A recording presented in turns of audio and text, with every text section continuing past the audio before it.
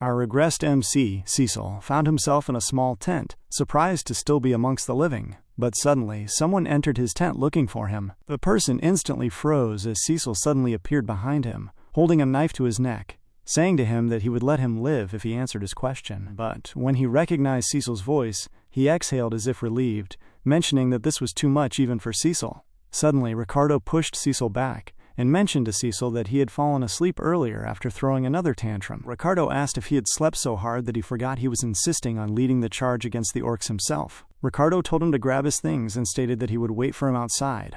When Cecil asked where they were going, Ricardo carried some bags and walked out, mentioning they were going back to the Perdium territory. Cecil couldn't believe his ears, but the scene shifted outside where Cecil stood right in front of his family territory in total shock, wondering how it could possibly seem fine when he had seen it buried to the ground with his own eyes. Cecil pulled his own cheek to ensure this wasn't a dream, causing Ricardo to look at him with worry due to his weird behavior. As a child, he had resented his family for being poor, causing his immature behavior and sense of inferiority to lead to unfortunate incidents. Over time, his family had begun to avoid him, resulting in him running away and eventually becoming a mercenary. He had survived countless battles to build his skills, and returned to the Perdium territory to make up for his mistakes, only to find it in ruins. In his attempts to restore his honor, he was betrayed and killed. But now, seeing everyone alive and well made him smirk, thinking it was ludicrous to be brought back like this. He felt like laughing out loud, but recognized it was too soon to celebrate. He looked at Ricardo and remembered the mention of fighting orcs, a day he could never forget because, in his past life, most of the soldiers in this expedition died by the end of the day. In the past, his stubbornness led him to insist on joining the forces sent to put out 3-sided orcs, but more than 24 had actually appeared. This had caused their forces to be nearly wiped out, but Cecil knew the orcs lacked a strategy and could be defeated with preparation. The problem was that no one would listen to a spoiled brat, but that was the least of his worries. Suddenly, their watchtower was smashed and sent flying through the air, catching Cecil's attention as it crashed to the ground. A soldier screamed about orcs, causing everyone to turn as the creatures dashed into the space, roaring. Cecil was shocked as the orcs arrived and began smashing through the men, striking them with weapons and making waste of them instantly. Skovan, the expedition commander, ran into the fray and screamed for the men to get back into a defensive formation. An orc struck at him, but Skovan dodged, thinking frantically that he hadn't expected an ambush or this many enemies.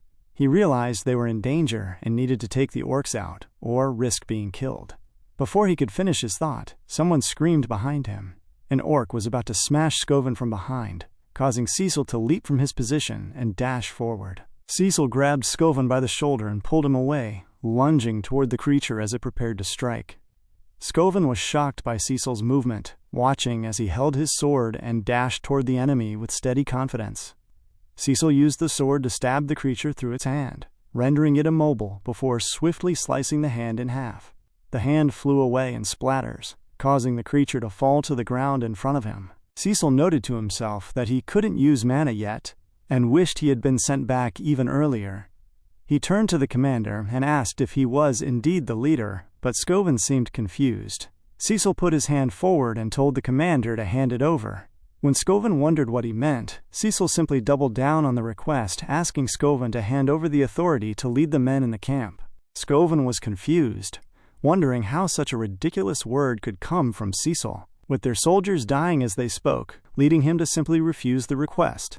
This made Cecil surprised as Skovan walked out, mentioning that the situation was not a game. He added that he could not simply hand over the right of command granted by his lordship, not even to Cecil. Cecil felt annoyed by these words, though he recognized that he would likely react the same way if a spoiled brat suddenly demanded command. Just then, an orc dashed into the scene and roared loudly, causing both Cecil and Skovan to take a stance. Skovan instantly dashed in front of Cecil and told him to fall back, stating that Cecil lacked the experience to lead the soldiers. Cecil responded calmly. He instantly flung his sword directly toward the orc, causing Skovan to dodge in a moment of fear and shock.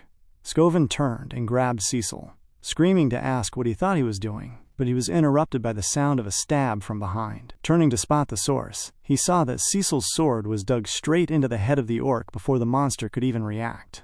The orc's life seeped out of its eyes, resulting in the creature falling limp to the ground. Scoven was shocked, wondering how Cecil had hit the orc's vitals so accurately. Cecil asked if Scoven knew what was most important in a battle, looking around at the scared troops and the roaring orcs. He mentioned that no one can win a fight if they are a coward, adding that one needs a fighter's spirit. Upon saying this, he instantly dashed forward and grabbed his sword from the fallen orc, moving toward the rest of the enemies, passing through orcs that were about to engage the men and landing on the ground while striking another orc. The blow hit the creature's head, causing great surprise among the nearby men. Scoven could only watch in astonishment as Cecil pulled out his sword and challenged the orcs, screaming for them to come at him and promising to kill them all. Being surrounded, the orcs instantly dashed towards Cecil to attack. He expressed a swift display of swordsmanship, slicing through their vital points and cutting their hands while simultaneously waving away their attacks. As their body parts fell to the ground, Scoven watched in shock, wondering if he was dreaming since he could not move that fast even while using mana. He was bewildered by how the frail young master could easily cut the heads and vitals of the orcs, though he could tell Cecil was becoming exhausted. Cecil continued to dodge with minimal movement, going straight for the vitals with single swings. Scoven watched him and realized Cecil was like a swordmaster who simply couldn't use mana. Scoven even considered that he might be stronger than that. In that moment, Cecil screamed to ask if that was all they had, mentioning that he was just getting warmed up and mocking them for calling themselves a warrior tribe. Cecil seemed to be planning something as he drew their attention and ran in a different direction. Ricardo screamed that the orcs were all going after the young master, causing one of the troop members to wonder if he was running away. They called out to Scoven, who wondered what Cecil was planning as he realized Cecil had drawn all the orcs toward himself. Scoven noticed Cecil was running toward the cliff, causing him to realize the plan. He instantly turned to the other men and screamed for everyone to raise their shields, ordering them to follow Cecil immediately. The scene shifted to the orcs chasing Cecil toward the cliff. Cecil thought to himself that if Scoven was a competent leader, he would have realized the plan by now. Cecil stood near the edge and parried the orcs' attacks, wishing he could take them all down himself, but his body was weak and moments away from collapsing. He trusted that the men would be able to manage the rest. Footsteps soon drew the attention of the orcs from behind, as Scoven and the men rushed forward with shields and pointed spears. This caused Cecil to smile as he realized the plan was succeeding. Cecil instantly leaped backward off the cliff and screamed for them to act now. Scoven ordered all units to push the orcs off the cliff, resulting in a swift movement that caught the orcs before they could take a stance. The men roared and pushed the creatures over the edge, causing them to fall to the ground below where blood splattered everywhere. Above, Scoven and the men were huffing and puffing, wondering if they had killed the orcs in one go. Scoven screamed over the cliff for Cecil and saw him hanging there, holding onto his sword for dear life. Cecil smiled up at Scoven, who was surprised but smiled back, extending his hand and telling Cecil to hurry and take it. Being too weak, Cecil suddenly let go of his sword and mentioned that his body would not move anymore. He fell backward toward the ground, causing Scoven, Ricardo, and the other men to scream his name in shock. As darkness fell, Cecil began to hear his name called in a soft tone and woke up in a strange space within his mind. He heard Elena's voice and began to think of his memories of her, recalling how fragile she was in his past life and how she would always scream at him. As the memory fragments came together, someone suddenly grabbed him. He turned to see Elena crying, begging him to come with her. Cecil's eyes opened widely as he looked upward in his shabby room, wondering if he was alive and guessing that they had managed to catch him. He rose softly, wondering if it had all been a dream, but his body jolted in a throb from the pain of the fall. He noted that his whole body hurt, blaming himself for pushing his limit when he cannot use mana yet. Before his thoughts could continue, someone opened the door and called for the young master. A lady with white and red hair entered the room, looking excited that Cecil was awake. Cecil was surprised to see her and called out to Belinda. Belinda dropped a bucket of water by the table and complained, asking if he knew how worried she was, and mentioning that the soldiers could have handled the orcs. Suddenly, Cecil ran toward her and hugged her, cutting her off. Belinda was confused, asking if he had done something wrong again, but Cecil simply said he was glad to see her. His memories were clear regarding Belinda. She was his personal tutor who had always stayed on his side. She had gone missing when the Perdium territory was destroyed, so he never expected a reunion. Belinda mentioned that they see each other every day, but Cecil knew this was different. He decided he should let her know what was happening, so he pushed her back slightly and told her to listen closely because House Perdium was in danger. Belinda was surprised and asked how he knew that, causing Cecil to gulp and state that he had died and been resurrected. Belinda stopped him, dismissing the claim and saying he had nearly died at the hands of the orcs. She began to lay his bed as Cecil tried to explain further, but she cut him short, stating that he was the one in danger rather than the house. Belinda began to berate him, causing Cecil to stop talking as he realized she didn't believe him. Our boy has literally seen the future, and everyone just thinks he's being dramatic. Belinda mentioned that it would be a shame if he couldn't attend the upcoming festival, because he was hurt. These words surprised Cecil as he remembered the festival. Belinda asked if he had forgotten, and mentioned that Lady Elena was looking forward to going with him, suggesting it would be great if they made up. Cecil walked to the table and looked at a picture, thinking about how he had ignored the festival in his past life due to the trauma of the expedition's defeat. However, in this reality, things were different. He asked when the festival was, and Belinda told him it was in about a week. Cecil realized there was a particular day that had changed his life before. Just then, someone walked into the room asking for him. Cecil turned, remembering the memory that had tortured him his whole life. As he recalled the last moments he had experienced with Elena in his previous life, he looked at the Elena who was now alive, knowing that in 1 week's time she would die. The moment Elena walked into the room, Cecil instantly ran and hugged her as well, causing Belinda to be shocked by his sudden movements. Elena was equally stunned, resulting in her screaming at him to ask what he was doing and accusing him of pranking her again. Cecil remained calm as he held her, simply mentioning that he missed her. In that moment, Elena pushed him away with such force that he flew toward Belinda. Cecil felt confused, wondering if she had always been this strong, leading Elena to mention that she only came because Belinda asked her to stop by. She asked if he really thought she would forgive him that easily, which left Cecil even more bewildered as he asked what he was supposed to be forgiven for. Elena then reminded him of the harsh words he had said to her earlier, recalling how he had told her to get out of his sight and mentioned that even the sound of her breathing was annoying. Cecil was surprised that he had ever said such things, leading him to reflect on how he knew they weren't close in his past life, but realizing he must have been the worst brother ever. He then apologized to her, causing a shock to both Elena and Belinda. They began to question if he had actually apologized, wondering if he got hit in the head by the orcs. Cecil defended himself by stating that he was the one who beat those orcs, expressing frustration that everyone kept saying he was the one who was thrashed. Before he could continue, the pain suddenly coursed through his body once more, causing him to fall to the ground. Elena laughed at the sight, mentioning that since they brought him back on a stretcher, there was no way he was the one who defeated the monsters. Even so, seeing them happy made Cecil feel a sense of peace, leading him to think that they were exactly as he remembered them. He wondered why he had wasted his previous life the way he did, especially with the festival only 1 week away. In his past life, he had refused to go with Elena when she asked, because the disaster of the expedition had ruined his mood. That refusal resulted in the last time he ever saw her alive, as Elena's corpse was later found alongside her guard knights, horribly slashed to pieces. He realized he should have gone with her. Suddenly, a knock at the door interrupted his thoughts as Elena's knights, Jamal and Philip, asked to come in. They barged in and addressed Elena, causing her to ask if anything had happened since she had told them to wait outside. Jamal apologized, mentioning that the servants had asked her to oversee the supplies for the festival preparations. Cecil questioned why Elena would be in charge of that, leading Belinda to observe that he wouldn't know since he was always horsing around. She explained that a young noble having to do this kind of work showed just how slim the workforce was at House Perdium. As the knights began to lead Elena away, Cecil mentioned that he would help out too. This caused Elena to pause in surprise, leading everyone to wonder once more if he had really suffered a head injury from the orcs. The scene shifted to the bustling marketplace, where the townspeople were flinching and acting scared of Cecil's presence. Elena pushed him along, complaining that he would help most by staying out of it. She screamed at him to get away. Cecil remained focused on his own observations, remembering that Elena's body had been discovered in the slums far from the festival grounds, meaning she was likely lured or dragged there against her will. He realized he needed to look into the state of things at the castle to find out what was truly happening. Just then, a man called out to him, and he turned to find Old Man Fergus.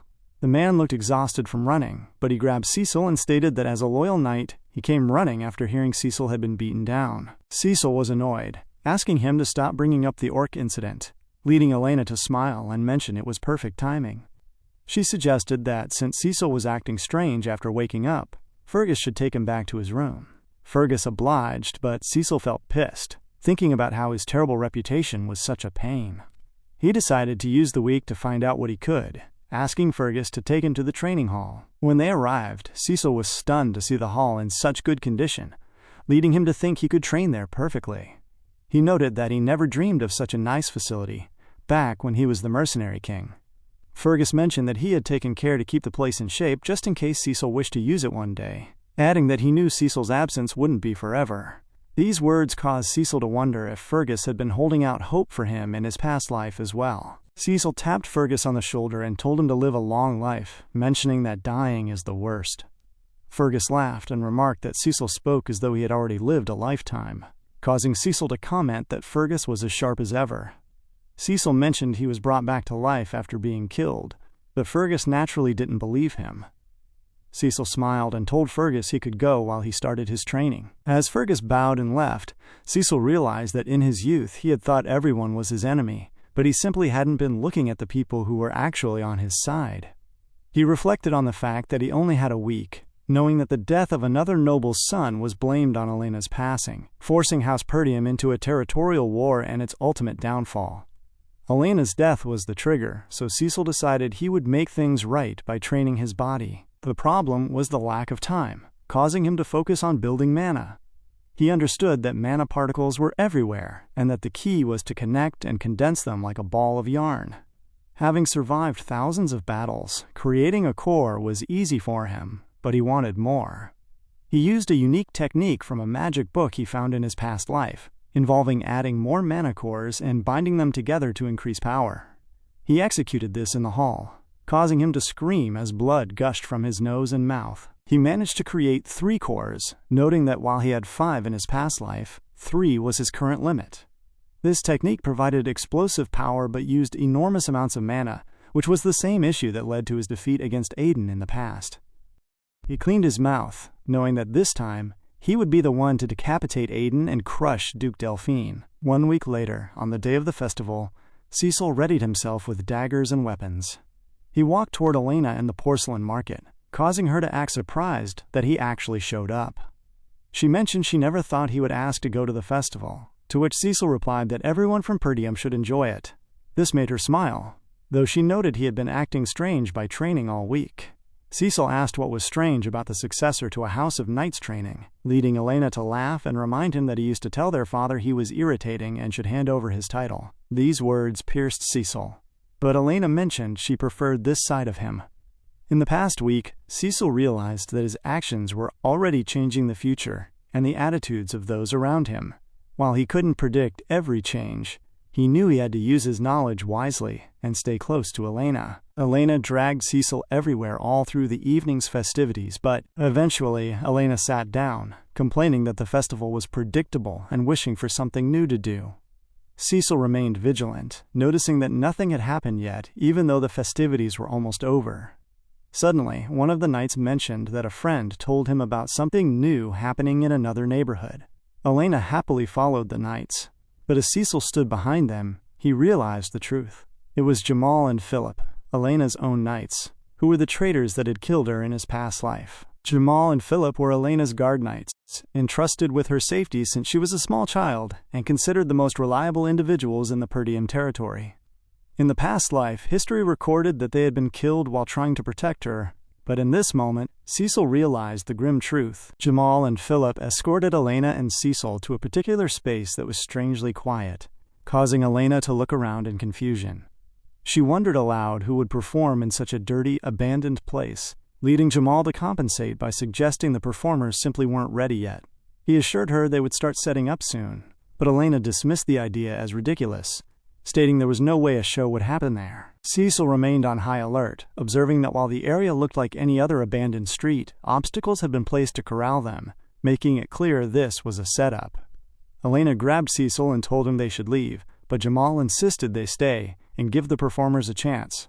Elena refused, telling the knights they must be in the wrong place, but as she tried to walk out, she was blocked by Philip's surprising strength. This annoyed her until she saw the cold look in Philip's eyes, causing her to ask why they were acting so strange. Jamal mentioned they didn't mean to scare her, but admitted they had accepted a very good deal, looking at her mysteriously. As Elena wondered what kind of deal he meant, footsteps approached, and 3 men arrived.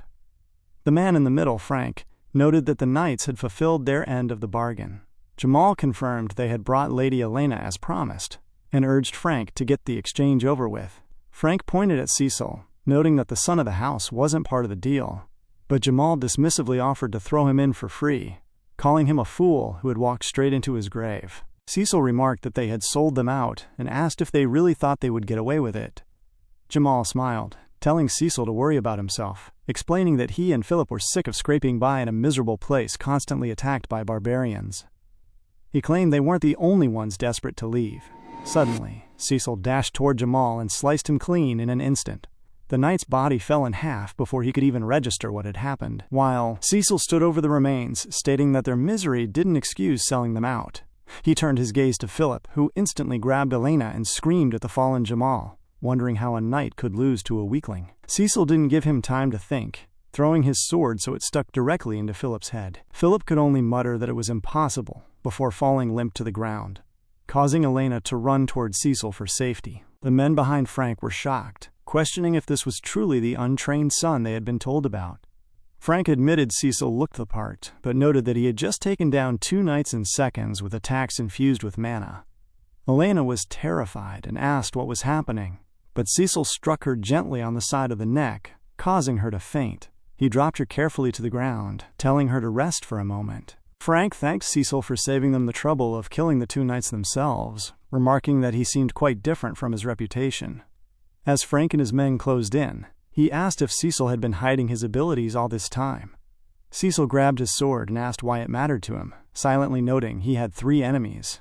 He realized the 2 lackeys would be easy, but the man in the middle possessed much greater levels of mana. He decided to keep the fight short, using mana threads on one of his arms while asking who had hired them. Frank replied that it didn't matter since Cecil was about to die anyways. Cecil hadn't expected an honest answer, but noted they would want to talk soon enough, looking at Frank with lethal seriousness. One of the men asked if he should take Cecil down, but Frank ordered them to keep him alive and dice him up instead. He wanted Cecil's father to lose his mind with grief, mentioning that the more pain the victims felt, the more exquisite their corpses would look. The 2 men dashed forward, and Cecil rushed to meet them. He tossed a firecracker from his pocket, and it snapped instantly before the man's eyes, disorienting him. Cecil drove his sword into his head, ending him instantly. The second man swung from the side. Cecil put his sword behind him to dodge and used his armpit to hook the man's blade in a swift motion. He pulled the weapon, causing the man to recoil, and finished the movement with a decapitating slice that sent the man's head flying. Cecil realized Frank was already at his back, so he used the sword tucked under his arm to block a surprise strike. Frank was shocked that his concealed presence had been detected, and his attack blocked from such an awkward position. Cecil turned his body, ready to strike. Cecil sliced upward in a swift motion that appeared to cut through Frank's neck while simultaneously slicing through his cigarette and the drifting smoke, causing the embers to fall to the ground as another heavy swing came down toward Cecil's face. Cecil instantly raised his double swords to block the incoming attack, leading to a tense struggle where Frank noted that the move had been genuinely surprising. Frank mentioned that if he had possessed even a slightly smaller amount of mana, his head would have gone flying. Cecil observed the situation as they remained locked in a struggle, noting how the man had successfully used his mana to shield his neck and mitigate what should have been a fatal blow. Frank questioned how Cecil had managed to learn such a strange and refined fighting style at such a young age, before asserting that Cecil would die there regardless of his skill. Cecil used his sword to parry the strike while wearing a subtle smirk, which surprised Frank. Before Frank could react to the expression, Cecil suddenly twisted his body, landing a heavy kick to Frank's face that sent him flying through the air. Frank managed to land safely and looked up with a smile, beginning to repeat that Cecil's mana was insufficient to win. Suddenly, a strange energy rippled across Frank's face, causing him to cough out blood instantly. He fell to the ground in confusion, wondering how the force of Cecil's attack had increased and why it had bypassed his mana shield. As Cecil walked toward him, he noted that in his past life, he hadn't known who killed Elena, but now he knew it was Frank. Cecil released his 3rd mana core, looking annoyed as he promised Frank he would pay for his actions. Frank glared at him, demanding to know how he had amplified his mana by such a significant margin. Cecil did not offer a response, instead dashing forward and swinging his blade. Frank was shocked by the speed and was forced onto the defensive, struggling to parry the relentless attacks. He was pushed back continuously, and as Cecil turned to strike again, Frank tried to hold his ground while dodging the incoming blow. Frank's body began to shake as he realized how ridiculous the situation was, his hands throbbing just from the effort of blocking. He was sure that even with mana amplifications, Cecil shouldn't be this strong, especially since he had never heard of a technique that could amplify mana in such a way. Frank felt his resolve beginning to break. In that moment, Cecil turned for another attack, looking like an entirely different person. He swung his blade and instantly shattered Frank's sword, slicing cleanly across his chest. Frank was distraught, as Cecil followed up with a swift thrust, stabbing Frank straight in the gut. As Frank screamed in agony, Cecil used his free hand to shove Frank's jaw upward, pinning him against a nearby wall. Cecil asked if they should continue where they left off, demanding to know who had hired him. Frank thought to himself that he would not let it end this way, letting a dagger slip into his hand. He looked at the unconscious Elena on the ground, intending to at least finish the girl off. Before he could throw the weapon, Cecil used his mana threads to seize Frank's hand.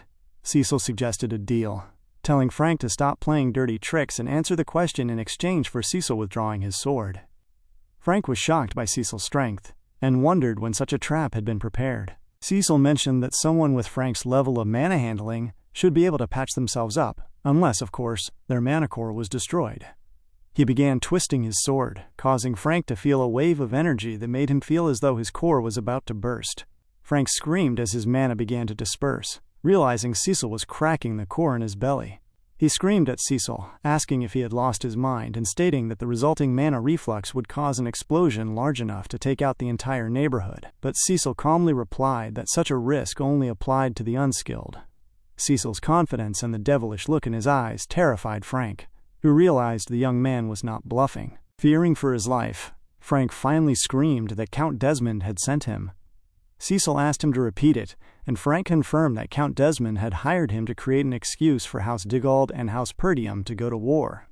Cecil realized that Count Desmond was behind it, noting that in his past life, Duke Delphine always left dirty work to less powerful houses under his influence.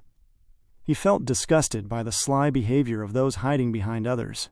Frank confirmed that their task was to kill Elena to spark the conflict. In response, Cecil stabbed his sword even deeper into Frank's belly. Frank screamed, accusing Cecil of breaking his promise to let him go. Cecil asked if Frank feared death now that it was his turn, considering he had spent his life killing others. Frank began to laugh, stating that killing him wouldn't change anything, because he had already ensured House Digald had a reason for war. He mocked Cecil, asking if anyone would believe a good-for-nothing like him. Cecil shoved Frank's head into the wall, ignoring the screams about the coming territorial war. Cecil told Frank that he had died once before and come back, and that things would be different this time.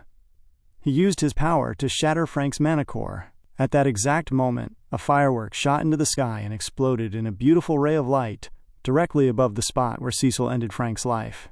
Cecil looked at Frank's lifeless body and the other fallen men. Before turning his attention to Elena, he dropped his sword and exhaled, suddenly feeling the massive recoil from pushing his body to its absolute limit. He fell to the ground coughing blood, realizing that while managing 3 mana cores was easy when he was the Mercenary King, his current body struggled with the damage. Refusing to pass out, he walked to a nearby room and kicked the door open. Inside lay the lifeless body of Digald's son. Cecil recalled that in his past life, other corpses were found with Elena's. He realized they had killed the boy and the guard knight to frame them for Elena's death and trigger the war. Determined to stop their plan, Cecil used a candle from his pocket to set the room on fire, resolved to destroy the evidence. Our boy is thorough. He picked up Elena and walked out of the space. Unbeknownst to him, a man watched from the top of a tree, instantly disappearing to report the situation to his superiors. Not long after the failed assassination attempt, the survivor arrived at his destination to report that the mission at the Perdium territory had been a disaster. His superiors were instantly critical, accusing the messenger of underestimating the task. The man fell to his knees in anger, stating that the failure was entirely the fault of Cecil Perdium. This caused confusion among the group, who wondered why a notorious lost cause was being blamed.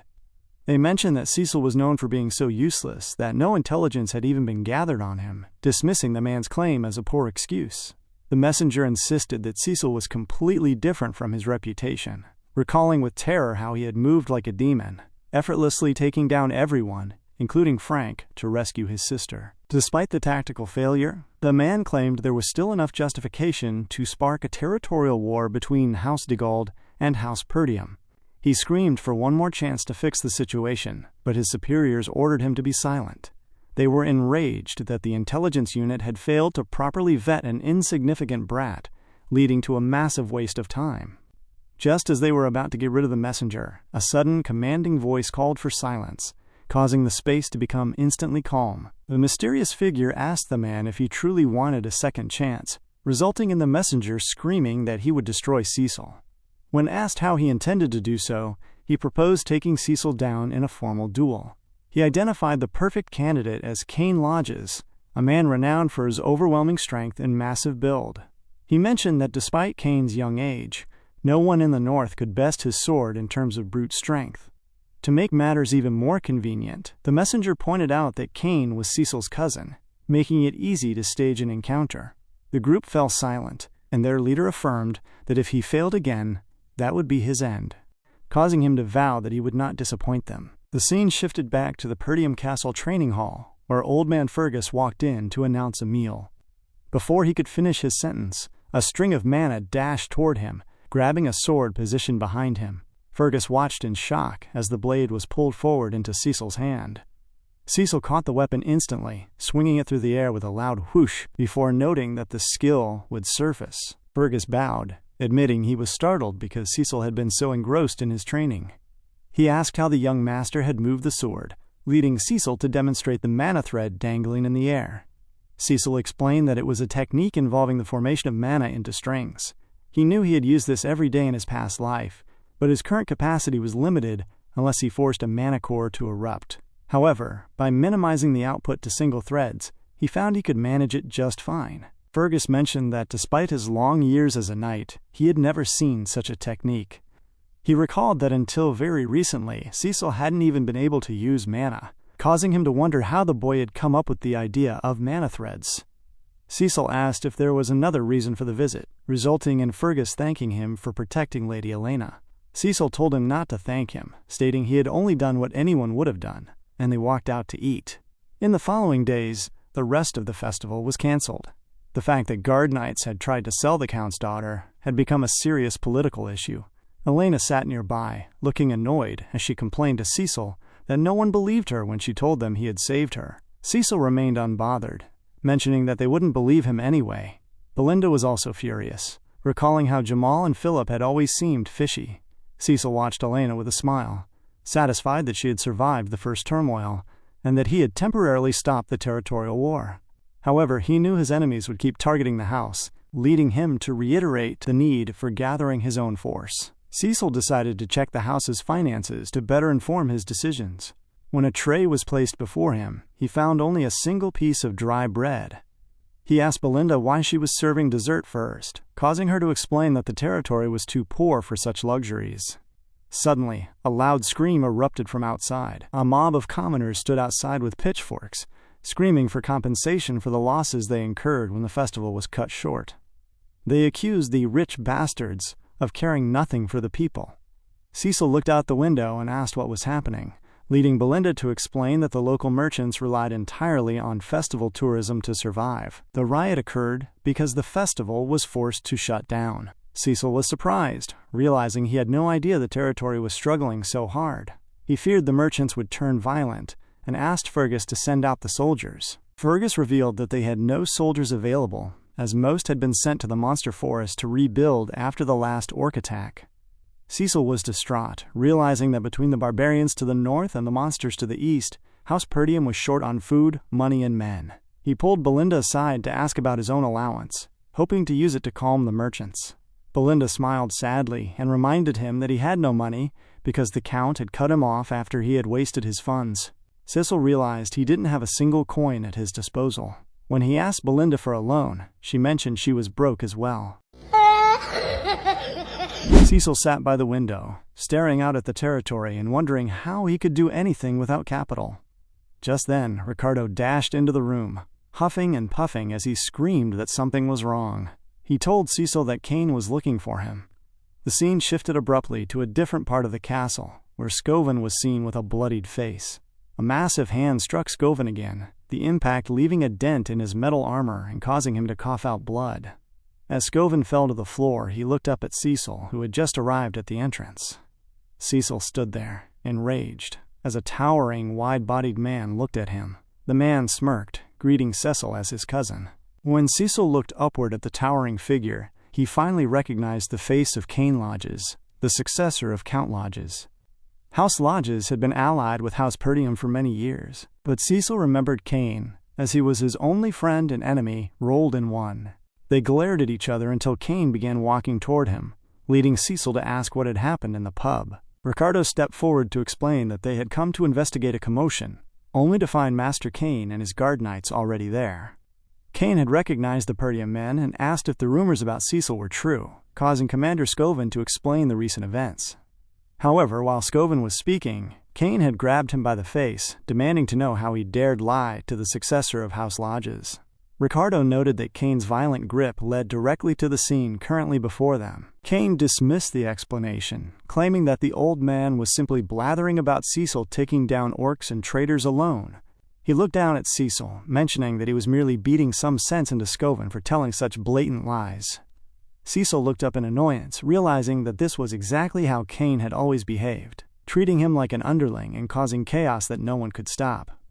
Back then, Cecil's sense of inferiority had made him practically subordinate to Cain, who was constantly praised for the confidence and charisma befitting a successor. Cecil's slight shift in emotion caught Cain's attention, causing the larger man to wonder why Cecil hadn't attacked yet. A brief memory surfaced of a meeting at the Lodge's manor, where the man from the intelligence unit had asked Cain to kill Cecil. The man promised that if Cain succeeded, his master would wholeheartedly support House Lodges. Cain had noted that while taking down a fool was easy, Cecil was still a noble successor. The man explained that it would be simple to stage an accident during a duel following a petty argument, offering to disguise himself as a guard knight to advise him. Cain had been enthusiastic about the opportunity, wondering if they wanted Cecil out of the picture because he had recently begun to change. Cain sat down and asked Cecil why he was just standing there, demanding that Cecil bring him everything he had prepared. Cecil was confused, leading Cain to mention that since the festival was cancelled, they should celebrate together as friends. Cecil realized that Cain expected him to fetch booze and women, just as he had done in the past out of fear of being beaten. He remembered that he used to waste all his money accommodating Cain's demands, which caused him to recall Belinda's words about the Count cutting off his allowance for wasting funds. Suddenly, an idea came to Cecil, causing him to smile as he realized Cain was the jackpot he needed to secure money. Cain grew impatient, telling Cecil to hurry up, but Cecil responded by asking if Cain intended to pay what he owed first. This sudden confidence surprised the onlookers. Cecil explained that he had paid for everything Cain previously demanded, and he now expected repayment with interest, rounding the total to 1,000 gold coins. Cain was stunned, stating that those things weren't worth 1,000 gold, and claiming that Cecil had provided them as a friendship fee. Cecil laughed at the idea of being a lackey, condescendingly telling Cain to pay up before he crushed him, as he was currently in need of funds. The weight of Cecil's words shocked everyone, including Ricardo, who wondered if his master had gone mad. Cain stood up, insulted that Cecil was talking back. He claimed Cecil was fooling himself into thinking he was strong just because of the lies about the knights, calling him a useless leech and a lost cause. He folded his hand into a fist and thrust it towards Cecil's face, but Cecil remained calm and dodged with minimal movement. Cain followed up with another attack, but Cecil dodged a second time, resulting in Cecil landing a heavy punch to Cain's ribs that caused him to cough blood. Cecil followed through with a punch to the face, though Cain managed to catch the attack before it landed. Strangely, Cain suddenly fell to the ground, coughing loudly and screaming in apparent agony. The disguised man rushed to his side, asking if he was all right, while Cecil stood confused, noting that Cain had clearly blocked the punch. The man screamed at Cecil to stand back, accusing him of a crime. Cecil looked around and realized the trap, smiling as he saw through their acting. Cain whispered to the man, asking how his performance was, leading the man to praise him for making Cecil look like the aggressor. Kane saw this as his chance to gain a powerful supporter and cut ties with House Perdium. Kane reached into his pocket to pull out a glove, intending to challenge Cecil to a duel for his dishonorable lies. However, before he could finish, a glove slapped across his own face. Cecil had swung first, challenging Kane Lodges to a duel instead. The glove slipped slowly to the ground as Cecil declared that Kane had insulted the successor of House Perdium in front of his own people and tarnished their nobility by assaulting them. Cecil looked at his cousin with the confidence of a lion, calling out to Ricardo. He ordered Ricardo to bring all the merchants who were protesting at the castle to the duel site immediately, mentioning that this was a chance for them to make a lot of money. After issuing the order, Cecil cracked his fingers in anticipation. With the festival cut short and the celebratory mood dying down, several tourists remained in the territory who had yet to depart. Cecil recognized that these travelers were eager to spend their time and money, leading him to realize that holding a grand event would ensure that those funds stayed within the Perdium economy. The event he envisioned was a public match, resulting in a massive crowd gathering to chant and cheer as they prepared to witness a duel between Cecil and Kane Lodges. The market was suddenly bustling again, going crazy for the upcoming battle, while merchants shouted for people to buy their wares at a discount. In the center of the excitement, a plus-sized man sat at a table, calling for everyone to form an orderly line to place their bets.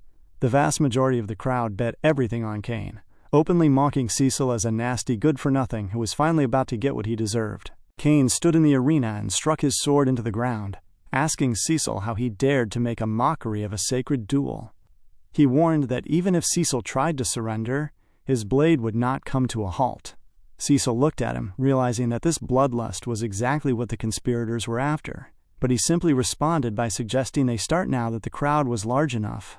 The man supporting Kane suddenly called for a pause, noting that the wagers seemed one-sided since not a single person had bet on Cecil. Kane mocked him further, mentioning that even Cecil's own people were against him. Suddenly, Scoven walked in and interrupted the taunts, dropping a heavy bag of gold coins onto the table and declaring his bet for Cecil. Cecil smirked at the gesture. Moments later, Elena and Belinda arrived, with Elena dropping an even larger bag on top of Scoven's. She stated firmly that she wanted to bet on her brother too, shocking the crowd and even surprising Cecil. Belinda mentioned she had tried to stop the young lady, but the man taking the bets was delighted, noting the amount was more than enough. Cecil pulled out his sword, twirling it with a sharp whoosh before inviting Kane to come at him. Pissed off by the display, Kane picked up his sword, bent low, and leaped upward, swinging his blade downward with immense force. Cecil used his own blade to block the incoming strike, causing Kane to scream that Cecil couldn't act like he had a reputation to uphold. Kane swung again with such power that Cecil almost fell backward, leading Kane to follow up with a strike using the back of his sword. Cecil dodged the blow. Kane attempted a follow-up kick, but Cecil moved out of the way, causing Kane to strike the dirt. The crowd cheered for Kane, claiming a single hit would be enough to take Cecil down. While Kane smirked at the praise, Cecil paid them no mind. Belinda screamed for someone to stop the fight, but Elena remained stern and focused. The man supporting Kane watched with satisfaction, thinking that anyone who crossed swords with Kane eventually fell into a trap of exhaustion once they experienced his overwhelming power. Kane continued to swing his sword, causing Cecil to dodge repeatedly.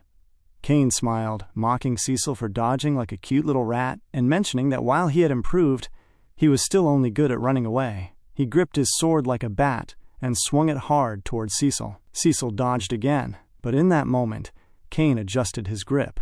The hilt seemed to pull Cecil forward as Kane thrust his sword upwards, launching Cecil into the air. Ricardo screamed for his master while the man supporting Kane smiled, believing the end had come. Cecil looked defenseless as he was flung upward, but he suddenly used his mana threads to his advantage. He created a platform in mid-air to regain his stance, allowing him to dash straight back toward Kane with his sword. This move caught Kane completely off guard. Cecil struck Kane in the side as he landed, causing Kane's focus to falter. The man supporting Kane was stunned, realizing Cecil had gathered mana into his legs to facilitate the aerial movement. Cecil began to laugh, telling Kane that he likely thought he was the greatest swordsman, because everyone bowed to his brute strength. He promised to help Kane face the truth that he was far from being a master. Kane gritted his teeth and swung again, screaming that Cecil couldn't do a thing.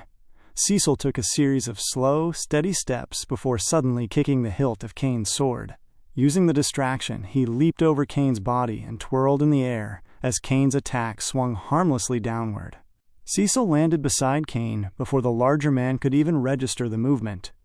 Kane tried to swing again, but for a second time Cecil dodged and struck Kane's sword toward the ground. In one fluid motion, Cecil used his own blade to slice Kane across the neck.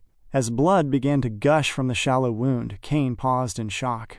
The crowd went silent, wondering if Cecil might actually win and regretting that they hadn't placed better bets. Elena looked on with confidence while Scoven smiled, and the man supporting Kane gulped in fear. Kane realized the wound was shallow and that Cecil had intentionally held back when he could have cut much deeper. He wondered when Cecil had become so skilled. Cecil glared back but didn't say a word, suddenly throwing his sword away. He mentioned that it was no fun when their skill levels were so different, stating that he would use his bare hands from that point forward. He stood firm, telling Kane he needed to be taught a lesson with fists. This serves as the peak of petty behavior. The air was thick with tension as the duel moved into the second round. Cecil pushed the provocation further by offering to double the original wager, betting 2,000 gold coins on his own victory. This bold move caused the crowd to erupt in whispers, wondering how he could possibly fight unarmed against a swordsman. Even the man supporting Kane was baffled, secretly feeling grateful for what he assumed was Cecil's insanity. Believing that fate was finally on their side, the man collecting the coins screamed for everyone to place their bets for the second round, announcing an unarmed duel between Lord Cecil and Lord Kane. Despite the shock, the spectators once again threw their support behind Kane. Cecil ignored the noise, focusing his lethal glare entirely on his opponent. Kane laughed at the thought of a fistfight, but then he threw his jacket aside and swung the blade anyway, declaring that he would use his weapon regardless of Cecil's choice. Belinda screamed in protest, calling Kane a bastard and urging Cecil to get his sword, but Kane ignored her and lunged, thrusting his blade with a scream. Cecil moved like a blur, dodged the first attack, and closed the distance with the fluid movements of a boxer. He ducked a follow-up swing and delivered a sharp punch to Kane's knee to weaken his stance. Cecil then rose upward, folding his fist and driving it straight into Kane's jaw with crushing force. The impact sent Kane's head snapping back, causing his entire body to collapse as he struggled to remain upright. He wondered how Cecil could move with such terrifying speed. The crowd shifted, erupting in chants as they realized Cecil might actually win. Cecil stood over him, telling him to get up because they were only just getting started. Pissed and gritting his teeth as blood gushed from the wound, Kane steadied himself and dashed forward again. He swung his sword in a desperate barrage. As Kane struggled, he recalled how Cecil had always been a submissive presence who never dared to look him in the eye during past visits. Now, however, Cecil was pummeling him with a barrage of punches to his blind sides, leaving Kane with no idea how to respond. His body eventually hit the ground, swollen and broken from the assault. Cecil grabbed Kane by the hair, noting that he felt bad for Count Lodges. He mentioned how the Count had always lent House Perdium a helping hand to keep them from ruin out of a genuine friendship with Cecil's father. Yet the son clearly had different, more treacherous intentions. These words caused Kane to flinch as his mind flashed back to his past. He remembered complaining to his father about sending aid to the Perdiums, arguing that it was a waste of funds on a territory headed for ruin. He had begged his father not to go, asking why he kept helping when everyone else was against it.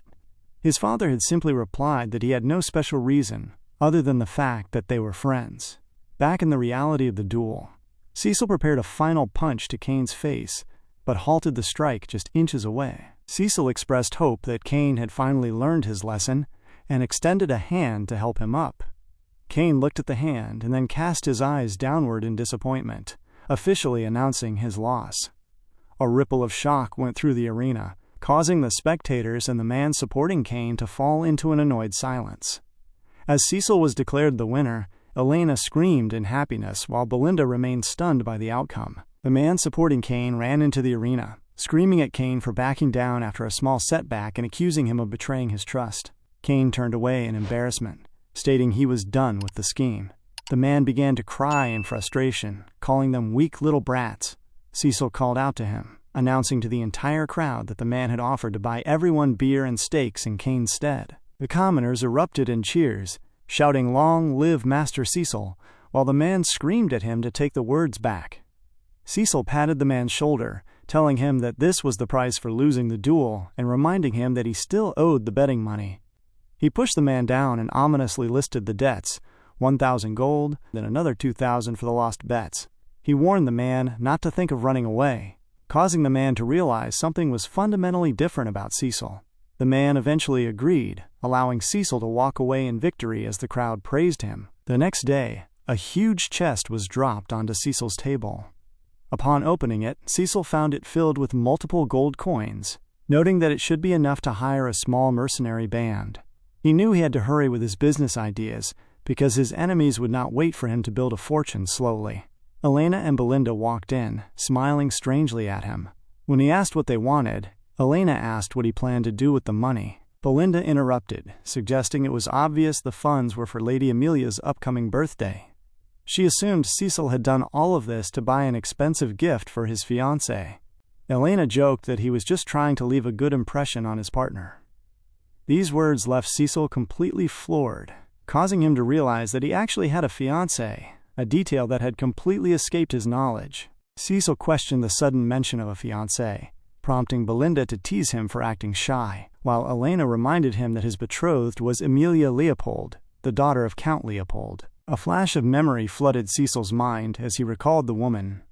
To the public, Emilia was a noble among nobles, beloved for her humble attitude and kindness. But Cecil knew the truth behind the facade.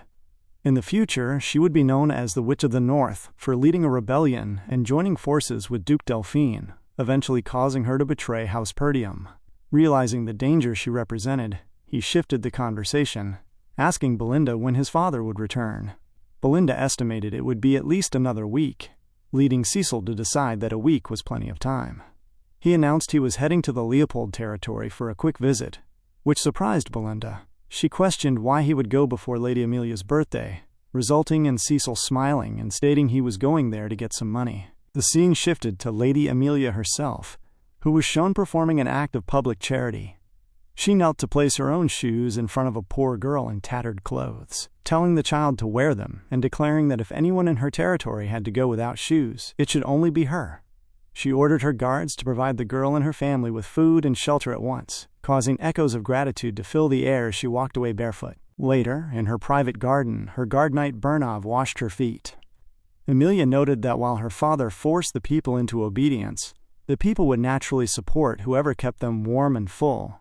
Bernov agreed, mentioning that the people were now on her side, which was bound to favor her when the next successor was chosen.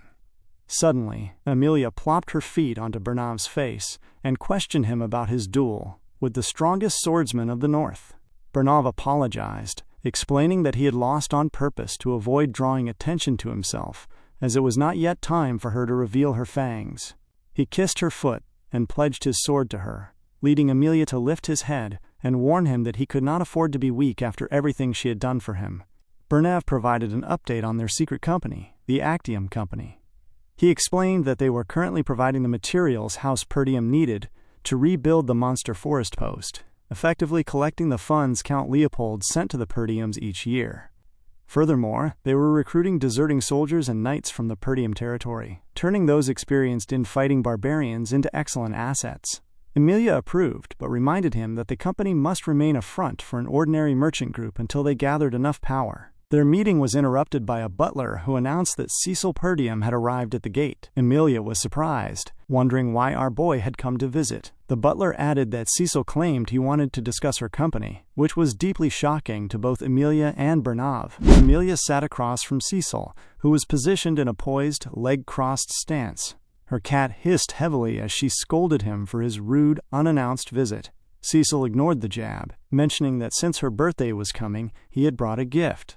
He dropped a flower on the table, noting that it smelled nice and that he had purchased it from a nearby business called the Actium Company. The mention of the secret organization made Emilia visibly uncomfortable.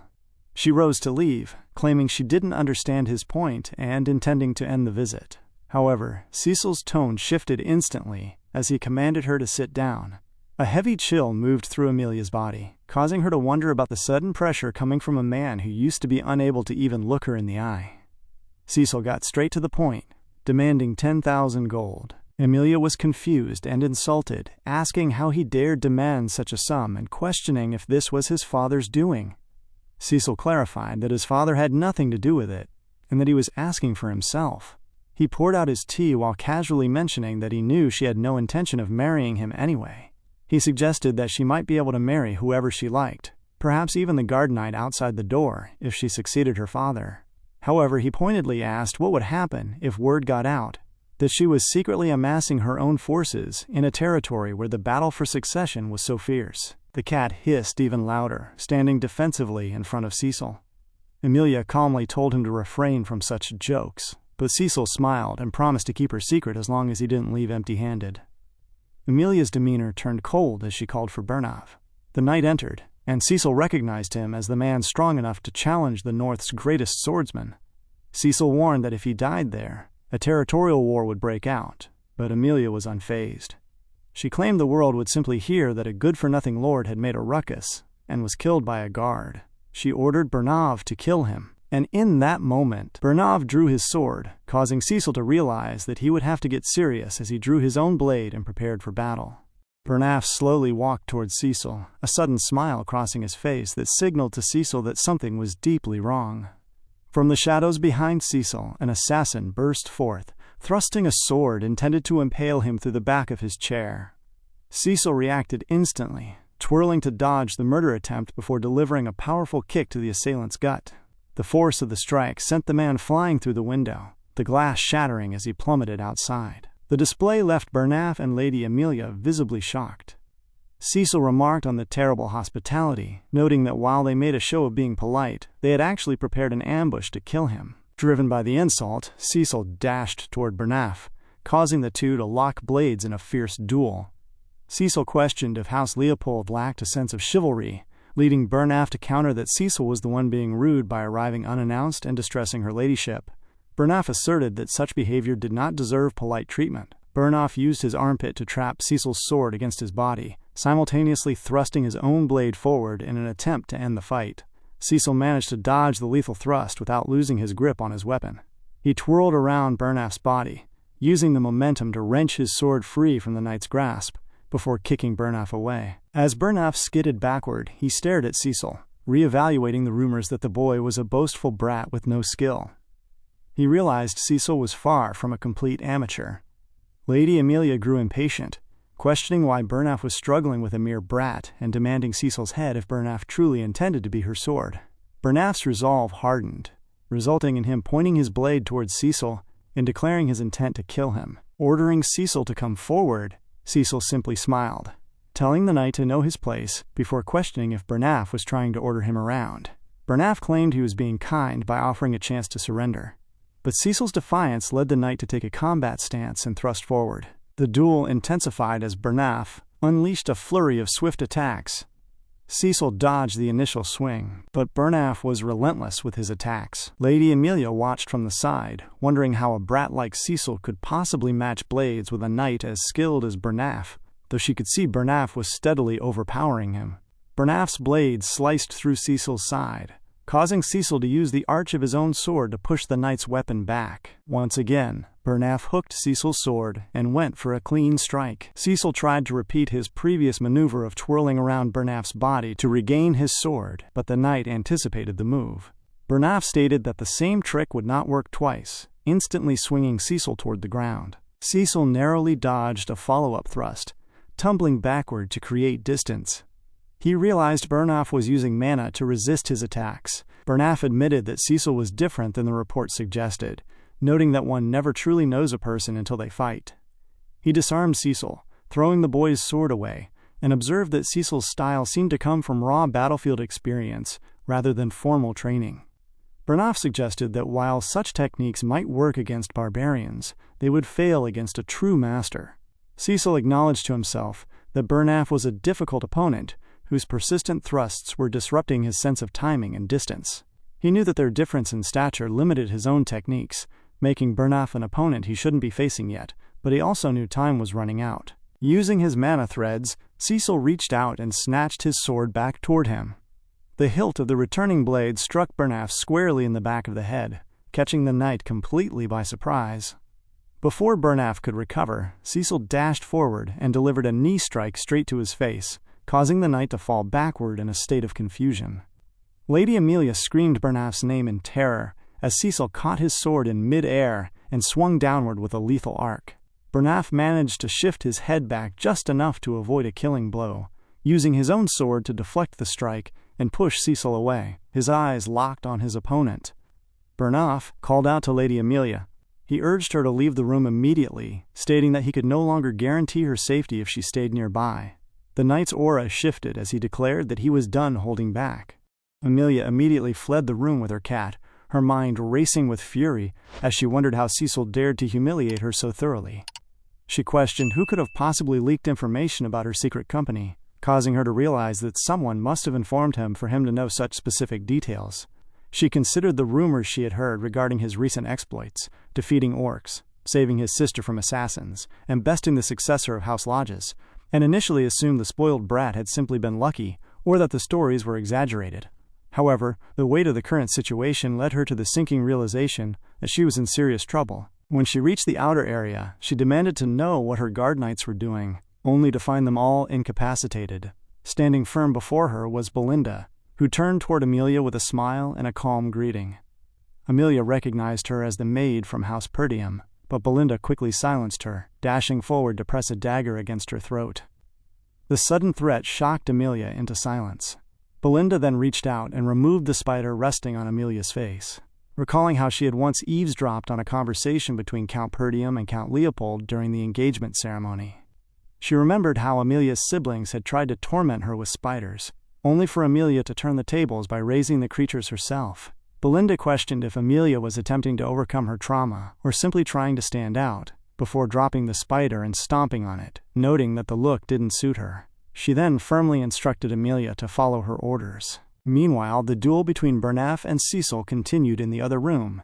Cecil noted a shift in the air, sensing an enormous amount of mana radiating from his opponent. Bernaf was pissed, causing him to dash towards Cecil with a series of aggressive strikes.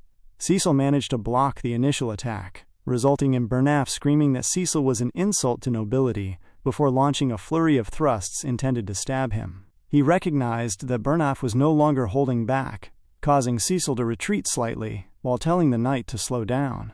Cecil steadied his blade and waited for an opening. As he dodged a strike, he twirled his sword in an attempt to hit Bernaf directly in the head. Bernaf saw the move and swung his sword upward to parry. Bernaf managed to knock Cecil's sword aside and push him back, causing the two to lock eyes. Bernaf declared that Cecil's previous attack would be his last before thrusting his sword with lethal intent, as blood began to gush. However, Bernaf was surprised to see that Cecil had used his cloak to manipulate the angle. Cecil had intentionally turned his shoulder, anticipating the injury to create an opening for a counterattack. As Cecil began his assault, Bernaf retreated, realizing he could not let his guard down for a second. Bernaf twirled his sword to beat Cecil's blade down, and delivered a sharp kick to Cecil's body, claiming this was the difference between a professional and someone who wielded a sword for fun. The kick sent Cecil backward, but he steadied himself, finding the challenge genuinely fun. He analyzed the fight, noting that Bernaf maintained the upper hand with great speed, close-range jabs, and the ability to block physical counters. Cecil realized he had no chance of winning a conventional fight against a man whose style made it feel as though their swords never parted, especially with his current mana levels. However, he knew he had a secret advantage. Cecil gripped his sword and decided to end the fight using a mana technique Bernaf was unaware of. Cecil released his third core, resulting in a sudden, massive burst of mana. He dashed forward with such swiftness that Bernaf could barely register the movement. When Cecil's sword struck Bernaf's, he twirled the attack with enough force to send Bernaf's weapon flying out of his hand. Bernaf stood in shock, wondering how Cecil could possibly amplify his mana so drastically in the middle of a battle. Cecil did not give him time to recover, lunging forward for the final blow. A scream echoed through the room, calling for the fight to stop. Cecil halted his blade, just as it became slightly embedded in Bernaf's forehead. Behind him, a crying Amelia had arrived, having witnessed the defeat of her strongest knight. She told Cecil to take the 10,000 gold or whatever else he wanted, as long as he left. Cecil sighed, removing his sword as a small trickle of blood ran down Bernaf's face, and remarked that it was a pain she hadn't simply handed the money over when he asked nicely. As Cecil walked toward Amelia, Belinda teased him, asking if this wasn't a bit much for a lover's quarrel. Cecil dismissed it as a small disagreement, but then turned to Amelia with unfortunate news. He informed her that the price had risen to 20,000 gold, and she would have to pay up immediately. Cecil and Belinda had done more than enough to humiliate the Leopold household, leaving Lady Amelia frustrated. Bernaf approached her with an apology, explaining that Cecil was significantly stronger than he had anticipated. He admitted fault for failing to gather better intelligence, noting that Cecil had been able to suddenly release a burst of mana equivalent to that of an upper-level knight. These words only served to irritate Amelia further as she realized that the dynamic of House Perdium had fundamentally shifted. When Bernaf suggested reporting the incident to Duke Delphine, Amelia instantly slapped him. She grabbed his shirt and hissed for him to watch his mouth, questioning if he truly understood the terrifying reach of a duke. She explained that if news of the day's events leaked, they would be cut down immediately. Her alliance with Duke Delphine had been formed behind her father's back, because the Duke promised to fund her planned rebellion in exchange for her help in bringing House Perdium to ruin. She feared that if her siblings found out, they would kill her, and she worried that if Cecil knew about the Actium Company, he might discover her secret pact with the Duke as well. She declared that Cecil must die regardless of the cost, a command Bernaf accepted. Bernaf assessed Cecil's physical condition, noting that while the boy had sustained small injuries and a deep gush on his shoulder, the heavy use of mana would mean he needed time to recover. However, he reminded Amelia that they could not use House Leopold's official knights if they wanted to avoid leaving evidence. Amelia walked toward a map and revealed that she intended to use the specialists they had been training, the Wildcats. She described them as an elite order of war orphans and traffickers, without status or names. She ordered Bernaf to send a dozen of the most talented mana wielders among them to hunt Cecil down. At this particular location, Bernaf agreed, and he set off to prepare them. Amelia stared into the distance, vowing that Cecil would pay for her humiliation with his life. The scene shifted to Cecil's carriage as it rolled away from the castle. Cecil used scraps of cloth to bandage the shoulder wound Bernaf had inflicted, glancing forward at Fergus and Belinda. When Fergus asked if he was all right, Cecil assured him he was fine, though he was privately annoyed by the exertion. He reflected that the 20,000 gold he had extorted from Amelia was more than enough to rebuild their territory, effectively saving them years of labor. While he wished he could have killed Amelia then and there, he knew it would trigger a territorial war that House Perdium, already busy fighting northern barbarians, could not afford. He decided to use his knowledge of the Actium Company to keep Amelia in check and exploit her as much as possible. Belinda, looking confused, asked if everything had gone according to his plan. She recounted his instructions to take down the guard knights if she heard fighting, and to take Amelia hostage. Cecil confirmed it had gone well, though he noted he had originally given those orders to Old Man Fergus. Suddenly, a strange pain shot through Cecil's body, causing Fergus to look at him with concern. Cecil recognized the sensation as the aftershock of releasing his mana cores.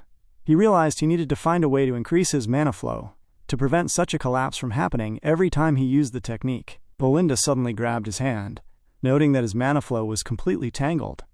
She produced a needle and began performing a specialized form of acupuncture, digging it into his hand multiple times. The treatment caused Cecil to exhale a massive amount of air as the blockages cleared. He watched her in wonder, realizing that only someone highly well-versed in mana could perform such a feat. He recalled that his mother had recruited her and realized she was far from an ordinary maid. While he wondered why someone so powerful would settle in a small town, he decided that having strong allies was essential for what was coming next. Belinda told Cecil that she trusted him and would help him, but she demanded to know why he had risked so much just to get money from Amelia. When Cecil simply replied that he needed funds, and she was the only person he knew who had them, both Fergus and Belinda were shocked. Belinda screamed, pointing out that he had essentially broken off an engagement and risked a feud with Count Leopold just for a quick payout. Cecil assured her that Amelia wouldn't dare report him. When Belinda asked what the money was for, Cecil mentioned the Monster Forest. The name alone shocked her, as he explained his plan to reclaim the territory. Fergus protested, noting that every Count of Perdium since Cecil's great-grandfather had failed to reclaim that land. Cecil cut him off, asking if the person he had sent Fergus to find was ready. Fergus, looking uncomfortable, confirmed the man was where Cecil said he would be, but expressed doubt about the man's condition. Cecil replied that as long as the man was alive, it was enough. Belinda urged them to return to Perdium to treat Cecil's wounds, but Cecil pointed out that Amelia would never let them leave peacefully after what they had done. He knew she would send killers to protect her secrets. Belinda insisted she could fight and reminded him that Fergus was a knight, but Cecil explained that he needed a different kind of fighter, a frontliner. They arrived at a specific caravan and knocked. The door creaked open to reveal a towering, disheveled old man with hair springing all over his face and body. He looked like a wreck, demanding to know who they were. Belinda whispered to Cecil that the man looked more like a dying invalid than a warrior, but Cecil remained firm.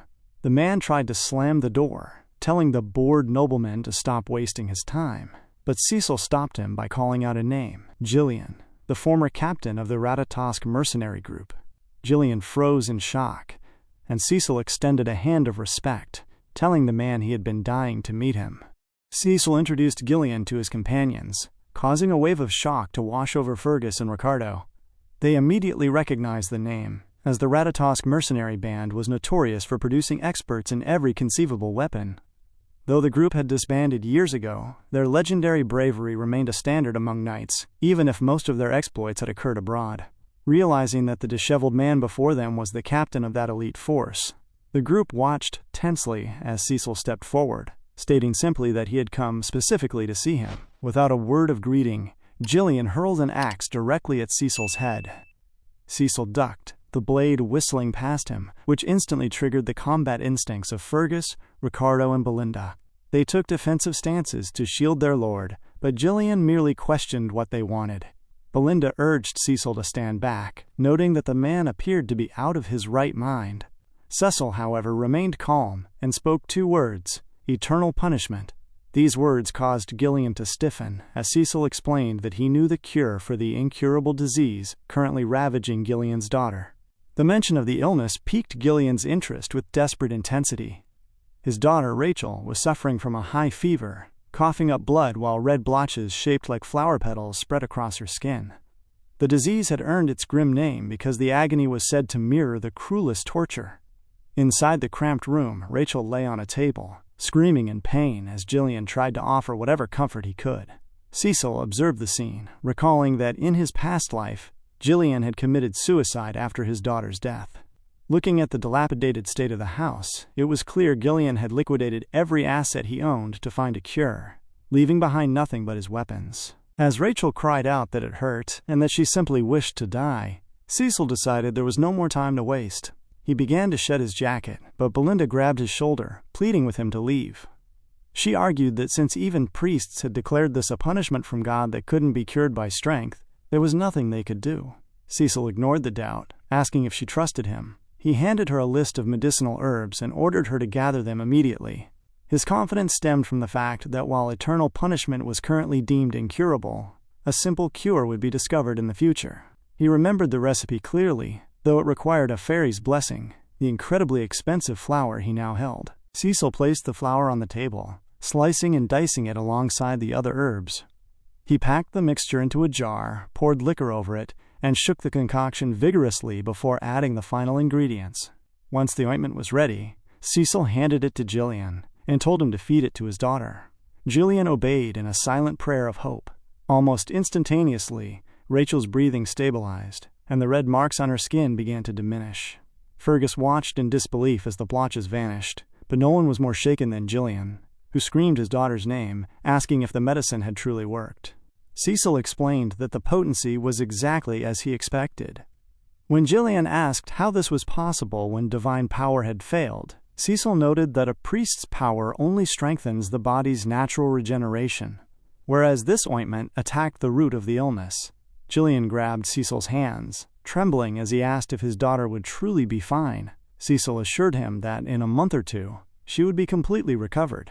Overwhelmed, Gillian dropped to the ground, offering his life in exchange. He claimed that despite having only a useless body left, he would be a dog or a slave if that was what Cecil required.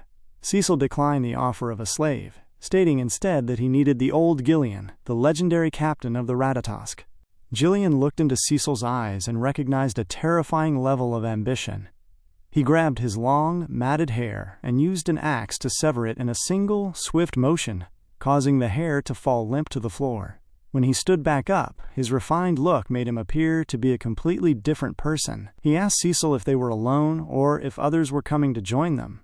When Cecil confirmed it was just their small group, Jillian grabbed a spear and asked if anyone held a grudge against him. Cecil smiled, noting that many did and more would in the future. In response, Jillian took a powerful stance and twirled his spear before launching it with incredible force. The weapon pierced through the wall and flew deep into the forest, striking a hidden observer. Jillian instantly pulled a rope attached to the spear, dragging the victim swiftly back through the air and into the room. He caught the man by the neck, asking who had sent him. The spy was too shocked to speak, wondering how he had been detected from such a distance. Jillian turned to Cecil to ask for his orders. Cecil, knowing exactly who had sent the assassin, began to draw his own sword, but Jillian stopped him. He stated that he would handle it for his new lord. Jillian tightened his grip, resulting in an instant sickening crunch as the man's neck gave way. The room fell silent as Jillian bowed to Cecil. Belinda watched with a growing sense of unease, wondering why Cecil had chosen someone so dangerous and comfortable with killing. Jillian knelt once more, pledging that from this day forward his life belonged to Lord Cecil Perdium. Cecil realized he had just secured the most vital component of his plan. He smiled and welcomed the legendary mercenary to the team. The news of the scout's death reached the wildcat traffickers' hideout instantly, causing a wave of confusion to ripple through the ranks. The men began to mock the fallen scout, calling him a fool for dying so easily, but their leader quickly commanded them to shut up and lower their voices. Viego, the leader of the wildcat traffickers, accepted their apologies before noting that, according to the information provided by Bernaf, Cecil should not have possessed the forces necessary to find, let alone kill, one of their scouts. He questioned whether the scout was simply incompetent, or if the intelligence they had received was faulty. One of the subordinates mentioned that it appeared Jillian had joined Cecil's side, which came as a genuine shock to Viego. He reached out and grabbed one of the men who had served as a scout, squeezing his neck as he demanded to know if it was the truth. The man struggled to confirm that he had seen it with his own eyes. Viego was visibly annoyed, realizing that his old leader was finally on the move again. The scene shifted to Jillian, who was riding ahead as the group traveled. Inside the carriage, Belinda complained about the cramped conditions, asking Cecil if the old man really had to bring so many weapons. She joked that he looked like a weapon seller and pointed out that they had been forced to buy an additional carriage just to accommodate his gear. Cecil explained that they needed an extra carriage to transport Rachel comfortably anyway, and he urged Belinda to be patient, noting that the weapons would eventually come in handy. He focused the group on the immediate goal of passing through the gorge. As they moved through the rocky terrain, Belinda asked Cecil if the spy from earlier had been sent by Lady Amelia. Cecil confirmed it was almost certain, causing Belinda to remark that things were about to get difficult. She identified the mask the spy had worn as the symbol of the Wildcat Traffickers, a powerful guild in Leopold. When Cecil expressed surprise at the name, Belinda explained that they specialized in smuggling, assassinations, drug trades, and human trafficking. She described them as nasty individuals steeped in darkness, many of whom were physically formidable because they were former members of a skilled mercenary guild. Cecil questioned how a maid at Perdium Castle knew so much about such a group, but Belinda brushed it off, claiming she had simply picked up bits of information before she started working at the castle. She warned that they were persistent and that the group needed to be careful. Cecil merely smiled, stating it would be fine since they had Jillian with them. As the carriage galloped through the gorge, the sand behind them suddenly rose as two men dashed forward to ambush them. Jillian spotted the underground movement instantly. He grabbed his weapons from his back to block the simultaneous attacks coming from both sides, parrying their blades before slicing their hands off to render them immobile. In one fluid motion, he swung his axe and split the second man's head in two, making quick work of the pair in less than 10 seconds. Looking up, Jillian spotted more men hanging from the trees. The horses began to scream frantically as tree trunks were dropped in front of them, successfully blocking their path. Cecil noted that the ambush was exactly what he had expected. Multiple men from the Wildcat Traffickers gathered around the carriage, and Viego stepped forward to confront Jillian. He called Jillian a coward and an arrogant old fool who had disbanded the Ratatosk mercenary band just because of his daughter. Gillian stepped down from the carriage and claimed he didn't know who Viego was talking about, which only enraged the younger man. Viego claimed he had ended up with a life he never wanted because of Gillian, and he expressed frustration that Gillian seemed to have grown so senile that he didn't even recognize a former member of his own band. Gillian remained silent, leading Viego to declare he would remind him by force. He ordered his men to kill Gillian. Cecil asked if Gillian needed help, but Gillian requested that his young master stay back, noting that the man's grudge seemed to be personal. Gillian pulled out his axe and stated he could handle them alone, instantly swinging the massive weapon to cut through the first wave of attackers. More traffickers rushed forward, calling him an old fool, but Gillian took a firm stance and began striking and stabbing everyone in his path. The traffickers stood no chance. He used his axe to slice bodies in half with ease. Watching from a distance, Viego realized that Gillian's strength from his mercenary days had not left him. He screamed for his men to split up and attack from both sides. In response, Gillian jumped onto his horse, surprising the traffickers with his agility. He pulled a long axe from the horse's pouch and began spinning it in a wide, lethal circle. As he approached the surrounding men, the momentum of the axe pushed their bodies away in every direction. One man tried to close in, but found the archway of the spinning blade impossible to penetrate. Viego screamed at his followers, calling them fools, and telling them to target the horse instead of Gillian. Gillian reacted by thrusting his weapon in a circular formation, slicing through the men before they could reach the animal. From inside the carriage, Belinda watched the bloody scene with a distraught expression. Suddenly, Viego dashed upward from behind to deliver a downward stab, but Gillian raised a shield to defend himself.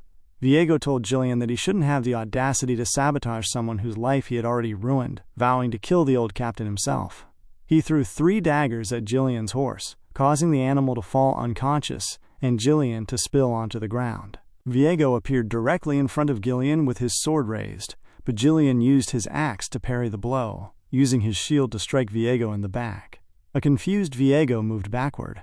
Gillian began to imbue his attacks with mana, declaring that he had put his past behind him and was now nothing more than an attendant to Lord Cecil. The statement only made Viego more furious, and he dashed forward with the full intention of ending Gillian's life. The duel between Viego and Gillian intensified as Viego launched a direct assault, forcing Gillian to rely on his shield to block a relentless barrage of strikes. Viego's frustration boiled over, leading him to scream that the mercenary band had dissolved the moment Gillian left, causing him to abandon his dreams and resort to the underworld just to survive. Gillian met these accusations with a heavy silence, pulling his shield back to create an opening for a counterattack with his axe. Viego managed to dodge the blade and pivoted into a high kick aimed at Gillian's face, which Gillian avoided, though the force of the strike shattered his shield into fragments. Viego mocked Gillian for becoming a puppet to a spoiled nobleman, lamenting that he had once been ready to dedicate his life to making the Ratatosk the best in the world. He punctuated his disdain by hurling 3 daggers in quick succession. Gillian deflected them with his axe, but Viego was already closing the distance with a raised dagger. Gillian dodged the initial stab, only for Viego to twirl mid-air and land a low, sweeping strike. Viego felt he held the upper hand, believing that while Gillian was still strong, he had softened during the years spent tending to his daughter's illness. Viego boasted that his own experience in the underworld made him the superior combatant. In a clever maneuver, Viego used his foot to kick the fallen daggers toward Gillian's back. Gillian used his armor to deflect the projectiles, just as Viego launched another forward charge. Gillian swung his axe, but Viego spun upwards, descending with his dagger held high for a killing blow. To Viego's horror, the attack was stopped mid-air by a sickening crack.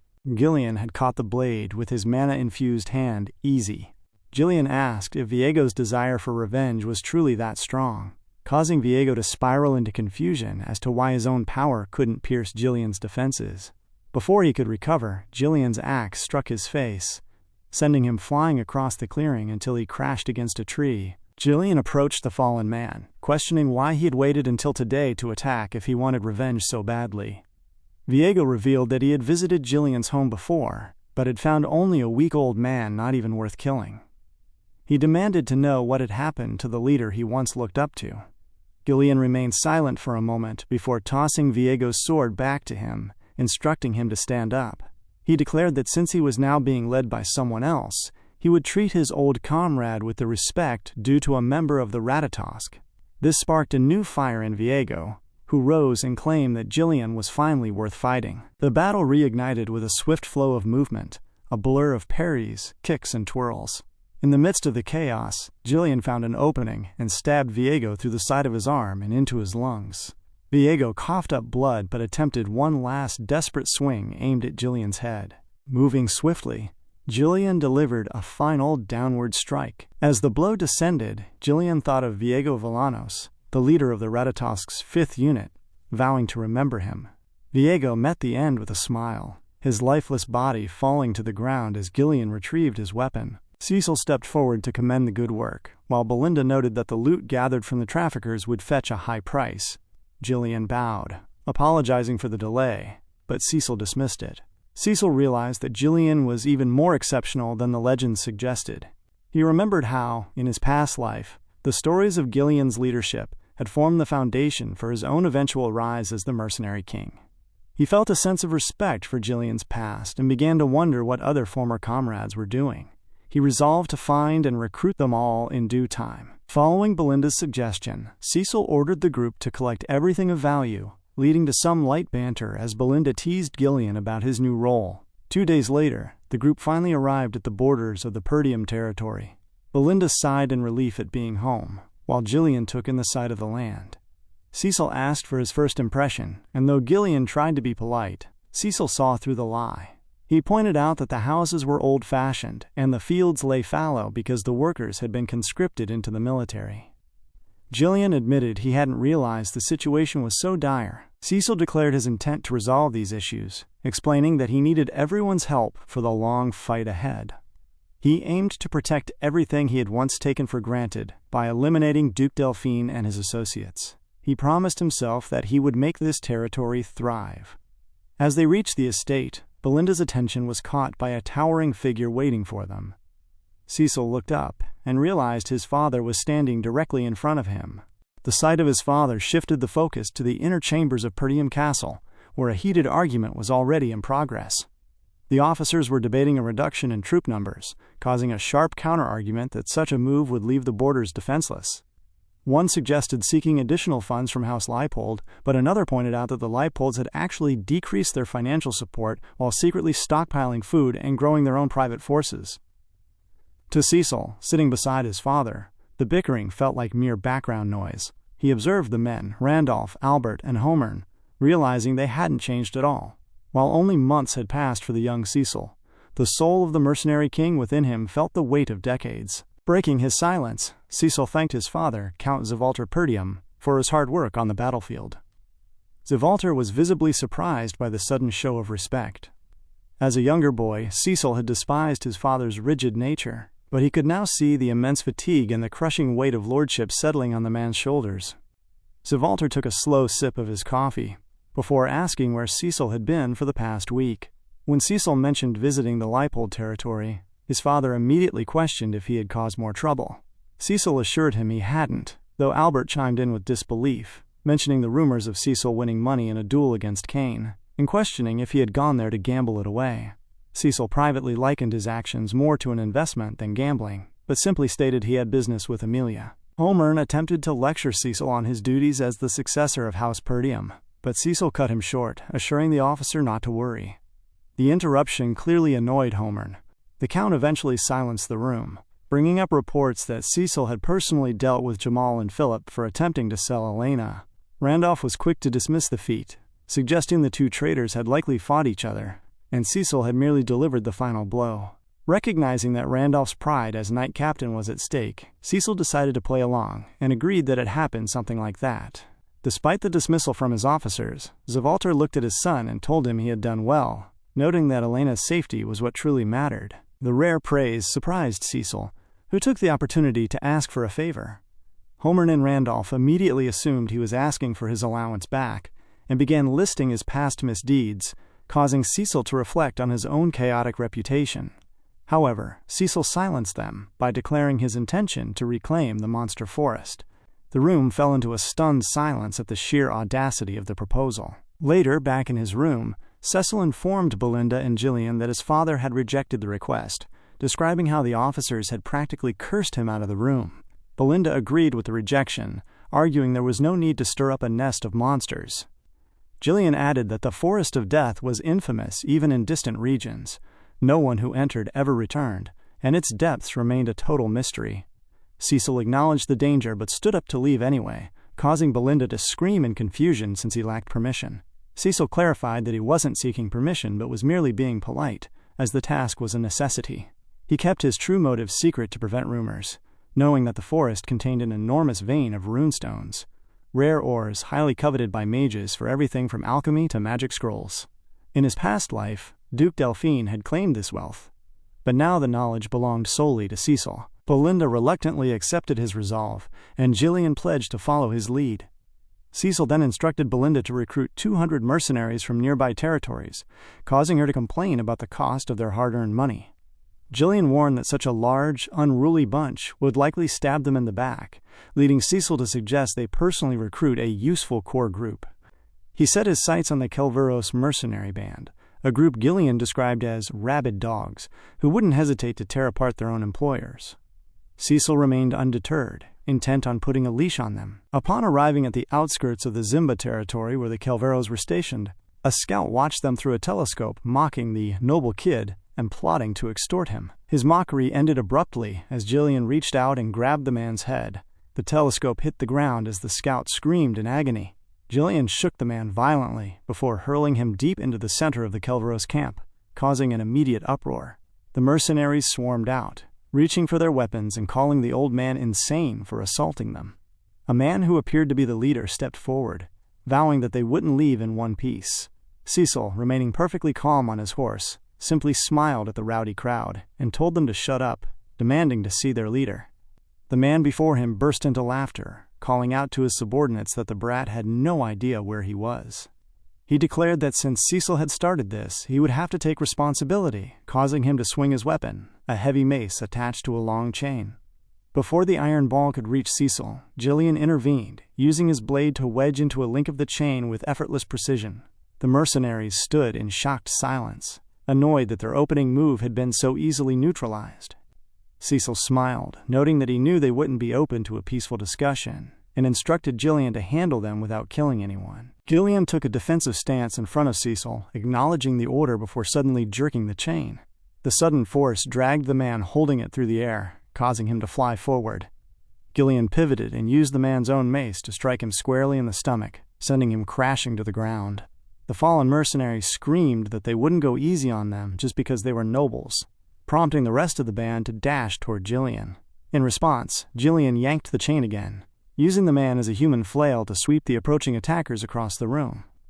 As the mercenaries scrambled back, fear became visible in their eyes. Cecil dismounted his horse and asked how much longer they had to wait, telling the small fries to step aside and bring out their captain. A man walked out, grumbling that he had been having a perfectly good nap. The group immediately stood at attention as he introduced himself as Kaor, the leader of the Kelveros mercenary band. Though he looked calm, his presence was commanding. Cecil told him plainly that he was there to hire the band. Kaor questioned why a nobleman who should be well-versed in etiquette would assault his subordinates before asking for a contract. Cecil replied that the violence was his way of greeting them, as he believed it was the best way to tame them. Kaor smiled at the word tame, suggesting they might start a war instead, but he agreed to hear Cecil out in his office. Once inside, Cecil revealed his plan to reclaim the monster forest. The news caused a murmur to ripple through the mercenaries, who wondered if he truly meant the infamous territory next to Perdium. Kaor asked why he would mess with such a dangerous place. When Cecil introduced himself as the eldest son of Count Perdium, the mercenaries erupted in laughter, mocking him as the spoiled brat they had all heard rumors about.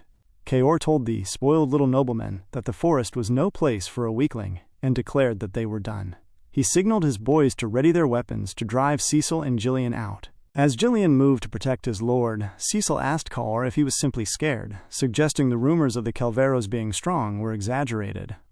Kaor placed his leg on the table, stating they were mercenaries who didn't take work that didn't pay.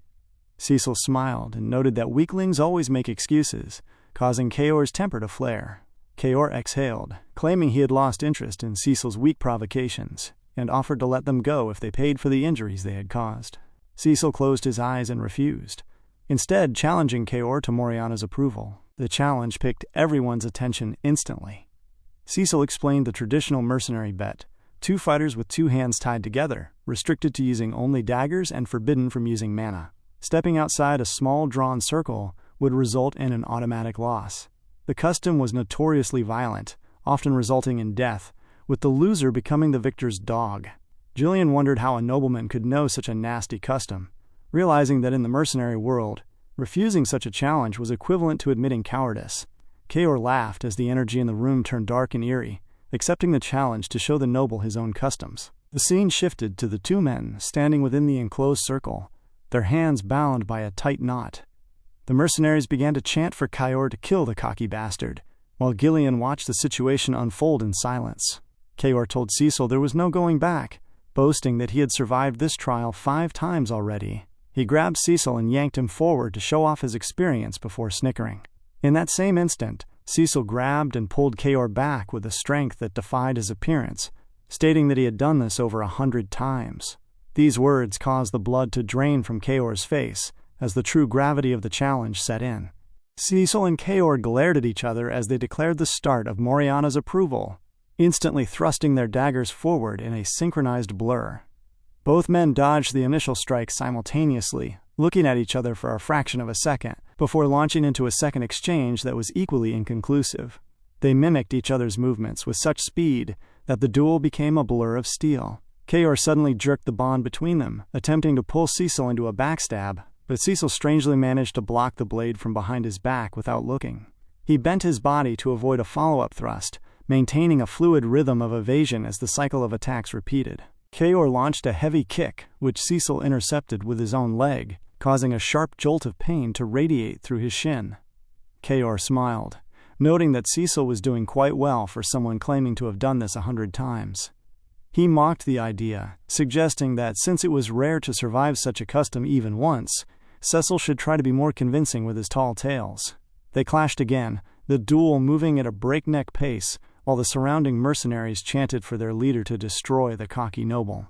The crowd's noise died down abruptly as Jillian glared at them, his expression making it clear they should remain quiet. Jillian was privately uncomfortable. He realized Cecil was at a severe disadvantage. The circle wasn't even large enough for a man to lie down in, and the ban on mana meant Cecil had to face Kaor's superior stature and strength with restricted movement. Jillian decided that if his young master appeared to be in true danger, he would have to intervene. Suddenly, Kaor pivoted and yanked the bond, pulling Cecil upward. Cecil remained calm, leaping mid-flight to catch his balance and land back on the ground. However, the accumulated shock in his legs, from blocking Kaor's earlier kicks without mana, began to take its toll. Kaor laughed at the sight, asking if the kid was rattled and if his legs were starting to shake. He thrashed forward with another attack, thinking how pathetic it was for Cecil Perdium to resist his overwhelming power. Kaor acknowledged that Cecil had guts for a noble, but he felt he could see through every plan. He realized Cecil was prioritizing blocking the daggers, while sacrificing his legs to absorb the blunt force of the kicks. Since Moriana's approval dictates that every contact adds to the total pain, Kaor expected the damage to eventually break Cecil's composure. Kaor twirled his dagger into a strange, inverted grip and lunged with a flurry of strikes. Cecil continued his desperate dance of evasion, using his bare hand to deflect a blade aimed at his face. In that split second, Kaor trapped Cecil's hand in a vulnerable position and drove his knee upward. Cecil raised his leg once more to shield himself, causing the agony in his limb to intensify further. Kaor declared that this was the end, raising his dagger high for a lethal strike to the head. Jillian reached for his axe, ready to save Cecil, but Cecil suddenly smiled. He tumbled forward in an unorthodox roll, dodging the strike from an impossible angle. Using his body weight to anchor the movement, Cecil whirled around, pulling Kaor off balance and slicing the mercenary leader across his side. The sudden reversal shocked everyone. Kaor tried to retaliate with a wide swish of his dagger, but Cecil dodged again, carving a second wound across Kaor's chest that caused blood to gush out. The mercenaries began to scream in disbelief, wondering how their leader was suddenly being hit after dominating the fight. Kaor tried to slice with his blade, but Cecil kept finding the gaps in his defense, hitting him in the face with a heavy shoulder tackle before following up with a punch. Cecil twirled his dagger and drove it straight into Kaor's hand, right where the knot was tied. Kaor screamed, beginning to lash out uncalculatively as fear took hold of him. He wondered what kind of dirty tricks Cecil was using. Gillian realized that Cecil had found his flow. While Kaor's heavy punches were causing his muscles to stiffen and his flexibility to vanish, Cecil had kept his own body loose. He hadn't tried to match Kaor's raw strength, instead using the mercenary's own momentum against him. Seeing that Cecil had overcome the physical gap, Gillian put his axe back in its pouch. The crowd continued to jeer at Kaor, telling him the joke wasn't funny anymore as their leader began to stagger. Cecil grabbed him, applauding his tenacity, and noting that some men would have broken the rules by using mana the moment they started losing. Kaor, struggling to stay upright, insisted that he became leader through this custom and that a mercenary who breaks the rules cannot lead. Cecil smiled at the admirable sentiment, but Kaor wasn't finished. He admitted he was at a disadvantage in a head-on fight, but noted there were other ways to win. Kaor suddenly lunged, pulling Cecil with the intent to throw him out of the circle. As Cecil was lifted into the air, Kaor smiled, believing that landing outside the boundary would secure his victory. However, Cecil used his dagger to shift his center of gravity mid-air, twirling his body to use the push and pull of Kaor's own movement as propulsion. He pulled himself back into the circle and delivered a sharp kick to Kaor's leg. The pressure of Cecil's weight, combined with the sudden pull on their bound hands, forced Kaor's head straight to the ground. To the shock of the onlookers, the attack meant to eject Cecil had been redirected, resulting in Kaor's head landing outside the circle. Cecil smiled softly, declaring his victory. A stunned Kaor asked who he truly was and how he was so skilled. Cecil told him to fix his attitude, noting that he was about to become Kaor's master. He then yanked Kaor back into the center of the circle. When a confused Kaor asked why, since the match should be over, Cecil noted that he hadn't actually stepped outside the circle yet. He followed the remark with a heavy punch, stating that it was time for a lesson on obedience, causing a collective gasp as the mercenary leader hit the dirt. Disoriented, Kaor stammered about the rules and leaving the circle, but Cecil ignored the protest entirely. Instead, he followed up with another heavy punch to the face, asking Kaor if he intended to fight strictly by the rules on a real battlefield too. Kaor screamed in rage, questioning if Cecil actually considered himself a nobleman, which only prompted Cecil to tell the bastard not to talk back to his master before striking him again. Cecil proceeded to pummel Kaor's face repeatedly, mirrored by the same intensity he had shown Cain previously. The surrounding men began to murmur, wondering if they should intervene since the wager had clearly reached its conclusion. Kaor's bravado vanished, replaced by desperate pleas for Cecil to stop. Standing up, Cecil yanked Kaor back to his feet, coldly noting that he hadn't actually stepped outside the circle yet. Terror flooded Kaor's expression, causing him to scream at his men to kill Cecil. The mercenaries instantly drew their swords to comply, but Gillian was faster. He stepped forward and brandished his axe, asking if anyone actually wanted to fall in love with his blade. The sheer threat in his stance caused them to freeze, their bodies trembling with visible fear. Meanwhile, Kaor stood there with a face so swollen it looked as though he had undergone a botched plastic surgery. As he trembled, Cecil looked him over and suggested they keep going. Kaor was beyond words, letting out a hollow laugh as another punch surged toward his face. He bitterly reflected that all nobles were petty, arrogant narcissists, pathetic worms who begged for their lives the moment things got real. He couldn't comprehend how he, the mad dog who feared no one, was being dismantled by a noble rat. As the crowd began to scream that Kaor would actually die at this rate, Cecil decided he had done enough. He turned to the surrounding mercenaries and barked orders for water, bandages, and clean towels. The men were initially confused until Cecil pointed out that their leader would die if left in that state, causing them to snap into action and dash for supplies to treat Kaor. Gillian watched the scene with growing surprise, noting that these notoriously stubborn mercenaries were actually following Cecil's orders. He realized that in their world, the fist was mightier than the law, and Cecil had chosen the most intuitive way to prove he was the real leader. Once Kaor was stitched up, Cecil sat him down and presented a legal document, commanding him to sign. Kaor stared at the paper and then at Cecil, before quietly resigning himself to his fate and signing. He initially tried to hand the paper back with a trace of his old defiance, but Cecil's sharp questioning of his disobedience caused him to quickly correct his tone. Kaor addressed Cecil as his lord, leading Cecil to grab his hand with a terrifyingly friendly smile. Cecil declared that from that moment forward they were family, urging them to do their best together. The scene shifted as a larger group of mercenaries gathered, grumbling about the early hour and the lack of lunch. Rumors began to circulate that their new employer was the young lord of House Perdium. They laughed, assuming a brat would have no idea how to handle men like them, and figuring they could slack off without him noticing. A massive man, known as Muscle Man Gordon, walked into the space, clapping his hands to get their attention. He smiled, suggesting they needed a representative to squeeze their employer dry. Gordon told the soldiers he was impressed by their debate on profit, but noted they needed to join forces to get results. The men agreed, recalling a time they weren't paid because a previous representative asked for too much. Gordon proposed that he step up to pressure the employer, asking the men to pay him whatever they thought his efforts were worth. They readily agreed, believing his huge physique would be helpful for intimidation. Suddenly, someone spotted a figure approaching from a distance. Cecil was riding toward them on his horse, appearing to be alone. The mercenaries smirked, thinking the fool might actually turn tail and run once he saw Gordon. Gordon waved at his men, telling everyone to step up and look intimidating so they could teach the cute little nobleman a lesson. But his confidence evaporated when he saw the horde of riders following behind the boy. Gillian and Kaor were there, with the entire Kelveros mercenary band following Cecil like a tamed pack. The sight of the dog helms shocked the onlookers, who couldn't believe the notoriously difficult Kelveros were following a noble. Gordon began to tremble as the group entered the space. Cecil glared down at him, asking if he was the representative. Gordon stammered a confirmation, and after Cecil asked for his name, he introduced himself. Cecil noted that Muscle Man Gordon was a great name before introducing himself as the son of Count Perdium. The mercenaries were instantly intimidated by his presence. Cecil moved on and told Gordon to round up all the mercenaries, declaring that they were going to reclaim the monster forest.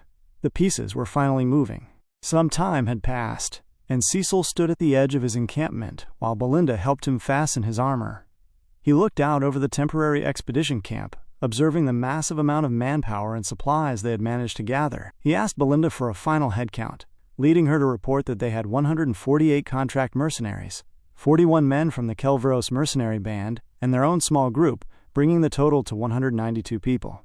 Cecil asked if she had spoken to Scovin yet, and she confirmed that the officer had surprisingly offered to cover for them. Since Scovin was originally in charge of the Monster Forest post, his cooperation ensured that no one would find out about the unauthorized expedition. Satisfied, Cecil called for everyone's attention. He announced that they were facing the Monster Forest and intended to reclaim it, warning them that despite the rumors, the area was filled with mysterious dangers, unknown monsters, and risks far beyond their expectations.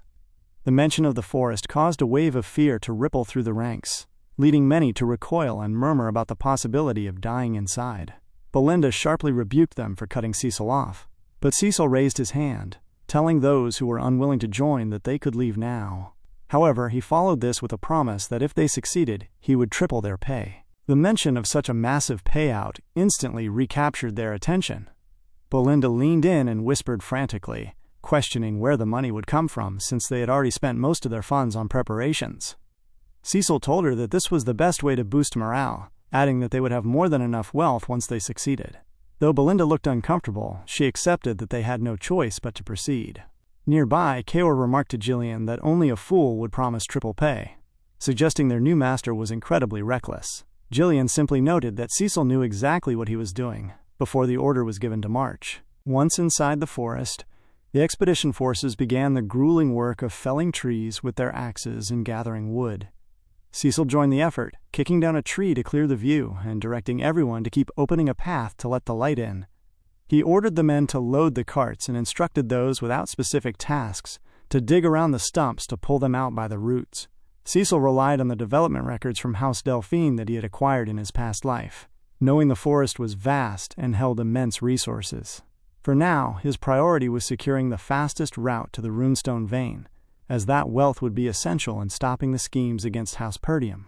Kaor watched Cecil work, surprised to see their employer getting his hands dirty. Some of the other mercenaries mocked the display, dismissing it as noble nonsense and betting that Cecil would tire out before long. Belinda snapped at them to get back to work, but she also questioned Cecil privately, asking why he was stooping to their level when he had paid so much to hire them. Cecil explained that the work would go faster with more hands, and that he didn't want to stay in the forest any longer than necessary. Belinda noted that he spoke as if he already knew every secret of the place. Kaor joked that he was jealous of the attention Cecil received from Belinda, lamenting that he was merely a loyal dog, walking into hell. Jillian, annoyed by the chatter, struck Kaor in the back with a wooden stick, causing a brief argument that drew the attention of Cecil and Belinda.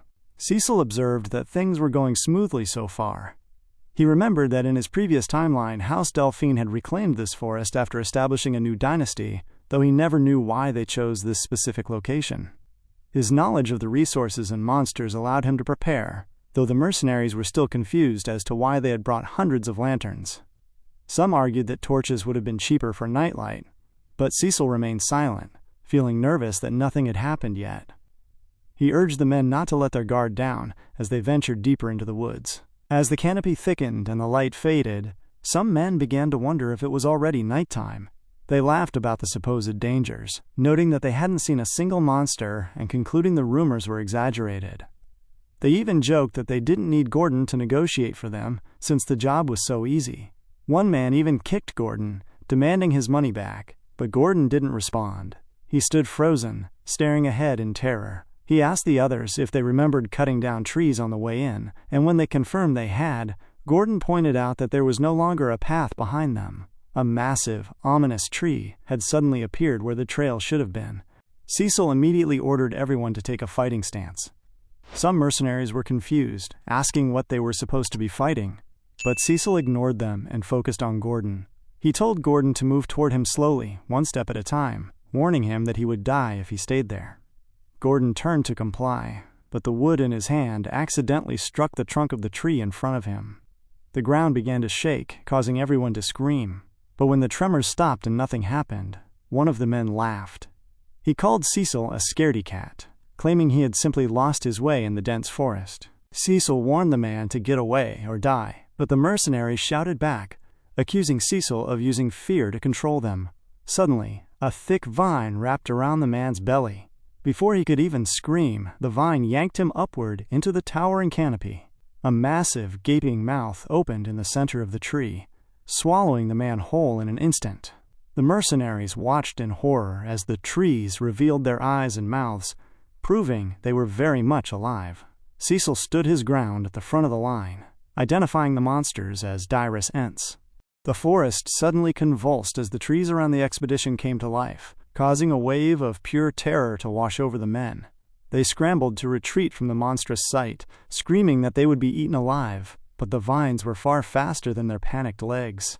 The wooden appendages lashed out, snagging mercenaries and hoisting them into gaping maws that munched on them with a speed that was almost surreal. In the middle of the chaos, Gordon lunged for a nearby trunk to pull himself away from a questing vine, shrieking for help.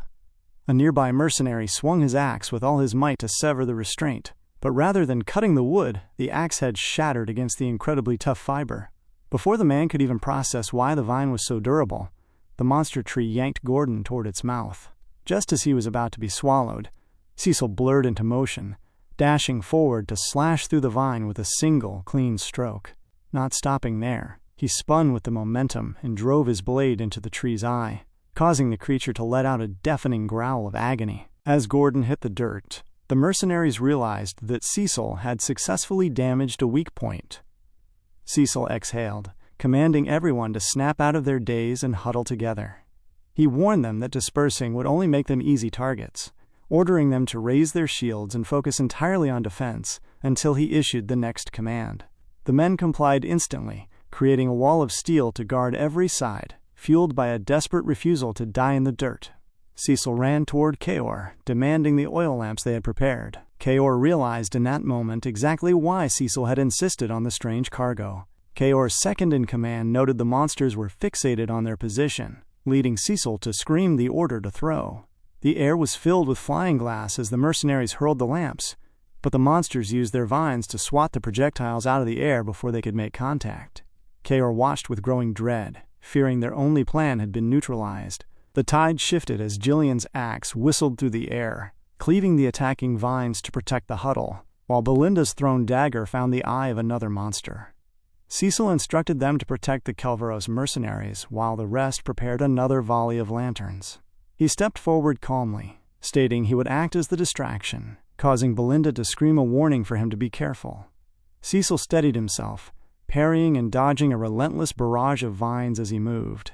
He dashed toward the primary monster, just as it let out a roar that shook the ground. To the shock of the men, the creatures began uprooting themselves, revealing massive legs. The mercenaries watched in a trance, wondering if their employer was about to be crushed by the mobile behemoths, but Cecil simply lunged upward. He sliced into the monster's leg and leaped into the air, burying his sword deep into its eye before jumping back to safety. The trees began to converge on him, but Belinda seized the moment, screaming for everyone to throw the lanterns while the monsters were distracted. An endless supply of fire rained down on the direst Ents, and this time the flames took hold. As the forest began to burn, the mercenaries cheered, believing the fight was nearly over. Gordon even smiled, remarking that the trees didn't stand a chance against fire. However, Cecil remained focused, telling them to keep their guard up because the battle was far from finished. His warning confused the men until he explained that the monsters were about to reveal their true forms. Suddenly, a massive shroud of steam and smoke engulfed the area, turning the battlefield into a deep black void where only the glowing eyes of the creatures remained visible. The men wondered if the fire had gone out, but Cecil clarified that the steam was the result of the fire hitting the monster's hydrated flesh. As the mist settled, the charred outer bark fell away to reveal tall, disgusting creatures that roared with renewed fury. The mercenaries recoiled, horrified that the monsters were still alive. In that moment, Cecil raised his sword once more, commanding everyone to switch to melee combat. He didn't wait for a response, shouting for a charge as he dashed headlong toward the transformed beasts. As Cecil dashed toward the monsters, the creatures let out a deafening roar. The mercenaries became frantic, their eyes wide as they wondered if they were actually expected to fight such massive entities at close range. In that moment of hesitation, Kaor and his men surged forward with a sense of grim excitement. Kaor called out for the Kelvaros mercenaries to move, and Belinda followed suit, shouting for Cecil not to be reckless. The rest of the men watched in awe, marveling at how anyone could move so boldly in the face of such creatures. Gillian turned to the wavering mercenaries and demanded to know what they were waiting for, reminding them that this was a direct order from Cecil. He told them to trust and follow their leader. Spurred by his words, the men steadied themselves, shouting that they had nothing to lose and that their employer clearly knew what he was doing. They dashed into the fray, emboldened by Cecil's shout that the monsters' backs were burned, and they were nothing more than giant scarecrows at this point. With their morale soaring, the army descended upon the direst Ents, striking their vital points almost effortlessly. Cecil knew that in this forest, hesitation was synonymous to death. He moved to stop the monsters' momentum, pushing his army to act without a second of doubt. He swung his blade, tearing through a beast directly in front of him and causing it to crash to the ground.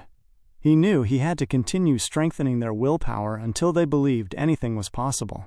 As the last of the fallen monsters hit the dirt, the mercenaries looked around in disbelief, realizing they had actually killed every creature in their path. Cecil ordered everyone to get in line behind him, explaining that they had only just entered the monster forest and had already faced threats like the direst Ents. He promised to always lead from the front lines, asking for their continued trust. The weight of his words resonated deeply, causing the men to cheer in unison for their leader. As the expedition pushed deeper, they encountered a multitude of other creatures. Following Cecil's specific instructions and strategies, they were able to dismantle every threat, though many of the men remained privately terrified. Whenever the sheer number of monsters seemed endless, the power of Kaor and Gillian at the front lines would break the stalemate. During one clash where a monster's leg was struck, Gillian used his shield to protect the men behind him from the falling carcass, while Cecil arrived from the rear to strike the beast's face, killing it instantly. Cecil jumped to the ground and checked for injuries. The men screamed that they had made it, urging each other to stay close to Cecil if they wanted to survive. Gillian noted that they were starting to look like an actual mercenary band, a sentiment Kaor attributed to the fact that experience is the best teacher. Cecil affirmed this but reminded them they still had a long way to go, ordering them to keep clearing the path. However, one man in the back remained paralyzed by fear, privately wondering if everyone had lost their minds or if the forest was doing something to their heads. Eventually, they reached a landmark stream. The men jumped at the opportunity to drink from the lake, causing Belinda to remark to Cecil that those fools had no idea what might be in the water. Cecil observed that the lake was an important landmark needed to reach the runestone mine, leading him to order the camp to be set up there for the night.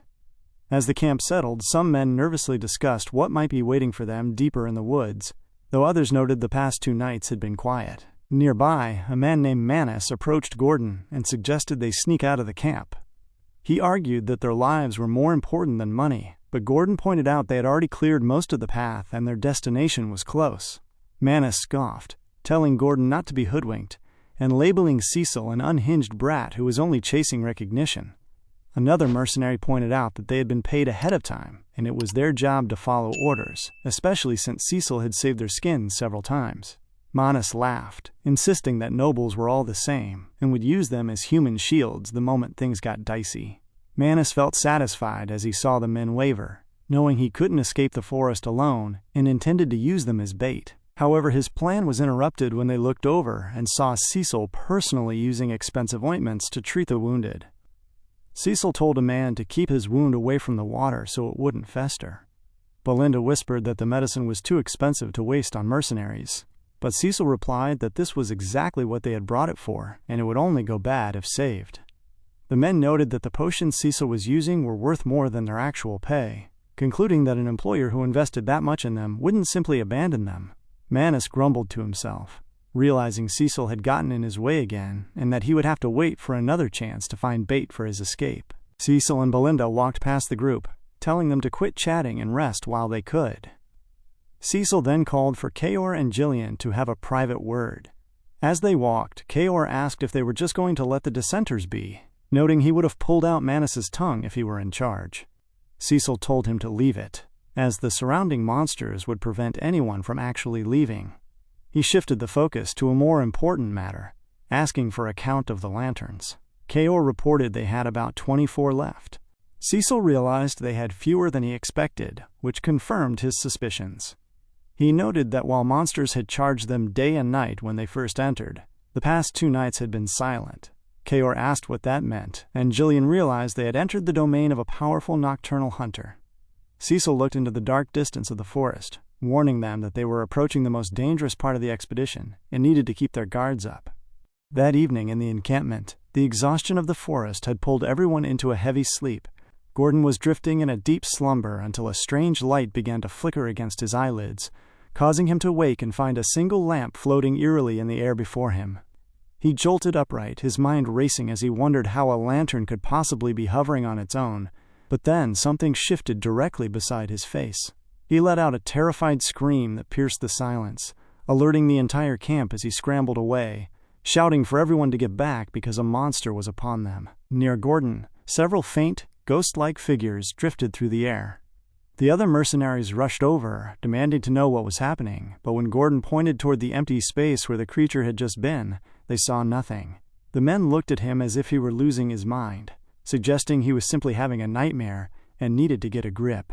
They remarked that he had been attacked by so many monsters lately that it was no wonder he was starting to crack, leading them to turn away in dismissal.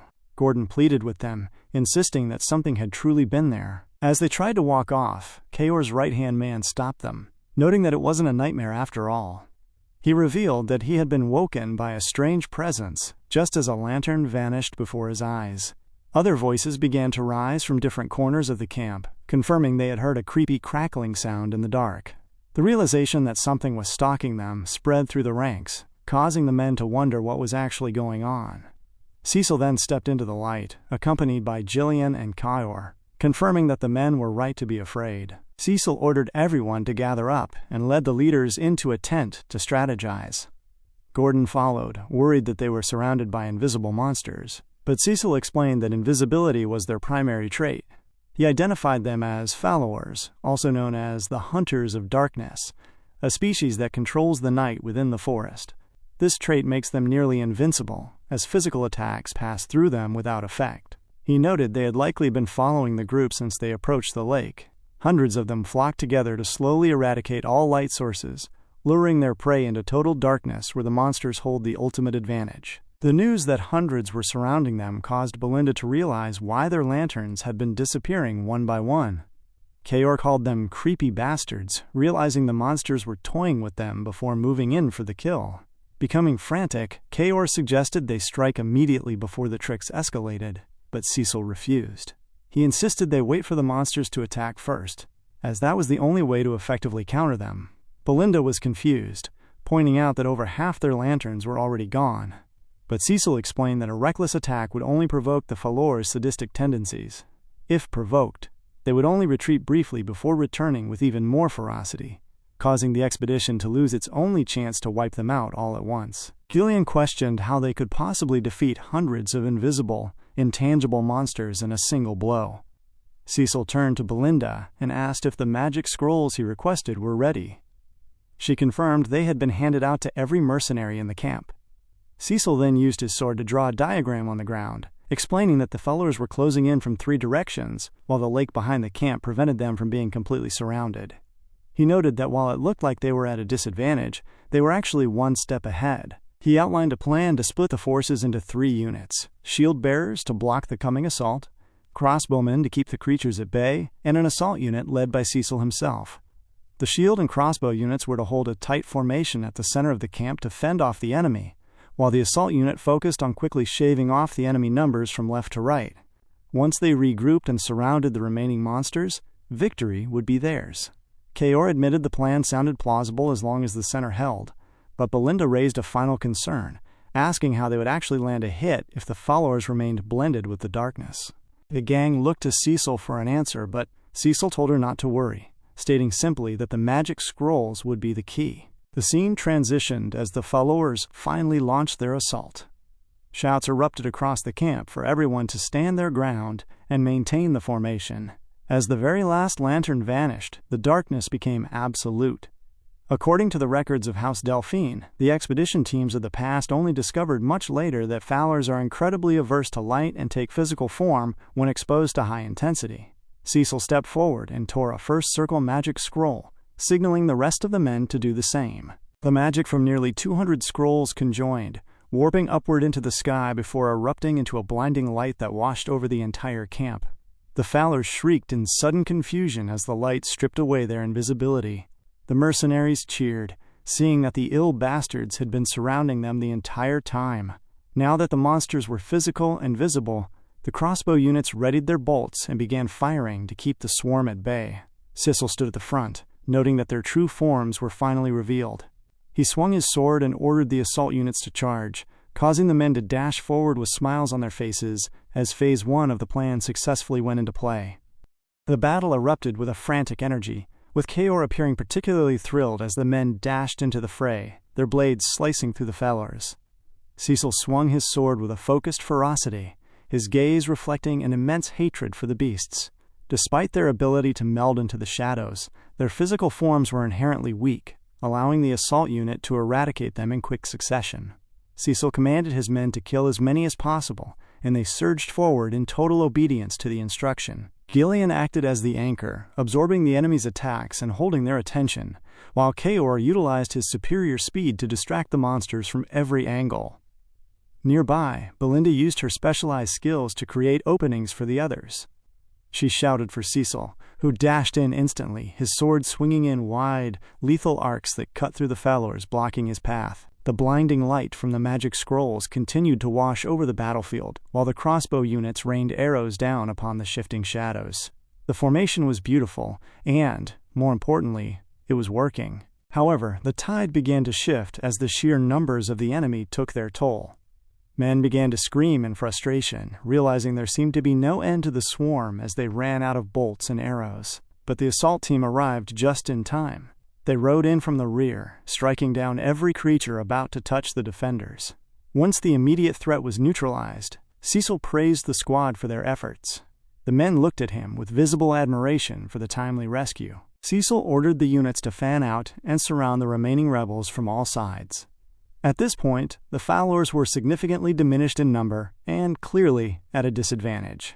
Cecil gave the order to charge, and the mercenaries attacked the remaining monsters with renewed vigor. Sensing their defeat, the Falors suddenly began to retreat, attempting to vanish back into the deeper woods. Cecil watched them flee, realizing they were quick to recognize the losing battle, and were trying to escape before the encirclement was complete. He immediately tasked Belinda with finding the head Falor, noting it would be distinguished by a horn on its head, as that creature was the one signaling the retreat. As they dashed into the forest, Kaor questioned if they should continue the chase, and Belinda wondered if it wouldn't be better to simply let them run. Cecil countered that these monsters were relentless and would only fall back temporarily before hunting them down again with even more ferocity. He insisted they didn't have the time or energy to face this threat twice, and needed to end it now by killing the leader. Belinda felt a surge of resolve, noting how much Cecil had truly changed. She swung her rope and latched it onto a high branch, leaping upward into the canopy with practiced ease. From her elevated vantage point, she spotted the retreating swarm and identified the horned leader. She threw her rope, snagging the creature instantly and announcing the find to the group.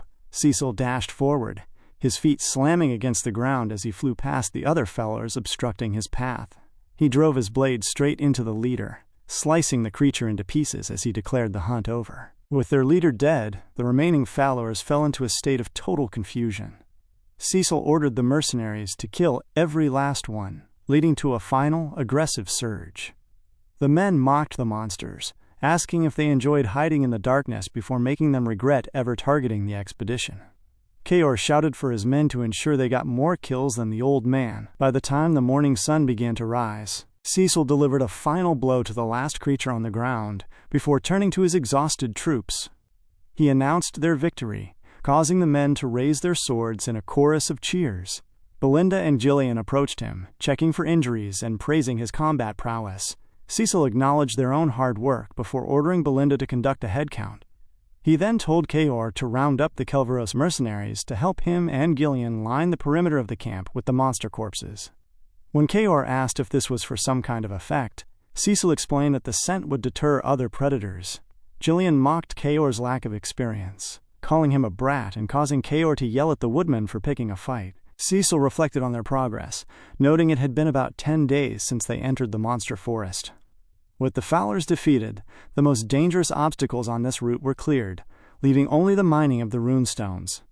Belinda eventually returned with the report, noting that while all 41 Kelveros mercenaries were accounted for, only 122 of the contracted mercenaries remained. Carr boasted that his leadership prevented any losses on his end, while Cecil focused on the 3 missing men. Belinda mentioned they hadn't found any bodies, suggesting they might still be alive. Gordon looked around and realized he couldn't see Manus anywhere. One of his men suggested Manus might have died in the battle, but others noted that, judging by his temperament, it was far more likely he had deserted. Indeed, Manus was currently fleeing through the woods with 2 other men. His companions were still shaken by the intensity of the earlier battle, noting they would have died if they had stayed. Manus urged them to keep running while the monsters were distracted, but the men behind him suddenly froze. Manus turned to demand why they had stopped, only to see them staring in horror at something behind him. A creature of impossible proportions towered over him, rendering Manus speechless as he realized he had definitely made a terrible decision. The scene shifted toward a massive serpent gliding through a terrain of jagged runestones, leaving a trail of bones in its wake. At the edge of the runestone field, the creature unhinged its jaws and spat out the bodies of Manus and the men who had deserted with him, adding them to its gruesome collection of food. This was the next trial Cecil would have to face. Back at the camp, the mercenaries continued their work, signaling that the carts were full and warning one another as heavy trees began to tip. Kaor observed the scene with a grin, noting that they no longer needed to order the men around because the once lazy mercenaries were now walking with incredible efficiency. Jillian couldn't help but add that they were certainly working harder than some people, causing Kaor to brush off the jab. Kaor asked Cecil if he planned to let such capable men go after the expedition, suggesting it would be a total waste. Cecil replied that he intended to hire them all as private soldiers, reflecting on the fact that while mercenaries usually lack the organization to beat true troops, these men had surpassed their limits. Having survived the terrors of the forest, they would serve as a formidable foundation for his expanding forces. Gazelle soon arrived to report to Kaor that they had finished scattering the Falor corpses along the road we cleared as instructed. Kaor turned to Cecil, admitting that the plan was working like a charm, as they hadn't encountered a single monster since leaving the camp. It seemed as though even the most lost creature was keeping its distance, leaving the woods in a state of total silence. While Cecil wished that peace were permanent, the arrival of Belinda changed the mood. She jumped into the scene to announce her return, leading Cecil to ask if she had found anything up ahead.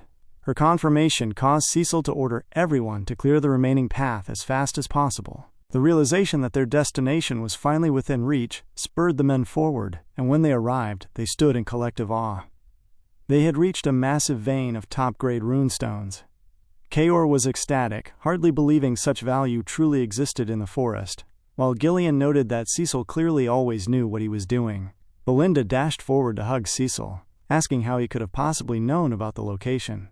One of the mercenaries screamed that they were all real runestones. Admitting he never thought he would see one in person, the men began to cheer, realizing they would all be rich if they managed to mine the stones and escape. The celebration was cut short by a voice that declared they weren't going anywhere. Cecil's attention peaked as he looked toward Manus, who was speaking through a haze of pain and terror, claiming it was over for all of them. Manus collapsed to the ground, and as some mercenaries rushed forward to help the man they considered a comrade, Cecil used his sword to block their path. He commanded them to stand back, and swung his blade with a powerful gust to clear the thick fog in front of them. The clearing revealed a nightmare. The ground was carpeted in the bones of countless monsters and humans. Belinda called out to Cecil in shock as the group realized the scale of the carnage. Cecil noted that mining would have to wait, as a nest of this size clearly belonged to a high-level predator. He observed that several corpses were not yet fully decayed, meaning the site was currently active and not an abandoned relic. He turned to warn the group to get ready, but a massive serpent erupted from behind them, opening its fangs to strike. Cecil screamed for everyone to scatter, dashing forward to meet the beast head-on. Cecil leaped into the air, striking the creature's head before landing firmly on its back.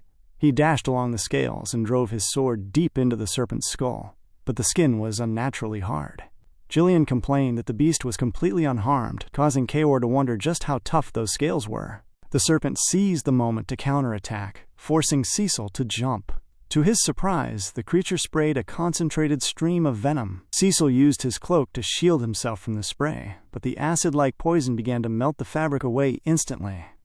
He spun through the air to strike again, but the snake coiled its body to block the blow, delivering a heavy strike that slammed Cecil into the ground. Belinda screamed in terror for Cecil as the snake began to coil around the terrain, attempting to trap and crush everyone in the area. Men screamed for others to watch out as they scrambled to avoid being pulverized by the largest snake they had ever seen.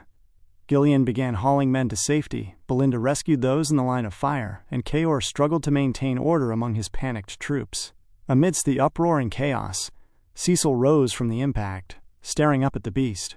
He realized that this was the master of the runestone vein, the blood python. It was a creature from the deepest heart of the forest, deemed far too strong to defeat.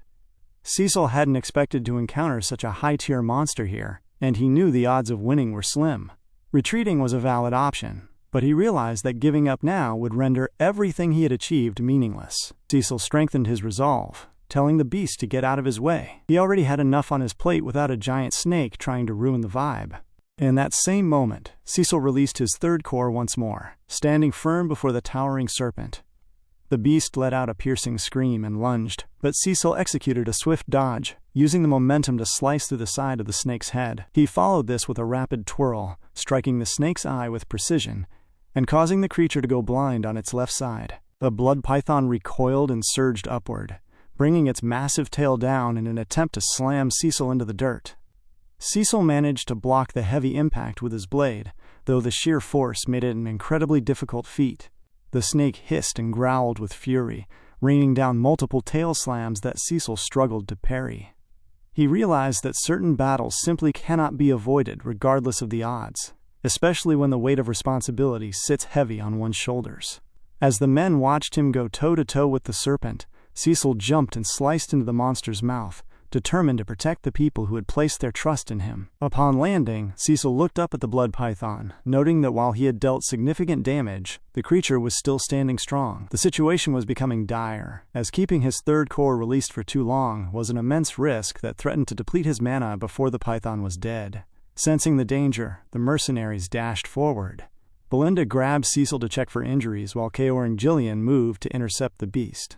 Belinda urged him to get to safety, promising they would hold the monster off, but Cecil commanded everyone to leave the area immediately. The order surprised the group, leading Gillian to question what would happen to Cecil if they fled. Cecil insisted he would hold the monster, leaving Gillian confused by the young master's persistent need to protect everyone despite the miracles he had already performed. The snake hissed and began spewing venom, but before it could reach Cecil, the mercenaries surged forward with their shields raised to block the toxic downpour. Cecil watched in confusion as Gordon and his men explained that they wanted to fight alongside an employer who had saved them so many times. Kaor added that the treasure would be theirs once the snake was dead, and Belinda refused to leave him behind. Gillian offered to distract the beast to create an opening, asking Cecil to finally put some trust in them as well. Cecil paused, acknowledging their resolve before outlining the python's lethality. He explained that the foe was larger than anything they had faced, capable of killing them instantly with its poison or its mana-deflecting red scales. However, he pointed out that the crushed right eye and the gaping wound were now critical weak points. Cecil raised his sword, calling for the monster forest reclaimers to fight together, resulting in a roar of agreement from the men. The group dashed toward the blood python in a heavy formation, working in unison to subjugate the beast. Every strike landed clean, causing the snake to hiss in agony until Gillian managed to strike its head down to the ground. Cecil followed up instantly, thrusting his sword into the python's second eye. He realized that, knowing the future didn't guarantee everything would go as expected, but inaction would have led to a massacre. Even as they pinned it, the python roared and shoved everyone away with a burst of strength. Cecil was already high in the air. As the python opened its mouth wide to swallow him, Cecil struck downward. The moment the jaws snapped shut with Cecil inside, his blade pierced through the python's soft interior and sliced outward, causing the snake's head to be cleaved through. Cecil emerged from the mouth drenched in venom but alive, standing over the defeated monster. The sight of him escaping the beast left the men stunned. As Cecil had proven, he was the true future of House Perdium. The scene then cut to the interior of Perdium Castle, where the sound of a fist striking a table echoed through the room. Albert screamed that Cecil's actions were a serious offense, unable to believe the young master had disregarded orders to enter the monster forest. Homer attempted to settle him down, but Albert argued that they both knew Cecil's headstrong character. Homer noted it was too late for such a fuss, as 2 weeks had passed since the departure. He expressed frustration that Scoven had provided false reports that prevented them from stopping the young master in time, and risked losing his knighthood for his loyalty to Cecil. As the counselors argued in the presence of Cecil's father, who appeared visibly enraged by the situation, Randolph suddenly walked in. He told his father he needed to come outside immediately. When the Count asked what was wrong, Randolph announced that Lord Cecil had returned. Much to the surprise of everyone, they rushed outside to find Cecil walking confidently into the courtyard. Cecil gathered in the Count's office with his 3 advisors, meeting their heavy, collective glares. The atmosphere in the room was stiflingly tense, causing Cecil to finally break the silence by informing his father that he had returned. The Count responded coldly, stating he did not recall granting permission to reclaim the monster forest. Cecil offered a simple apology, adding that the mission had been a necessity. Homer questioned the necessity of the act while Randolph echoed the sentiment, asking if it was truly required to defy the Count's direct orders. Randolph continued his complaint, arguing that entering the forest was a serious offense that risked luring lethal monsters into the territory. Cecil countered by pointing out that he had survived, and that no monsters had attacked their lands. His calm rebuttal only annoyed Randolph further. Albert cut in, asking if Cecil thought the situation was a laughing matter. He noted that while they might let the forest expedition slide since nothing bad had happened yet, there was no excuse for his other actions. Albert dropped a document onto the table, causing Cecil to pick it up and confirm his bad feeling when he saw it was from Count Leipold. Albert explained that Cecil's unannounced visit to the Leipold territory and his threats against Lady Amelia to steal 20,000 gold meant for House Perdium had disastrous consequences. He revealed that Count Leipold, enraged by the behavior, had cut off all support and broken off the engagement. Cecil flipped through the paper, noting that while Amelia and the Count were not on good terms, the document didn't look forged. He realized Amelia had likely manipulated the greedy Count to join forces with her against him, meaning his knowledge of her weaknesses was no longer a viable shield. Cecil understood that time was not on his side, especially since his father would likely dismiss any talk of secret agreements as a late excuse for reckless behavior. When Albert asked if he had anything to say, Homeran mentioned they now had to find a way to pay back the 20,000 gold. Randolph lamented that the sum could have supported the knights for a long while, but Cecil simply told them he had used it all. The room fell into a shocked silence, until Albert asked if he had really burned all that money on a forest full of monsters. Cecil apologized without making excuses for the Leipold situation, causing Randolph to grab him by the chest and call him a bastard for ruining the territory's future. Homeran declared him a criminal rather than a young master, calling for him to be tied up. Suddenly, Cecil announced that he would provide the funding from now on, including the missing 20,000 gold. His father asked what he meant, leading Cecil to call for Belinda. She walked in carrying a small chest and placed it on the table. Cecil explained that he wouldn't have entered the forest without a good reason, and when Belinda opened the chest, the advisors were stunned by the top-quality runestones inside. Cecil clarified that they had mined them directly from the monster forest. Albert admitted they were valuable, but argued it wasn't enough to fund the entire territory. Cecil led them outside to show them that there was more, revealing a massive hall of runestones and the carcass of the serpent. The sight of the men gathering materials and moving the carcasses confused Homeran, who wondered how they had secured so much in only 2 weeks. Randolph questioned his own eyesight until the Count asked Belinda if this was truly from a single expedition. She confirmed it, adding that Cecil had led them every step of the way to bring back trophies from Dirus Ents and the Blood Python. She noted the runestones were only a small portion of the discovered vein. Cecil explained that his goal was to contribute to the territory, stating that all proceeds would go to funding House Perdium. Albert estimated that the resources would indeed cover their expenses without external support, causing Homeran and Randolph to suddenly dash towards Cecil. They patted him on the shoulder, calling him amazing and suggesting he must be exhausted. As they began to gas him up, Cecil laid out his conditions. He first demanded the release of Scorvin and Ricardo, who were only following orders. Second, he insisted the monster forest remain forbidden to regular citizens to prevent casualties. Lastly, he stated he would manage the defensive forces and mercenaries himself to avoid the waste of time involved in asking for mobilization permission. Randolph screamed in protest, accusing Cecil of wanting a private army for unknown schemes. Albert tried to clarify that Cecil was seeking forgiveness for disobedience, not making demands to do as he pleased. Cecil countered that these were simply his conditions as the future sponsor of House Perdium, replacing Count Leipold. He argued that trivial administrative matters shouldn't disrupt the work that stabilized their finances. Albert began to shake, pleading for the Count to speak up because Cecil was trying to control the territory's future. Just then, the expedition members gathered behind Cecil to report they were nearly finished.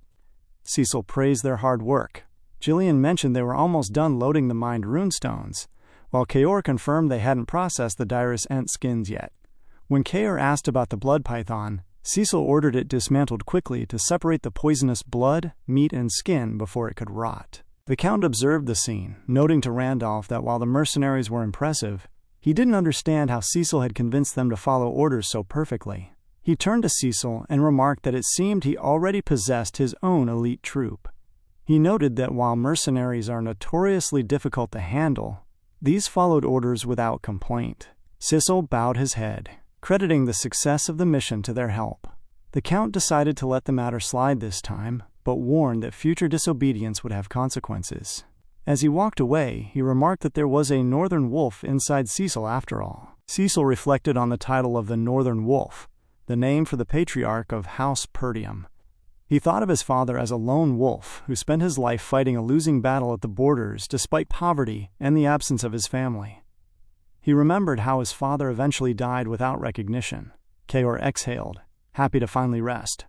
But Cecil told Belinda to prepare for them to set out again as soon as possible. Belinda and Jillian were worried, noting he was still recovering from overexertion and the miracle of surviving the blood python's poison. Cecil simply patted Belinda on the shoulder and told her he was leaving it to her. He knew rumors of the runestones would bring enemies, and he needed to build their forces before anyone dared to attack. However, the weight of the exertion finally took its toll, causing Cecil to suddenly pass out and fall to the ground, as everyone ran toward him in fear, taking burnout to a whole new level. In a distant, high-ceilinged room bathed in the crimson light filtering through a wide window, a pigeon fluttered through the opening and landed on a man's palm. The man unfurled the message, reading that a portion of the monster forest had been reclaimed. The note commanded House Digald to initiate a territory war and eliminate House Perdium, promising that the dukedom would intervene once the dust settled. The mysterious figure noted that the Duke clearly wished to rid the Perdium territory of its lord, causing a stir among the individuals gathered at a round table. They murmured that this sudden escalation meant the Duke had finally decided on a new candidate to rule the land. The man asked how many of their plants remained within House Perdium, leading his followers to confirm that 2 vassals and 1 knight were still in place. He ordered the 2 vassals to be sent to the Digald territory immediately. The fact that the young lord of House Digald, previously thought to be missing, had turned up dead in Perdium territory would provide more than enough grounds to ignite a war. The man announced that Victor would lead the mission, causing the room to erupt in surprised shouts. It was a bold move to use the strongest weapon of House Desmond so early in the game. Some remarked that if Frank had done his job properly, House Perdium would have already collapsed from within. One follower questioned if it was too soon to reveal their secret weapon, noting that their previous caution made this sudden rush seem out of character for the Duke, who usually only acted from the shadows. The leader responded that the decision was the will of Duke Delphine, and that no one should harbor doubts regardless of the order. The man, revealed to be Count Harold Desmond, commanded them all to get ready for war. As Count Desmond questioned who else knew of the situation, the scene shifted to Lady Amelia's room. She was gripped by a rare fit of rage, screaming Cecil's name while clutching Bernaf. Her composure had shattered, leading her to vent that Cecil had managed to acquire a runestone vein using the very gold he took from her. She lamented that the wildcat traffickers had failed to kill him, and that her efforts to bow before her hated father to cut off House Perdium's funding had been made a mockery. Bernaf tried to console her, noting that her emotions were getting the best of her. Amelia eventually exhaled and turned away, acknowledging that they could not turn back now. Bernaf asked for his orders, ready to move. Amelia noted that while the runestones would allow House Perdium to recover financially, the crucial detail was that they hadn't been able to sell them yet.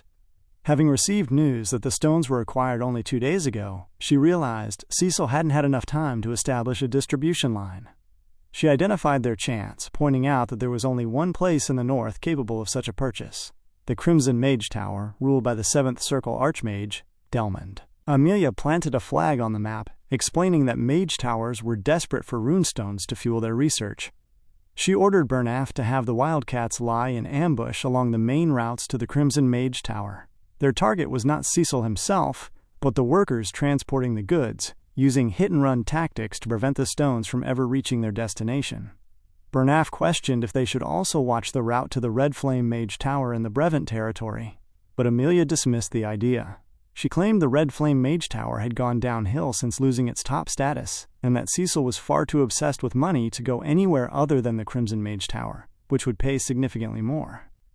She vowed to take everything Cecil had left. Back in the Perdium territory, Cecil lay in bed, his body wrapped in bandages from the injuries sustained during the battle with the serpent. He recalled the moment the blood python swallowed him, remembering how the predator had prepared to digest him instantly with a flood of poison. Before the epiglottis could open to let him pass into the esophagus, the poison from the organ lining had begun to melt his exterior. Cecil's mana from his 3rd core had burned away the toxins on contact, but the resulting poisonous smoke had made breathing nearly impossible. Most prey would have died in those seconds, but Cecil had refused to lose consciousness, knowing that doing so would mean the end of the expedition and his future. He had decided to take a desperate gamble, moving the poison entering his body directly into his mana core. By utilizing a delicate application of mana usually reserved for superhumans, he used the vigorous motion within the core to neutralize the toxins, turning the poison into fuel for mana explosions. This mastery was the only reason he was currently waking up from a long sleep. He looked around his room, feeling surprisingly great, despite the trauma. He remembered his father's forgiveness before his thoughts were interrupted by Elena, who was sitting beside him. Elena instantly hugged him, telling him he had been unconscious for 2 whole days, and scolding him for leaving without a word, only to collapse upon his return. Before Cecil could respond, she shoved him back onto the bed and ran out to find Belinda. Cecil reflected on his condition, realizing that his recovery rate had improved drastically and his mana capacity had increased. As he released a pulse of mana, he sensed that his attribute had changed, likely due to the blood python's energy mixing with his own core while he was inside the beast. He realized that even in his past life, he hadn't known one could get stronger this way. He clenched his fists, deciding that while the risk was unintentional, it had been worth it.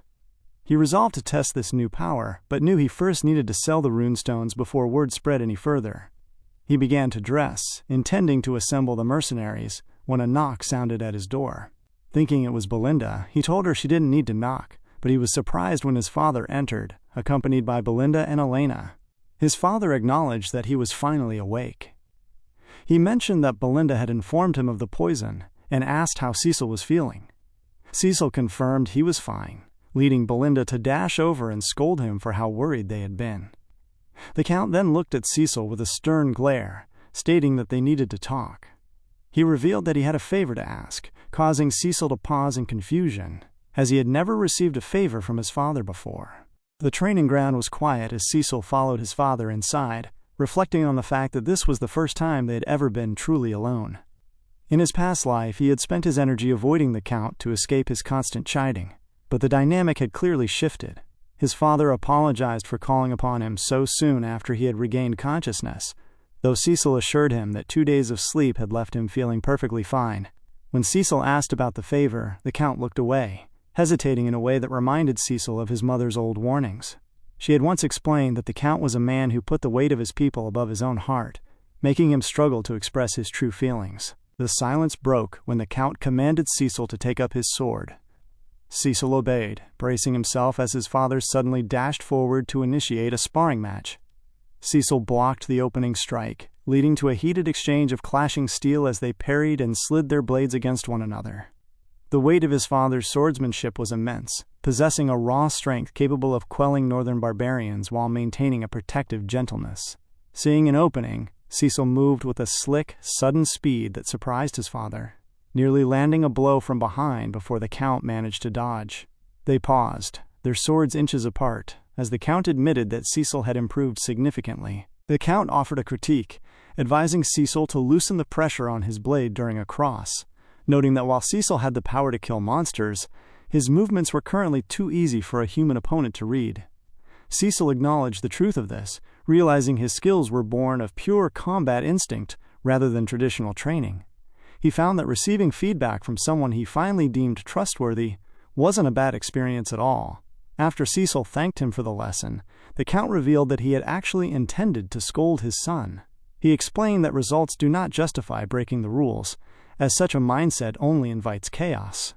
However, he admitted Cecil had changed, sensing that his son was now aiming for something far beyond immediate, troublesome rewards. He encouraged Cecil to continue on this path, fulfilling his responsibilities as the successor of House Perdium. When Cecil reminded him that he still hadn't mentioned the favor, the Count paused awkwardly before asking if he could borrow some money. Financial struggle is real. The scene shifted to the base camp at the edge of the monster forest, where the mercenaries straightened their posture as Cecil arrived. Kaor complimented Cecil's healthy appearance, while Jillian asked if he had fully recovered. After some light conversation, Cecil asked Gillian about his daughter Rachel. Jillian bowed in gratitude, mentioning he never thought he would see her walk again, and credited Cecil for the miracle. Cecil then gathered Belinda, Jillian, and Kaor to deliver a sobering update. The Perdium territory was in grave danger. He detailed the plot to assassinate Elena and how it was intended to trigger a territorial war. He explained the discovery of the young lord of House Digald's corpse and the various forces now targeting them. Cecil warned that they likely had a long-term spy in their midst and lacked the funds or time to prepare for an inevitable attack. Belinda sighed, realizing the runestones weren't a ticket to Easy Street just yet, while Kaor laughed at the thrill of a looming war. Jillian noted that House Perdium was currently a perfect target, rich in runestones but perceived as financially weak and poorly defended. Cecil agreed, stating they had a target painted on them. Belinda suggested informing the other vassals and the Count immediately, but Cecil refused. He pointed out that since Elena's own guard had betrayed her, any of the vassals could be a spy. He explained that while they had bought time by saving Elena, the discovery of the runestone vein meant their enemies would no longer wait, and so they had a difficult battle ahead of them. Kaor and Gillian immediately reaffirmed their loyalty, with Belinda adding that no one could protect Cecil better than her. Cecil identified Duke Delphine, Count Desmond, and Amelia as their primary adversaries, vowing not to let them have their way. He announced their next move, heading to the Red Flame Mage Tower. Kaor was eager to see the cash from the runestones, but Belinda questioned the choice, noting the Crimson Mage Tower was closer and paid better. Cecil explained that the Red Flame Mage Tower offered less conflict. Jillian understood the logic, noting that transporting such high-value goods invited unwanted attention and ambushes. While the Crimson Mage Tower was currently the northern powerhouse thanks to the 7th Circle Archmage, Delmond, the Red Flame Mage Tower had been in a steady decline since losing its top spot. Despite the loss of reputation and profit, Cecil was headed there specifically to find a certain lady. The scene cut to the interior of the Red Flame Mage Tower, where a woman sat on the floor, surrounded by a mountain of books and her staff. She sighed to herself, questioning how much longer she must wait for the light that Master Lenato had promised would soon enter her life. Not long after, Cecil and his entire group arrived at the massive structure. Gordon looked around in awe, remarking on the sheer size of the Red Flame Mage Tower, while another mercenary noted that he had only heard stories of such a place and never expected to visit. As they walked, the men pointed out mages in the distance, marveling at the thought that this was where magic scrolls were crafted. The local mages, however, looked back at the group with clear disdain. Without a word, they conjured a spell that caused them to vanish instantly, much to the surprise of the watching mercenaries. Cecil explained that they had simply used magic to hide themselves, noting that they didn't seem particularly happy to have visitors. Kaor told his men to stop acting like country bumpkins, while Belinda admitted that even if the tower wasn't the best in the region anymore, it was still an impressive sight. Jillian added that the territory was known for its wealth, though Cecil privately reflected on how no one expected the tower's glory days to come crashing down so suddenly. As they reached the main structure, Kaor noted that it looked even more distinguished and massive up close. Belinda complained that the place was so big it had taken them a while just to reach the front gate, but her observation was interrupted when she noticed pieces of empty armor lying scattered around the entrance. Suddenly, a voice from the top of the tower screamed for them to stay back.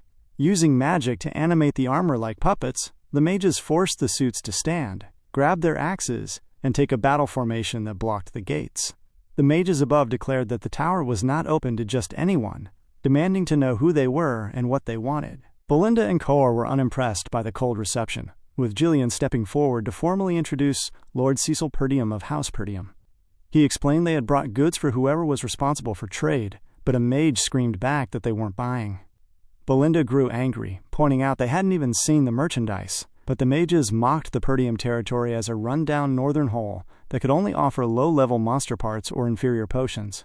They told the group to leave at once, calling them riffraff. Cecil didn't waste time with words. He simply opened a chest for the mages to see. The sight of the high-grade runestones inside caused immediate shock, leading one mage to ask if all the carts were filled with them. Cecil coolly asked if they were still refusing to buy, leading to a sudden shift in tone. Inside the tower, the staff was now falling over themselves to apologize for the rude welcome. A man named Sylvain introduced himself as the head of business transactions and asked how he could assist them. Cecil stated they had brought a massive haul of runestones and requested a meeting with the head of the tower to ensure a responsible contract was signed. Sylvain agreed immediately, ordering his subordinates to take the group to the reception room while he sent word to the master. Belinda took satisfaction in the sudden change of heart, though a series of loud rumbles from a corner of the building caught Cecil's attention. Their escort dismissed the noise as common magic experiments, but Cecil remained suspicious. The scene shifted to a research laboratory where the lady from earlier was being harassed by a young boy named Alfoy. Alfoy, a third circle master and successor of the tower, looked down at her with contempt, demanding to know why someone who couldn't even perform magic was taking up space in his laboratory. He scolded her for ignoring his orders, while the men around him mocked her for being accepted as an apprentice at all, telling her she should be grateful the head of the tower allowed her to stay. Alfoy decided to test her, mocking her status as a mage and challenging her to defend herself against basic offensive magic. He prepared a first circle fire slug spell and hurled it at her. The lady called out for a defense spell, but for some strange reason her magic failed to manifest. Cecil suddenly appeared, using his blade to slice the fireball in half before it could strike her. Cecil glared at Alfoy, his annoyance visible, as he asked if this was what they considered a magic experiment. Meanwhile, in the office of the head of the tower, Hubert was screaming in frustration. He complained that they were almost entirely out of runestones, causing the surrounding mages to mutter about the Crimson Mage Tower widening the gap between them. Hubert blamed the elders for failing to secure a supply, but one elder pointed out that the real issue was that the head of the Crimson Mage Tower was a 7th Circle mage, while Hubert remained at the 6th. Hubert erupted at the mention of his rival, claiming he only needed more runestones to reach the 7th Circle himself. His subordinates worried that without stones, they wouldn't be able to practice magic at all. Hubert cursed his situation, wondering how his rival had surpassed him. Just then, Sylvain dashed into the room with urgent news. Though Hubert was annoyed by the interruption, Sylvain urged him to come downstairs and see the massive amount of runestones that had just arrived. The news stunned everyone in the room. Back at the confrontation, Alfoy was enraged, conjuring more fireballs to attack Cecil. Cecil moved with steady precision, parrying and blocking every strike with his sword. Alfoy eventually created a massive fireball and threw it with all his might. Cecil steadied himself, raising his blade to catch and slice the flame in two, leaving the onlookers shocked by the feat. Alfoy shouted in disbelief, wondering who Cecil could possibly be. But before he could act again, Belinda used her rope to tie him up in an instant. She demanded to know how he dared attack Lord Cecil, leaving Alfoy immobilized and confused. Suddenly, Hubert walked into the chaos, screaming at everyone to stop and demanding to know what this mess was about. Truly zero chill in this laboratory. Upon being acknowledged by the lady on the floor, Cecil commanded Belinda to release Alfoy. Alfoy screamed for his master and dashed toward Hubert, who embraced him and asked what had transpired. The boy claimed they were intruders, insisting he was merely protecting Vanessa from the research laboratory since she was incapable of using magic. Belinda mocked his tearful reaction, causing Alfoy to snap back that he was a man. Vanessa mentioned she only wanted to use the laboratory, leading Cecil to observe her closely. He realized she was indeed Vanessa, the future Red Nightmare, noting the stark difference in her demeanor as a child. Hubert suddenly conjured magic, threatening to blow the group to smithereens for harming his apprentice.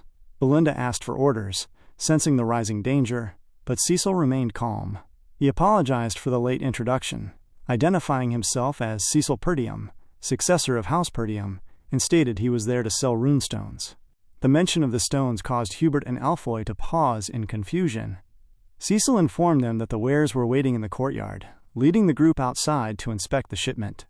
Hubert and his advisors were stunned by the sheer quantity, estimating at least 10 wagons worth of runestones. While Hubert privately rejoiced, thinking this was a heaven-sent opportunity to crush the Crimson Mage Tower, he maintained a cold exterior. He scoffed, claiming the quality looked poor. Kaor took offense, noting they had nearly died securing the haul. Vanessa observed that it was a tremendous amount, mentioning that a single wagon would usually last the tower weeks. Her insight annoyed Hubert, who told her to shut up and return inside, calling her a useless girl. As Vanessa shrieked in fear and retreated, Hubert muttered about the annoying pain left behind by someone named Lonato. Cecil watched this exchange with visible disgust. Hubert's advisors joined in the dismissal, suggesting the stones might even be fake, given they came from such a troubled territory. Belinda was incensed that Cecil's hard work was being called a fraud, but the advisors remained indifferent, claiming many people played such tricks. Cecil simply accepted their stance, stating that if they weren't buying, he would take his business elsewhere. He announced to his group that since the Red Flame Mage Tower didn't need runestones, they would leave immediately. As they turned to depart, a panicked Hubert screamed for them to hold on. Hubert and his advisors held a silent, mental conversation before one elder suggested they should help the visitors by purchasing the wares so they wouldn't return home empty-handed. Hubert smiled and offered to buy everything out of the goodness of his heart, provided the price was lower than the market rate. Cecil clarified the misunderstanding by ordering Kaor to back all the wagons out except for one. When the confused mercenaries realized the play, Kaor laughed and began moving the carriages away. Hubert screamed, asking what they were doing. Cecil apologized, claiming his men were mistaken about the quantity, and that they only needed enough cash from one wagon to fund their trip to their final destination, the Crimson Mage Tower. The mention of his rival tower caused Hubert to break. He quickly claimed he was only joking to break the ice, and invited Cecil upstairs for a proper chat. Inside the office, Hubert introduced the 4 elders, noting they were all 5th Circle mages. Cecil remarked on how impressive it was for the second-best tower in the north. Hubert took the bait, insistently claiming they were still the best, though Cecil simply smiled. Belinda and Gillian whispered about the young master's provocations, trusting he had a plan. Hubert finally asked for a price, warning that Cecil wouldn't get a better deal elsewhere. Cecil replied that he would sell them for double the market price. Totally choosing chaos today. The advisors were outraged by the ridiculous demand, telling Cecil he needed a new teacher in negotiation. Cecil stood by his price, leading the advisors to accuse him of looking down on them. Hubert warned Cecil to watch his tongue, but eventually offered to pay slightly above market price just to close the deal. Seeing the lack of interest in his actual terms, Cecil stood up to leave, stating that double the price was a bargain, and he wouldn't waste more time before heading to the Crimson Mage Tower. Hubert screamed for him to stop, visibly shaken and desperate. He agreed to the double market price, but Cecil threw another curveball, stating he would only sell one wagon at that rate. He explained that once word spread of the Red Flame Mage Tower paying double, the Crimson Mage Tower would easily pay triple. Hubert erupted at the mockery, but as Cecil walked toward the door again, the Tower Master folded completely, screaming that he would pay triple for everything. Cecil sat back down, satisfied, while Hubert dashed off to get the money. Hubert fumed privately, feeling played by a bumpkin, but knowing he had no choice due to the stone shortage. He vowed to burn Cecil's hair off if he tried this again. However, Cecil called out that he wasn't finished with his conditions. When a frustrated Hubert asked what else he wanted, Cecil pointed to Vanessa and stated he wanted Hubert to hand her over to him. The demand for Vanessa hung in the air, plunging the room into a heavy silence before Hubert finally broke it by questioning if Cecil truly wanted her. Cecil confirmed his intent, stating his desire to make Vanessa his resident mage, causing the conversation to drift into a memory of his past life. Years prior, while camping during a cold night, an older, bolder version of Cecil had sat with a one-armed mercenary companion. As they grilled meat, the man had asked if Cecil had heard the rumors of Vanessa, known as the Red Nightmare.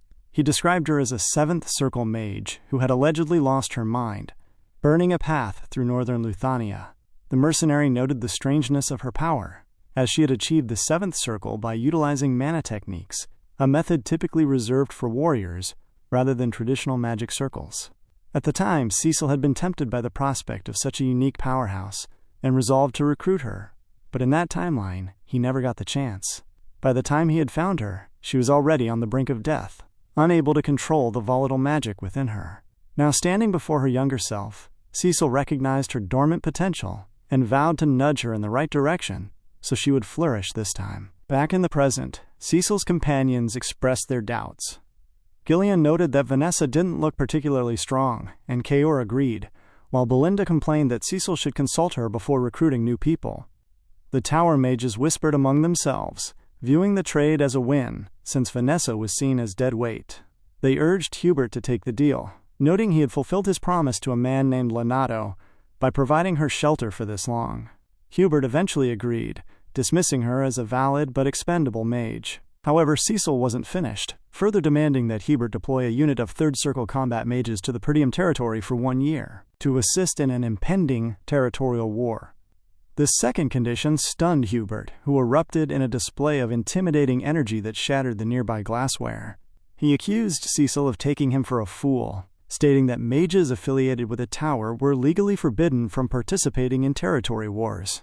He viewed the request for his tower's pillars as a direct insult, threatening to eviscerate Cecil for the suggestion. While Cecil's men took defensive stances against the overwhelming pressure, Cecil didn't flinch. He glared back at Hubert, warning him that he would regret declining.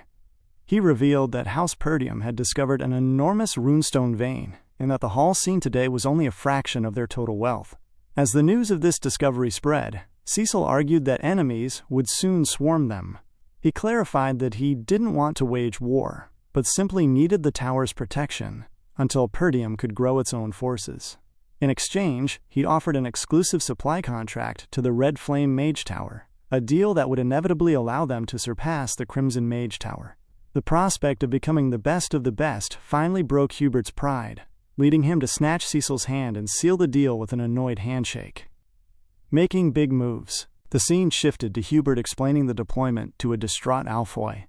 Despite Alfoy's protests, Hubert insisted he go as the overseer because he was the most talented mage in the tower.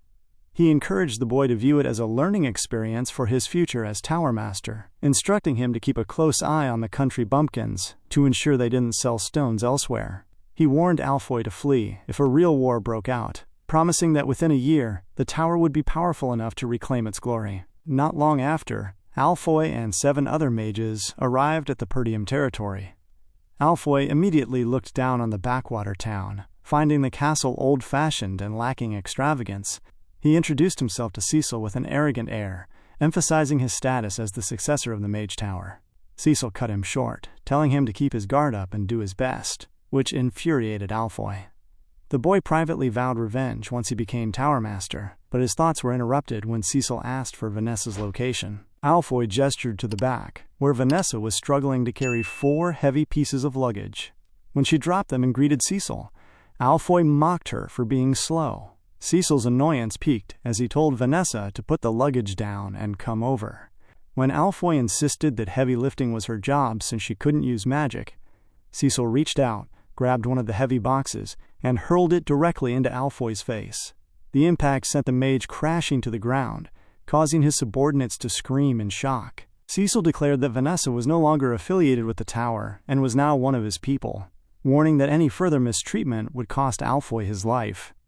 Enraged, Alfoy stood up and reminded Cecil of his status as a Third Circle Master, while the other mages threatened to burn the territory down in a heartbeat. Cecil simply flipped his finger, causing his guards and mercenaries to instantly surround and corner the mages. Cecil told Alfoy to shut up, reminding him that a contract was a contract. He explained that he had the right to use them however he saw fit for the next year, in exchange for the exclusive runestone deal. He pointed out that if the mages broke the contract, the Tower Master would never take their side. He degraded their status further by calling them mere magic reserves, leading Alfoy to scream about the insult. Cecil ignored him, walking off and ordering Jillian and Kaor to teach the mages a lesson. As the sounds of a physical beating filled the air, the mercenaries promised to help the mages adjust to the local lifestyle. Cecil walked up to a stunned Vanessa and told her that from now on, she was only to listen to his orders. Vanessa blushed deeply, shyly looking down and questioning how she could be a resident mage when she couldn't use magic. Cecil smiled, extending his hand and promising to help her find her power, teaching the Red Nightmare how to dream. Cecil and Vanessa entered the training space, the quiet of the room emphasizing the gravity of the moment as Cecil questioned how far she had progressed in her magic lessons.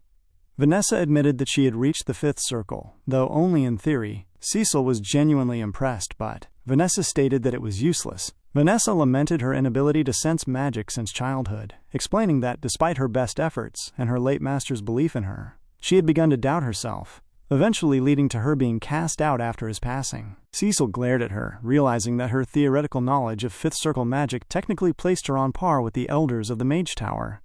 He understood that magic required more than memorization. It demanded enlightenment and a personal interpretation of theory. Vanessa held the knowledge in her mind, but her body remained a locked door, causing her years of painstaking effort to be in vain because she was on the wrong track. Cecil's mind flashed back to his past life, recalling his friend's story about the Red Nightmare, a 7th circle mage who had burned northern Luthania by learning to use mana despite being a mage. In the present, Cecil smiled and informed Vanessa that he would teach her mana techniques.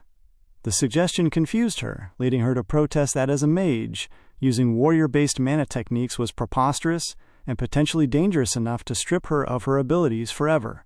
Cecil urged her to try, his eyes reflecting a sense of hope she hadn't seen since her master's death.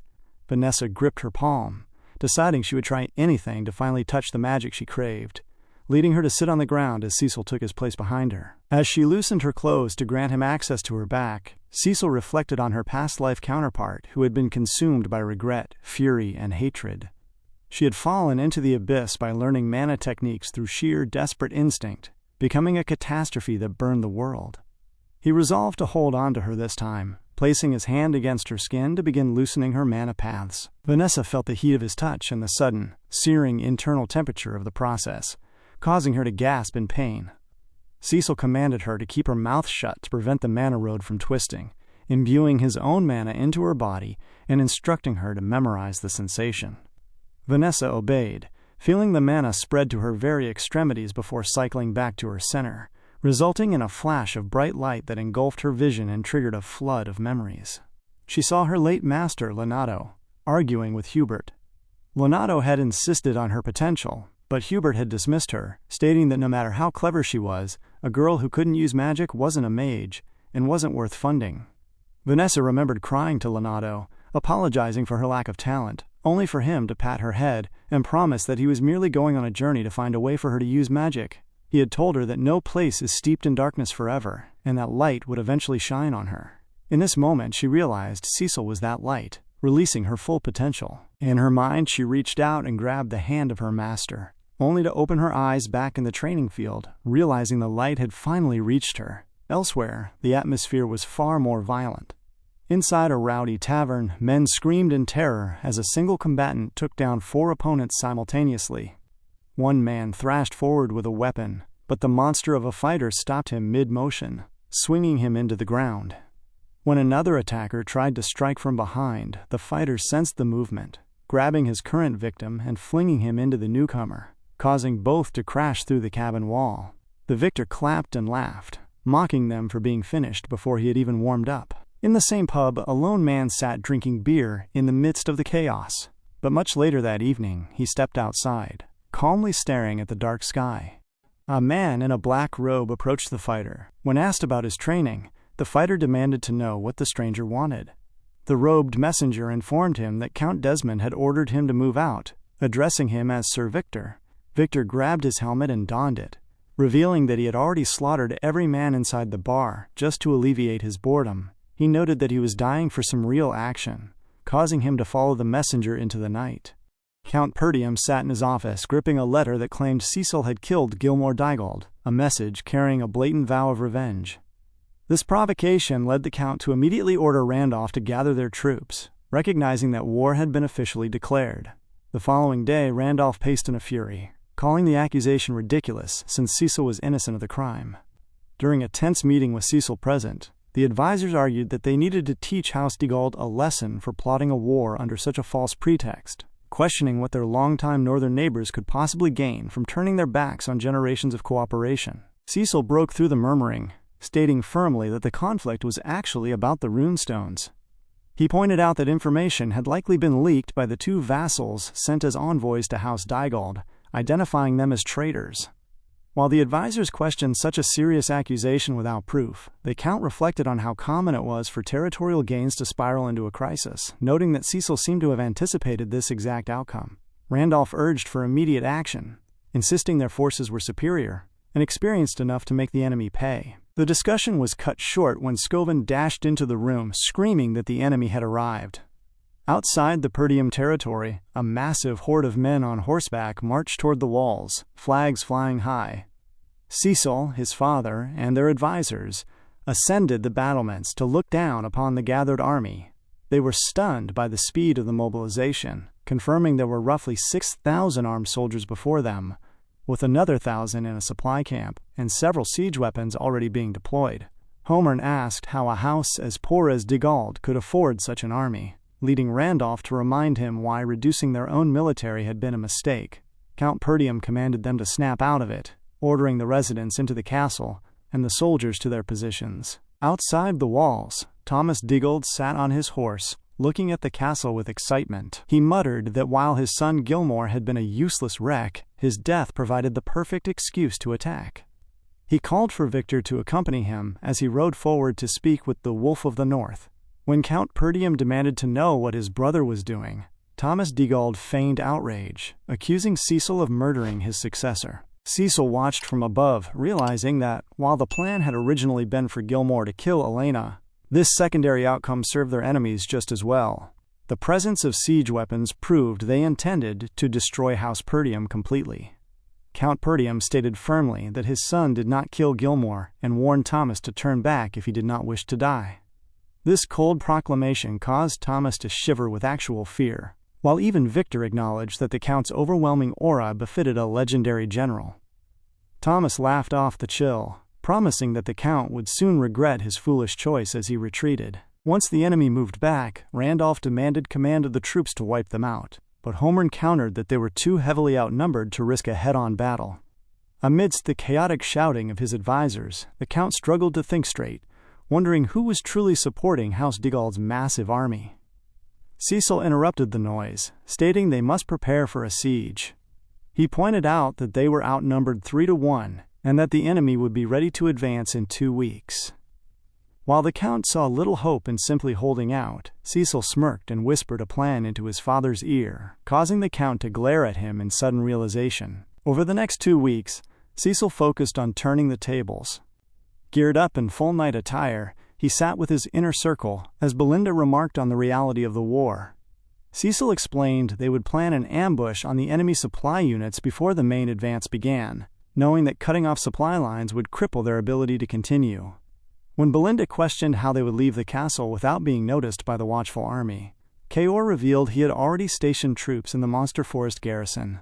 Jillian added that they had distributed ponchos made from dirus ant skin, providing dark camouflage perfect for nighttime operations. Cecil decided that instead of a whole army, they would mobilize a small number of elite soldiers in disguise. He tasked Belinda with the dangerous mission of locating the specific supply unit, trusting her ability to sneak into enemy territory. While the mission was life-threatening, Cecil knew he needed to clear the way for his final blow. In his mind, the key to that blow was Vanessa, his mage. A few days later, at the House Digald supply camp, a man named Parvo celebrated with wine. He laughed with a knight, bragging that siding with Count Desmond had provided the reinforcements necessary to relax away from the front lines. He toasted to the fall of House Perdium, claiming a portion of their land would soon be his. As the night grew dreary and vision blurred, a small elite unit led by Cecil approached the rear of the camp. Belinda noted the poor weather, but Cecil called it the perfect night for an ambush. Closing his helmet, he ordered his men to take no hostages and kill them all. In an instant, they charged their horses into the unsuspecting encampment. The unbothered camp was taken completely unawares as the mercenaries stormed the space. Once Cecil and his men breached the perimeter, they made quick work of everyone in their path, moving with a lethal efficiency that left the defenders scrambling. Panicked cries of an ambush rang out as the men wondered what the guards had been doing, though those questions were quickly silenced by the blades of the mercenary band. Cecil's voice cut through the chaos, commanding his men to follow the plan and leave no one alive, causing a chorus of terrified screams to echo through the encampment. In the center of the fray, soldiers screamed for Baron Parvo, reporting the devastating ambush. The Baron dashed into the light, demanding to know how the guards had failed so spectacularly. He attempted to project a sense of calm, noting they still had 1,000 soldiers to fight off the attackers, but the realization soon hit that over 2/3 of his force had already been defeated. Seeing the inevitable collapse, Parvo's bravado vanished, leading him to scream that they should run for it. His escape was cut short when Belinda's daggers hissed through the air, piercing the neck of the man standing directly in front of the Baron. Parvo fell backward in terror. Belinda stepped into view with a sharp smile, mockingly noting how fancy it was to meet a vassal of House Perdium in such a place. Just vibes and violence. The scene soon settled into the wreckage of a burnt-out encampment. The mercenaries had put everyone to the sword and razed the tents, leaving only Baron Parvo alive. He was tied up and shoved to the ground before Cecil. Belinda identified him as one of the envoys who had traveled to House Digald, revealing that he had not only sold information, but had actively sided with the enemy to lead their supply unit. Parvo began to beg for mercy, claiming he had served House Perdium for years, and suggesting that Count Digald would pay a generous ransom for his life. Cecil jumped down from his horse and told the man to raise his head. Parvo complied, thanking Cecil for the second chance, and promising to dedicate his life to House Perdium. He didn't even finish the sentence before Cecil's blade flashed, decapitating him in a single, fluid motion. Cecil remarked that he had no intention of negotiating with bastards, declaring that all who side against House Perdium will die. With the supply line effectively erased, the group rode back toward their territory. Belinda watched Cecil, sensing a strange, cold shift in his demeanor. Kaor asked for their next move, leading Cecil to state they were heading straight for the castle, as the main enemy attack had likely begun. He was correct. At the fortress, massive catapults were launching boulders at the walls, damaging the stone and drawing everyone's attention to the front. Cecil planned to use this distraction to strike the enemy's rear and sow confusion. As they rode, he issued final orders. Kaor and Belinda were to support the left wall, while he took the right. He tasked Gillian with the most difficult job, taking a small force to ambush the main army of thousands. Gillian smiled, accepting the command with ease, though Kaor grumbled about the old man getting all the fun. When Belinda asked who would defend the castle gates, Cecil told them to leave the gates alone, noting that this war would be the definitive turning point for their territory. At the castle, Count Perdium was in the thick of the defense, screaming for his men to prepare for the fight. As boulders struck the battlements, he ordered the bowmen to fire, but the enemy was already too close. Soldiers began swarming up the walls, forcing the Count to order a switch to melee combat. He led the charge against the invaders, shouting that they must not lose the wall under any circumstances.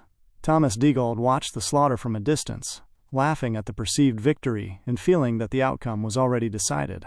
He ordered his catapults to begin a second round of attacks to finish the job quickly. Victor looked on, thinking this was the end for the Wolf of the North, and feeling slightly disappointed by the lack of a challenge. However, the wolf was far from beaten. Count Perdium held his ground, slicing through waves of attackers while Randolph stood by his side. When Randolph reported that the castle gates wouldn't hold much longer, the Count took a breath and told him to leave the gates be, focusing entirely on the walls. He asked Scoven for news on reinforcements, but the report was bleak. Every territory had refused to help. House Leopold and House Zivalter claimed internal struggles, and contact had been lost with House Loges. Randolph cursed the ungrateful bastards who refused to aid them. The tide began to turn when a messenger rushed to House Digald with bad news. Their supply unit had been attacked. The messenger explained that no one had returned for supplies, leading Thomas to stammer in disbelief. He couldn't fathom how anyone trapped behind the walls could have located and struck his camp. Victor, however, noticed smoke rising from the direction of the supplies. He realized House Perdium still had someone reckless and clever enough to employ such a strategy, leaving him genuinely intrigued. When a panicked Thomas asked what to do, Victor slapped him twice across the face, telling him they didn't need supplies if they won tonight. Victor observed the battlefield, noting that the left and right walls were still holding because of the elite knights and the Count.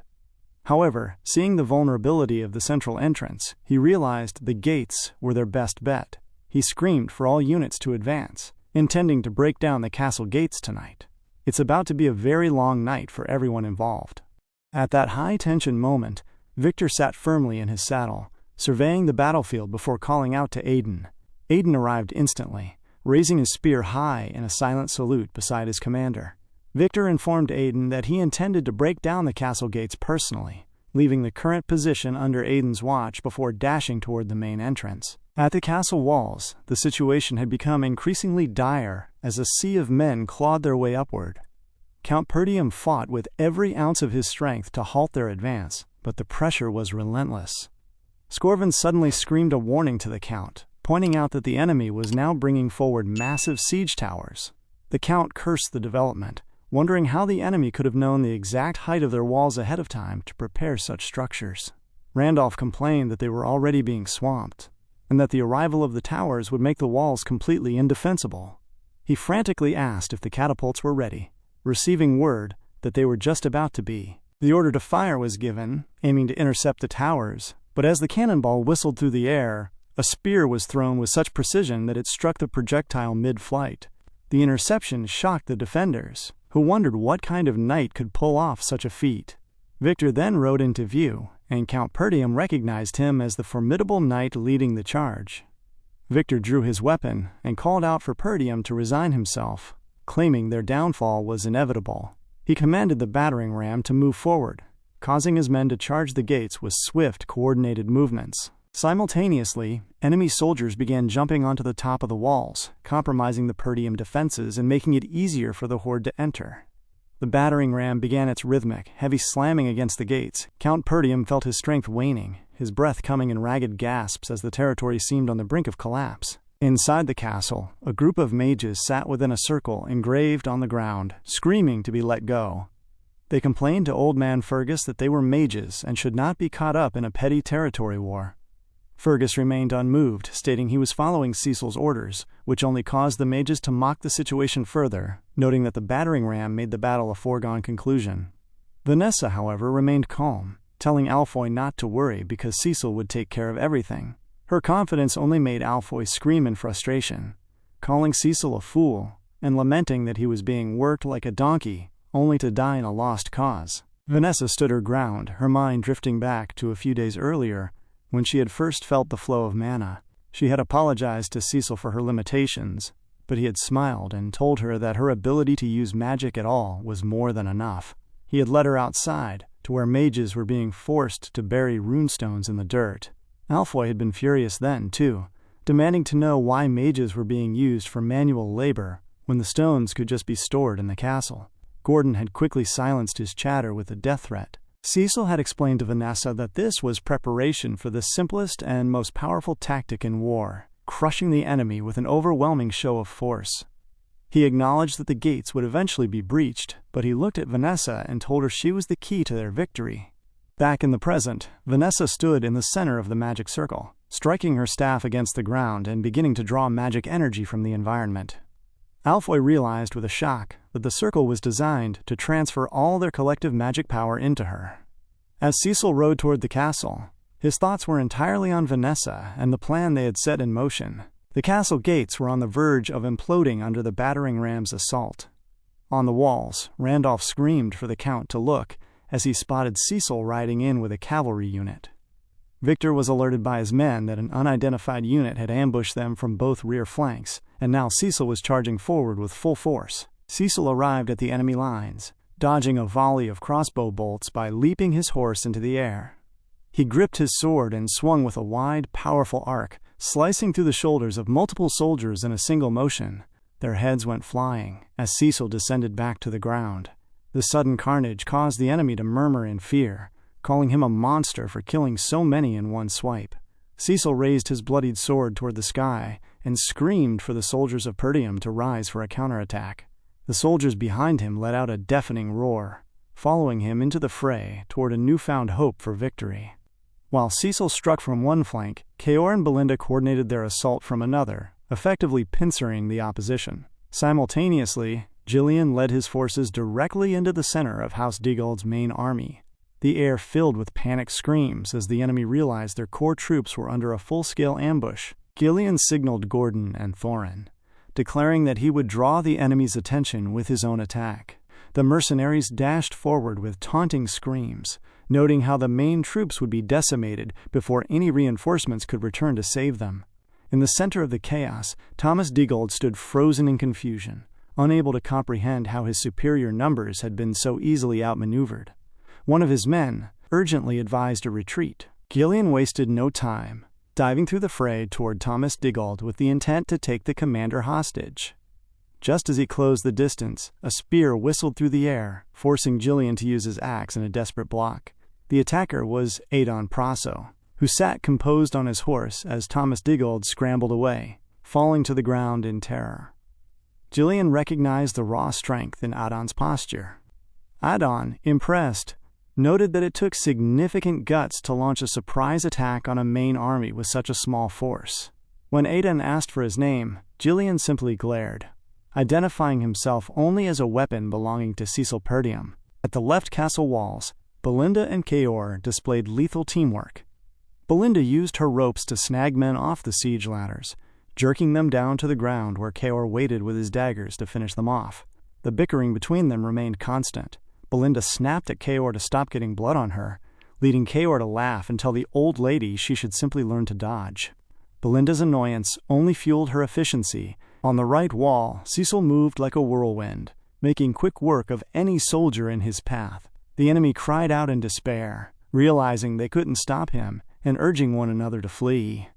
Cecil didn't give them the chance, screaming for all units to charge while the enemy was paralyzed by confusion. He set his sights on the looming siege tower, leading a charge that had his men roaring with newfound adrenaline. The commanders of Thomas Digald's army tried to rally their troops, shouting that they couldn't show their backs to the enemy, but the fear was already deep. As Cecil dashed forward, the enemy commander ordered his spearmen to stop him. The unit braced. Cecil commanded his steed to dodge. The horse responded perfectly, arching its neck and sidestepping the thrusts. In that opening, Cecil vaulted from the saddle, flying over the spearheads. He landed amidst the spearmen, spinning instantly to slice through the men beside him. Within 10 minutes, the entire spear unit had been dismantled. Cecil paused to survey the battlefield, realizing the wall defenses were still failing due to the remaining siege tower. He recognized that the castle would fall before the gates were even breached if he didn't act, as their cavalry was being slowly overwhelmed by sheer numbers. The enemy, seeing his pause, surged toward him to protect their tower. Cecil, realizing they couldn't lose their momentum, met them head-on. He swung his sword in a blur of aura-enhanced steel, slicing the first attacker's head open before turning to cleave another man clean in half. He dodged a blade thrust and countered with a lethal strike to the side. Moving so fast, he appeared as a blur of violence. High atop the siege tower, archers screamed for their comrades to fire, realizing Cecil was targeting the structure. Arrows rained down, but Cecil dodged through the volley with his eyes locked on their commander. He leaped upward, piercing his sword through the commander's chest and throwing the man's body directly at the tower. Using mana threads, Cecil snagged his sword, pulling himself up to the top level. The men inside had no time to react before Cecil slammed his hand down, channeling a burst of force that caused the entire massive structure to groan and collapse. The sight of the falling tower sent shockwaves through the battlefield. From his position, Victor watched the destruction, intrigued by the commander who could take down a siege tower single-handedly. Cecil walked out from the wreckage as the dust settled. Victor turned to his men, asking if the gates were breached yet. When told it would take another 10 minutes, Victor gave them 5, declaring he would handle the enemy commander himself. He threatened his own men with death if they failed him, leaving them chilled with fear. Just as Victor prepared to move, a voice called out, mocking his winged tin can armor. It was Kaor. Walking forward with a confident smirk, Kaor blocked Victor's path, stating that the knight wasn't going anywhere. When Victor asked who he was, Kaor identified himself as the captain of the Kelveros mercenary band, raising his dagger and inviting the knight to have some fun. The moment Kaor declared it was time to have some fun, he dashed forward toward Victor, forcing the knight's attention to snap toward him. Victor maneuvered his horse with practiced ease, using the beast's rear leg to strike Kaor's mount in the neck, an aggressive move that caused Kaor to become momentarily frantic. Before Kaor could stabilize, Victor swung his sword, cutting down Kaor's horse instantly. Kaor, sensing the fatal blow, jumped clear just in time to swing downward at Victor. Victor caught the strike on his blade, the sound of clashing metal ringing out as Kaor glared down at him, immediately launching into a relentless barrage of attacks. Kaor calculated his chances, discerning that he might actually die here as he realized Victor was effortlessly blocking every single one of his swings. Victor seemed entirely unimpressed, stating that he had seen more than enough mercenaries who harbored the delusion that they could actually fight, concluding that there was no easier opponent than a beast fighting purely on instinct. Victor unleashed a heavy, wide strike that forced Kaor to dodge, though the momentum pushed him backward as the blade caught his own, slicing through the metal and wounding him. Kaor hit the ground hard, recognizing that the attack was far from a minor graze. He gathered his thoughts, deducing that this man was every bit as strong as Cecil had warned. Cecil had previously briefed him on Victor, identifying him as the hidden ace of House Desmond and a primary threat to House Perdium. During that briefing, Kaor had asked if Victor was stronger than Cecil himself, only for Cecil to clarify that Victor was stronger than anyone he had ever encountered, excluding himself. Cecil had reasoned that Victor would use his overwhelming numbers to force their focus onto the walls and fences, while simultaneously planning to breach the weakened castle gates for an all-out assault. As Cecil had planned, if Victor managed to move away from the castle gate, their entire strategy would crumble. Realizing that Vanessa was Cecil's ultimate trump card, Kaor understood that his sole duty was to serve as the wall that kept Victor pinned in place. He twirled the curved blade in his hand, gripping it like a dagger with a sharp smile, admitting that Victor was indeed far too strong before readying himself for the next round. The scene shifted to the heated battle between Jillian and Adon Praso, who were currently trading blows with axe and spear. Nearby, the men protecting Thomas Digald were frantically pulling their lord back, urging him to reach safety while Gordon screamed at them to stay out of Gillian's way. Gordon and his men were busy tearing through Thomas Digald's ranks, but Jillian felt the pace of the duel was becoming tedious. He discerned that he shouldn't be wasting his time, yet Adon's solid shield effectively neutralized every attack, refusing to budge. Jillian wondered how long it had been since he had faced such a resilient opponent. He swung his sword with a strange, calculated fluidity, causing the blade to pierce through Adon's defense. Adon remained unfazed, claiming the attack was hefty but ultimately useless against his shield. He yanked the shield back with sudden violence, causing Jillian to be thrown to the left by the sheer force. Gillian felt the momentum of his own weapon, pulling him off balance. An opening Adon immediately tried to exploit with a spear thrust. Jillian managed to dodge the point, but his horse was not as fortunate.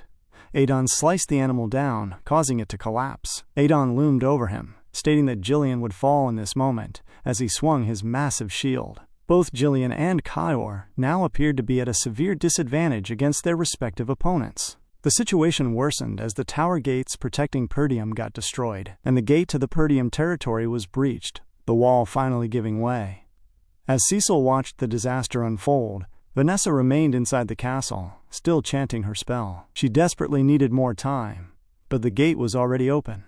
Victor screamed for all units to charge and take the castle, ordering his men to bring Count Digald forward while he personally handled the commander. Kaor called out to him, refusing to let him pass, leading Victor to ask why he kept fighting. Adon echoed this sentiment to Gillian, pointing out the breached gate and declaring the battle lost. Adon claimed their bold ambush had changed nothing, mocking the choice to use mercenary riffraff as special forces. Both knights insisted that no matter how skilled a mercenary might be, they could never defeat a highly trained knight and should simply run for their lives. Kaor began to laugh, noting that on the battlefield, the only distinction was between winners and losers. Gillian and Kaor suddenly increased their pace, dashing forward as the second phase of the duel ignited. Adon swung his spear, dismissing Gillian's words as meaningless, but Gillian blocked the strike with his axe.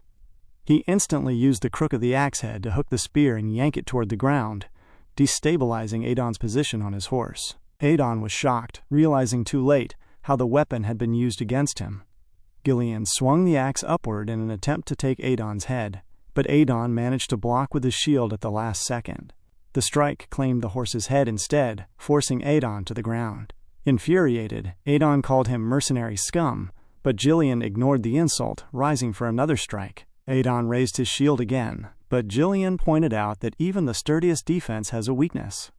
He pulled a hidden blade from behind him, declaring that he had given his life to Lord Cecil as a weapon, and that victory was his duty. He launched a precision attack that bypassed the shield, striking Adon directly through the visor of his helmet and into his eyes. The scene shifted back to Kaor as he charged Victor. He knew with absolute certainty that Victor was the superior fighter, and that death was a very real possibility. However, he remembered Cecil's command to keep them outside the gate at all costs. Kaor calculated that as long as he could land even a single meaningful hit, he could change the entire tide of the war. Kaor remembered the moment he had asked Cecil how he managed to move with such impossible fluidity during their previous duel for Moriana's approval. He had been desperate to understand the secret behind those movements, only for Cecil to smile and explain that it was never about the physical motion itself. Cecil had reasoned that an unfamiliar opponent will instinctively categorize a fighter as a weak target, creating a fatal opening that must be exploited. As Kaor dashed toward Victor, the knight had already dismissed him as a simple, mindless beast, swinging his heavy blade with lethal intent. Kaor moved with sudden, sharp grace, dodging every incoming strike instantly before drawing a dagger and hurling it toward Victor's chest. Victor parried the projectile with a single, arrogant flick of his own blade. Victor lectured Kaor, stating that fools often made hasty do-or-die decisions without realizing it would be the very last decision they ever made. He swung his sword with a final command to die, but in that exact heartbeat, Kaor applied Cecil's lesson. He knew that by hiding his true intentions behind a mask of weakness, he could surmount even a superior foe. Lunging forward to grab Victor's arm while simultaneously leaping into the air to snatch his falling dagger from the sky, Victor had not expected such a complex maneuver from a supposed beast. Kaor descended like a predator, aiming a strike that Victor narrowly dodged, resulting in the dagger plunging deep into Victor's horse instead. The animal fell limp to the ground, causing both the knight and the mercenary to tumble, though Victor managed to roll away and regain his footing in the blink of an eye. Victor stared at the boy, deducing that Kaor had intentionally set up a counterattack to turn the tables, even while appearing to lose. He recognized that only those prepared to die could reach such heights of combat, admitting that Kaor was more than just a mindless animal. Noting that while warriors often transcend their limits when facing death, Kaor had unfortunately missed. Victor concluded that Kaor simply didn't stand a chance, asking if he had any last words before the end. Kaor remained silent for a moment before noting that he had, in fact, landed a hit. Victor was momentarily confused, but his confusion turned to alarm as 3 daggers suddenly whistled through the air from an unseen source. He dodged the blades instantly, and in that same moment, Belinda blurred into the space, swirling through the air with practiced lethality. She threw her rope, which entangled Kaor's clothing, allowing her to twirl and pull him toward her as she landed on her horse. The momentum dragged Kaor away to safety, much to Victor's astonishment. Victor watched them escape, pondering Kyor's claim about landing a hit. He realized that while he had lost his horse, he would have actually died if not for his own reflexes. Therefore, Kyor hadn't been foolish enough to trade his life for a single hit. He wondered if the mercenary had truly risked everything for a purpose he didn't yet understand, until he looked forward and saw someone chanting magic. The realization hit Victor like a physical blow. Kyor had simply been buying time. Cecil's initial plan had been for the mercenaries to hold the line until the gates were breached, allowing Vanessa to turn the tide with her magic. Vanessa had initially doubted her ability to succeed, but Cecil's encouragement had given her the confidence to unleash her full power. Vanessa's awakening began as she unleashed the Flame Strike spell. Fire ignited violently in front of her, causing every soldier charging toward her to catch fire in an instant. The inferno was so tremendous that it roared through the gates of the Perdium territory, busting through the ranks of men stationed behind the large walls. It all happened in a blur, resulting in a sea of flames that consumed the invaders. The Count and the other onlookers were amazed by the devastation, while Cecil remained calm, smiling as he saw his plan working exactly as expected. The enemy soldiers began to scream in agony, turning to retreat in a desperate attempt to escape the castle. However, Cecil appeared in their path, showing no mercy as he sliced through those trying to flee. He ordered his men to surround the gates and leave no one alive. His troops arrived in force, encircling the space and trapping the panicked invaders. In that moment, Victor's knee gave way as the weight of the defeat settled in. One of his men rushed to his side, frantically reporting that most of their soldiers had been burned to death and urging an immediate retreat. Victor was incensed, realizing they had spent so much time devising a perfect strategy only for it to be dismantled by a few wild beasts and an elder-level mage capable of reducing thousands to ashes in seconds. He concluded he had walked right into a trap. Victor stood up, ordering a temporary retreat toward the main camp to regroup away from the fire. He muttered that while it would take longer than planned to conquer the territory, they had no choice but to call for Adon. However, his words died in his throat as a towering figure walked toward him. It was Jillian, carrying Adon's helmet on his arm and staring straight into Victor's eyes. Gillian asked if he was the commander of the Digald army, prompting Victor to whisper his brother's name in shock. Jillian tossed the helmet down, informing Victor that his army and main camp had already been defeated and demanding his surrender. Cecil's men were already laying waste to the retreating forces, while the fire continued to consume the rest. Victor began to laugh, though the sound held no joy, consumed by the irony of his situation. He looked up at the towering mercenary, realizing that the life he had lived and the plans he had followed were now utterly meaningless. It was simply too late for him to be alive. With the enemy army broken and weakened, Count Perdium seized the momentum, screaming for his bowmen and crossbowmen to fire. A rain of arrows descended upon the battlefield, cutting down the remaining soldiers who were frantically trying to escape, while the Perdium cavalry surged forward to run through any men left standing on the ground. Cecil declared that this was their ultimate chance to turn the tables, commanding his forces to kill every last one of them as they charged to annihilate the remnants of Thomas Digald's army. In the midst of the cleanup, Belinda called out to Cecil to check if he was injured. He assured her he was fine before asking about her own status, causing her to glance toward Kyor. Though Kyor was still coughing from the intensity of his duel, he managed to raise a thumb to signal he was all right, leading Cecil to smile. Belinda noted that things could have ended poorly if the plan had been delayed by even a few seconds, admitting that she hadn't initially thought his strategy was possible. Cecil pointed out that it had all worked out in the end, though Belinda reminded him that they couldn't pull the same trick twice, as they had exhausted every single runestone they had harvested for that one massive attack. She suggested he praise Vanessa for her performance, but Cecil's attention quickly shifted as he realized Gillian was still out there fighting alone. He immediately dashed off on his horse to find his comrade. Nearby, Jillian was locked in a brutal struggle with Victor, the two going toe-to-toe in a relentless exchange. Jillian began to sweat as he realized how powerful Victor's attacks truly were. Every time Gillian attempted a strike with his axe, Victor would dodge with fluid grace and return with a blow that was even more devastating. Victor eventually landed a heavy strike against Jillian's back. Jillian was stunned by the knight's ridiculous combination of speed and strength, realizing the man wouldn't let up. Victor dashed forward, mocking the pathetic mercenaries for thinking they were strong just because he had let them run wild. Gillian attempted a side attack, but Victor hooked the axe with his sword, trapping the weapon so Gillian could no longer pull it back or maneuver. Seizing the opening, Victor disarmed him, sending the axe flying across the clearing to land in the dirt. With Gillian defenseless, Victor thrusted his blade forward, piercing Gillian's chest. Blood splattered across the ground as Gillian began to cough. Victor observed that Gillian had intentionally guided the sword away from his vital organs, acknowledging that it wasn't mere luck that had allowed the mercenary to defeat Aiden.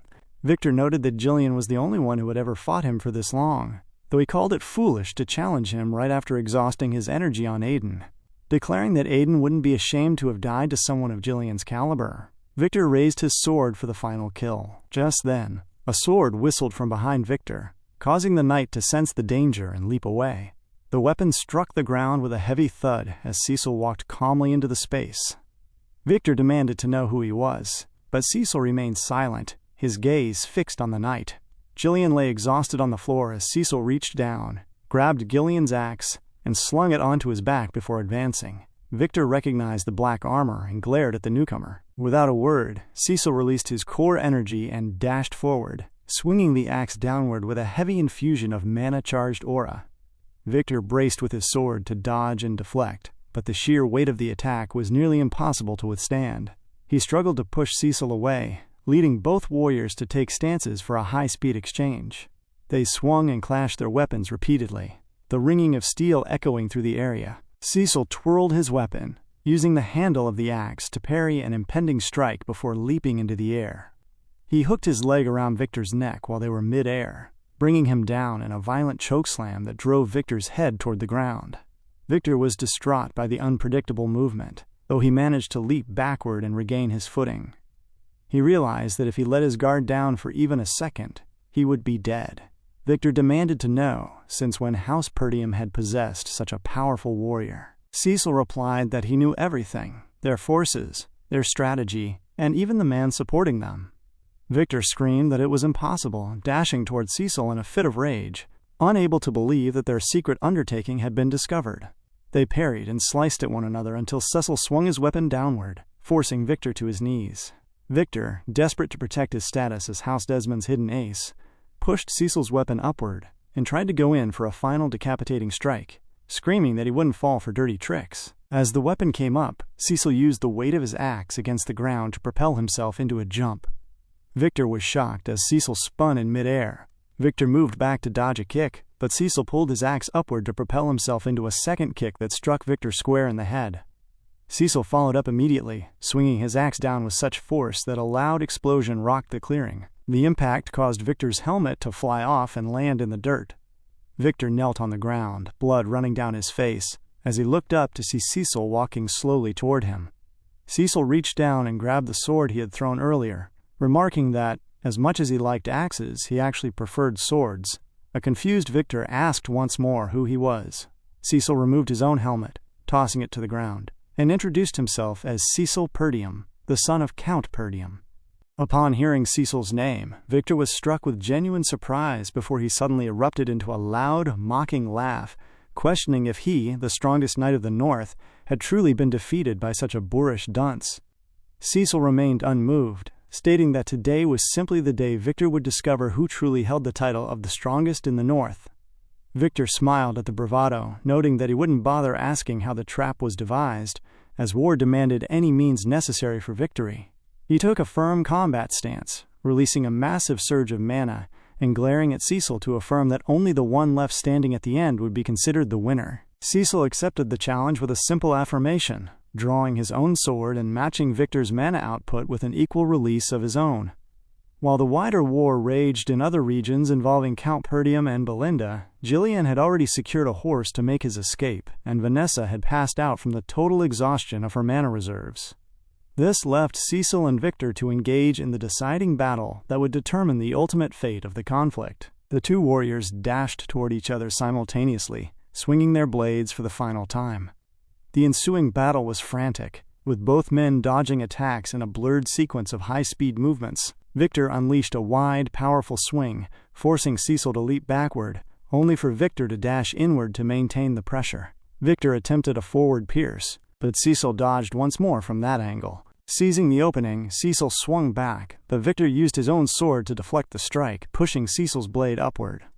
Victor tried to dash deeply into Cecil's personal space once more, but to his surprise, Cecil propelled himself upward, literally climbing over Victor and striking him across the face with his other leg. The blow nearly stunned the knight, though he managed to regain his focus. Cecil didn't let up, jumping and twirling to bring his sword down toward Victor's face, but Victor was able to use his blade to parry the aerial assault. Struggling against Cecil's momentum, Victor shoved back against the sword while Cecil was still mid-air, pushing him away to create distance. Victor jumped back and landed steadily on the ground, huffing and puffing while Cecil landed with an eerie, calm grace. Very much a stress level 0 moment for Cecil. Standing among the encroaching flames, Victor dashed forward again, swinging his sword with renewed desperation.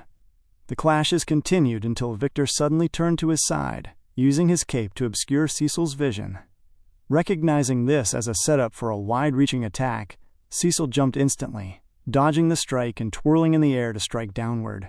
Victor struck upward to meet him, resulting in a deafening clash of swords that echoed through the battlefield. Cecil landed and immediately dashed forward again, refusing to give the knight a moment to breathe. They crashed their weapons together, staring each other straight in the eye as the intensity of the duel peaked.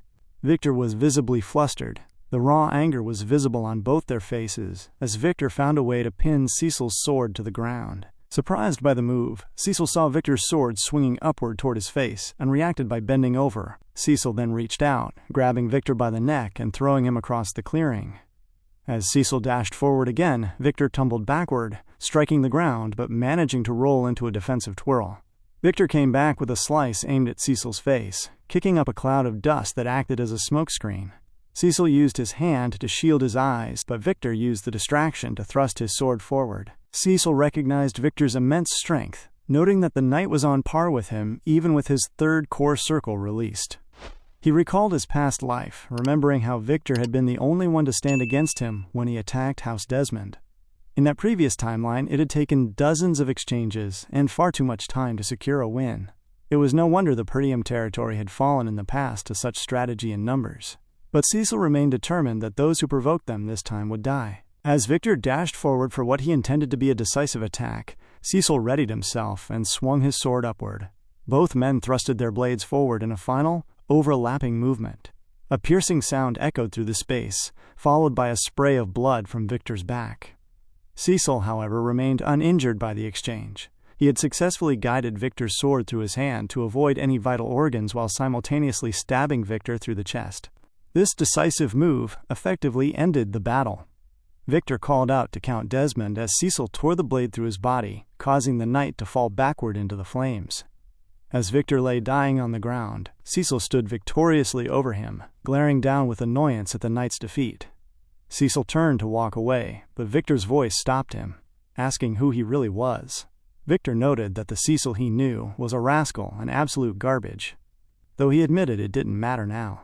With his final breath, Victor stated that he had actually had fun in their battle, before passing out and dying in the dirt. Cecil didn't offer a response, simply walking off and claiming his victory as the flames rose around the fallen knight. As the sun began to rise, the battlefield lay in a silent, grim testament to the struggle that had transpired. With the enemy ranks entirely perished, the soldiers of House Perdium gathered before the castle gates, their eyes fixed on Cecil as he approached with Gillian walking steadily by his shoulder. Seeing the hopeful gazes of those who had survived, Cecil felt a surge of genuine happiness at their hard-won victory, smiling as he asked if everyone had made it through the ordeal. Upon hearing his voice, the soldiers broke their silence, rushing toward him and calling out to their young master, effectively hyping Cecil up for the incredible turn of events. Cecil thanked them all for following his plans so faithfully, assuring them that they had all done remarkably well. Nearby, Kaor turned to Gillian, jokingly asking if the elder mercenary was actually whining about a minor cut. Gillian dismissed the concern, claiming it was nothing, but Belinda immediately stepped in to berate them both. She insisted that it was certainly not nothing, and telling him to stop acting tough. Cecil then asked Belinda about Vanessa's whereabouts, learning that the mage was completely exhausted and resting inside.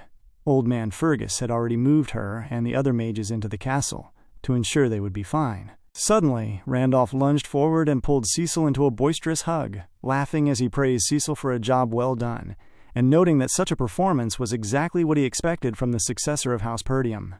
Cecil thanked the captain for his own hard work, before turning his attention to his father. Count Perdium stood before him with a look of initial indifference, but he soon stepped forward to embrace his son in an emotional hug. The gesture took Cecil by surprise. His father whispered that when Cecil had first shared his plan, he had truly believed it would be impossible, yet Cecil had managed to achieve it. Cecil humbly replied that the victory was only possible because his father had successfully held the walls. The Count disagreed, crediting the entire success to Cecil before raising his hand and screaming to the gathered crowd that House Perdium was the victor. The air erupted in roars and chants of praise as the survivors celebrated their survival. Amidst the joy, Cecil remained focused on the future. Realizing that while he had returned for this moment, the battle was not yet truly over, he observed that several key characters remained on the board. When Randolph asked the Count about his next move, the Count mentioned he would check on the soldiers first and advised Cecil to gather his mercenaries and get some rest while they had the chance. Cecil immediately declined, arguing that they had no time to waste and must hurry to force Count Digald into an official surrender. Count Perdium told him not to worry, planning to set out the following morning, but Cecil insisted that tomorrow would be too late. He requested the authority to act as the Count's representative, so he could take his mercenaries to the Digald territory immediately. This request made Randolph visibly uncomfortable. The Count questioned if such haste was necessary, considering the soldiers were likely exhausted. Cecil flinched slightly before explaining that the war was not over until the threat was neutralized. He argued that since Count Digald had broken their alliance to attempt a takeover, they could not give him any room to think or recover, lest he charge back in with whatever forces remained. Hearing this, Count Perdium realized that while he expected his son to bask in the victory for a moment, Cecil was already 2 steps ahead. He agreed to the plan, deciding they would pressure Digald and end the matter for good. He called Cecil back for one final warning, reminding him that Count Digald was once an ally and a nobleman loyal to the crown, and therefore deserved a level of respect. Cecil smiled and promised he wouldn't be disrespectful before walking off to find Kaor and Belinda. He asked if they were ready to move, and Kaor shrugged, claiming he only had a few scratches to worry about. Cecil hopped onto his horse, commanding the group to ride at full speed until they reached the Digald territory. Inside the Digald castle, the atmosphere was one of pure panic. Count Digald paced his office, complaining loudly about how they could have lost to the weaklings of House Perdium, especially when House Desmond was supposed to be so strong. When one of his subjects tried to calm him, the Count snapped, telling the man to shut up and order the preparation of surrender negotiations. He planned to offer a large sum of money as compensation, believing that the Count of Perdium was a fool who clung to tradition and would undoubtedly negotiate if the price was right. His subject was confused, questioning how they would find the money after pouring everything into the war. The Count grabbed the man by the neck, calling him a dunce and suggesting they simply take the money from the people of the territory. He mocked the man for caring about pigs more than his master before throwing him to the ground. The official was deeply annoyed, realizing that such tyranny would likely lead the people to rebel. Just then, a messenger burst in with urgent news. The forces of House Perdium had already arrived at the gates. The Count allowed them into his office, and Cecil's soldiers lined up with a solemn intensity that made the Count visibly uncomfortable. He tried to reassure himself that they wouldn't get what they wanted, but his confidence shattered when he saw Cecil walk in instead of his father. Cecil asked if he had been preparing to negotiate a surrender. Stunned, the Count demanded to know why the father had sent his son in his place. Cecil explained that his father was far too busy managing their territory after the war, and had granted him the full authority to act as representative. He then signaled his men to bring the Count to him at once. A few hours earlier, as Cecil and his men made their way toward the Digald territory, Kaor noted that the cowardly Count was surprisingly quick to abandon his men and flee back to his own lands. Gordon offered an apology, taking the blame for the escape, but Kaor dismissed it, suggesting that the old man was the one who had truly let him go and that the rest had done their best. Cecil glanced at Kaor, silently considering whether he should let Kaor and Gillian spend some time together after the mission. Kaor then questioned if negotiating a surrender meant the Count would be allowed to live, asking why such mercy was being shown. Cecil explained that despite the man being scum for attempting to take over Perdium, he technically held the pretext of avenging his son. He noted that demanding excessive compensation would make House Perdium look bad, so the matter would be handled as a financial issue. Kaor found this approach unnecessarily complicated, wondering why they couldn't simply charge in and wipe everyone out. Belinda intervened, asking Kaor if he truly thought noble conflicts were as simple as a scuffle between mercenaries and urging him to use his head. Kaor countered that both mercenaries and nobles were only human, questioning why they had to let an invading army save face. Cecil reassured him, clarifying that while his father would handle things traditionally, he had a different plan. He smiled, declaring that he would take over the Digald territory himself, because he was different. Back in the present, Count Digald screamed in confusion, questioning why Cecil was standing before him instead of his father. But just as Cecil had instructed, the soldiers grabbed the Count, dragging him toward the young master. Digald complained loudly, demanding to be unhanded and calling them lowly scum for touching him with filthy hands. They shoved him to the ground at Cecil's feet.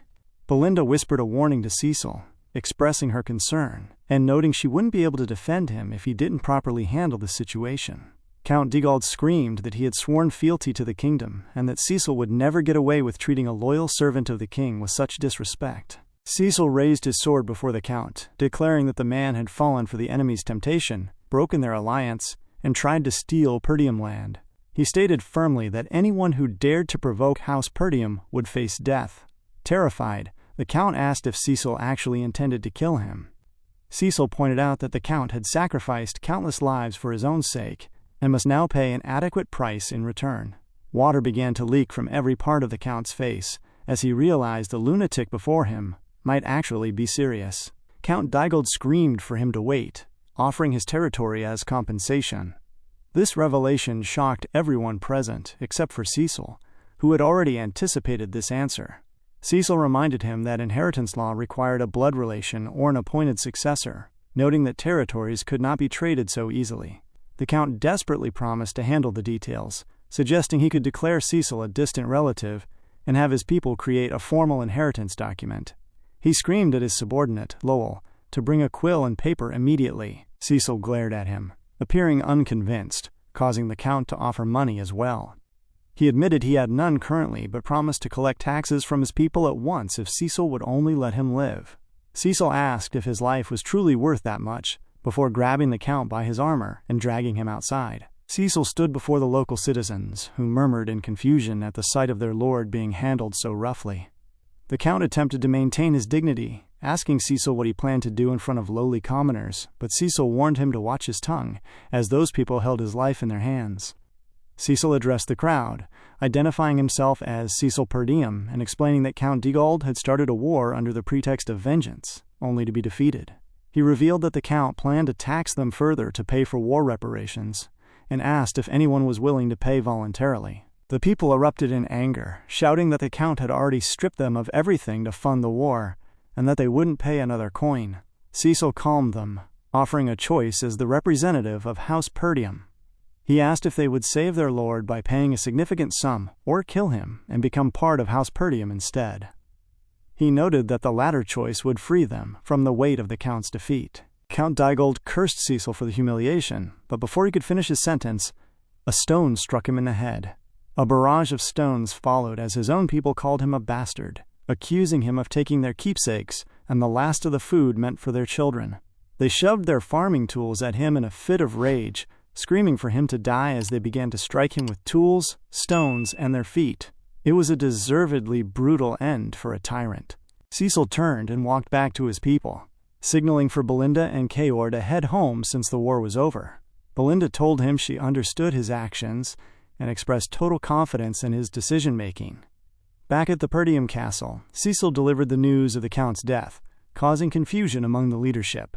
Count Perdium reminded Cecil that he had asked for the man to be shown respect, but Cecil explained it was the best course of action. He noted that Digald would have targeted House Perdium again if given the chance. Homer and Albert questioned how the Count could have attacked again after losing 7,000 men, prompting Cecil to explain that House Desmond had provided the troops while House Leopold worked behind the scenes to cut them off. The advisors murmured in shock, wondering why the neutral House Desmond and the Leopold territory would act against them. Cecil sat down, realizing privately that Amelia was the reason no allies had come to their aid, as she had likely killed their messengers to isolate them.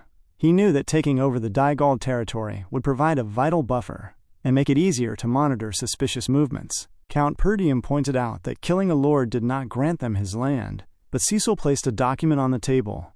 It was a signed declaration stating Cecil was a distant relative and the appointed successor. Cecil explained that the Count had given it to him himself to avoid inheritance disputes. The Count was amazed by the foresight, but asked if Cecil could manage a territory with his small group of people. Cecil smiled, stating he knew the perfect person for the task. The scene shifted to a busy bar in the territory of House Austin, in the Kingdom of Siron. In a corner, several hefty men were playing a game of dice. One of them, visibly annoyed, accused the man rolling the dice of cheating. The man, identified as Claude, smiled and told them to lighten up and pay their bets as he stacked the dice in front of him. The war's end brought a new dawn to the hall, where the victory ceremony commenced. Count Perdium stood before the gathered crowd. In the name of the king, he awarded Cecil the title of Baron Fenris, causing the room to erupt in thunderous cheers as everyone hailed the rise of Baron Cecil Fenris. The path to this title had been paved in the Count's office some time prior. Cecil had presented a map of the House Digald lands, explaining that the territory consisted of 5 baronies in addition to its main center. He laid out his strategic intent to establish his base of operations in the heart of these lands, specifically within the Fenris barony. The advisors had watched him in silence, realizing that Cecil wasn't actually asking for their opinions, but was instead informing them of a settled matter. Albert had leaned in to whisper to the Count, leading the elder Perdium to grant his approval, noting that they needed to appoint a ruler for those lands regardless. The victory, however, had come with a steep price tag. Count Perdium sighed, mentioning that their own territory had suffered severe financial hits due to the conflict. He suggested selling more dreamstones to recoup the losses, but Cecil informed him that there were none left to sell. This revelation distressed the Count. Cecil calmed him, promising that more would be mined and prepared for market soon. Later, amidst the lively celebrations, Belinda approached Cecil to insist he eat something. Gillian joined them, offering his congratulations to the newly minted Baron, while Kaor remarked on how the big boss had finally made it. Belinda reflected on how much she had once worried for the young master's future, though she admitted now that her cares hadn't been wasted. Kaor laughed, suggesting Cecil's recklessness was likely the reason for her constant stress, earning him a swift kick to the stomach from Belinda for the teasing remark. The atmosphere shifted as Elena ran into the space, dragging a girl named Rachel with her. Elena nudged Cecil, playfully claiming he was unrecognizable now that he was a baron. Cecil told her she could call him whatever she liked before turning his attention to Rachel. The girl looked pretty but appeared quite awkward, unsure of how to address him. When Cecil joked that Elena usually started punching when she didn't get her way, Elena became flustered and began playfully hitting him. Cecil turned to Gillian, noting that Rachel, Gillian's daughter, looked much better. Cecil suddenly clapped his hands to command the room's attention. He praised them for their bravery in the war and announced that starting today, the Fenris territory would be their new base. He declared his intent to hire them all as his private soldiers rather than mere mercenaries, causing a wave of murmurs to ripple through the group as they realized they were becoming an official army. Cecil promised to train them into proper knights, asserting that the courage they showed in battle proved they had what it took. Belinda pointed out that such a large force would require a fortune to maintain, resulting in Cecil's simple reply that they would simply have to make more money. Turning back to Gillian, Cecil checked on his recovery. Once Gillian confirmed he was fit, Cecil ordered him to take the men and travel to Fenris ahead of him. Gillian was surprised, asking if Cecil wouldn't be joining them, but Cecil explained he had a stop to make first. He placed a hand on Gillian's arm, telling him he was one of his most trusted men, and that he was counting on him to secure the territory while the war's aftermath left security thin. The praise was enticing to Gillian, who bowed and wished his lord a safe trip. Cecil called for Belinda and Kaor to prepare to leave for the Austin territory in the Kingdom of Siron. The news of international travel surprised them, especially when Kaor realized the destination was a place famous for gambling. Cecil corrected him, stating that fun wasn't the goal. Before leaving, Cecil checked in on Vanessa and Alfoy. He walked in to find a confusing scene where Vanessa was begging Alfoy to let her suck it just once.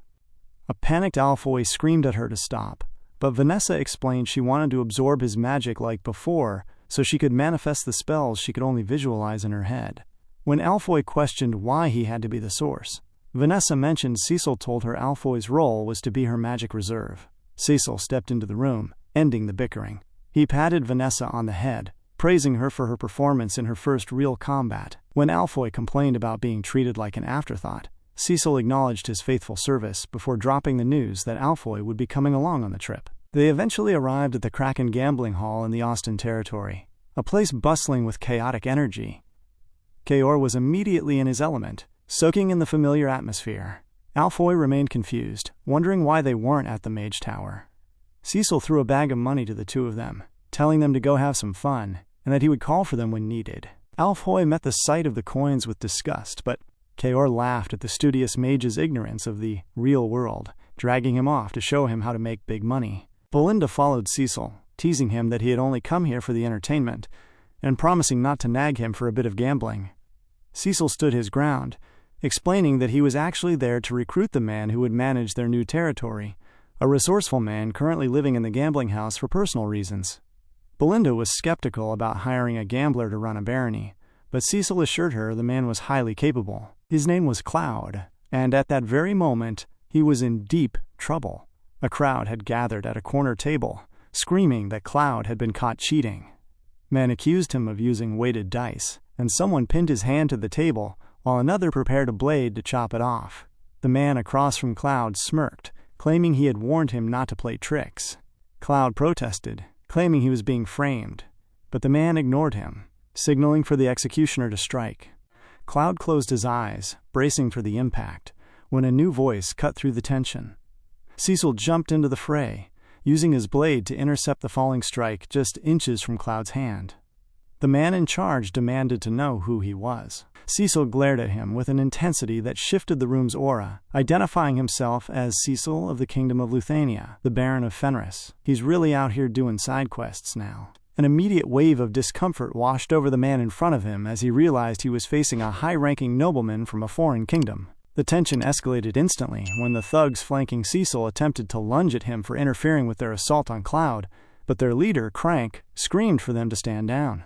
The men froze as Crank shifted his tone, welcoming the noble guest to the Kraken gambling hall while urging him to avoid starting a commotion. He ordered everyone to put their weapons away, though Cecil and Belinda had already effectively subjugated the immediate threats before complying. Crank adopted a facade of politeness, asking what brought such an honorable nobleman to a humble gambling hall. Cecil wasted no time, stating that he had been looking for someone who happened to be right there. He looked at the trembling gambler and told Cloud to get up, informing him that he was there to take him back. Meanwhile, in another part of the hall, Kaor and Alfoy were deep in their own game. Against all odds, they rolled a perfect 3, resulting in a 1,000-point win for the young mage.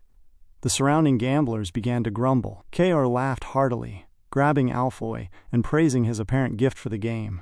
As he looked at the mounting pile of winnings, Alfoy realized that he had made more in a few moments than he would earn from a full day of selling magic scrolls. The rush caused a blush to creep up his face as he felt his heart race, suddenly finding himself on the verge of a new addiction. But just then, a loud voice pulled Kaor's attention. Back at the main table, Belinda expressed her disbelief that a mere gambler was the person Cecil had traveled so far to find. Crank shook his head, claiming it would be impossible to let the man leave because he had defied the sanctuary of the hall by cheating and had to pay the price. Cloud spoke up with a smile, apologizing for the situation and explaining that the precious money Cecil had lent him was lost to a dirty trick. He pointed out that since the house managed all the dice and searched every guest for fraudulent tools at the door, it was far too convenient for them to suddenly accuse him of using a weighted die just as he was about to win big. Belinda questioned why Cloud was acting as if he knew Cecil so well, but Cecil silenced her. Crank tried to drive a wedge between them, telling Cecil that a swindler like Cloud couldn't be trusted and that his kind lied through their teeth. He reminded Cecil that the establishment belonged to Baron Austin, and warned that causing a scene could spark a diplomatic conflict between their two kingdoms. He suggested Cecil leave quietly and pretend the encounter never happened. Cecil refused to budge, noting that his money had practically been stolen. He sat down and proposed a compromise, a game of chance. If Cecil won, he would take Cloud and all of Cloud's previous winnings. If he lost, Crank could have his title and his fortune. The room went silent at the sheer audacity of the bet. Cloud whispered to Cecil, thanking him for the help, but asking who he actually was. Cecil pulled him close, simply stating that he was someone in need of his services. Crank erupted in laughter, admitting it had been a long time since he had met such a bold nobleman. He accepted the challenge, causing a crowd to gather as word spread that a wandering noble was challenging Crank. The rules were set. The lowest number would win, with ties resulting in a reroll. Crank mocked Cecil, suggesting that nobles usually struggled with complicated games. Cecil ignored the jab, telling him to hurry up and start. They flipped a coin to decide who would go first. Cecil chose heads and Crank chose tails. The coin landed on tails, granting Crank the first move. Crank grabbed the cup and dice, promising to show Cecil how it was done, as he began a flashy, exaggerated shake. Belinda was wholly unimpressed by the theatrical display over a single die. Crank performed a subtle maneuver before slamming the cup onto the table, revealing a 1. The crowd cheered, certain that Crank had already won, as a 1 was the lowest possible roll on a standard die. Crank feigned sympathy, suggesting the game might be over in a flash despite Cecil raising the stakes so high. Cecil told him to be quiet, noting he was much chattier than he looked before picking up his own dice. Crank sat back, convinced Cecil was merely bluffing to hide his nerves. He felt secure in his victory because he had used a trick cup that allowed him to swap the active die for a weighted one hidden between his fingers during his exaggerated movements. He believed no one had ever noticed his sleight of hand, and that the foolish noble was doomed to lose. Cecil, however, infused his hand with mana and slammed his cup down with such force that an echo of magical energy engulfed the hall. Cecil reminded him that the lowest number wins before lifting the cup to reveal a 0. The die had been shattered into fine powder.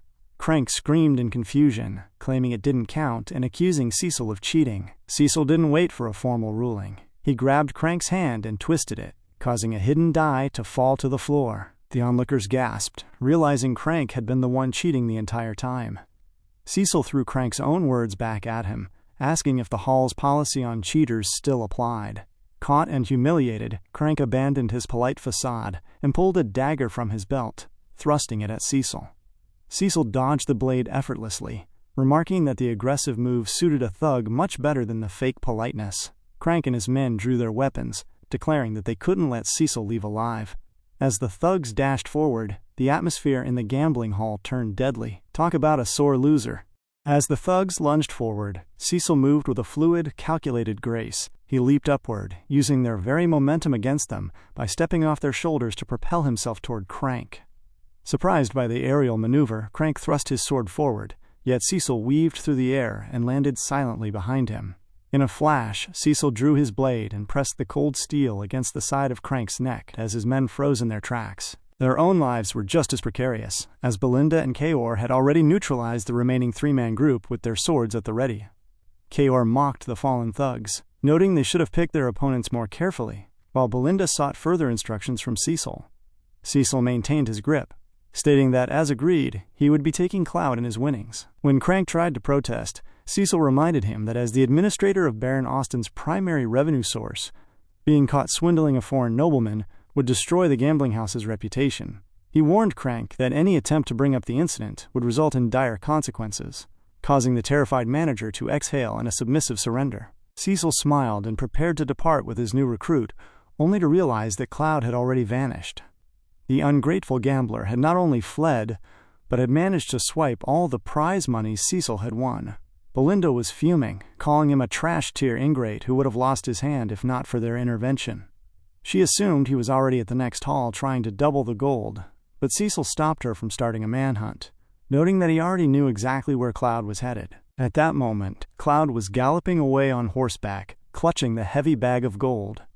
He exhaled in relief, wondering why a nobleman would help someone like him, but decided to simply be grateful for the windfall. He offered a silent apology to the mysterious noble, justified by his desperate need for the funds. His mind drifted back to a year prior, to a dilapidated cabin where a woman named Anna Achaeus sat robed and weary. Cloud had dropped coins before her then, trying to convince her that gambling was a formulaic way to secure a normal life. Anna had begged him to stop, sobbing that it wasn't his fault. Her father, his master, had been killed. Cloud, haunted by guilt, viewed himself as a naive fool who had inadvertently branded his master a traitor. His memories shifted to the grim moment Crank had presented a bound Anna to a mysterious man. This man, Baron Austin, had labeled her a traitor's daughter but offered Cloud a deal: bring 2,000 gold pieces within a year, and she would be set free. Driven by this singular goal, Cloud had spent the year scraping together every coin, and now he finally rode toward her place of confinement. Inside the Austin castle, Baron Austin was busy complaining about the cost of feeding the lowlives in his crowded prison. He viewed the prisoners as a drain on his resources and decided that if they could not be ransomed, there was no reason to keep them alive. He summoned a knight named Rosier, ordering the execution of every prisoner who failed to pay by the end of the week. When he recalled the traitor's daughter, he learned from Rosier that Cloud had been losing money at the gambling halls, proof that Crank was doing his job of keeping the man broke. The Baron decided that having a traitor's daughter as a maid was too much trouble and ordered her execution as well, telling Rosier to keep Cloud in the dark.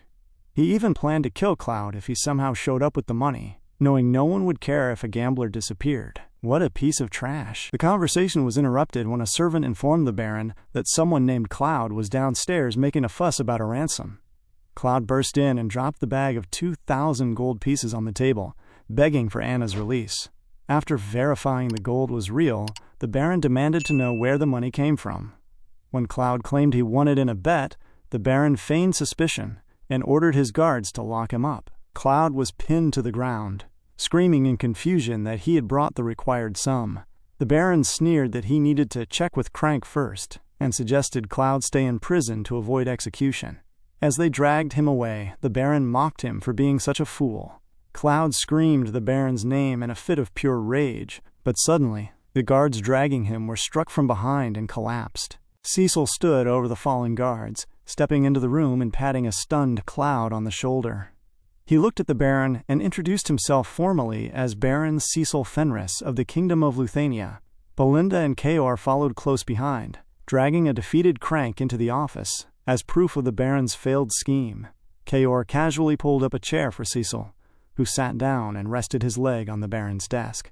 Before beginning the real conversation, Cecil noted that he would love a cup of tea. "Our boy isn't here to play." The moment Cecil requested a cup of tea, Baron Austin erupted in a fit of rage. Rosier instantly drew his sword, leveling it at Cecil while demanding he show proper respect to the Baron. The knight's aggression, however, was met with equal force, as Kaor pulled a dagger on him, warning the knight to back down because he simply could not handle the situation. The Baron, incensed by the threat of violence in his presence, ordered his men to remove the bastards at once. Cecil remained composed, stating that he was not threatening violence, but was simply asking for compensation. The room fell into a heavy silence as the Baron demanded an explanation. On Cecil's signal, Belinda shoved Crank forward into the light. Cecil gripped Crank's face, explaining that he had caught this manager swindling guests at the gambling hall. He noted that Crank's lies had cost both him and Cloud the entire fortune they had wagered, calling the situation patently unfair. Crank screamed that the guests were the ones who had played a trick, but Belinda silenced him with a sharp strike to the head, telling him to stop lying. The Baron looked at Crank with private disappointment, realizing the fool had been caught cheating against the wrong people. He asked Cecil what he actually wanted, leading Cecil to explain that trust is paramount in a gambling hall and that cheating is unacceptable. He insisted that Baron Austin provide fair compensation to make up for the incident. When the Baron tried to deflect, suggesting Cecil take the matter to a judge since it had nothing to do with him, Cecil pointed out the reality of the situation.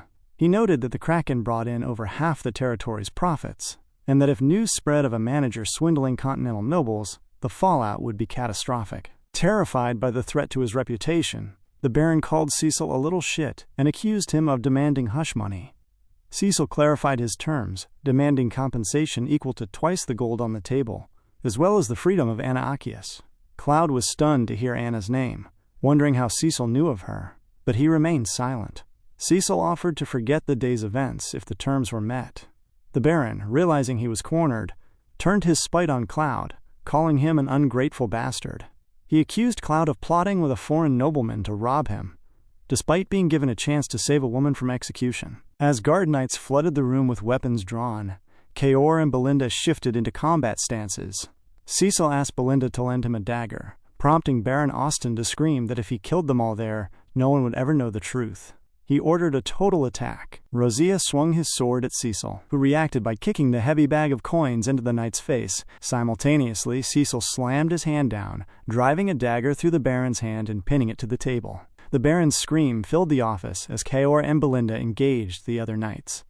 Cecil commanded his subordinates not to kill anyone, causing Kaor some annoyance, though he complied by expertly neutralizing the guards in his path.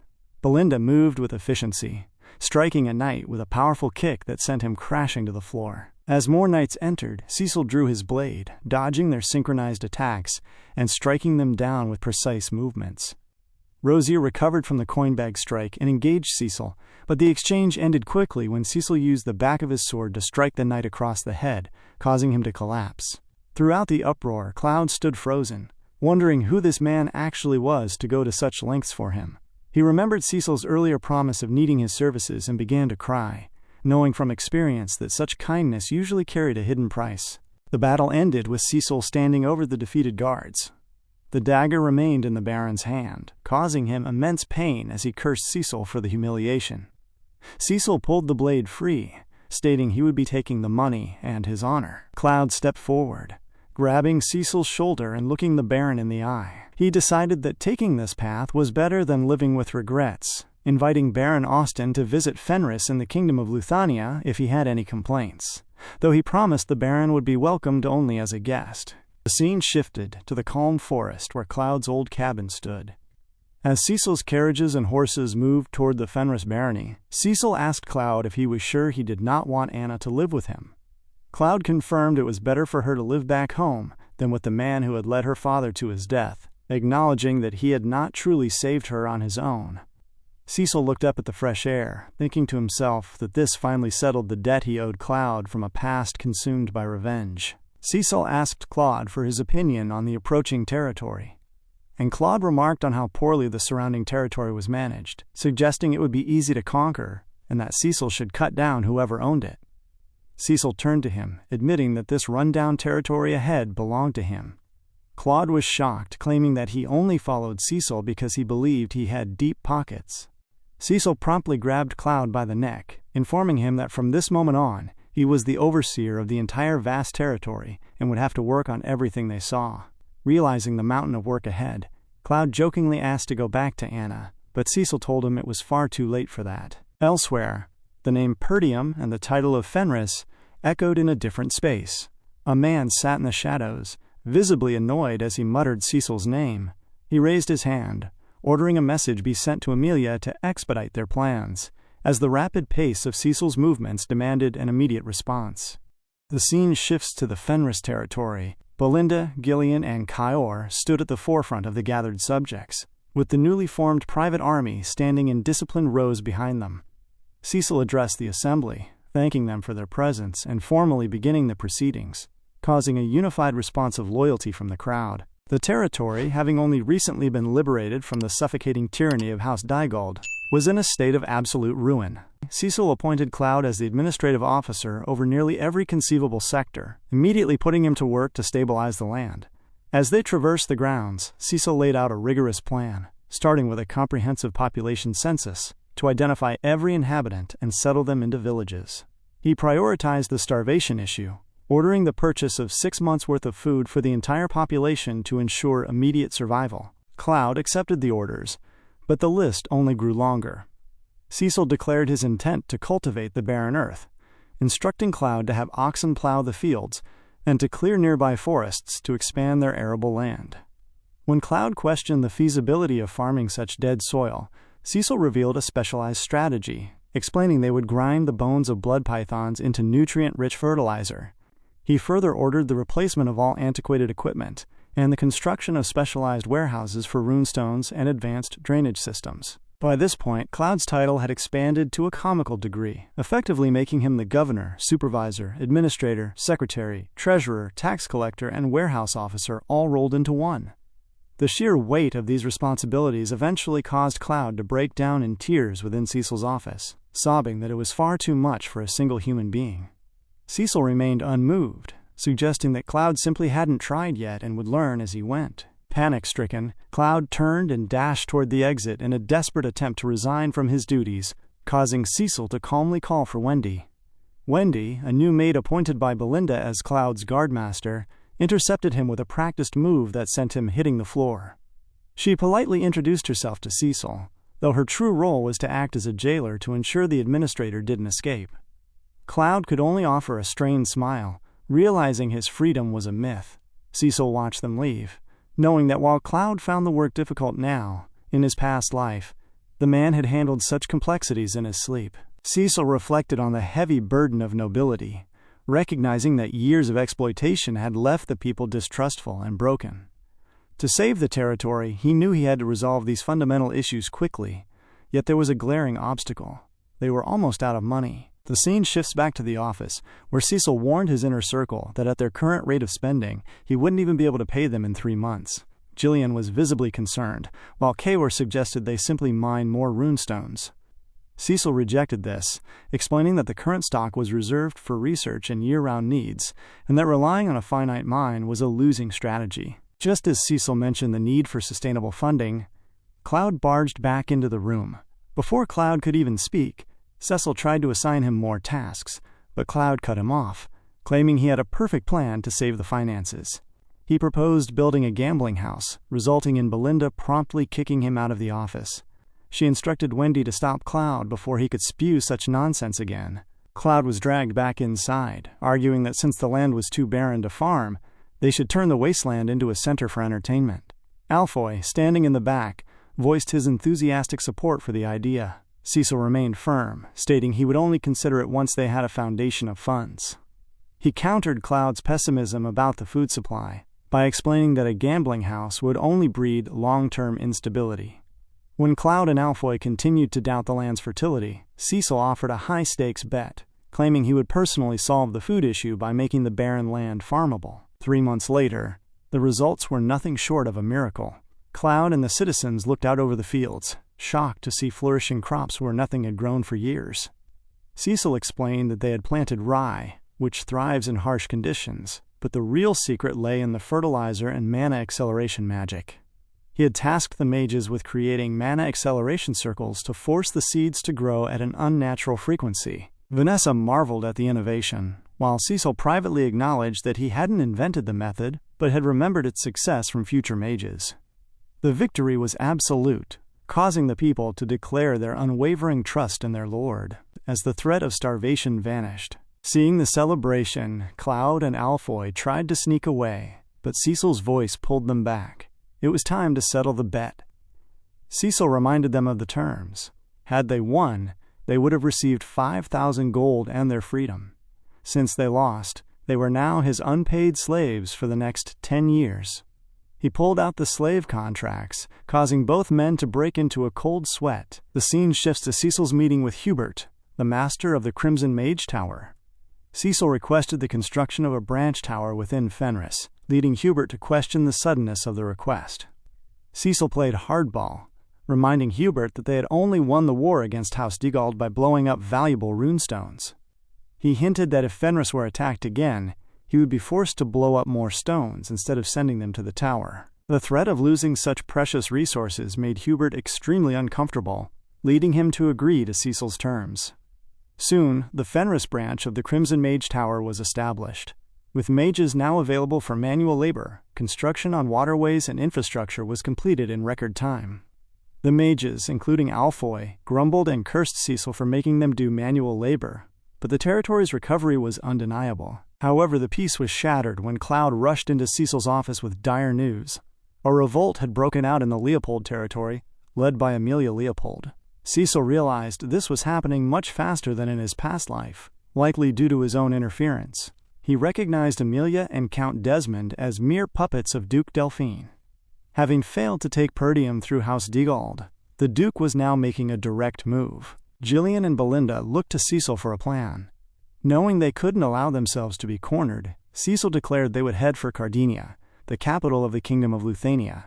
The scene shifts to a desolate, lightless space filled with books. A man with long hair and a helmet reached his hand into a sliver of light, only for his skin to begin burning upon contact. In the midst of the disheveled ruins, the man stared at his scorched hand and succumbed to a singular, dark thought. He wished for nothing more than to die. The capital city of Cardinia stood as a monument to beauty and modernized culture, its scale vast enough to dwarf any territory the group had seen before. As Cecil led his men through the streets, Thorin remarked that their previous travels were nothing compared to this, while Gordon noted with a hint of insecurity that their own castle seemed tiny by comparison. Kaor quickly reminded them to keep such comments away from the boss, though even the magicians were not immune to the city's charm.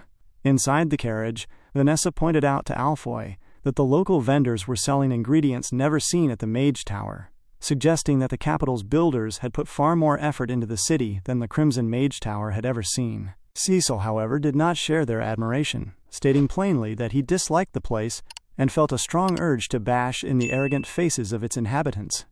Cloud was visibly surprised by the sudden hostility, whispering to Wendy to ask what was wrong with their leader. Wendy simply advised him to nod along, as his lordship was always right, yet Cloud remained convinced that something was off, noting that Cecil acted as if he had a massive debt to settle from a past life. They finally moved deeper into Cardinia, an impregnable fortress said to be blessed by the goddess. The city held a dark significance for Cecil. In his previous life, he had burnt it to the ground and eventually met his end here at the hands of the man who decapitated him. He remembered attacking the capital in a blind rage for revenge against Duke Delphine, only to find the Duke absent. He realized now that he had made the mistake of turning everyone into an enemy, achieving nothing by trying to stand alone. His mind drifted back to a negotiation at Perdium Castle prior to their departure. Cecil had informed his father, the Count, that he needed to handle a vital matter in the capital. To secure his father's cooperation regarding the Fenris territory, Cecil offered to provide a year's worth of food for Perdium in exchange for the temporary dismissal of Overseer Horman and Knight Captain Randolph so they could be dispatched to guard Fenris.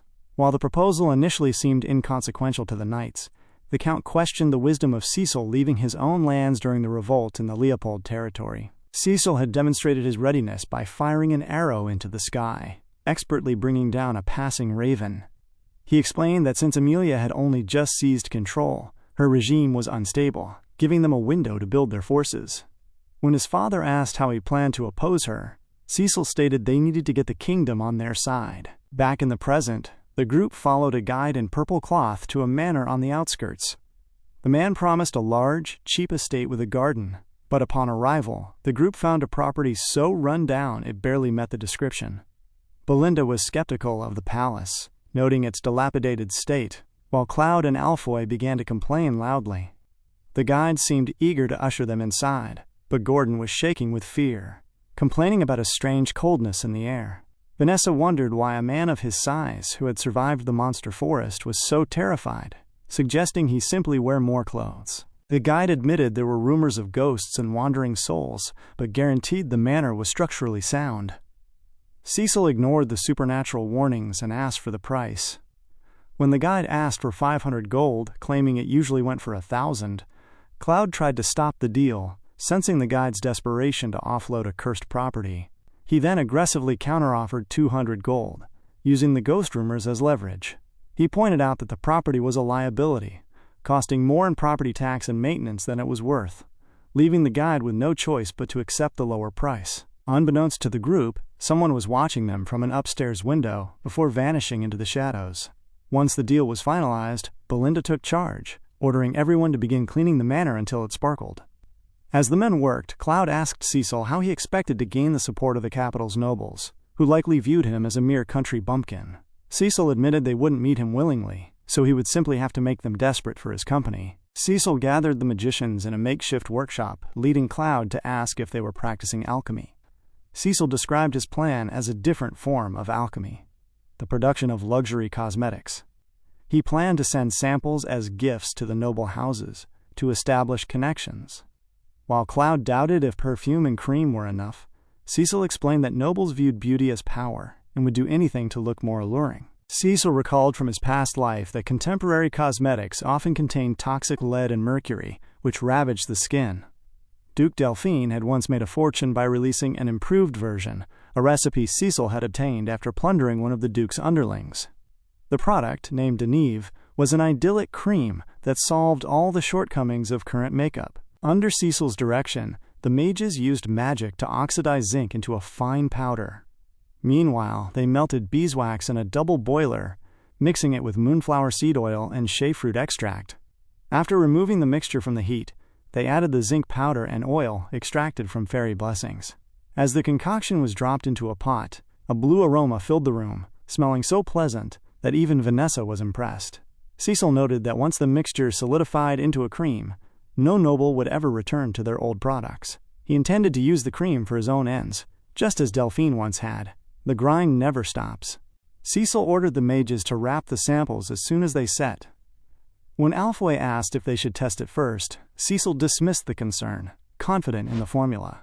However, from the corner of a window, a hidden figure watched the entire process unfold. Later that evening, after the manor had fallen silent and the group had gone to bed, a figure appeared in the dark hallway.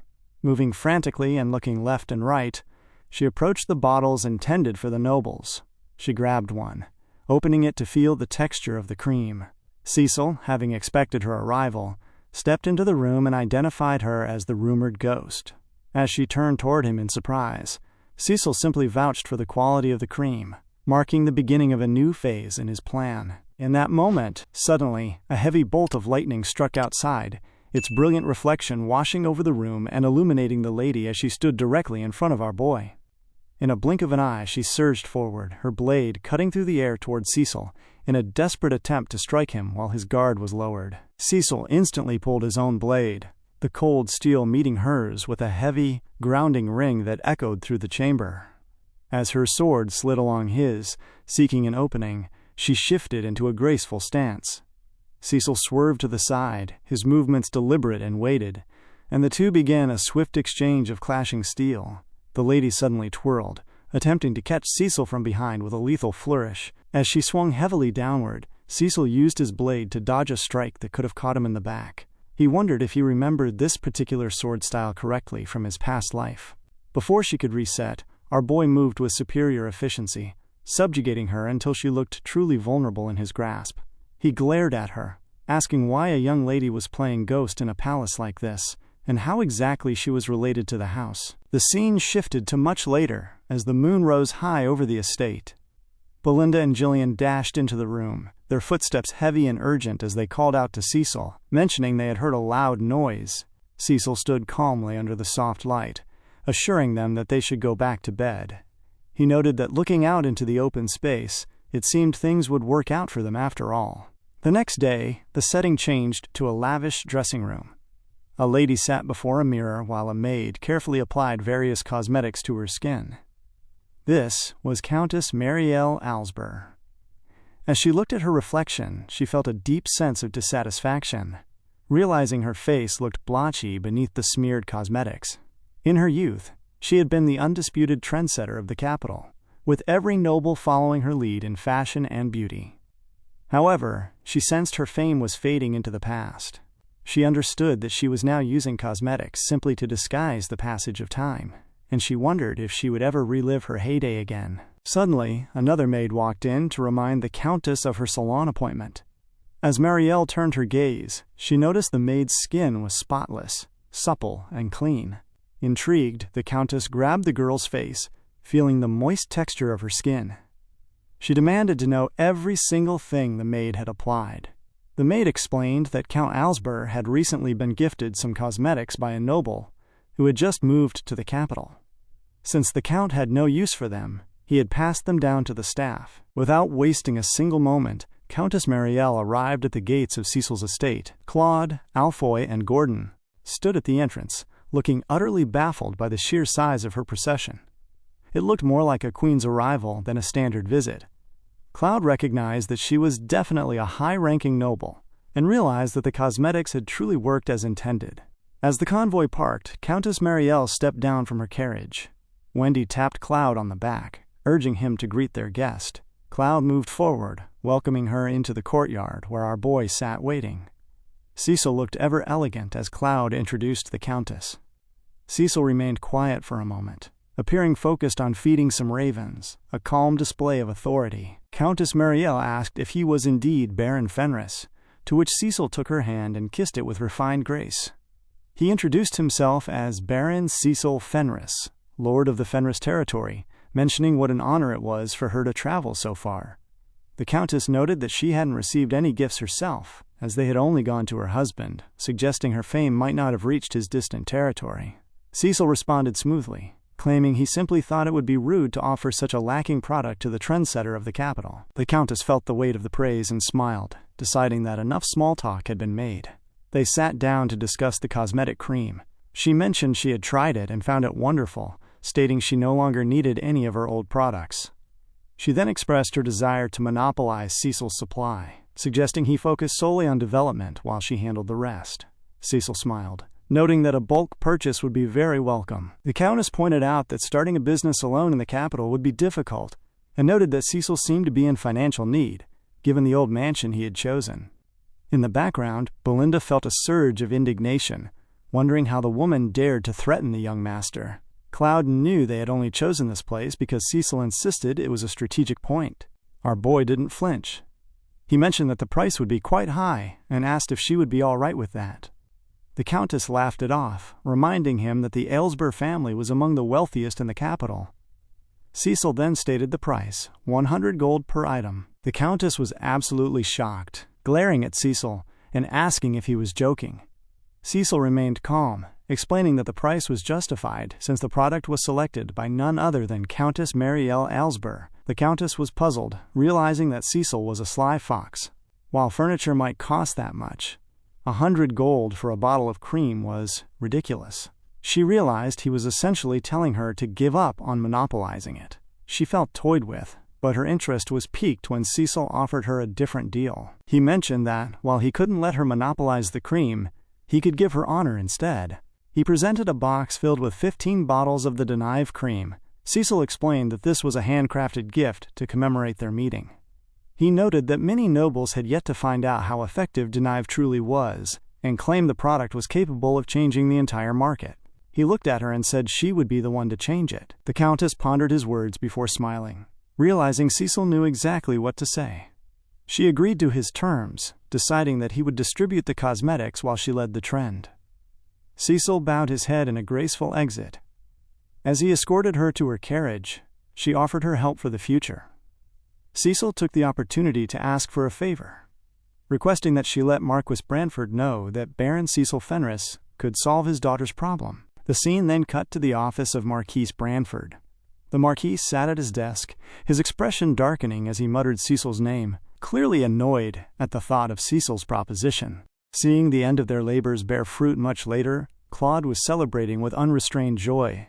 Beside him, Carol and Alfoy were caught in the same frenzy, their shouts joining the chorus of disbelief. They marveled at Countess Marielle's fantastic reputation, realizing that their cosmetic cream was selling as quickly as they could produce it, despite the staggering price. Claude turned to Cecil, suggesting with a wide grin that they should simply leave the Fenris barony behind and establish their business right here in the capital. Upon hearing such nonsense, Wendy promptly used her strings to wrap around him, binding him until he shut up. Watching the display, Belinda felt a wave of irritation, wondering why Claude was so excited given that the money did not even belong to him. Amidst the chaos, Jillian approached Cecil with a respectful bow, mentioning that our boy truly was wise to have built such powerful connections in the kingdom so easily. Cecil, however, did not share in the rowdy celebration. He responded calmly, stating that they were not done yet. He knew that the ultimate goal he sought was still far from completion. Much later that evening, Cecil moved through his manor alone. He soon encountered a knight, fully clad in armor. The knight turned his attention towards Cecil, asking if he was indeed Baron Fenris, and informing him that Marquis Branford had summoned him. Shortly after, Cecil stood before the gates of Marquis Branford's grand estate. He arrived at the entrance to the office, where 2 guards stood with proud, rigid postures. As the heavy doors were slowly opened, the figure of Marquis Branford appeared within the frame. He was surrounded by an advisor and the knight who had delivered the summons. Cecil walked into the room with Belinda to his left and Claude to his right, as they looked upon the most powerful man in the kingdom. Marquis Branford did not initially pay Cecil any attention, remaining focused on his work until our boy bowed his head and introduced himself as Baron Cecil Fenris. The Marquis slowly looked up, his gaze heavy and piercing.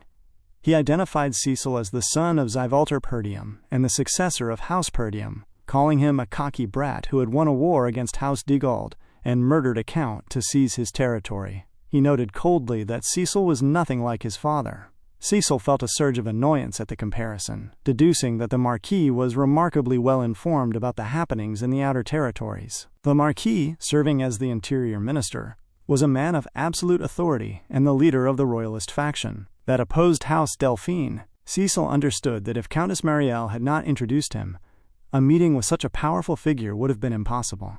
The Marquis's advisor brought a chair for Cecil, and as he sat, our boy noticed a bottle of the Denive cream already sitting on the table.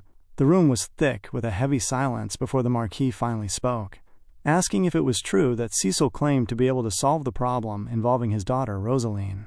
Cecil responded firmly that he could cure her illness. The Marquis exhaled, closing his book as he focused entirely on Cecil's words. He questioned how Cecil could claim to cure an illness that had lasted for years without ever having witnessed the symptoms.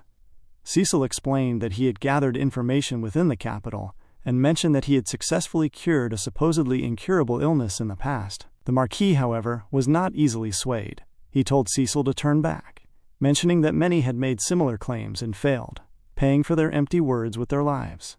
He stated that he did not wish for a young man with Cecil's potential to die in vain. Cecil sensed that beneath the man's cold exterior, the Marquis was being surprisingly considerate. He recognized that the Marquis was tired and had likely already tried every possible remedy for Rosaline. Cecil asked the man if he no longer intended to cure his daughter, to which the Marquis responded that it did not matter, as she would not die simply because her skin was red. Cecil challenged this, stating that he did not believe Rosaline would agree with such a passive stance. The air in the room grew tense as anger began to build within the Marquis. He mentioned that he had only summoned Cecil to meet him in person, questioning if he was truly that confident. Cecil placed a hand on his chest and declared that he was different. The room remained silent for a long moment before the Marquis relented, telling Cecil that if he wished to risk his life, he could go ahead. Behind Cecil, Claude and Belinda were visibly shaken, fearing for the stakes Cecil was inviting. The Marquis instructed his advisor to provide Cecil with everything he needed, promising a handsome reward if he succeeded. However, our boy was not looking for a simple payment. He sternly told the Marquis that a reward was not enough, requesting instead that the man grant him a wish. The Marquis looked uncomfortable, asking Cecil to reiterate his demand. Cecil remained undeterred, stating that the Marquis was the pillar holding the kingdom upright and that granting a small wish would be easy for him. The Marquis asked if he was truly demanding a price for helping his daughter. Cecil confirmed it, asserting that a man has no use for grand titles and authority if he cannot protect his own family. Claude was terrified, wondering if Cecil had lost his mind for speaking so boldly to Marquis Branford. The Marquis warned that the price for such a wish would be high, implying that Cecil was putting everything on the line, from his sister Elena to his father, his advisors, and everyone who followed him to the Fenris barony. Cecil calmed himself, and with a look of absolute resolve, he grabbed the Marquis's hand to shake on the deal. Taken aback by Cecil's bravado, the Marquis gave his orders. He instructed the royal treasurer to prepare to cut off all support for House Perdium and ordered the military to surround Cecil's manor, prohibiting all entry. He gave Cecil exactly 1 week to bring Rosaline back with flawless skin. As the Marquis walked past him, Cecil simply smiled and promised that he would fulfill his word. Once the Marquis left, Claude's fear boiled over as he lamented that they had only just solved their money problems before falling into this new disaster. Belinda was equally worried, knowing that House Branford could ruin them in an instant. She wondered why the young master was challenging such a formidable authority. Cecil, however, remained focused. He knew that because the Marquis had found the situation impossible, he had to be the one to succeed. The scene shifted to a staircase leading down to a basement. Rosaline stood in the shadows, looking hopeless. She thought of her father, and his belief that power was the only way to truly help others. She felt she had done everything he asked, yet she was now burdened with a hideous appearance. She looked at her hands with a pitiful gaze, her sadness so deep she could not find words. Suddenly, Cecil walked into the space. Hearing his voice, Rosaline's attention piqued as he called out to her. Our boy patted his chest and introduced himself as the Lord of the Fenris territory. With a calm and steady presence, he stretched out his hand, offering his help to the despondent girl. Upon entering the chamber, Lady Rosaline looked at Cecil with a cold, weary gaze, and asked why he had come to such a place. Cecil stood his ground, responding calmly that he had come to cure her. He inquired if the cosmetic cream he had previously sent had provided even a small measure of relief. In a fit of frustration, she suddenly threw the bottle of Denive cream back at him. Our boy swerved instantly as the glass shattered against the wall behind him. Rosaline shriveled into herself, her body trembling as she told him that he was not the first to claim he could save her. She insisted that all the medicine and treatments had been in vain, demanding that he simply leave her alone. Cecil looked at her with unwavering resolve and stated that he was different because he had staked his very life on her recovery. Rosaline screamed at him in response, mocking his words. She noted that everyone who came before said the same things just to satisfy their own egos. She asked him if he truly thought he was special or better than the rest, simply because his cosmetic cream had gained a bit of popularity. Cecil, however, sensed the deep pain she had endured. He understood her history. She was the daughter of the royalist leader and the prime minister's daughter, a rising star who had been a genius in both literature and martial arts. She had once been the foremost patron of industry in Cardinia, but a mysterious skin disease had stolen her life away. When remedies failed, Marquise Branford had attempted to secure her future through a political marriage, hoping the family name would protect her. Cecil reasoned that her condition was actually a spontaneous rash caused by improper mana techniques, a rare reaction where the balance of mana is disrupted. The problem lay entirely in her flow of energy. In that moment, Rosaline picked up her sword, her voice rising as she screamed for him to leave before she killed him. Cecil deduced that the more mana she expelled in her anger, the harder it would be to cure her. He apologized, mentioning that he would have to treat her by force, and instantly dashed toward her. Though she swung her blade to protect herself, Cecil was too fast. He grabbed her hand and pushed her straight to the floor, pinning her with a weighted, deliberate movement. He called out to Belinda and Wendy, who entered the room carrying heavy equipment. They moved quickly to wrap the lady in the bed and restrain her. Rosaline screamed, demanding to be let go, but Cecil paid her no mind as he focused on the task at hand. He and Cloud checked through a box of supplies as Cecil removed his jacket. He informed her that they had to remove her helmet first to check her condition before beginning the treatment. She screamed for them to stop, but they removed the helmet regardless, letting it fall to the ground with a heavy thud. Belinda and Cloud looked on with visible discomfort, but Cecil remained stoic. He asked her to bear with them for the next week, noting that she had the willpower to endure it. Rosaline, however, screamed that he must be eager to meet his death, doubting his ability to cure her.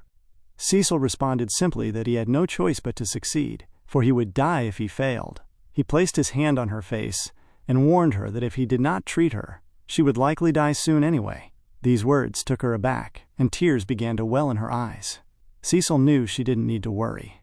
He was certain of success, because this treatment method was actually one she would develop herself in his past life. Our boy began to infuse mana into Lady Rosaline, and a huge wave of energy encircled the space, seeping deep into her core. She screamed in agony, the pain exuding from her body as she asked why she had to endure such suffering for an entire week. As her consciousness began to seep into an abyss, she wondered why she had to be the one to go through such pain. She gritted her teeth, reminiscing on Cecil's warning. She strengthened her resolve and screamed back at him, declaring that if she were to die anyway, she would see this through to the end and promised to kill him if he failed. Outside, a heavy lightning strike fell over the palace, marking the beginning of the ordeal. Back at Cecil's manor, the men were murmuring about the soldiers surrounding them. Malfoy screamed that their lord must have gotten into trouble again, and Gordon wondered if they should go look for him. However, Gillian and Carol walked in and told them all to remain calm. Carol suggested they wait and have drinks instead, expressing his hope that their boss would fulfill his part. Reminding them all that Cecil always has a plan, back at the palace, the Marquis and his guards descended the staircase to the basement. Upon arriving, the Marquis was gripped by fear as he saw blood on the ground. Cecil stood before his daughter's body, which was strangely covered with a cloth. The Marquis waited eagerly, his heart heavy with anticipation. In that moment, Cecil grabbed the cloth and flipped it over. A ripple of shock passed through the Marquis's eyes as he stared at a result he never thought possible. Rumors soon began to whisper through the capital that the Marquis's daughter had been cured and that a banquet would be held. Cecil, Belinda, and Cloud walked into the Marquis's office for the second time and bowed. The Marquis paid them full attention now, acknowledging that Cecil wasn't just talk after all. Cecil smiled, thanking the man for the opportunity. The Marquis declared that a promise was a promise, and told Cecil to ask for his favor. The room grew silent as everyone anticipated Cecil's request. Our boy took a deep breath and asked the Marquis to be his guardian. The advisor and the knight were shocked, but Belinda snapped her fingers, having expected this strategic move. Cloud realized that having the Marquis as a guardian was the best possible way to secure powerful connections. The Marquis glared at Cecil, noting that this was hardly a small wish, and deduced that Cecil had planned this from the very start. The Marquis mentioned he already had someone lined up for the north, but Cecil cut him off, correctly guessing he meant Count Breviant. The Marquis asked why he assumed it would be Breviant over the lords of Leipold or Desmond. Cecil reasoned that while Desmond claimed neutrality, he was hard to read, and House Leipold was currently in turmoil. He argued that most other northern houses were either under the influence of House Delphine or led by incompetent lords. Count Breviant was wealthy and owned the Red Flame Magic Tower, but Cecil challenged the Marquis, sensing the man wasn't happy with Breviant. The Marquis began to laugh suddenly, acknowledging that while Breviant was good-natured, he was lazy and indecisive, making him an easy target for House Delphine's influence. Cecil seized the moment, suggesting that if the Marquis was to grant a wish, he should go all in and appoint Cecil as the representative of the North. The Marquis pondered this, realizing why Cecil had risked his life. He stood up and declared before all witnesses that Baron Cecil Fenris was now his ward. He doubled down, stating that the Baron's enemies were now his enemies, but warned Cecil to be cautious, as the Marquis's honor was now on the line as well. Cecil struck his sword to the ground and swore his loyalty. Suddenly, a voice pierced through the room. Congratulations were offered as Lady Rosalind walked into the scene. She closed the fan, revealing an elegant face and bright red eyes. She looked absolutely beautiful, as she told Cecil that she would be his patron. The scene transitioned to an elegant ball. Rumors traveled like wildfire through the crowd, with guests whispering about the countryside noble who had supposedly cured Lady Rosalind's incurable illness using nothing more than a cosmetic cream. Many wondered if it was the same Denive cream that Countess Marielle had been promoting with such fervor, while others dismissed the idea as ridiculous, doubting that a simple cosmetic could achieve what the kingdom's finest physicians could not. They recognized that Marquis Branford would not host a banquet without a significant occasion, and the news that he had chosen a ward began to settle in as the true reason for the gathering. Some, tired of the senseless gossip, urged others not to be swayed by the rumors, even as their eyes remained fixed on the entrance. In that moment, Cecil walked into the grand space, looking exceptionally elegant. He was accompanied by Belinda, whose presence was equally refined. Belinda leaned in, gently grabbing Cecil's hand and reminding him to take his hand out of his pocket and smile for the crowd. Cecil turned to her, sensing she was a bit too invested in the spectacle. Belinda looked away shyly, mentioning that she never imagined she would ever visit a place of such grandeur. She understood the weight of the moment, noting that the most powerful man in the kingdom was hosting a banquet specifically for him. Cecil remained somewhat indifferent. Suddenly, a door creaked open, and the arrival of Marquis Branford was announced. Every gaze shifted to the entrance as the Marquis walked in, leading his daughter by the hand. A ripple of surprise swept through the room as Lady Rosalind's elegant footsteps echoed on the floor. She closed her fan with a sharp snap and smiled at the guests, asking how they had all been. Upon seeing her, the crowd erupted in shouts of disbelief. They recognized that she was truly cured, her face more beautiful than it had ever been. Belinda, watching from the side, mentioned that she hardly recognized the lady, recalling how she had been screaming in the cave only a week prior. Rosaline turned her gaze towards Cecil, who looked back with a touch of discomfort and characteristic indifference. Marquis Branford then addressed the congregation, thanking them for attending to celebrate Rosaline's recovery. He then dropped a bombshell, announcing that on this occasion he intended to introduce his new ward. The crowd was shocked, as many had no idea such an announcement was coming. The Marquis explained that the illness that had plagued Rosaline for years was finally defeated, thanks to a young man, Baron Cecil Fenris. All eyes turned to our boy, as the Marquis sternly declared that he would serve as Cecil's guardian, and commanded everyone to treat the Baron as they would treat the Marquis himself. Cecil realized that while Marquis Branford made his decisions carefully, he went all out once his mind was made up. He recalled the Marquis's advice from the office, knowing that attending this banquet as his ward was the key to securing the support of the Royalist faction. Despite the overwhelming nature of the event, Cecil knew this was a vital opportunity for making connections. Still, the whispers persisted, Some nobles questioned his age and the insignificance of his family, doubting he was worthy of such high standing. Belinda grew annoyed, sensing the disrespect. But before she could speak, Rosaline approached our boy.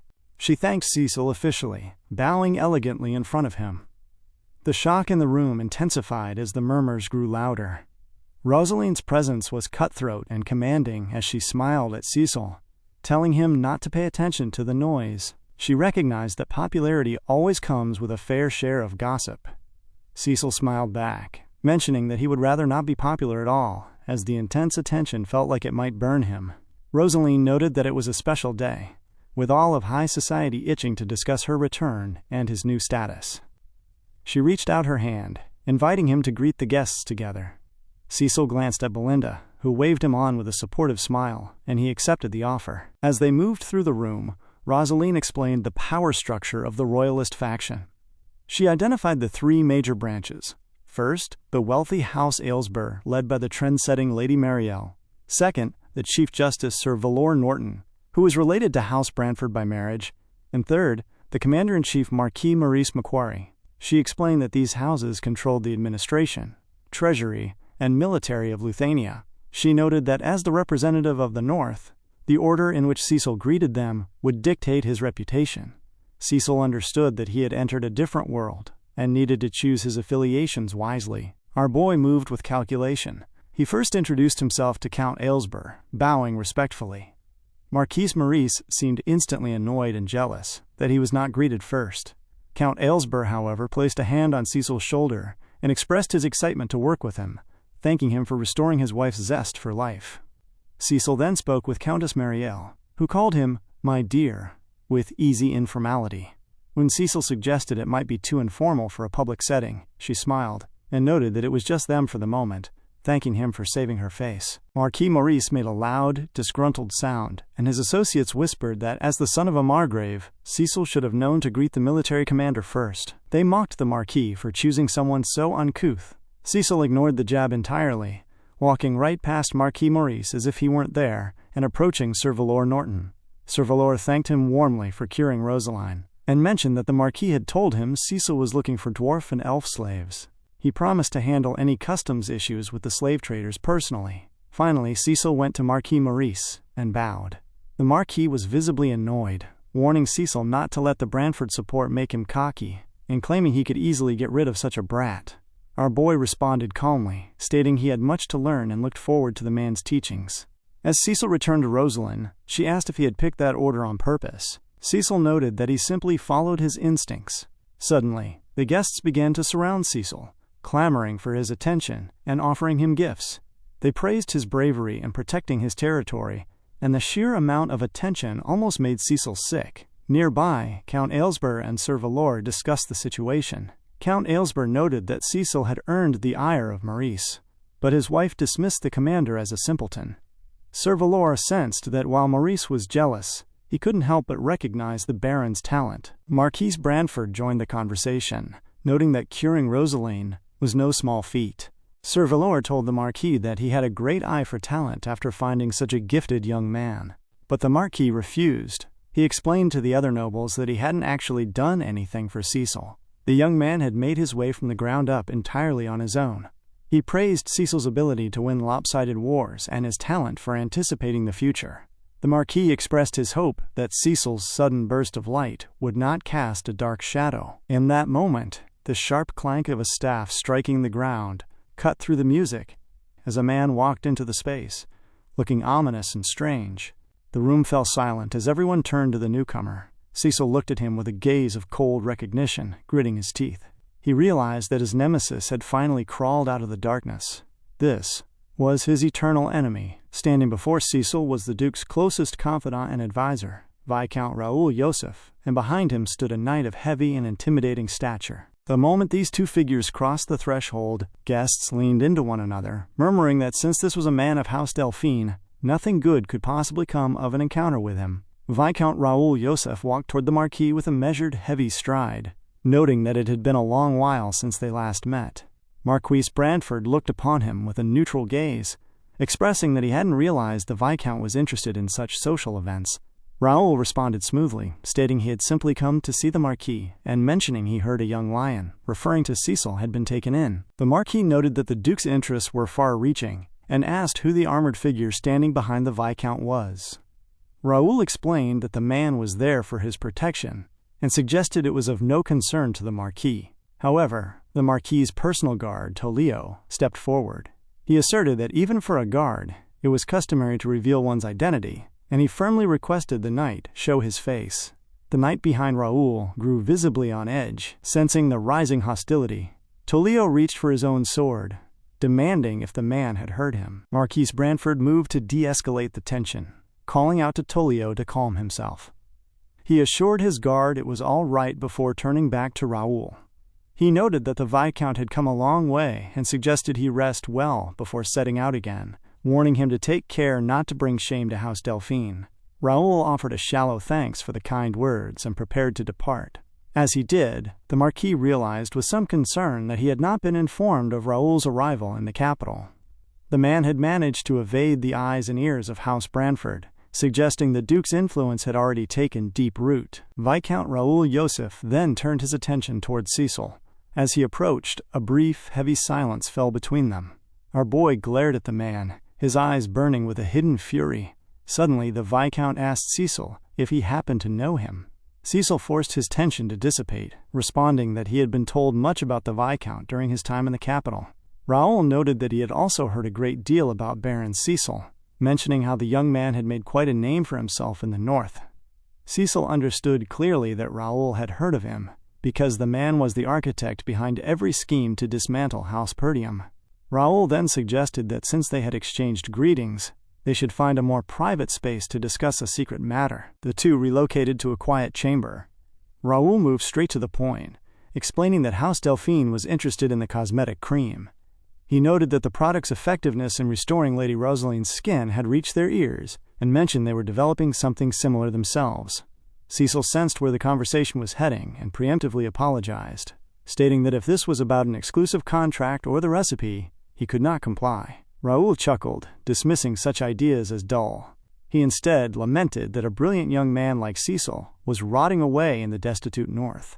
He questioned whether Cecil's sudden rise to fame and victory in war was a matter of coincidence or true skill. Cecil remained calm, explaining that he had simply studied a few things. The air hung heavy with a rising tension as Raoul smiled strangely and invited Cecil to join House Delphine. He argued that talent and ability eventually expire, and warned that if Cecil stayed in the north, the barbarians and constant wars would end his life before he had time to shine. He claimed to have seen many promising young men waste away in such a manner, but promised that House Delphine had the power to protect him from such a fate. Cecil glared back, stating he had already dedicated himself to the royalist faction. Raoul dismissed this, suggesting Cecil had barely dipped his toes in the water. He offered Cecil a lush territory in the south, and mentioned that Count Perdium would be given land as well. He noted that Cecil's father had worked hard defending the kingdom from northern barbarians, and it was time for him to rest. Cecil recognized this angle immediately. It was a common ploy to coerce noblemen into joining their side to keep unpredictable variables under control. Cecil responded firmly, stating that the north was a far nicer place than the Viscount imagined. Raoul did not push further, suggesting Cecil think it over while he remained in the capital. However, our boy caught him short with a counter-proposition, asking why the Viscount didn't join Cecil's side instead. Raoul was visibly angered by the insolence, his face darkening with annoyance. As the Viscount's carriage rode away from the estate, the knight sitting with him asked for his impression of Cecil. Raoul admitted that the way the boy looked at him was so peculiar, he had felt an urge to gorge Cecil's eyes out. The knight, the legendary swordmaster Kaizen Balzac, revealed that he sensed Cecil actually intended to kill the Viscount. He explained that throughout the conversation, Cecil had been gauging Kaizen's strength, calculating how to get past him to strike Raoul's neck. In his mind, Cecil had played out multiple combat simulations. Our boy was running the numbers. Through a barrage of relentless mental simulations, Cecil had envisioned dashing forward to cut the Viscount's throat, but he realized each time that Kaizen would intercept him before the blow could land. Recognizing that the scenarios did not work in his favor, Cecil had remained peaceful. Kaizen recognized the intensity in Cecil's eyes, and noted that the rumors of the Baron's exploits were likely true. Raoul mused that their conquest of the north was merely delayed, not thwarted. He realized there were other options, and decided they should warn House Desmond. Kaizen Balzac, the man Cecil recognized as the kingdom's greatest swordmaster, he realized that Cecil was no mere knight commander. He had felt the energy of a man who should be considered the greatest swordmaster in the north. Back at the Fenris property, everyone went about their activities with a newfound urgency. Kaor moved among the workers, his voice booming as he instructed everyone to secure every last coin and not to dare forget a single item. The sheer volume of supplies being loaded was enough to make the workers murmur in disbelief, wondering how they had secured such a haul. Jillian moved through the ranks as well, ensuring that the heavy military supplies were prioritized for transport. Amidst the organized chaos, Rosaline watched the preparations with a sense of lingering uncertainty. Cecil approached her, his steps deliberate as he mentioned that they would be heading back to the territory soon, explaining that they had a great deal of work ahead. He reminded her that the distribution of the Denive cream in the capital was now her responsibility, just as they had discussed. He then coolly brought up the 300,000 gold she had promised. Rosaline glared at him, a flicker of irritation crossing her elegant features as she promised to give him the money. She remarked that he seemed unable to talk about anything other than coin. When Cecil expressed that she was his benefactor and he was simply her beneficiary, she noted how cold he was being. She expressed a desire to understand him better, asking why he worked so hard and what his ultimate goal truly was. Cecil looked away, stating that his goal was nothing special. He simply wanted to live a quiet life with enough food and a roof over his head. Rosaline was not fooled by his modesty, telling him he wasn't being honest. She reasoned that if a simple life were his true aim, he would have accepted Raoul Joseph's proposition and joined House Delphine instead of sticking with the royalist faction. Cecil paused, the weight of his true intentions hanging in the air for a brief moment. He admitted that as the successor of House Perdium and Lord of the Fenris territory, he had set a goal for himself. He told her that while he needed her help to achieve it, he did not intend to share his burdens with her. Rosaline became flustered, questioning why he would refuse to share the load when it would make his path easier. Suddenly, Cecil reached out and took her hand, causing her fan to slip from her fingers and clatter to the ground. In a movement of unexpected warmth, he kissed her hand, leaving her blushing and utterly bewildered by the sudden gesture. He pulled away and mentioned that he simply wished for her happiness before walking out of the space, leaving her standing there in a daze of surprise. As our boy walked off, he reflected on the success of the banquet. He knew he had maintained Marquis Branford's good name. By rejecting Raoul's offer, the material support originally intended for the Brivant territory had been redirected to Fenris and Perdium. Under the Branford name, they had secured tax exemptions, tax breaks, and the relocation of 50,000 residents. With the addition of the skilled dwarven and elven workers, their territory could no longer be underestimated. However, the fact that the Delphine faction had approached him in person left Cecil feeling uneasy. He realized that Duke Delphine was likely plotting another scheme, and that any hesitation would invite a strike. He resolved then that they would not see him coming. He resolved to bring Duke Delphine to his grave and erase every trace of him from the world. The scene cut to the Fenris territory, where the fields were now rich with crops. A group of dwarves, their hands and legs bound in heavy chains, were escorted into the frame by knights. One of the dwarves, looking toward the manor, called out to their leader, Galvaric, pointing out Cecil's arrival. The moment the carriages arrived, the people of the territory erupted in cheers, screaming for everyone to come out and greet their lord. Belinda was surprised by the sheer scale of the welcome, but Kaor noted that they deserved a hero's welcome. Galvaric watched the display with a cynical eye. His men observed the way the people looked at Cecil, with genuine enamel, noting that the lord had built houses and ensured no one starved. Despite the warmth of the scene, Galvaric scoffed to his companions, warning them not to fall for the nonsense. He had concluded that all nobles were trash who cared only for themselves. One of his men asked if they were still going ahead with their plan, and Galvaric confirmed they were. Cecil glanced toward the dwarves, taking note of the hushed conversation, but he was interrupted by Belinda tapping his shoulder. She encouraged him to wave to his people. Claude screamed with joy, declaring it was great to be home, and that they could finally relax now that they were swimming in money. His celebration was cut short by the boss. Cecil told Claude to have Lowell bring the reports he had requested, and to meet him in his office immediately. Claude looked uncomfortable, asking if they were truly going back to work the moment they arrived. Cecil reminded him that slaves to the grind get no breaks and that they had had enough downtime in the capital. Later, in his office, Cecil gathered his inner circle. He asked Lowell if everything was well with Overseer Homern. Lowell confirmed it was, and Cecil noted he would visit the Overseer soon. Lowell then began his report, flipping through his records. He explained that the territory had been managed exactly as ordered.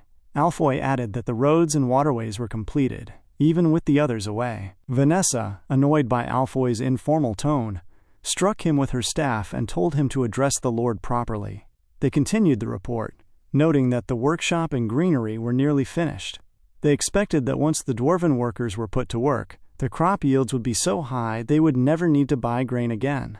Belinda was shocked by the yields, and Claude proudly noted that they were on par with the Leipold territory, achieving the highest per-unit yield in the kingdom. Belinda remarked that at this rate, Cecil would expand the territory in no time, especially with the royalist faction behind him. Gillian added that the territory was being revived just as planned.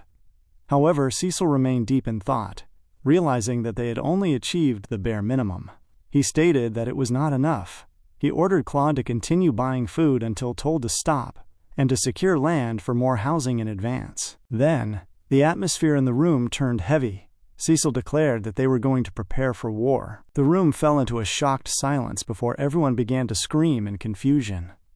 Claude asked who would dare attack a lord under the Marquis's protection. Cecil named the threats, House Desmond or House Leipold. He had Lowell hand over a scroll containing data his people had gathered. The report showed large-scale conscription and training in the Desmond territory, along with the recruitment of freelance knights and massive purchases of weapons and iron ore from the country of Cavaldi. Gillian noted that food, troops, and weapons were the essentials of war, and while iron ore was vital even in peace, the quantities being purchased were far beyond normal requirements. Keor realized that a war was indeed on the horizon. While Alfoy looked distraught at the thought of returning to the battlefield, Claude expressed concern that if House Desmond monopolized the Cavaldi iron ore, the Fenris territory would be in trouble, as iron was essential for their own improvements. Cecil confirmed that Count Cavaldi was likely on Duke Delphine's side. He explained that if they waited, their enemies would finish their preparations and attack. Looking at his stunned advisors, Cecil laid out the plan. He told them that they were not going to wait to be hit. Instead, they were going to attack the Cavaldi territory first. The declaration left everyone in the office completely speechless, stunned by the sheer audacity of the move. In the cold, high halls of the Cavaldi castle, Count Cavaldi sat across from Count Harold Desmond, casually chomping on a berry before spitting the seed onto the floor with a wet thud. He looked at Harold and asked, with a note of mockery, what exactly he had called this newcomer, the strongest swordsman in the north? Harold did not share the man's amusement. He explained that a report from House Delphine regarding the Fenris territory had arrived, stating that they must assume Cecil is the strongest swordsman in the north when they eventually move against him. Harold's voice was low, as he warned that Cecil's actions were entirely unpredictable, and that Cavaldi had better prepare for war. Count Cavaldi found the suggestion annoying, leaning back in his chair and asking Harold why he was even telling him this, since Harold was the one who would actually have to fight the boy. Harold peered at him, his gaze sharp, and mentioned that the Duke himself had commanded it. The mention of the Duke only made Cavaldi more derisive. He suggested that Harold must have lost his touch, along with his last battle. He gestured to the stone around them, boasting that no one could possibly get past their walls.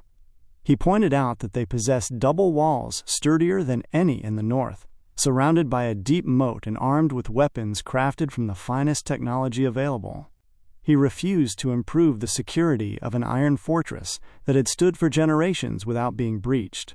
Cavaldi told Harold he should worry about his own future, instead of dragging others into a war they didn't need to be concerned about, and then mocked him for the loss of Victor, their cherished knight, which only angered Count Harold Desmond the more. The scene shifted back to the warmth of the Fenris barony. Cecil walked past his men, as Keor, Gillian, and Belinda bowed deeply. Cecil walked into the frame with a steady, weighted pace.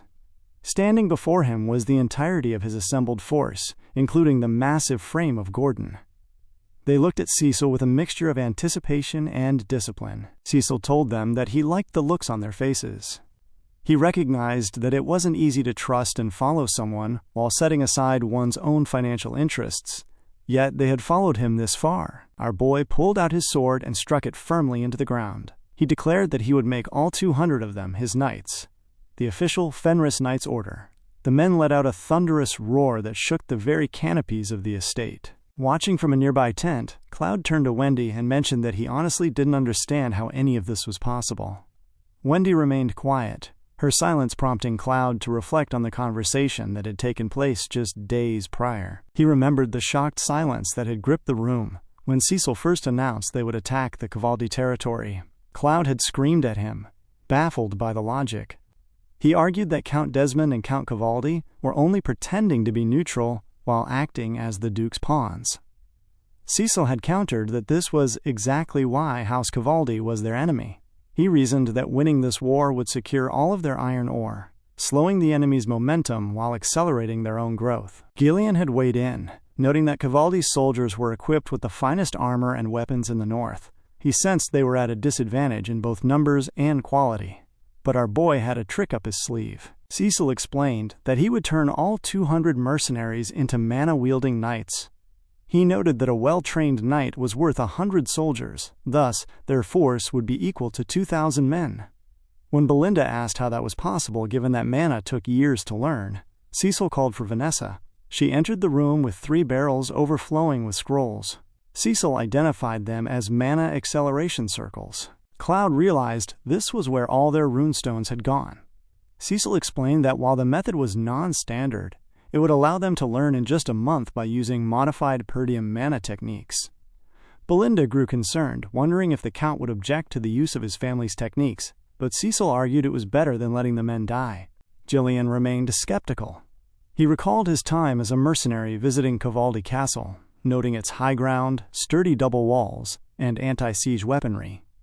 He insisted the fortress had never fallen. Cloud tried to use this to discourage the attack, suggesting they just focus on defense. Cecil simply asked Cloud if he wanted to bet on the outcome. Cloud, looking uncomfortable, told him to stop making bets with the fate of the territory. Cecil told him not to worry. He had a plan. On the training grounds, the process was far from pleasant. The mercenaries were murmuring, knowing that learning mana usually took years. Gordon asked how they were supposed to achieve this, and Cecil reiterated that he would get them there in a month by making it easy for them. The easy method left the mercenaries looking pitiful, sprawled across the dirt in agony. Cecil placed his hand on Gordon's back, infusing mana directly into his system. He screamed at Gordon to endure it, explaining that he was compressing years of training into a single month, which placed a massive burden on the body. He instructed Gordon to gather the mana particles in the air and form a circle in his lower abdomen. Gordon began to weave the threads of energy, but the sheer strain caused him to let out a heavy scream that echoed across the entire estate. Later, Cecil walked with Belinda and Lowell, looking weary. He told Belinda to take the boys to their quarters, noting they would need care. He then instructed Lowell to begin crafting the knight's armor and asked about the status of the slaves. Lowell mentioned the elves had not arrived, but the dwarves were already waiting in their quarters. That night, under a sky devoid of moonlight, the earth near the border began to shake. A hand broke through the soil as the dwarves emerged from a secret tunnel they had dug to escape. Galvaric led the way, telling his men to get up and hurry. His men were hesitant, asking if they would truly be free. Galvaric assured them there were conclaves of non-human slaves in other kingdoms, and urged them toward the border. Suddenly, the dwarves halted. Galvaric, not seeing the figure behind him, barked at them to keep moving, calling them cowards for having regrets. He told them they could spend their lives as trash for nobles, if they wished. One dwarf pointed behind him. Galvaric turned to find Cecil standing there confidently, glaring at them. Cecil told them that escaping wouldn't solve anything. The dwarves were in shock, wondering how he had found them so quickly. Galvaric asked if he had come alone, and Cecil confirmed he had. Sensing an opportunity, the dwarves huddled together, their glares turning vicious. They realized that if they took Cecil down, they would be truly free. Cecil simply smiled, mentioning that they were welcome to try. The brief but decisive skirmish had ended, and the ground was littered with the beaten-down forms of the dwarves who had attempted to flee. They were thoroughly subdued. Galvaric lay on the earth, his body trembling with a mixture of exhaustion and shock as he huffed and puffed, staring up at the young lord. Cecil looked down at him with a calm, steady gaze, noting that dwarves truly were as tough as the stories claimed. He pointed out that if word reached the slave traders that Galverick had attempted to run, they would be hunted across every corner of the world. He suggested that it would be far easier to simply work here than to spend the rest of their lives on the run. Galverick, however, was not easily swayed. He scoffed, telling Cecil not to make him laugh. He claimed he would rather die trying to reach freedom than spend his days crafting boring toys for nobles. He dared Cecil to believe they would ever be obedient, calling the idea of servitude a fool's dream. Our boy didn't flinch. Instead, he made a declaration that caused a ripple of stunned murmurs to move through the group. He intended to grant them their freedom. Galverick found the notion ludicrous. He reasoned that the laws of the kingdom labeled them as slaves, and questioned how a mere countryside noble could have the power to overturn such a fundamental decree. Cecil simply noted that laws are made by people, and can be changed if necessary. One of the other dwarves whispered to Galverick that since Cecil was supported by the royalist faction, such a thing might actually be possible. Galverick hesitated, his stubbornness wavering for a brief second. Cecil sensed the opening and clarified that he had no interest in common handcrafts or luxury goods. He wanted to build something far more interesting. When Galverick looked up, baffled, and asked what he meant, Cecil looked toward the horizon and stated that he wanted to fly. A month passed, and within the iron fortress of Cavaldi Castle, Count Cavaldi sat with his advisors, reading a letter from Cecil that had just arrived. The letter was blunt, accusing the Count of disrupting the fair trade of iron ore by favoring specific noble houses. It warned that if the markets were not open to Fenris and its neighbors, the Count would surely regret it. The advisors were incensed, calling Cecil an arrogant scoundrel with terrible manners. Count Cavaldi, however, found the threat amusing. He suggested that such words only held weight if backed by power. He deduced that Fenris must be desperate for iron ore to send such a ridiculous letter. His men noted that Fenris had been buying massive amounts of food at premium prices, even from Cavaldi's own stocks. They realized that with the sudden influx of residents from the royalist faction, the territory appeared to be short on provisions. The Count's men were baffled as to why Cecil would spend so much money voluntarily when food prices were expected to fall with the upcoming harvest. They concluded that the young man was acting without any rational thought, letting his whims lead him. Count Cavaldi agreed. He laughed, noting that the Fenris territory was growing too quickly for its own good, and that it was a shame he wouldn't be able to witness their downfall in person. At the Branford estate, Marquis walked into his office, and he spotted a letter on his desk that caused his attention to perk. It was from Cecil. The message was urgent. It requested that the royalist nobles buy up enough food to last a decade, warning that a great famine was coming that would shake the foundation of the kingdom. The Marquis stood firm, planting his feet as the weight of the warning hit home. He immediately began making preparations. The next morning, his daughter Rosaline entered the office, noting that her father hadn't gone to bed at all. The Marquis looked at her and commanded that word be sent to their vassals and all royalist nobles to hold a meeting at once. Soon after, the prophecy was fulfilled. An unprecedented famine swept across the kingdom. The weather turned incredibly arid, rivers slowed to a trickle, and crops withered in the fields.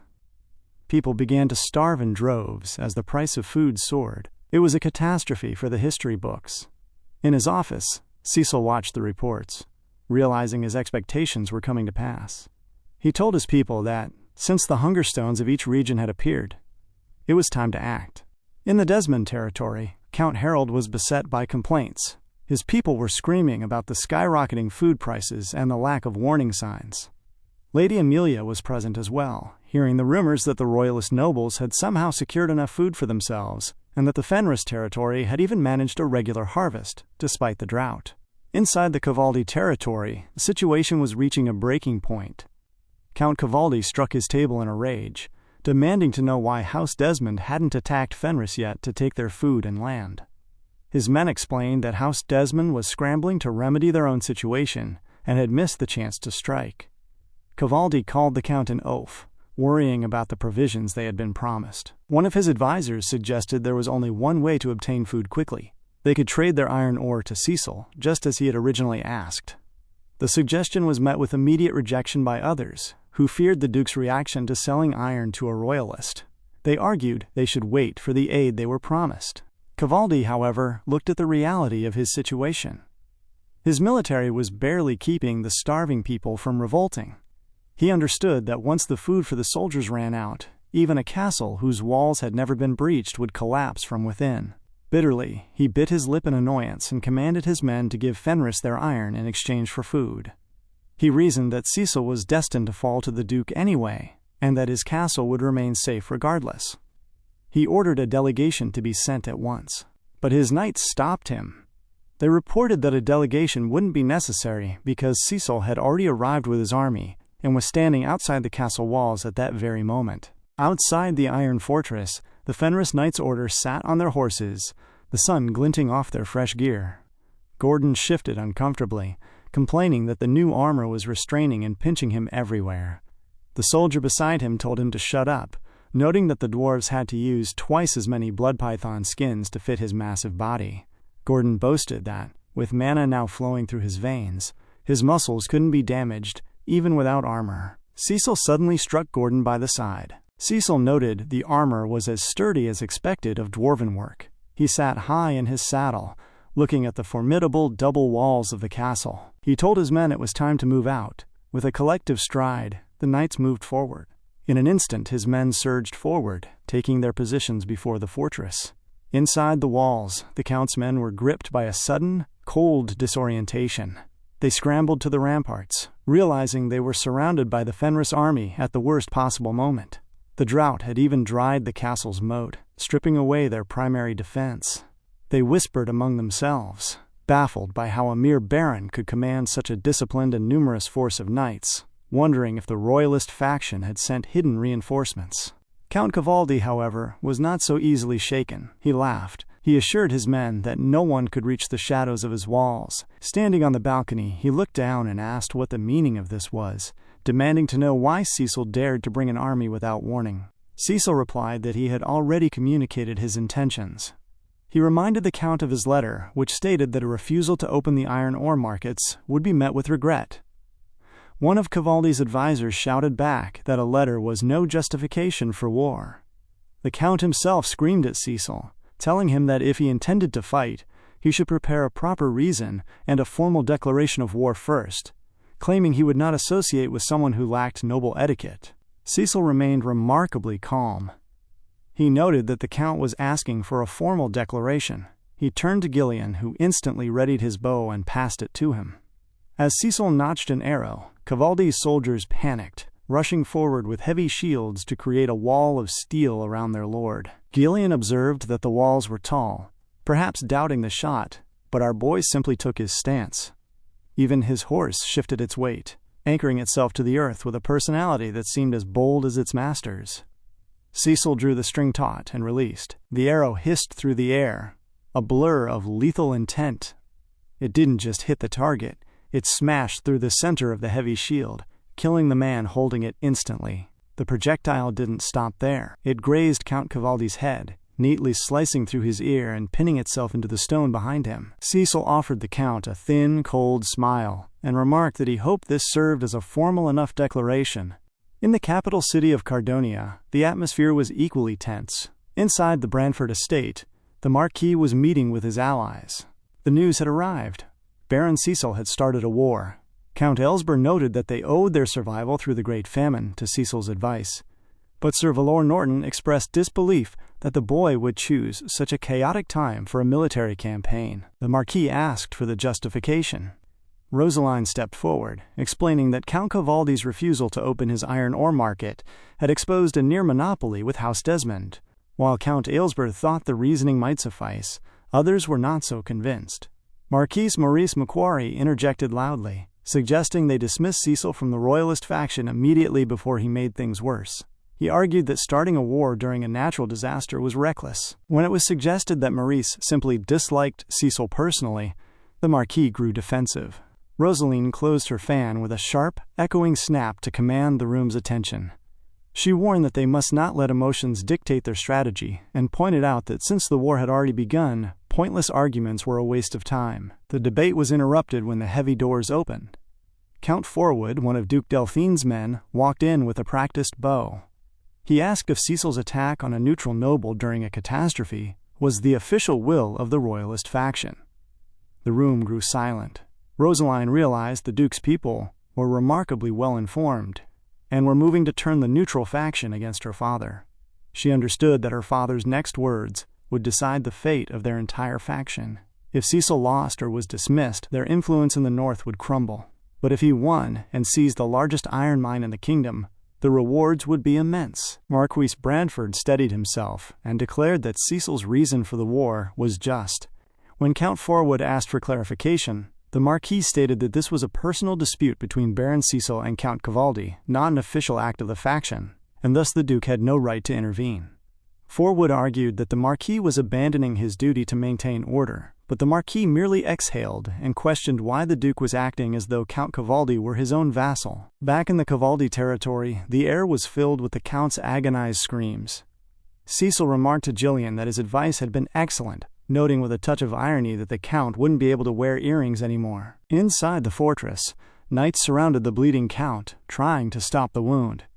Cavaldi pushed them away, screaming for them to get into position and show the majesty of their impenetrable castle. Huge siege engines were wheeled into place, their spears and arrows loaded and aimed from the heights. Gillian looked up, noticing the enemy was quick to respond. Cecil observed that their speed came from generations of defending these very walls. Count Cavaldi screamed for his men to fire, and a flurry of massive arrows rained down like a dark cloud. Cecil didn't panic. As the projectiles descended, our boy unsheathed his blade. With precise, weighted movements, he wove through the falling shafts, his sword a blur that deflected anything that came too close. Gillian, Kaor, and the rest of the knights raised their shields, the mana flowing through them making their defense unshakable. When the flurry ended, not a single man on Cecil's side had been harmed.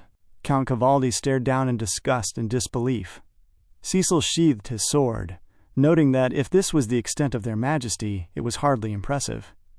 He ordered his men to retreat to their base for the time being. Cecil told his men to prepare for the next phase of the operation, leaving the iron fortress behind for the moment.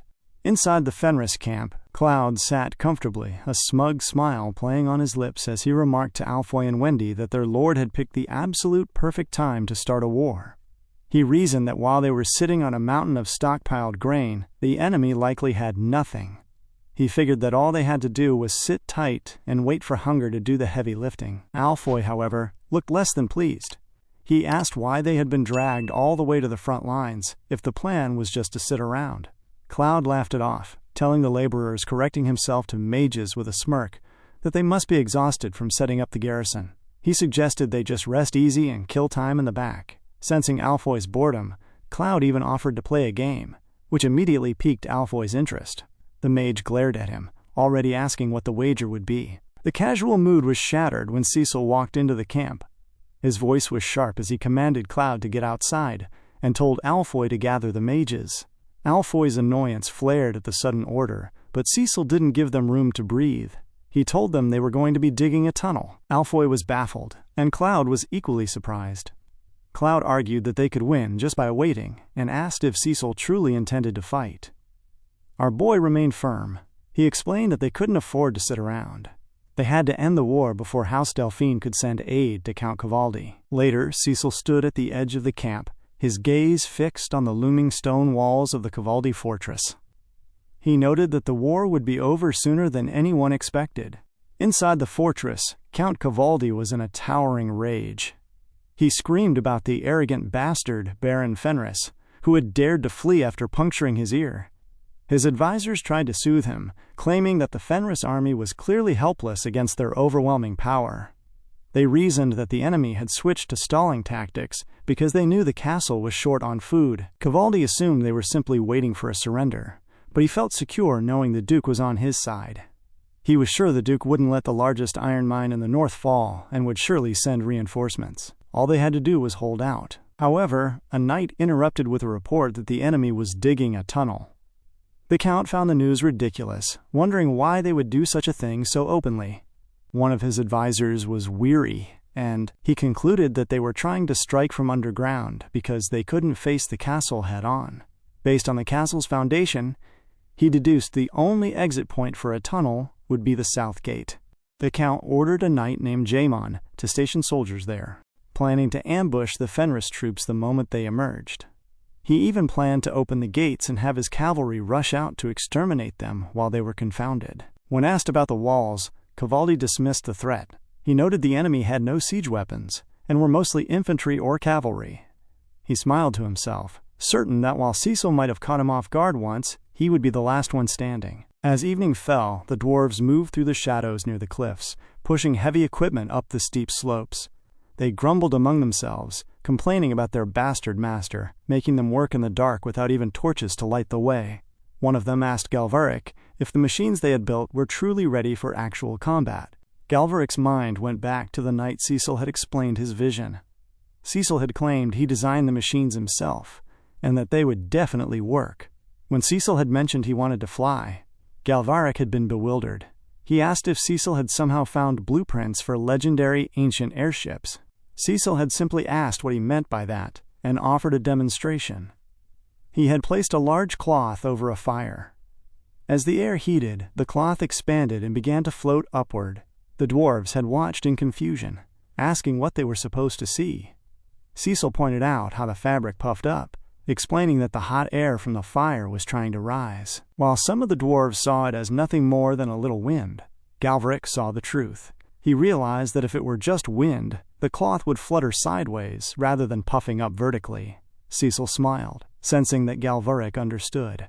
He asked the dwarf to imagine what would happen if they made a much larger pocket of air. Galvaric couldn't wait for the explanation. The smith in him took over, and he grabbed a stick to sketch in the dirt.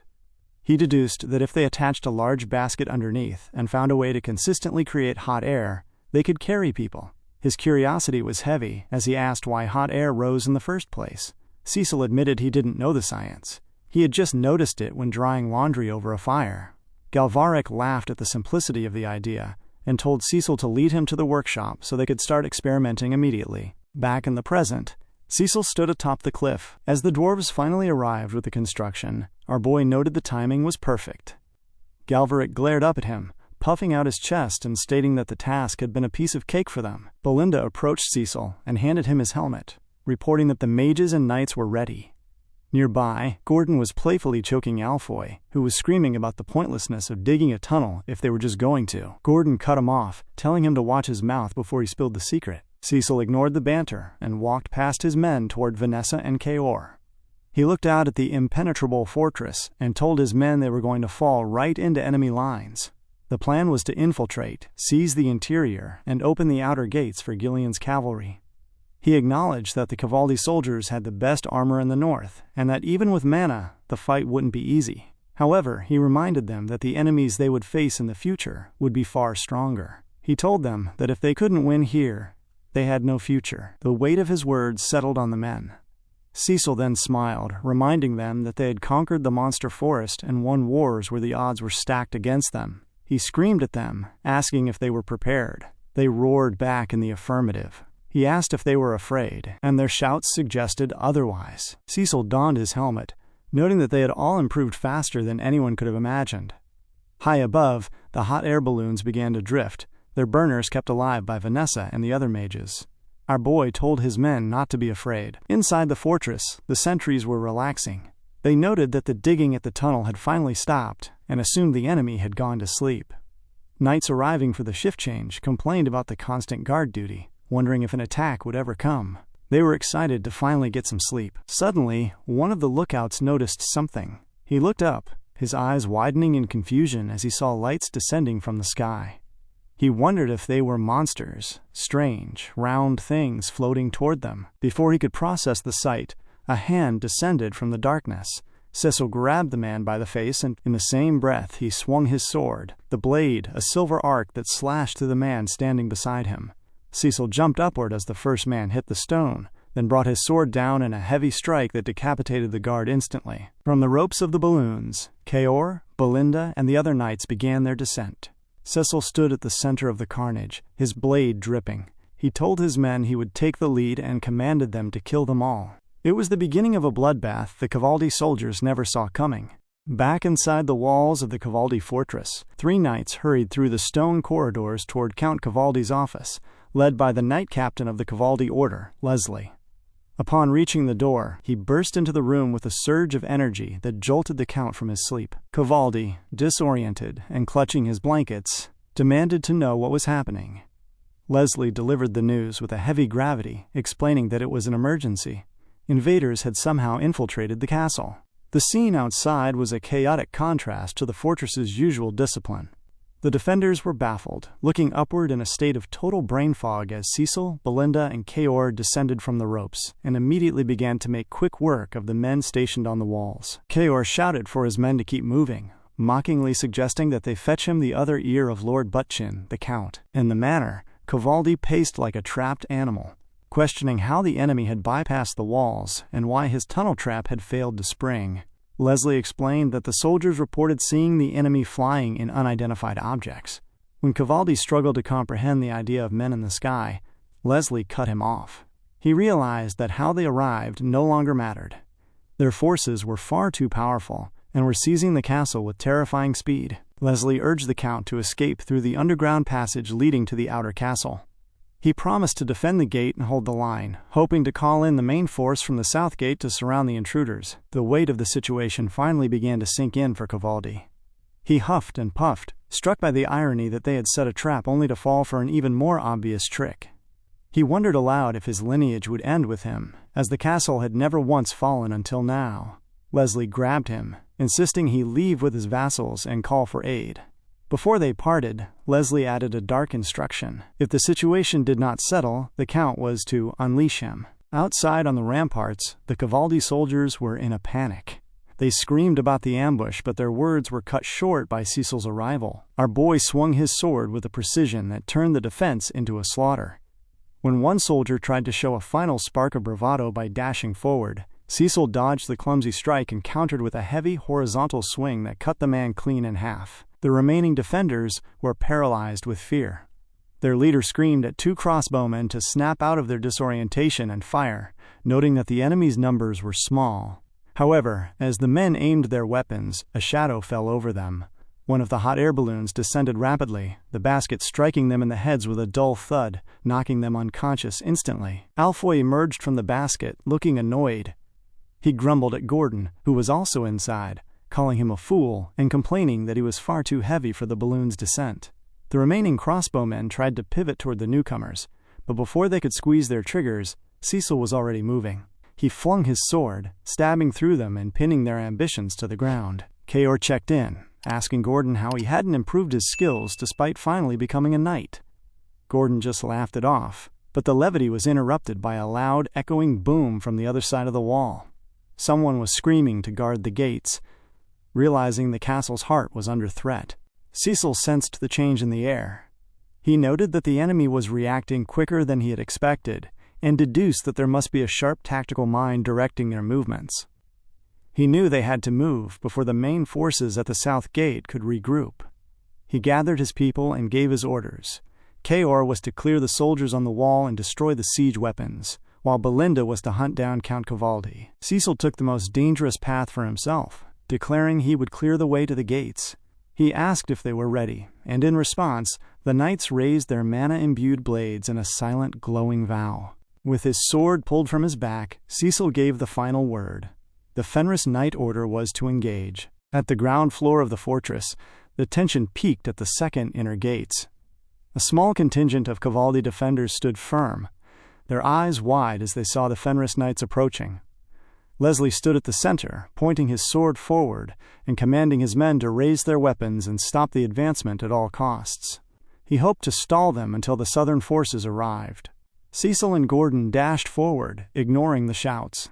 They fell upon the defenders like a tidal wave. Leslie watched in horror as his men were massacred with ease. He realized with a sudden clarity that every single one of Cecil's soldiers was wielding a mana-imbued weapon. Even for knights, the way they pushed back heavy infantry lines was unprecedented.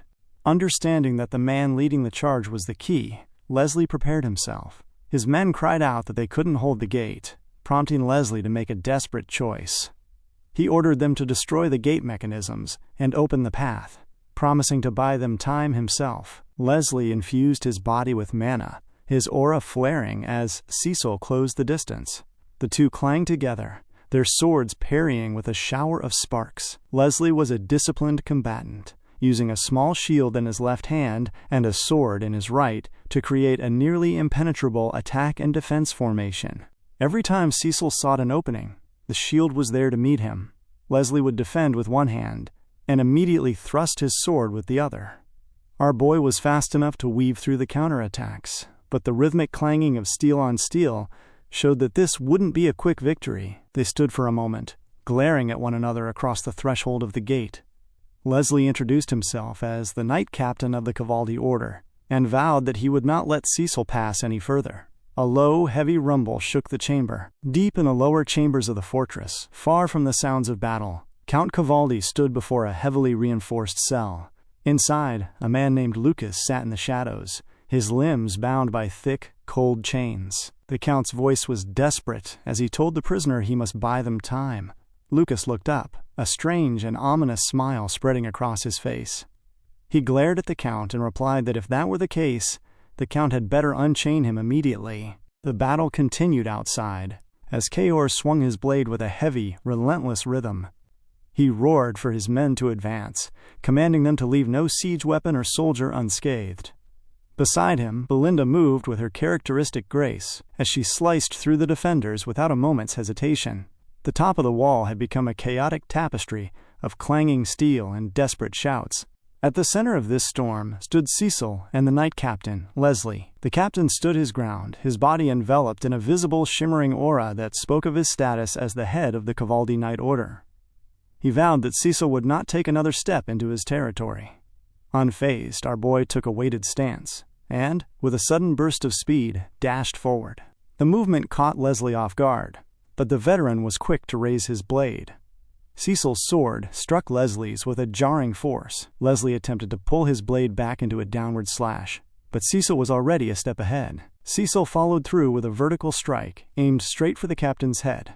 Leslie thought fast, raising his shield to deflect the blow, though the sheer weight of the impact sent a visible strain through his arm. What followed was an intensive sequence of strikes and parries. Leslie managed to deflect the majority of Cecil's barrage, and our boy remained untouched by Leslie's counters.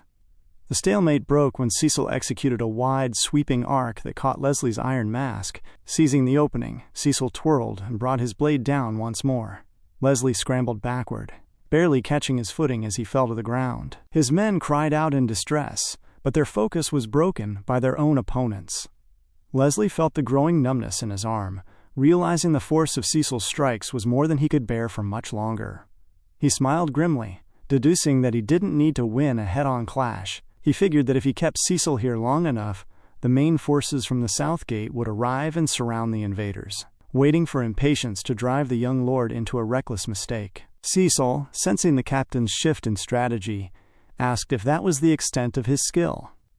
He lunged upward with a piercing thrust. As Leslie moved to dodge, Cecil transitioned into a downward slash, but the real blow came from his elbow, which connected squarely with Leslie's face. The captain recoiled, trying to regain his balance with a desperate stab. Our boy tumbled and twirled through the air. While still in motion, he swung his blade in a trajectory Leslie never expected. With a sharp cry of shock, the captain lost his limb and collapsed to the ground. Cecil looked down at him, noting that his efforts were not bad, but ultimately too late. Blood gushed from a wound in Leslie's stomach as he felt his strength fading. As he fell, Leslie fathomed the truth of Count Desmond's earlier warnings. He realized the Count had been right to label this man as the greatest swordsman in the north. Seeing their captain fallen, the Cavaldi knights wavered, while Cecil's men cheered for the fall of the gatekeeper. Cecil wasted no time, ordering his troops to move toward the gates. However, Leslie, coughing through the pain, managed to speak. He noted that things would not go Cecil's way, as the gates would never open. From within the gatehouse, Gordon screamed that the defenders had destroyed the mechanisms. The gates were jammed shut. Leslie smiled through the blood, pointing toward the horizon where the main Cavaldi forces were fast approaching. He suggested that as long as the gate remained closed, the numbers would eventually overwhelm the Fenris Knights. Cecil's men were undeterred, some claiming they could take on the entire army now that they were knights, but Cecil sensed the reality of the situation. He gathered that his men were exhausted and their mana was depleted. They couldn't survive a prolonged siege against such numbers. Cecil walked towards the massive iron-bound gate and placed his hand upon the cold surface. He looked at his blade, knowing he could only sustain this next move for a split second. He commanded his men to stand back. As he drew his mana, he reasoned that in modern times, the title of Master had become a hollow label. He began to compress mana into his blade, going far beyond the requirements of a standard knight.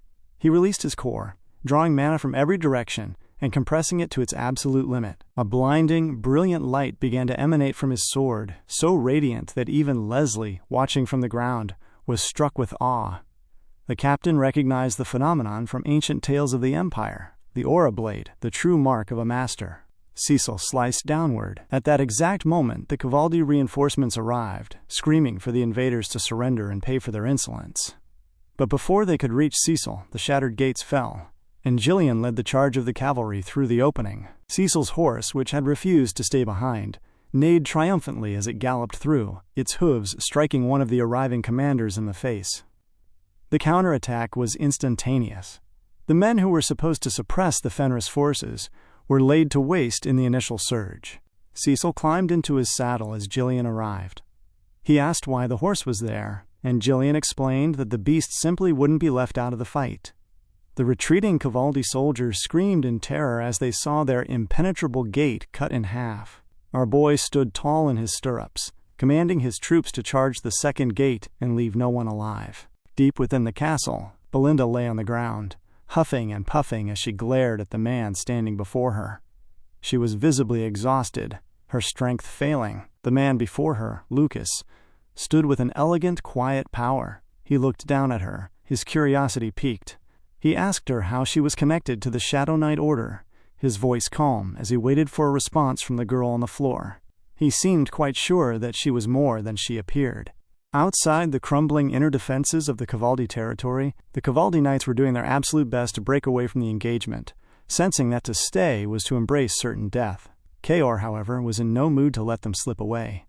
Cecil's voice cut through the noise. He commanded his men to kill them all, stating firmly that they had no need for hostages. Yet, as the words left his lips, a sudden wave of fatigue washed over him. He sensed that he had pushed himself too far. Using the aura blade at his current level had been a massive gamble that had drained his reserves. He realized that he wouldn't be able to sustain a high-intensity fight much longer, and knew he had to pace himself if he wanted to survive the day. Kaor approached Cecil, a rough smile on his face, as he asked if the boss was already exhausted. Gillian also drew near, his expression heavy with concern, as he reported that they had successfully dismantled the enemy's main forces. Cecil offered them a tired nod of approval for their hard work, but his focus quickly shifted to the missing member of their group. He asked about Belinda's whereabouts. Alfoy informed him that there had been no word from her since she entered the castle. While Kaor made a light-hearted remark about her being a slowpoke, Cecil felt a growing discomfort. He turned to Gillian and suggested that there had to be an emergency escape route hidden somewhere within the stone walls. He reasoned that Count Cavaldi couldn't have fled far, and ordered Jillian to take the cavalry and search the outer walls for any hidden exits. Jillian moved to obey immediately. Cecil, however, made his own decision. He declared that he would go and find Belinda himself. Mounting his horse, he rode into the heart of the Cavaldi castle. Inside the castle's deeper chambers, Belinda was in a precarious position. Lucas stood over her. He repeated his question, asking how she was connected to the Shadow Knight Order. Belinda, huffing and puffing from the exertion of their previous exchange, glared at him. She asked how he could possibly know that name. Lucas offered no verbal answer, but his reflexes spoke for him. A dagger hissed through the air toward his face, and he flicked his spear upward with a bored precision to block the strike. Seizing the moment, Belinda jumped into the air. She attempted a heavy aerial strike with her legs, but Lucas shifted his spear to catch her momentum on his shield. Belinda screamed for an answer, desperate to know how a man in this remote fortress knew of her order. Lucas merely smirched, watching as she landed with a gracious ease. The battle resumed with a renewed intensity. Lucas thrust his spear in a blur of silver, but Belinda was swift, weaving through the attacks like a shadow. She sensed the spear tip whistling toward her head and somersaulted backward, trying to create enough distance to breathe. Lucas did not let up. He took a low stance and dashed toward her, the spear held low and steady. Belinda watched the incoming point with a heavy sense of unease, but as it thrashed forward, she twirled into the air. She aimed a sharp kick directly at Lucas's face, but the spearman was too experienced. He pulled his weapon back into a block, catching her shin against the shaft. Lucas guided her leg away, disrupting her assault position. In one smooth motion, he brought the tip of his spear to the soft skin of her neck. He had her. He told her that his knowledge was nothing special. She simply looked a lot like a former lover of his. The statement left Belinda bewildered. But Lucas simply clarified that while he didn't care who won this war, he couldn't abandon his current role either. He told her not to think badly of him, and began to pull the spear back for a final, lethal slash. Before the steel could bite, a shadow dashed into the fray. Our boy entered the chat with a thunderous impact. Cecil's sword clanged against Lucas's spear, the force of the strike surprising the spearman. Belinda cried out in visible excitement at the sight of her young master. Cecil told her to leave, stating that he would take care of the bastard himself. Lucas looked Cecil over, his gaze stern but curious. He smiled, noting that the young master had finally arrived. They began to clash, the sound of their weapons filling the silence of the chamber with a heavy, metallic rhythm. Lucas realized that with Cecil in front of him, he wouldn't be able to pursue the woman. He asked if Cecil was the noble who had started this war, twirling his spear before thrusting it forward in a lethal line. Cecil dodged the point, the spear scraping noisily against the flat of his blade as he tried to close the distance. Lucas twirled again, attempting to leap back and reset, but Cecil was faster. Our boy spun and delivered a heavy kick that caught Lucas squarely in the face while he was still mid-air. The shock of the blow sent Lucas tumbling to the ground. He braced himself with the shaft of his spear, looking up in disbelief. Cecil let out a short laugh. "Long time no see." Cecil told him it was good to see him, which left Lucas utterly confused. He asked how Cecil could possibly know him. Cecil kept his thoughts to himself, but he looked at the man and recognized his old subordinate and comrade. He had been wondering where Lucas had ended up, and to find him holed up in a place like this was an irony Cecil couldn't help but savor. Lucas wiped his face, stating that he didn't like Cecil's attitude. He noted that Cecil didn't fight like any noble he had ever met. His techniques were too unconventional, too raw. He pointed his spear at Cecil and demanded to know who he truly was. Cecil stared him down and admitted that he used to be a mercenary. Lucas smiled at the revelation, finding the idea of a noble fighting as a mercenary highly interesting. Sensing an opportunity, Cecil made an offer. He proposed a gamble.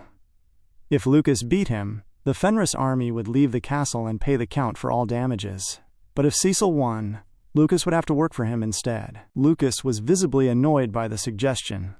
He noted that Cecil had practically won the war already, and questioned why anyone would make such a reckless gamble. He claimed he had no real allegiance to the castle anyway. Cecil's gaze was steady. He told Lucas that if he had no ties, he should simply come and walk with him. Lucas argued that he was a very expensive man to hire. Our boy didn't flinch. He stated that the reason he was putting the entire castle on the line was because, in his eyes, Lucas was more valuable than the fortress itself. The words left Lucas bewildered for a moment. He smiled, the weight of the compliment sinking in. He asked for Cecil's name. Cecil took off his helmet and threw it to the ground. Lucas noticed Cecil's pale face and asked if he was sure he could handle a fight in his current state. Cecil told him to think of it as an advantage he was graciously giving him. Lucas laughed and agreed. He dashed forward, and the duel for the fate of a legendary subordinate began. The heavy silence of a snowy mountain range swallowed the sound of footsteps as a figure emerged from a weathered tent. Lucas, his face partially obscured by the biting cold, walked across the frozen terrain until he reached the man waiting for him in the white haze. That man was Cecil, though this was a scene from a lifetime before his regression. Lucas reminded Cecil that he had only agreed to walk with him until that very day. He noted that 10 years had passed since their Mariana's approval match, and their contract had officially expired. Cecil looked at his old comrade, as he asked if it had truly been that long already. Cecil smiled then, sensing the truth behind the departure. He guessed it was because of the woman Lucas had been searching for. Lucas did not deny it. He simply explained that he could not dedicate his life to fighting alongside Cecil forever. Cecil accepted this with a grounded grace, telling Lucas to go and find his precious woman. He reasoned that, just as he had his revenge to seek, Lucas had his own goals to fulfill. As they prepared to part ways, Lucas promised that if Cecil were ever in true danger, he would come to his aid. They departed as friends, a smile lingering between them in the cold. The memory shattered as the narrative returned to the present, where the two were currently locked in a fierce, high-stakes brawl. The warmth of the past was replaced by the clanging of steel as the fate of their new bet hung in the balance. Cecil thrusted his sword, but Lucas shifted his weight, dodging the point by a hair's breadth. Lucas followed up with a sweeping slash of his spear, which Cecil avoided with a practiced tumble. Our boy swung wide, but the spearman used the momentum of his own weapon to vault himself upward, leaping over the blade. They glared at each other, the tension thick as Lucas descended with a heavy strike. Cecil parried the blow, the vibration of the impact rattling his teeth. Lucas used the momentum of the parry to twirl through the air and land firmly back on the stone. Lucas noted that Cecil was impressive, admitting that even though Cecil looked like he was about to collapse, he was still standing firm. Cecil stayed focused, stating that he simply couldn't afford to lose the bet he had initiated. Lucas laughed at the determination, his stance widening as he prepared his next move. He admitted that working for Cecil would definitely make his life complicated, and so losing wasn't an option. As Lucas began to embed mana into his spear, Cecil sensed the sheer volume of power flowing into the weapon. He realized that Lucas had always been this strong, even before their first meeting in the previous timeline. Lucas had served under him for 10 years after losing a Mariana's approval match, becoming the Mercenary King's most trusted problem solver. Yet even Lucas had been unable to find the woman he sought until the day Cecil fell into Aiden's trap. True to his word, Lucas had come to his aid then, only to be killed in the combat that followed. Cecil exhaled, a sharp, dramatic realization grounding his movements. He vowed that he wouldn't let that same fate befall Lucas this time. In a move that left Lucas baffled, our boy threw his sword to the ground. Seeing the opening, Lucas lunged forward, thrusting his spear toward the unarmed noble. Cecil bent his body low, the spear whistling harmlessly over his head. Before Lucas could pull the weapon back for a follow-up slash, he wrapped his legs around Lucas's neck, using his entire body weight to wrench the spearman forward. The shift in momentum was absolute.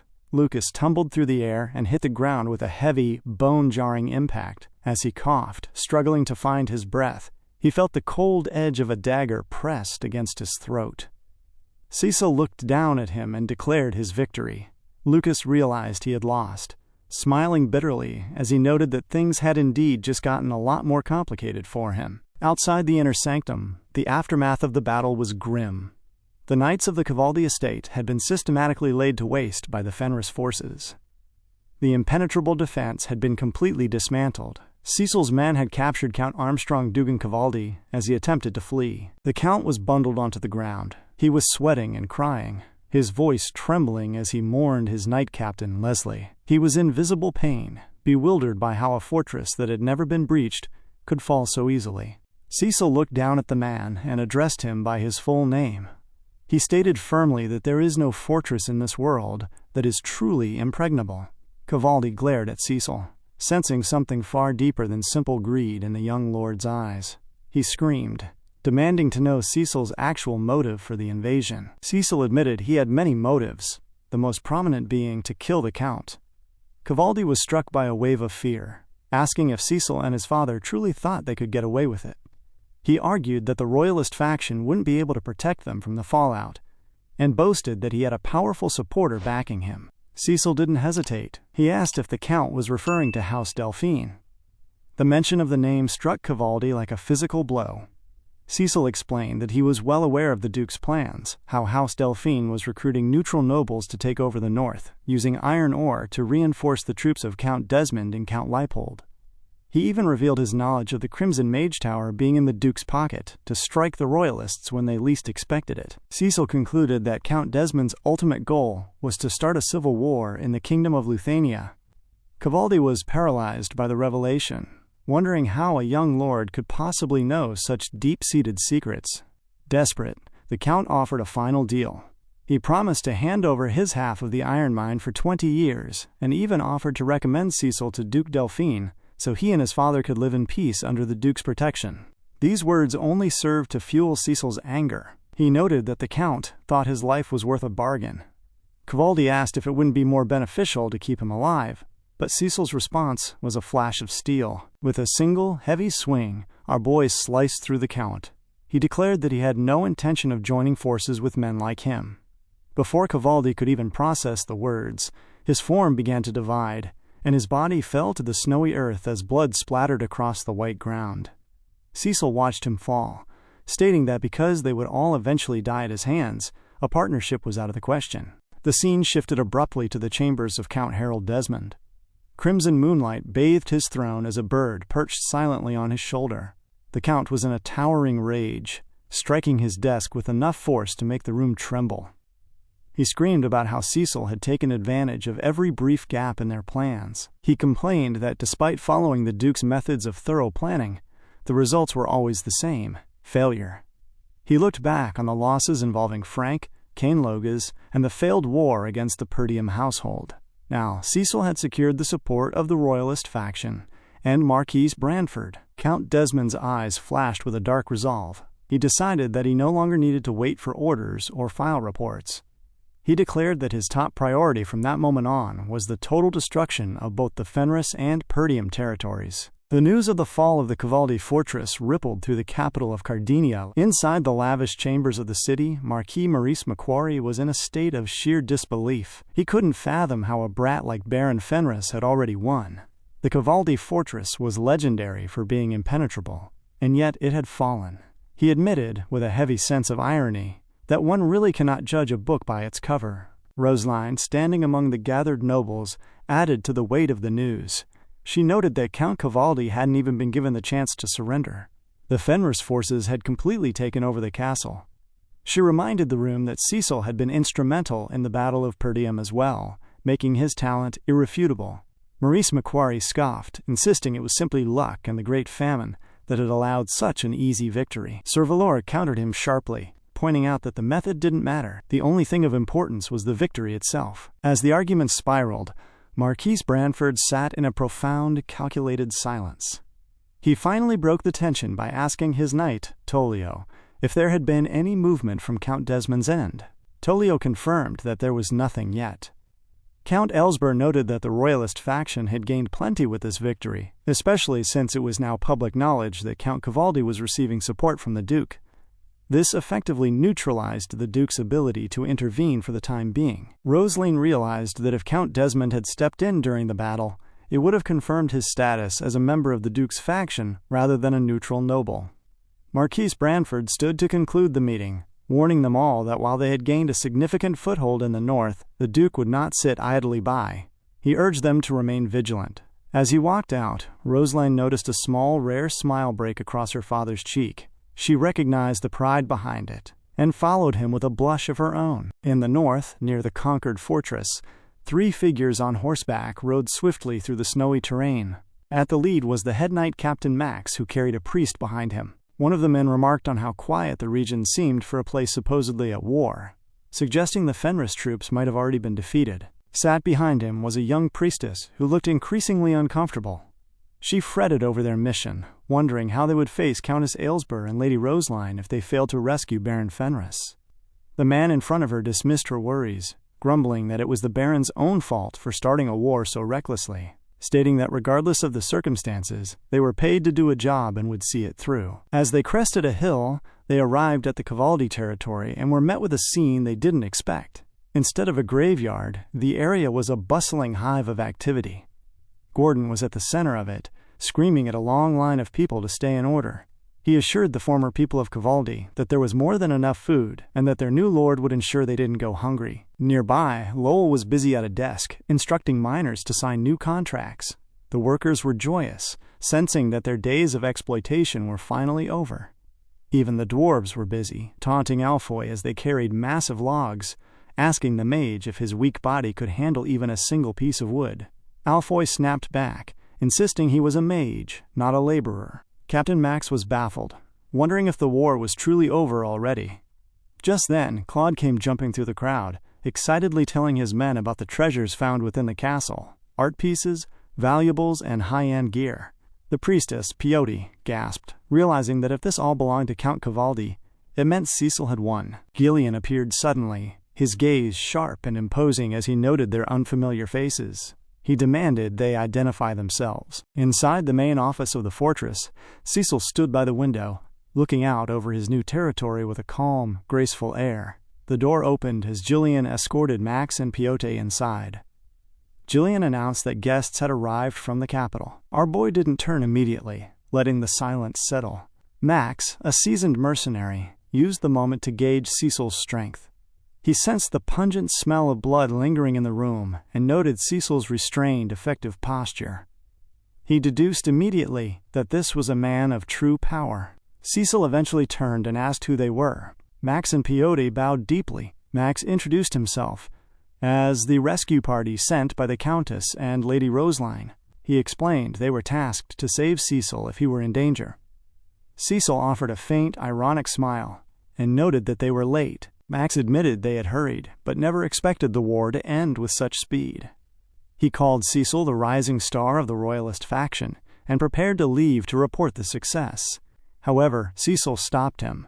He shrugged, noting that since the war had just ended, they were short-handed. He told the rescue party to stay and help out with the labor first. Max was taken aback, arguing it wasn't their mission, but Cecil simply tapped him on the shoulder. Cecil suggested that he wasn't sure what he would tell their clients in the capital about their late arrival, but if they stayed to help, everyone could save face. A little manual labor builds character. Cecil then turned his attention to the priestess. She identified herself as Piotr, a servant of Juana, the goddess of beauty and abundance. Cecil recognized the value of her presence immediately. Divine power was extremely rare in the north. Jillian had once been forced to stay in the Leipold territory just to care for his daughter because of the lack of priests. Cecil smiled. Realizing what an unexpected boon she was, he bowed to Piotr, thanking her for coming. When she tried to decline the formality, Cecil signaled to Belinda and Wendy. Before Piotr could protest, the two women grabbed her and began to escort her toward the injured. She complained that she hadn't come for such work, but Belinda countered that there were plenty of souls in need of her power. As they left, Jillian remarked on what a fortunate turn of events it was. Cecil agreed, noting that having influence in the religious sector would ease many burdens. He then asked Jillian to bring him to the office. The scene shifted to an open training space where a crowd had gathered in astonishment. Kayor, the fierce leader of the Kelveros, was on his knees, having just been struck by a powerful uppercut. Standing over him was Lucas, the man Cecil had requested. Lucas made fun of Kayor, asking if he was truly the Lord's right-hand man if he fell so easily. This ignited Kayor's temper. He growled that he was just getting started and charged back into the fray. But can Kayor handle the strength of a former mercenary legend? The moment Kayor dashed toward Lucas, the spearman remained deceptively still, his weight shifting as he prepared a counterpunch that would have caught the mercenary leader flush in the face. Before the two could collide, Jillian appeared in the center of the conflict, his hands moving like iron vices to seize both men's arms and halt their momentum mid-clash. The spectators watched in stunned silence as the retired captain brought the squabble to a standstill. Kayor immediately began to complain, his pride wounded, but Jillian silenced them both, stating firmly that they had seen enough. Lucas retracted his hand with a smirk, mocking Kayor by noting that Jillian seemed far more like a proper right-hand man. The remark ignited Kayor's temper once more. He struggled against Jillian's grip, shouting for the old man to let him go because the fight wasn't over. In response, Jillian executed a fluid, weighted movement, twisting Kayor's arm backward before delivering a sharp palm strike to his back. The force sent Kayor stumbling until he hit the dirt, looking weak and pitiful. Jillian reminded him that his subordinates were watching and urged him to think of his reputation. He then turned to Lucas, escorting him away with the news that their lord wished to see him. Lucas couldn't help but laugh as they walked, remarking to Jillian that Cecil was truly something else for making his first task the beating of some sense into his own right-hand man. Later that evening, the sun dipped below the horizon, casting long shadows over the training grounds. Kayor was alone, training with a feverish intensity against several wooden dummies. He slashed through the wood with wide, heavy strokes, his movements driven by the deep embarrassment of his earlier defeat. He sensed a presence creeping behind him and spun around with a wide, desperate slash. The blade stopped inches from Cecil's face, met by our boy's own sword, which he had drawn with casual precision to protect himself. Cecil offered a knowing smile, mentioning that he had heard the new guy had taught Kayor a lesson. Kayor, annoyed, turned to walk away. He told Cecil that if he had only come to make fun of him, he shouldn't waste his time. Cecil's expression softened with the inherent warmth he felt for his loyal commander. He called out to Kaor and tossed a small book through the air. Kaor caught it, blinking in confusion. Cecil explained that he had written down a mana technique specifically suited to Kaor's unique fighting style. Kaor rummaged through the pages, his eyes widening as he fathomed the insight within the text. He asked why Cecil was giving this to him instead of the spearmen. Cecil joked that he could take it back if Kaor didn't want it, prompting the mercenary to quickly retract his words and offer his thanks. Our boy walked away, but not before providing a final piece of analytical advice. He explained that the reason Kaor lost was simple. His fundamentals weren't as solid as Lucas's. He noted that experience and intuition alone have their limits. Kaor watched him go, and despite his lingering annoyance, he bowed deeply to Cecil's retreating back, silently appreciating the guidance. In the month following the war's end, Cecil took full control of the Cavaldi territory, moving with a deliberate pace to stabilize the region.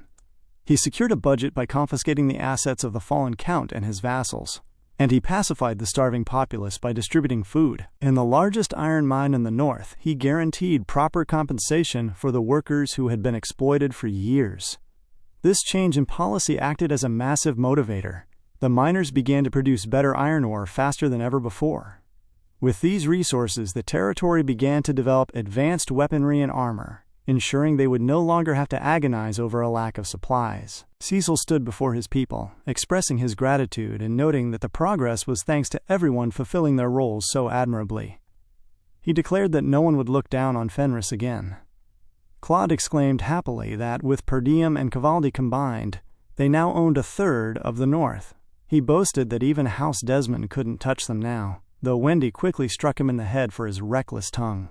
Cecil smiled at the ruckus but remained grounded.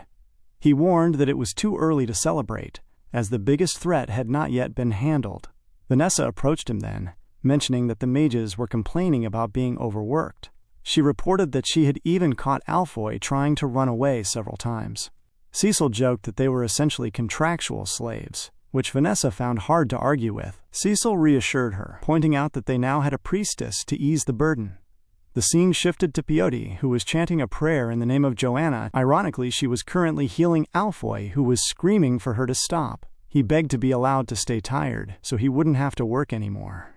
Peyote wondered if she was being tested by her goddess, having to use divine power just so these men could be put back to work. She muttered to herself, wondering when Cecil would finally let her go. Cecil walked into the frame, startling her.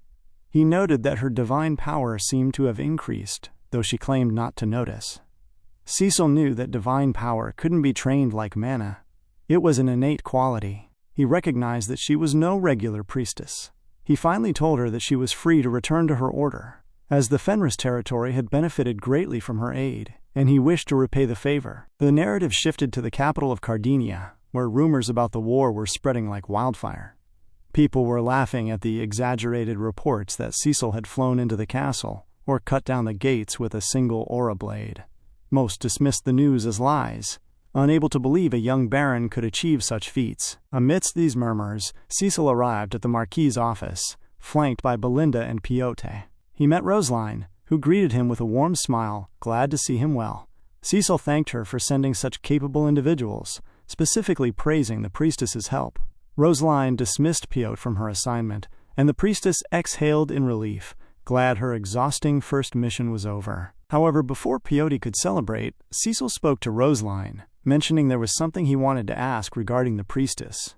Peyote felt a sudden jolt of fear, wondering if her freedom was a lie. Before the conversation could continue, a knight announced that Marquise Branford was waiting. Cecil walked past Roseline, asking if she would spare him some time afterward. She smiled and agreed. Inside the inner office sat the heavyweights of the royalist faction: Marquis Branford, Count Aylesbury, Sir Valor, and Marquis Maurice. They all glared at our boy with mixed emotions. Marquis Branford noted that Cecil was late. Cecil bowed slightly, apologizing and explaining that it had taken time to stabilize his new territory.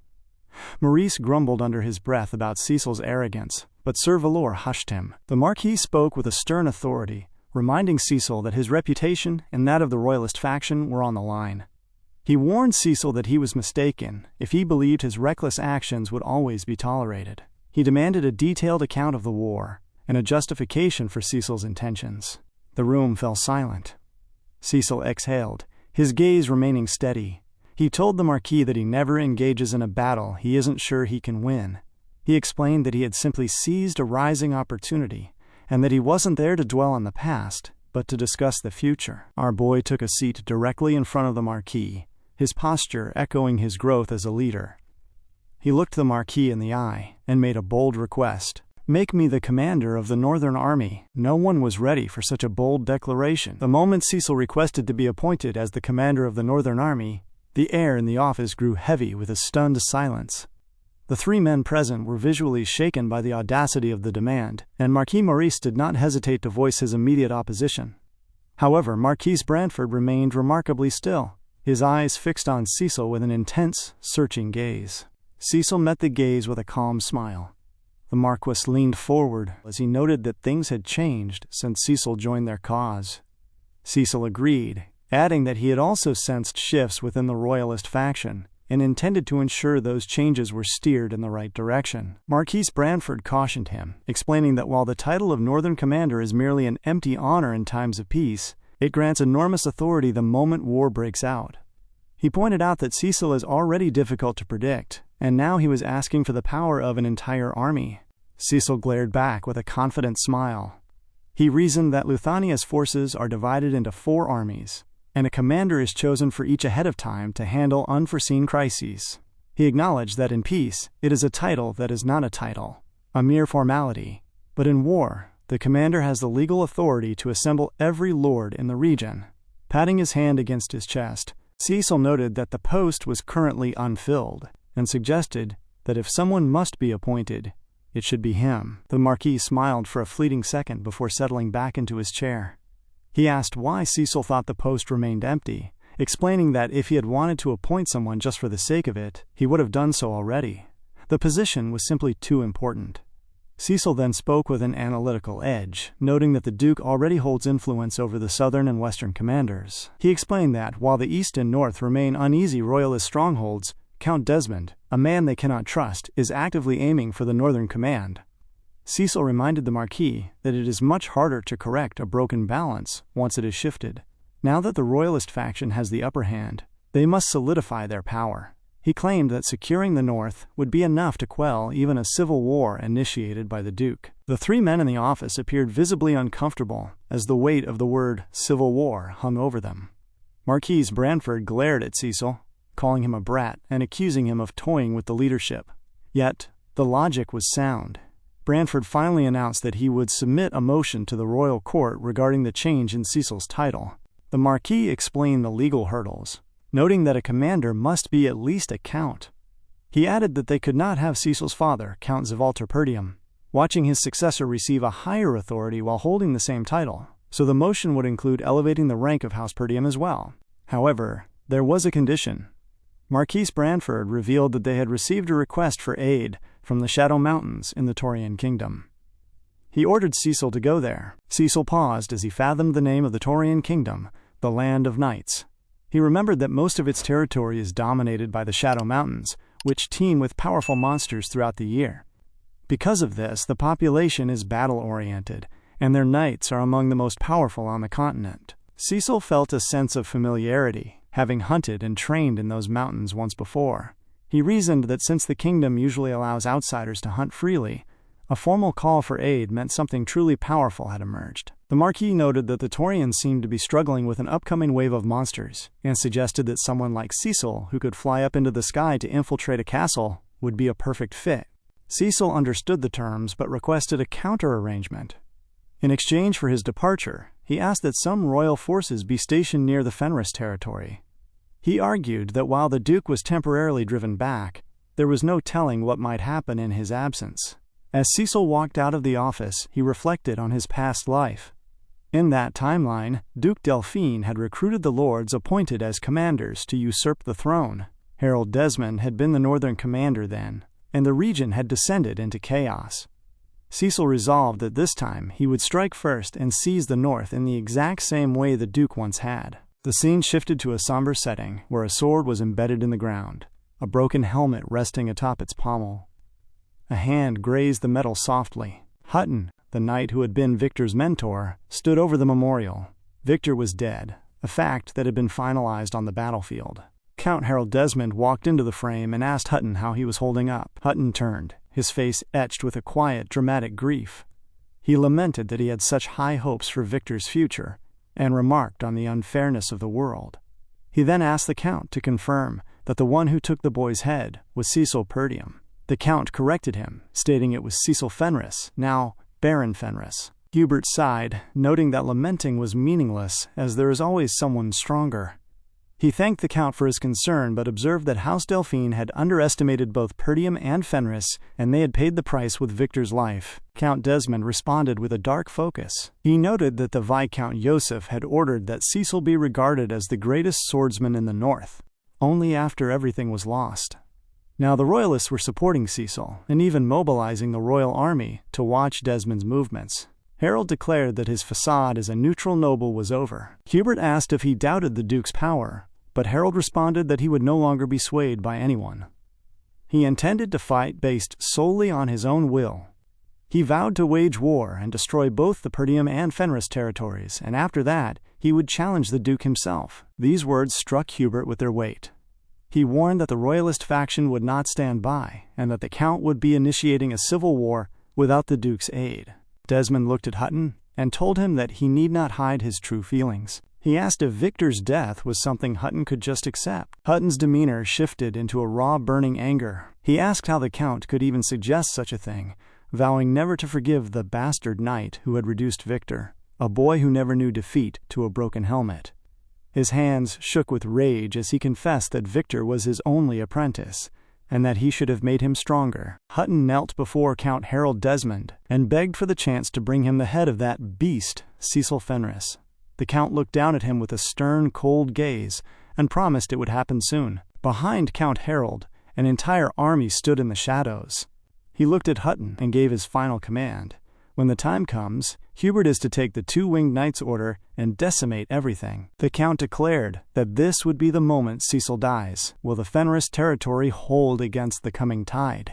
Rosaline spoke with Cecil as the preparations for his departure reached their final stages. She noted that he was heading to the Turan Kingdom, a rough and unforgiving place, especially considering the war in the north had only recently concluded. Cecil understood the weight of the assignment, sensing that Marquis Branford didn't yet completely trust his performance in the war, and wanted him to prove his strength through this mission. He offered Rosaline a reassuring smile, telling her not to worry, as he had killed plenty of monsters in his time. Rosaline blushed, averting her eyes before shifting the topic to the favor Cecil had requested. She informed him that the negotiations with the Wana Order had been fulfilled, meaning they could retain Priestess Peyote for a while without issue. Cecil recognized the difficulty of such a task, knowing how strict the internal discipline of the order was, even for a sponsor. Rosaline, covering her mouth with a blush, admitted it wasn't actually that difficult. She explained that while Leader Perisco is a priest, he remains remarkably weak when it comes to money, though she noted inwardly that this was a secret between them. Cecil bowed his head, expressing his deep gratitude for her help. He reached out, taking her hand and kissing it gently as he wished for her happiness. The narrative shifted to the Turan Kingdom. Through the vast, swirling snow, 4 riders moved with heavy speed. Cecil led the group, flanked by Kaor, Lucas, and Belinda. The silence of the tundra was shattered when Belinda called out a warning. Incoming. Strange, predatory monsters with massive claws lunged from the drifts, their movements blurred by hunger. Our boy wasted no time. The air filled with the sound of steel meeting flesh as his companions joined the fray, slicing and stabbing through the creatures with a practiced, fluid motion. The first raid was dealt with almost too easily. Kaor, caught up in the heat of the slaughter, screamed for more blood. He was so immersed in the violence that Belinda had to hook him by the mouth with her chain, dragging him back toward his horse. Kaor complained loudly about the placement of the hook, but Belinda responded with an indifferent stare, asking if he'd prefer she hook it somewhere else next time. Lucas noted that the wilderness was crawling with powerful beings, questioning whether Kaor was brave or simply too dumb to be afraid. Cecil silenced the bickering, telling them to get ready as they were almost at their destination. A few days prior, back in the Fenris territory, Cecil had gathered his men to announce his departure. Cloud and Alfoy had struggled to hide their true emotions. While they looked distraught on the outside, they were secretly joyous at the prospect of a vacation without Cecil's rigorous oversight. Cecil turned to Jillian, entrusting him with the management of the territory and strictly ordering him not to let the others slack off. He acknowledged the royal units stationed nearby, but remained wary of Count Desmond.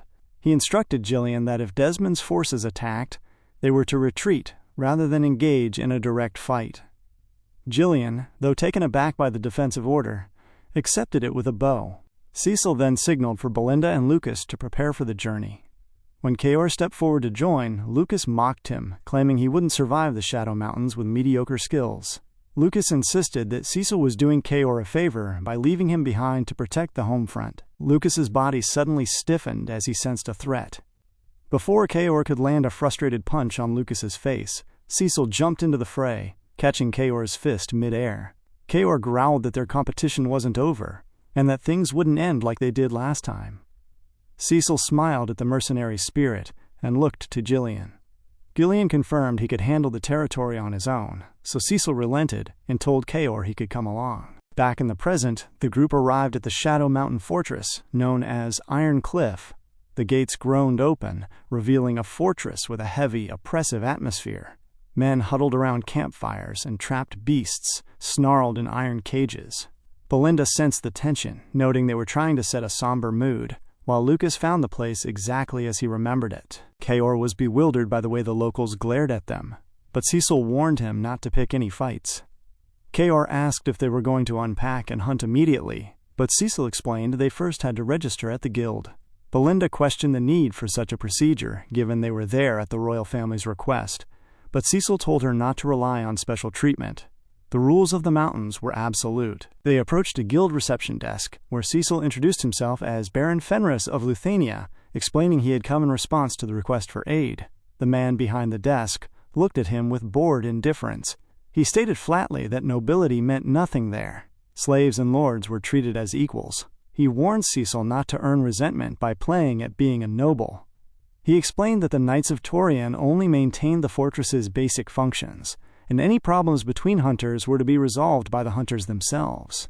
The man handed over 4 badges, permitting them to hunt anywhere in the Shadow Mountains, as long as they kept the badges on them at all times. As they turned to leave, Belinda fumed at the man's attitude, but they were interrupted by a man approaching them with an unwelcome greeting. The stranger welcomed them as foreign nobles, and asked if they had finished their registration. Kaor told him to get lost, but the man smiled and identified himself as Donkad, the king of Iron Cliff. He removed his hood to reveal his face, explaining he led an association designed to safeguard the rights and interests of hunters. Kaor laughed at the idea of a self-proclaimed king, but Donkad continued, unfazed. He pointed out that since the knights of the kingdom did nothing, the hunters had to work together to maintain order. He offered to help them get settled for a small fee. It was a clear attempt at extortion. Lucas and Belinda realized immediately that he was trying to rip them off. Cecil called Kaor over, telling him he was going to teach him how to act in a lawless city. Donkad, thinking Cecil was about to comply, smiled and began to speak about cooperation. Before he could finish, our boy's fist connected heavily with Donkad's mouth. The punch was weighted with mana, propelling the king through the air until he slammed against the far wall with a bone-jarring thud.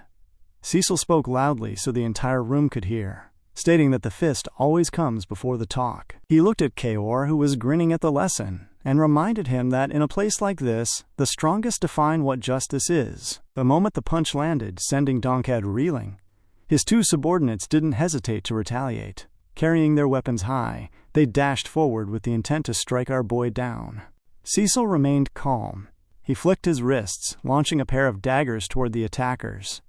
Before the blades could even find their mark, Belinda and Kaor moved with explosive speed, striking both men square in the face. From the corner of the room, the guild attendant who had helped them earlier finally spoke up. He asked if they intended to pay for the damage they were causing.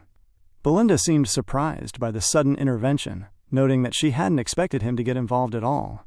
Kaor noted that he finally understood what Cecil meant. It was better to stop overthinking and simply lead with one's skill. Lucas looked at Cecil, sensing a deep familiarity in the way his lord navigated the fortress.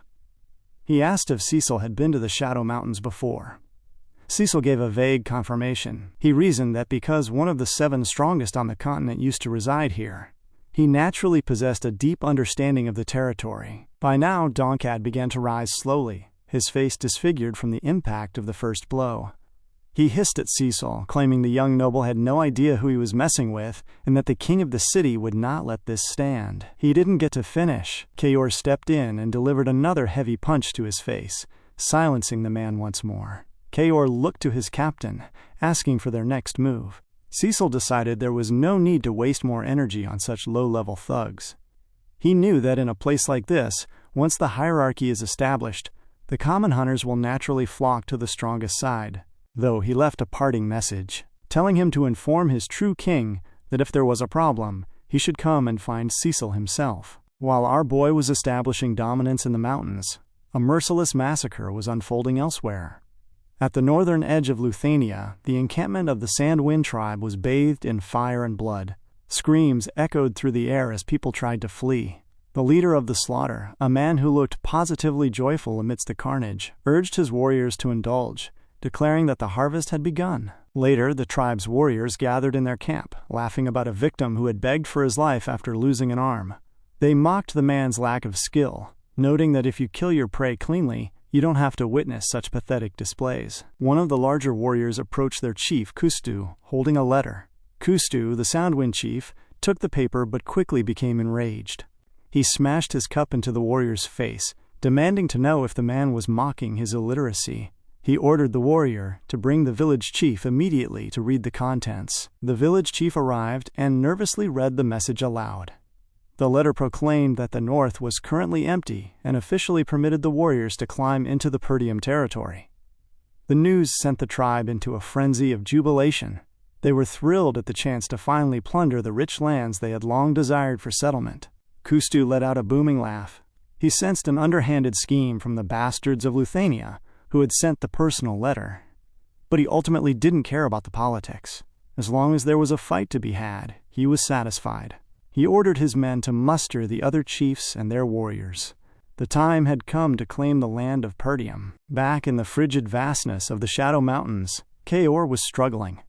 He stood amidst the ice, screaming about the sheer number of monsters they were expected to face. Cecil reminded him that he had asked to get stronger, and as such, he should at least be able to kill 100,000.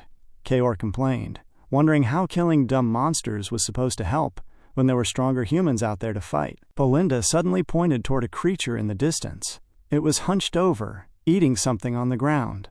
As the group approached, the creature's head twirled a full 360 degrees in an eerie, disjointed motion. It was an owlbear, the apex predator of the Shadow Mountains. Kaor, dismissive of the disgusting monster, told Cecil to wait while he handled it. He boasted he could take 1,000 of them. Seeing Kaor's reckless approach, Cecil acted quickly, punching Kaor off his horse just as the owlbear lunged. The beast struck the horse instead, driving it into the ground with terrifying force. Cecil warned a baffled Kaor to keep his eyes on the predators, noting that they make no sound when they move. Kaor quickly recovered and dashed toward the beast, swinging his blade. The owlbear took flight with a heavy flap of its wings, dodging the attack and snagging the downed horse with its talons. It threw the carcass back at Kaor, who barely managed to roll out of the way. Before Kaor could find his footing, the owlbear snatched his arm in its beak, lifting him into the air and flinging him side to side before slamming him into the permafrost. The monster moved with a speed that left Kaor disoriented. Its claws slashed across Kaor's face, but he managed to raise his sword just in time to prevent a fatal wound. Kaor screamed at Cecil, asking if he was just going to stand there and watch. Cecil reminded him of his own boast about handling it himself. Lucas joined in, mocking Kaor for having a hard time against birdheads. Belinda felt a touch of concern, asking Cecil if Kaor would actually die. Cecil was sure he wouldn't.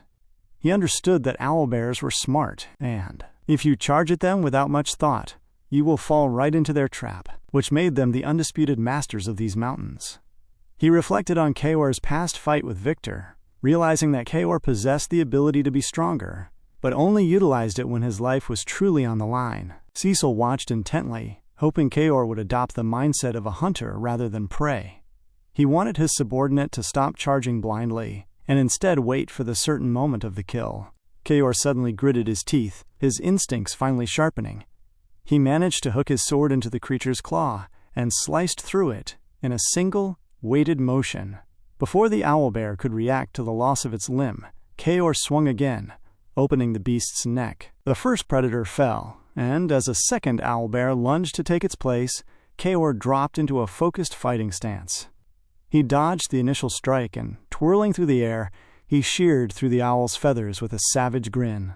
He told the bastards not to mess with him. Cecil smiled, clearly excited by the improvement he saw in his man. However, the group's success was not going unnoticed. In the fortress, rumors began to circulate about the 4 men who were wiping out monsters without a single casualty. Other hunters began to worry that there wouldn't be any monster materials left for them. The whispers eventually reached the ears of a powerful figure, the man to whom Donkad was merely a subordinate.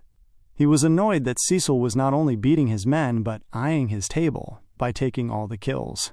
He hung his massive weapon on his back, his face set in a grim expression. He told his hunters to get ready. It was time for a different kind of hunt. The party had already laid waste to multiple monsters in the forest, leaving the snow stained with dark ichor. Our boy stood amidst the carnage as Kaor, grinning with exertion, noted that he had lost count of how many they had taken down. Kaor turned to the 2 men they had essentially conscripted, ordering them to hurry up and cart the bodies off before the next wave arrived, warning them not to leave behind a single scrap of valuable material. The men smiled nervously, assuring him they wouldn't, but Lucas sensed the tension.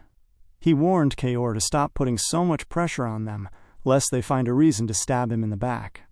Kaor remained indifferent, claiming that if the fools thought their supposed king, Donkad, would save them, they were welcome to try something. He noted that, since no one had bothered them for days, Donkad was likely too scared to show his face.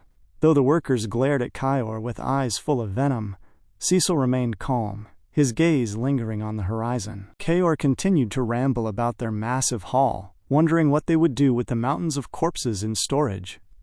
Cecil responded that they would send the materials to Cardinia.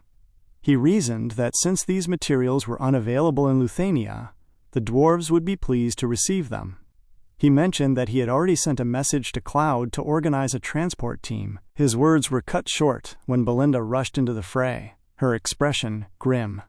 She offered Cecil a scroll, informing him that bad news had arrived from the Perdium territory. Cecil unfurled the message, recognizing his father's handwriting. As he read that Perdium was under attack, his eyes narrowed. The scene shifted to the walls of Perdium, where the air was thick with the scent of smoke and the whistle of arrows. Volley after volley rained down on the barbarians charging the gates. Zvalter Perdium, Cecil's father, led the defense, his voice booming as he commanded his men not to let filthy feet tread upon their land. Below, the barbarian chief Kustu screamed for his warriors to climb the walls. The barbarians seemed possessed by a manic excitement, believing their goal was finally within reach. Kustu laughed, urging them to take down the wolves that stood in their way. Randolph stood atop the ramparts, desperately trying to keep the invaders at bay. He was bewildered by their numbers, wondering if they truly intended to take over the entire territory. Skorvan noted that while the barbarians attacked regularly, their forces had never been this overwhelming. Randolph suggested sending word to Cecil for aid, but Zvalter shut the idea down instantly. He declared that this was a problem for the Wolf of the North and the Lord of Perdium to solve, not the Lord of Fenris. He insisted they needed no reinforcements. Back in the Shadow Mountains, Cecil stared at the letter. He analyzed the situation, noting that according to the message, 6 barbarian tribes had formed an alliance, an event that had never happened, not even in his past life. He gathered that something felt wrong. While his father claimed half the army had already been sent to Perdium, Cecil knew Zvalter wouldn't have sent a message at all, unless the situation was dire. Yet something just felt really off about the entire situation. Lucas asked what the plan was, while Kaor mentioned he was just getting warmed up, and he was a little bit annoyed by this shortcoming. Cecil decided they would turn back for the day to confirm the message's validity. Suddenly, he sensed a shift in the air. He commanded his men to jump, and they leaped into the air just as a flurry of arrows whistled through the space they had occupied a second before. 5 men surged from the tree line, swinging heavy hammers. Cecil used his sword to parry the strikes, sliding their heavy weapons away with a weighted, fluid motion before spinning to slash through his attackers. Belinda, Kaor, and Lucas moved in sync, laying waste to the rest of the ambushers in an instant. Suddenly, a massive weapon struck the ground with such force that it triggered a localized avalanche. The heavy snow began to tumble down, threatening to bury the party. Belinda looked on with worry, but Cecil struck his sword into the earth and commanded everyone to gather behind him. He stood firm as the snow surged toward him, parting around his steady frame like water around a stone. As the dust settled, the ambushers came into view. Cecil noted that it was a proper ambush. Kaor pointed his sword at the leader, demanding to know who they were. The man glared at them, lamenting that they had missed their opportunity to die peacefully. He introduced himself as Donkad, the king of Iron Cliff. Donkad assumed Cecil understood why he was there. Cecil replied that he did, recalling that he had told Donkad's lackeys to bring their master to face him. Lucas mocked the king, noting he had come like a dog responding to a whistle. Kaor added that Donkad was a fool for breaking the rules against killing other hunters, just because a few people called him king. Donkad smiled, claiming that while rules are important, it wouldn't be unusual for people to go missing at the hands of monsters in the snow. He held up a handful of badges, trophies taken from the hunters he had already murdered. He then asked which of them was the leader. Kaor looked to Cecil, calling him boss. But Cecil placed a hand on Kaor's shoulder. He told Donkad that Kaor was the man who would become the new king of Iron Cliff. Donkad laughed, skeptical of the claim, but Cecil explained he had somewhere else to be. Kaor smirked, swinging his sword and telling his boss to get going, promising to take down the fool in a heartbeat. Cecil, Belinda, and Lucas began to walk off. Lucas glanced back, telling Kaor not to die. Donkad's men screamed in outrage, dashing towards Cecil to stop him, but Kaor's blade flashed through the air. In a blink of an eye, he decapitated the attackers. He laughed, telling the rest of the group to stay focused on him. Donkad, his eyes narrowing, told his boys to do as the redhead wished. A group of men dashed at Kaor. The first swung a machete, but Kaor parried the strike and sliced through the man's chest. Another lunged from the left, only for Kaor to dodge and open his abdomen. A third approached from behind with a heavy swing, but Kaor bent low, dodging the steel before delivering a massive rising kick to the man's chin. Before Kaor could reset his stance, Donkad came in with a crushing strike from his massive weapon. Kaor jumped, the earth shattering where he had stood a moment before. Donkad swung again, but even mid-air, Kaor found the leverage to evade. Donkad laughed, admitting the redhead was good and offering him a job, promising they would make a great team. Kaor stood in the howling wind, looking at Donkad with pure condescension. He asked why a wolf would ever work for a pig. He declared that, starting today, he would be the king of this place. The snowy forest, once settled in a steady calm, was suddenly shattered by a wide explosion that sent a shockwave through the timber. Amidst the swirling frost, Kaor and Donkad were locked in a relentless struggle, weaving through the trees as they traded heavy blows. Neither showed any intention of backing down. Kaor found the battle increasingly irritating, realizing that Donkad was skillfully using the massive pillar like a shield. It was a crazy weapon, providing both immense reach and a solid defense. When Donkad swung the pillar in a wide arc, Kaor was forced to twirl and dodge. He attempted to descend with a counterslice, but Donkad pivotally swerved. Suddenly, Donkad leaped into the air, gripping the pillar tight. Using the sheer momentum of the heavy object, he swung himself, catching Kaor square in the stomach. The force of the blow sent Kaor reeling, barely managing to keep his feet, feeling a growing sense of annoyance. He recognized that, for a man of his size, Donkad was remarkably agile. Even while swinging that giant pillar, the man left no openings. Kaor reasoned that a single clean hit from that weapon would mean certain death, yet he couldn't find a way to land an attack of his own. Donkad gave him no time to recover, dashing forward to continue his barrage. He swung the pillar toward Kaor's head, but Kaor bent low, causing the weapon to smash into a nearby tree instead. As the trunk shattered, Kaor noticed a shift in Donkad's gaze and understood that the man had targeted the tree on purpose. The massive timber began to fall toward Kaor, trapping him, while Donkad simultaneously swung from the left to cut off his escape. Donkad smiled, boasting that he had taken down countless men and monsters who made the mistake of thinking they were strong. With nowhere to move, the tree pinned Kaor just as the heavy pillar connected. The combined impact was devastating. Kaor let out a pained scream as a massive explosion of snow and debris enveloped the area. When the dust finally settled, Donkad, believing the fight was over, sat upon his pillar and took a moment to strike some rocks together to light a smoke. He sat there, satisfied with a job well done, looking over at what appeared to be Kaor's lifeless body pinned beneath the fallen tree. Donkad remarked that it had been a long time since anyone had challenged him, admitting he might have gone a bit too far. He noted that having a reputation like his was a burden, as most were too afraid to even try. He claimed he had lost interest once he sensed Kaor's fear, and felt a brief moment of pity for the blonde who had trusted the redhead to protect them. A king shouldn't celebrate before the body is cold. To Donkad's utter shock, Kaor hauled himself out, looking battered and broken, yet his voice was steady as he called Donkad a bastard. He demanded to know who told the king he was afraid. Donkad turned, bewildered, and offered Kaor one last chance to walk for him. He asked if Kaor would rather be a satiated pig or a starving wolf, claiming pride wouldn't put food on the table. Kaor exhaled a ragged breath, his hand shaking as he gripped his sword. He pointed the blade at Donkad, stating sternly that while one of them had to die today, it wouldn't be him. Donkad sighed, calling him a fool as he began to imbue the pillar with mana, ready for a final, relentless barrage. He warned Kaor that dead men have no room for regret. Kaor felt the weight of his broken body, and realized he was on the verge of death. He recognized that he often forgot the lessons he was taught when they mattered most. He admitted to himself that, just as the pig had said, he actually had been too scared to attack. Looking at his shaking hand, he finally understood what true fear looked like. His mind flashed back to a memory of Cecil. He remembered screaming at our boy, denying his fear, but Cecil had seen right through him. Cecil had told him he was afraid of Lucas, and that a man who is scared from the start can never win. During that training session, Cecil had suddenly thrusted his sword at Kaor.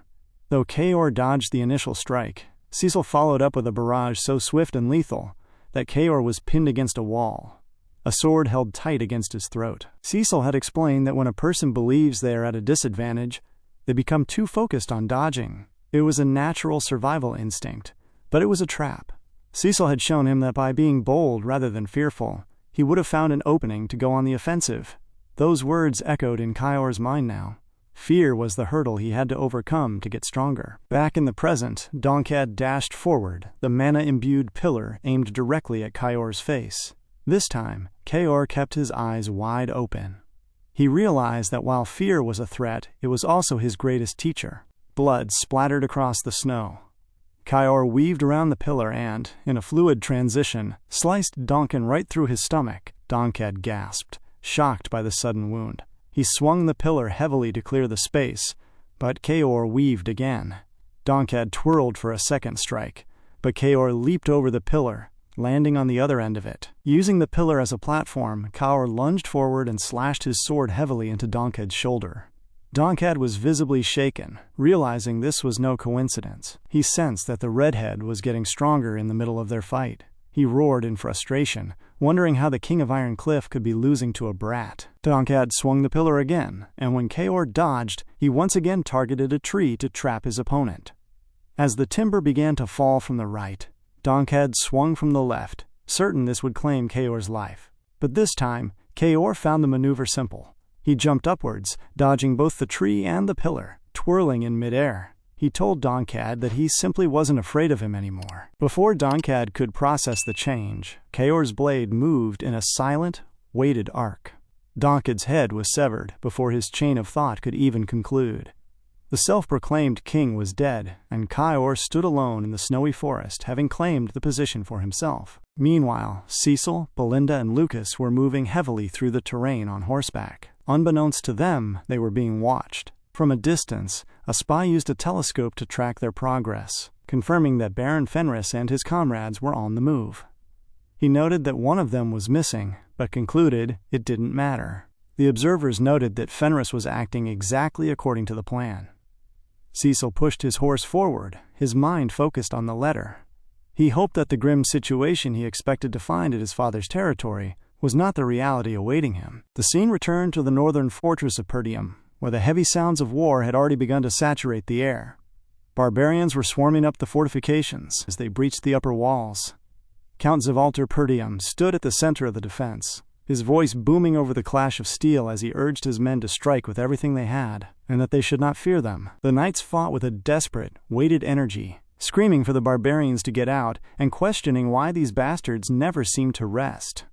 At a distance, Kustu, the Soundwind chief, watched the struggle with a cruel laugh. He sensed that the wolves of the north were clearly exhausted. He reasoned that 2 or 3 more attacks would be enough to topple them, just as the men from the kingdom had suggested. He gave the order for the Loudgust tribe to move out and rest, allowing backup troops to take over the rotation. Underneath him, his warriors complained, wanting to stay in the fun of the slaughter, but Kustu's orders were absolute. Inside the castle, the defenders watched the enemy's movements with growing disorientation. Randolph informed Zvalter that the 6 tribes were taking turns attacking without a break, leveraging their overwhelming numbers. Skorvan noted that the barbarians were employing a calculated strategy, giving the defenders no room to breathe. He feared they would all die from sheer exhaustion. Randolph gathered that such a surprising alliance and level of coordination suggested that someone else was controlling the tribes from the shadows. Zvalter remained calm as he listened to the analysis before deciding on a dramatic course of action. He told Randolph that once the barbarians charged again, they would open the gates. He intended to ride out as the Wolf of the North and take the enemy chief's head himself. The men looked at him as if he were losing his mind. But suddenly, Zvalter's eyes widened as he looked toward the horizon. A pragmatic line of riders appeared from the distance. Our boy had arrived. Belinda noted with disgust that the barbarians were present in droves, while Lucas complained that the rumors of the alliance were clearly true. Cecil remained focused. He instructed Lucas and Belinda to lead their units, spread out to either side, and form an encircling formation to finish the enemy off. As the units separated to execute the maneuver, the barbarians at the rear became bewildered, wondering if these new arrivals were also from Perdium, unknowing to them that they were about to meet their end. Cecil rode in with a gracious yet terrifying momentum. As the barbarian screamed for his life, our boy raised his axe. With a low, sweeping glare, he swung the weapon from a low angle, slicing through the barbarian ranks in one swift, glorious swoop. Heads rolled and bodies were severed as Cecil moved with a relentless precision. He cut through them like they were nothing more than pork meat, weaving through their formation with ease as he dashed toward the Perdium gate. The barbarian front line began to crumble in a panic. They screamed that they were being destroyed, shocked that anyone from Perdium could possess such overwhelming strength. As the massacre continued, Cecil eventually arrived directly in front of Kustu. Kustu glared at his dying men, screaming at them and asking if the proud Loudgust warriors were truly afraid of one man. Just then, a messenger brought more bad news. Belinda and Lucas were mowing down warriors on both flanks. Seeing the opening, Zvalter threw open the fortress gates. He screamed for his men to ride out, signaling the Wolf of the North's counterattack. Kustu was annoyed, wondering why the wolf had finally chosen to leave his den. He struck his 2 axes together and ordered his warriors to overwhelm them with their numbers. However, the barbarians suddenly froze. Their minds drifted to an ancient, mythical story as they watched Cecil. Drenched in blood and riding with a terrifying intensity, our boy looked like the crimson demon of their legends. Fear finally took root in Kustu's face. He tried to laugh it off to give himself courage, mocking the idea of a demon, but he understood the threat. He introduced himself as the greatest warrior of the North and dashed forward on his horse to slay the demon himself. Cecil simply muttered that the display was disgusting. Before Kustu could even swing, Cecil's horse launched a powerful kick, striking Kustu's horse square in the eye. As the beast collapsed, Kustu leaped off to launch an attack, but Cecil and his horse moved backward with calculated grace. Cecil told the chief that he had ravaged the North for far too long with his barbaric games. Kustu launched again and he hooked his axe. He swung widely, but Cecil dodged the attack, causing Kustu to desperately hold on to Cecil's axe before he fell limp to the ground. Kustu tumbled, desperately trying to find his footing, and screamed for the demon to fight him properly. Cecil's horse came through in the clutch again, striking Kustu square in the face with its hoof. Stunned and reeling, Kustu was knocked out instantly. As the chief drifted into unconsciousness, he realized a new legend would be told about the wolf who destroyed their warriors. In that moment, Zvalter arrived from behind and pierced his sword through Kustu's chest, ending the barbarian's story once and for all. Zvalter removed his sword as Kustu fell limp.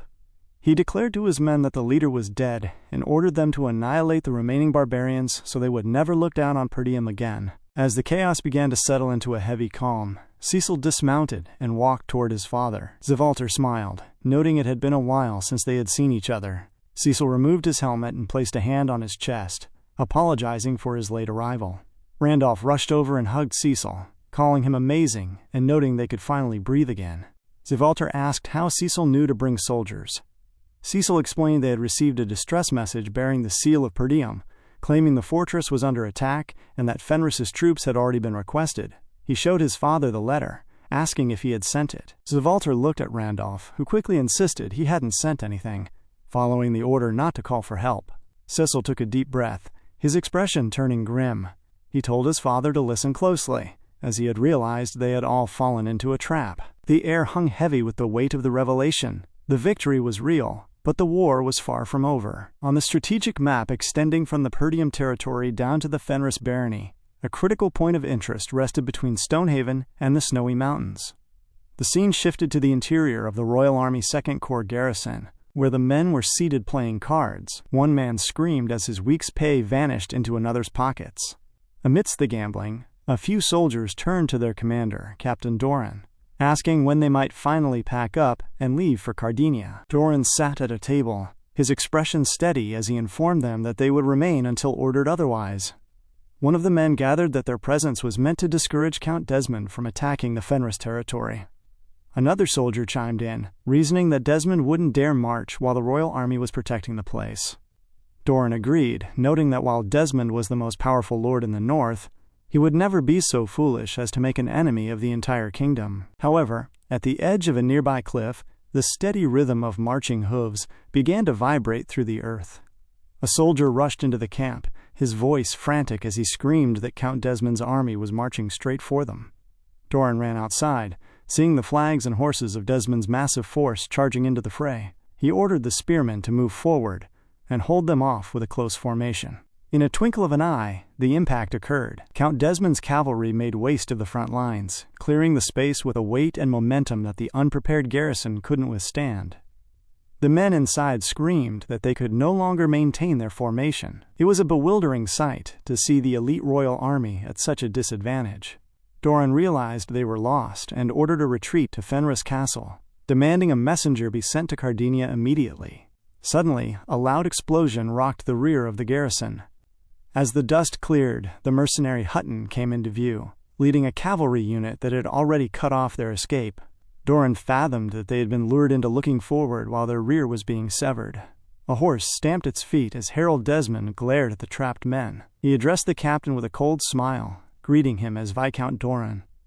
Doran could only glare back in anger, demanding to know what Harold had done. The scene cut back to the Fenris territory, where Claude stood stunned by the news. Lowell explained that Count Desmond had annihilated the Royal Army 2nd Corps and was advancing straight toward them. Alfoy was visibly terrified, and the young priestess Pioti stood beside him, her face pale as she grappled with the terrifying concept of war. Lowell asked Claude for orders. Claude recalled that Cecil had instructed them to destroy vital facilities and move supplies to Fenris Castle if Desmond ever invaded. Gillian noted that the time for those orders had arrived. Alfoy screamed for everyone to pack up and run, claiming the territory was a lost cause. He couldn't understand why anyone would hesitate when the North's most powerful lord was coming to kill them.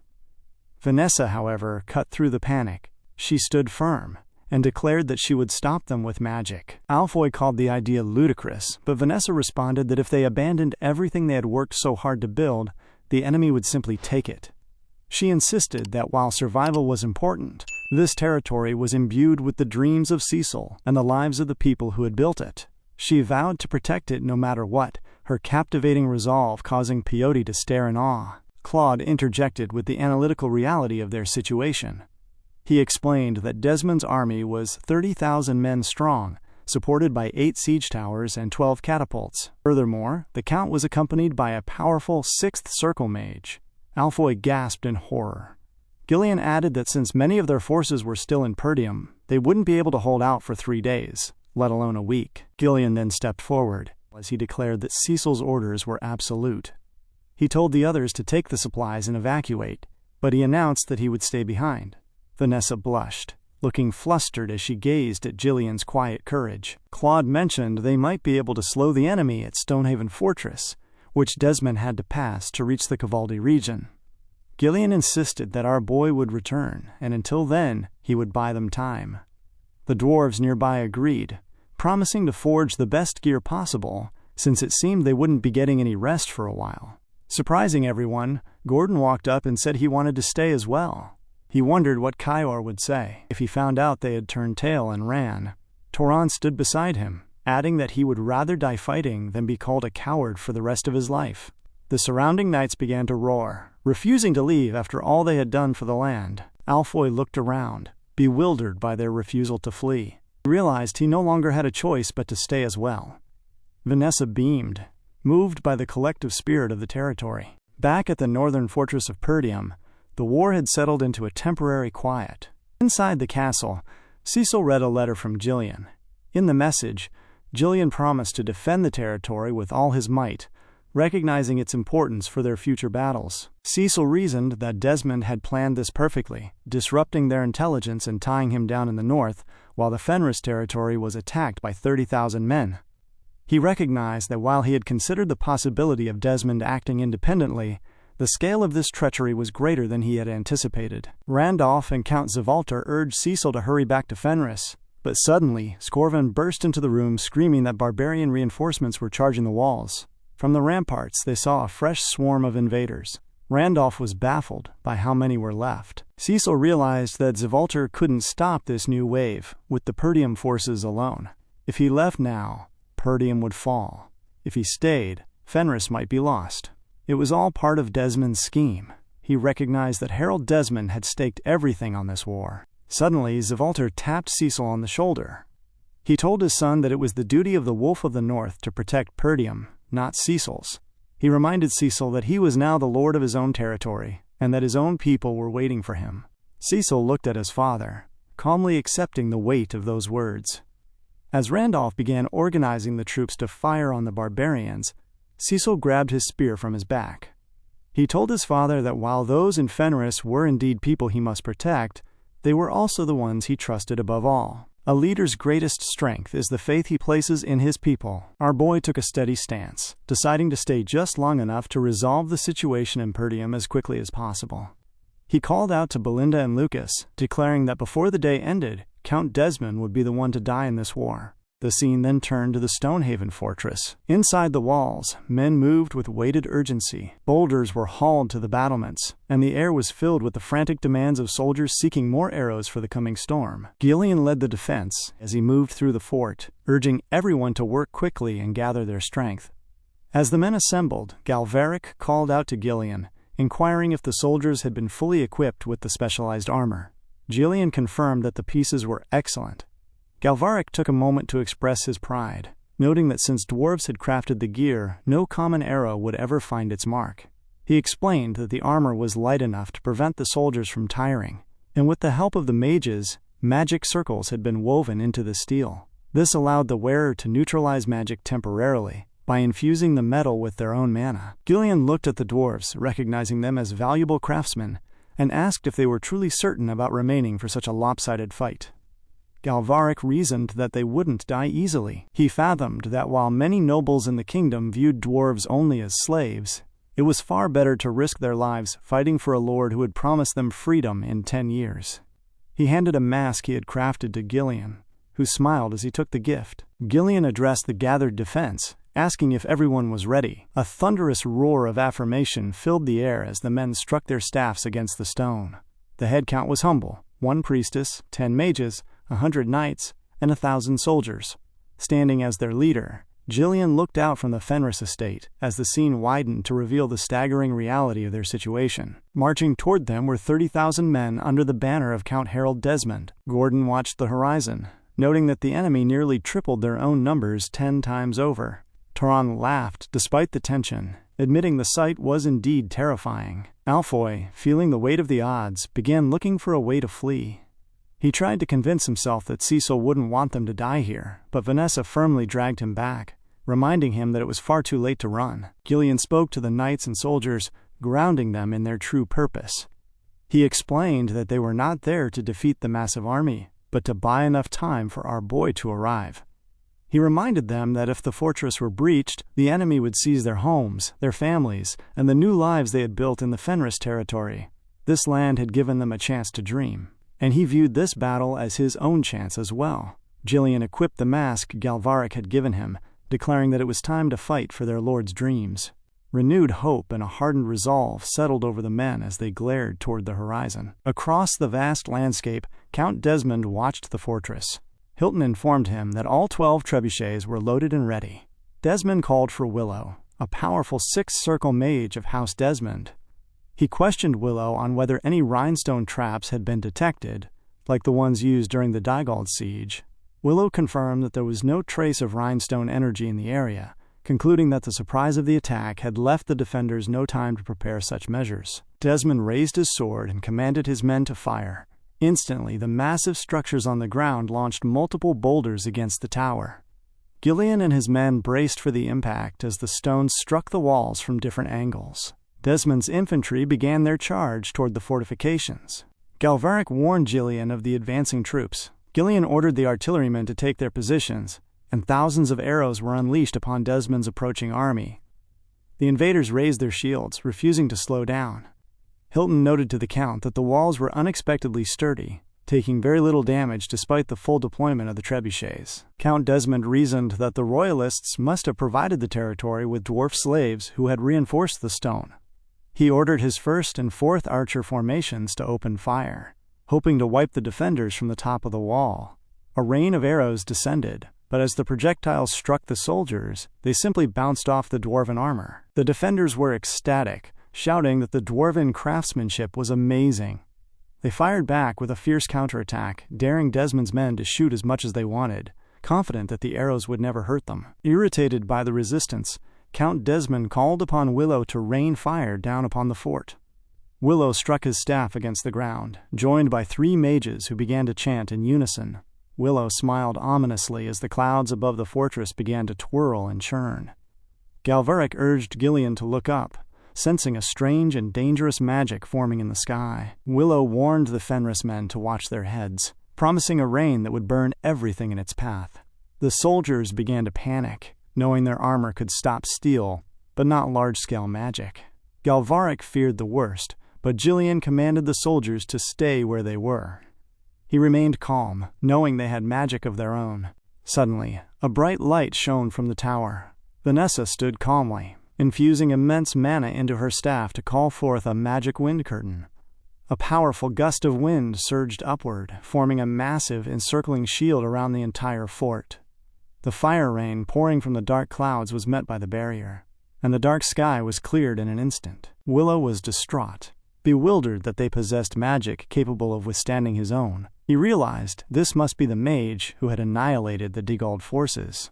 Vanessa exhaled, weary but happy that her magic had held. Beside her, Alfoy grumbled about being used as a mana battery, but Vanessa told him to stay alert for the next attack. Hilton asked Count Desmond for his next command. The Count was silent for a moment, pondering the situation.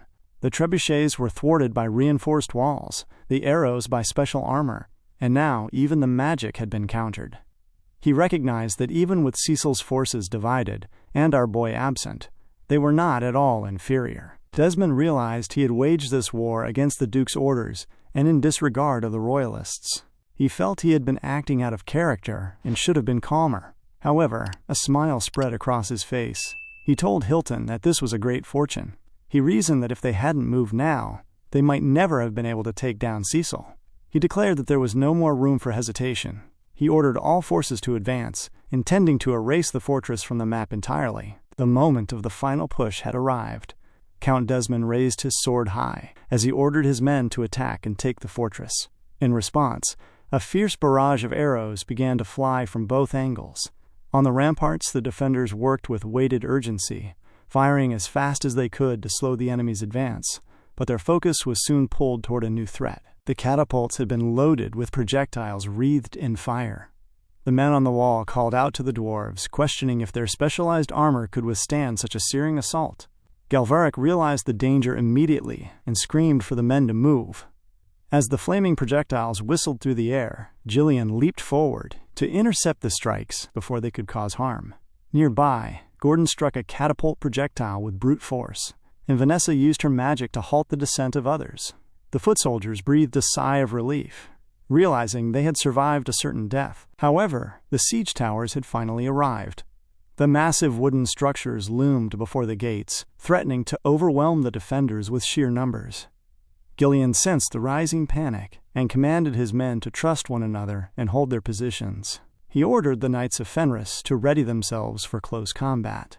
As they took their stances, Gillian noted that their first strike had to be devastating, as this moment would decide the final outcome of the war. The moment the siege towers latched onto the walls, the enemy began to rush out. Gillian instantly tore through their ranks in one swing of his axe. Before the enemy could react to the loss, he pivoted into another stance, unleashing a barrage of attacks that cleared the platform. The force was so immense that men at the back of the queue were sent flying out of the tower. It was a somewhat comedic sight as they tumbled through the air, falling far below. The soldiers still inside the siege towers looked up in a fit of disorientation. They glared at Jillian with profound fear, their legs refusing to move. Jillian's presence alone seemed to shrivel their resolve. Yet, as one tower stalled, others began to mount the walls. The air was filled with screams to kill the invaders and prevent them from taking a single step onto the ramparts. Desmond watched the struggle from below. Hilton noted that the knights on the wall were unexpectedly strong and reasoned that relying on ordinary soldiers alone would take too long. He recommended deploying the white-maned lions. Desmond agreed and called out to the twin-winged knights as well. He ordered them to dismount, join the infantry, and board the siege towers to push the Fenris knights back. He instructed one squad to join the force attacking the gate while the others assaulted the walls. Turning to Willow, Desmond told the mage to conserve his mana for large-scale magic. Willow accepted the order, though he felt a lingering sadness that his efforts had yielded nothing so far. Desmond, increasingly annoyed by the delay, ordered Hilton to go forth and kill the defenders instantly. Hilton jumped onto his horse, admitting he had been waiting for that order since the battle began. The scene shifted to the capital city of Cardinia.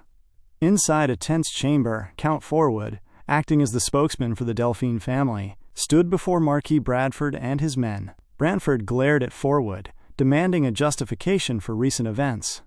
He noted that Count Desmond had annihilated the Second Legion and attacked Cecil, who had just joined the Royalist faction. Bradford asked if this unilateral act of aggression was truly the will of the Delphine family. Forwood attempted to deflect, claiming he understood the Marquis's feelings but questioned what Desmond's actions had to do with his family. Rosalind's voice cut through the air, informing him that denial was pointless. She explained that a post-war investigation into the Digald siege and the Cavaldi War proved that Count Desmond and the Duke's family had been working together for 60 years. She asked if he truly thought the Royalists moved the Second Legion without a good reason. Marquis Maurice warned Forwood to watch his words, noting the price for crossing the royal army was high. Forwood felt a wave of disorientation. He had not expected such open hostilities. He realized that Count Raoul was dumping a massive mess onto his shoulders. He screamed for the Royalists to calm themselves, insisting the root cause lay with Desmond and not the Duke's family. He pledged that the Delphine family would not participate in the attack. Bradford was not moved, accusing the Duke's faction of taking no responsibility for their own members. When Forwood reminded them that they hadn't interfered in Count Cavaldi's affairs previously, Bradford grew even more annoyed. He fathomed that Forwood was deliberately complicating the situation, hoping the Royalists would weaken themselves while the Delphines safely swallowed the Fenris territory. Forwood insisted they only wished to avoid war, but Bradford had heard enough. He ordered Tolleo to arrest Forwood and every noble of the Duke's faction in the capital. He declared that if Cecil were defeated, they would all be beheaded and their heads sent to Duke Delphine. Forwood was baffled, screaming that as a spokesman, his safety should be guaranteed. Bradford ignored the pleas and turned to Maurice, asking which of the Duke's faction lands were the weakest.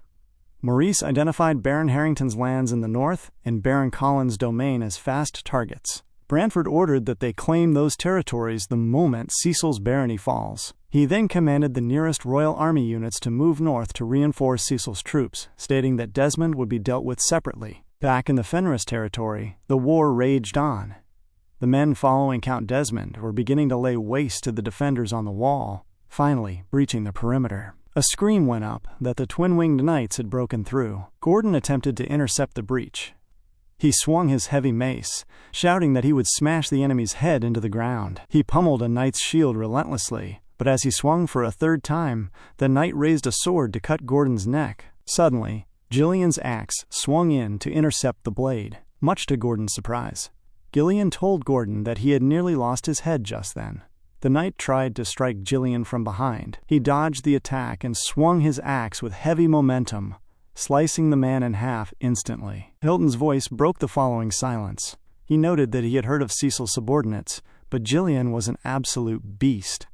Hilton introduced himself as the commander of the twin-winged knights and demanded to know the name of the white-maned warrior before him. Gillian took a deep breath. He stated that his name was not worth revealing, as he was nothing more than Cecil's weapon. A weapon doesn't need a name, it only needs a target. Gillian rested his axe on his shoulder and told Hilton to come at him, calling the commander Desmond's dog. Hilton laughed, noting that Gillian truly was a beast, and dashed forward with his sword to begin their duel. The twin-winged knights roared commands to their men, urging them to wipe out the Fenris defenders.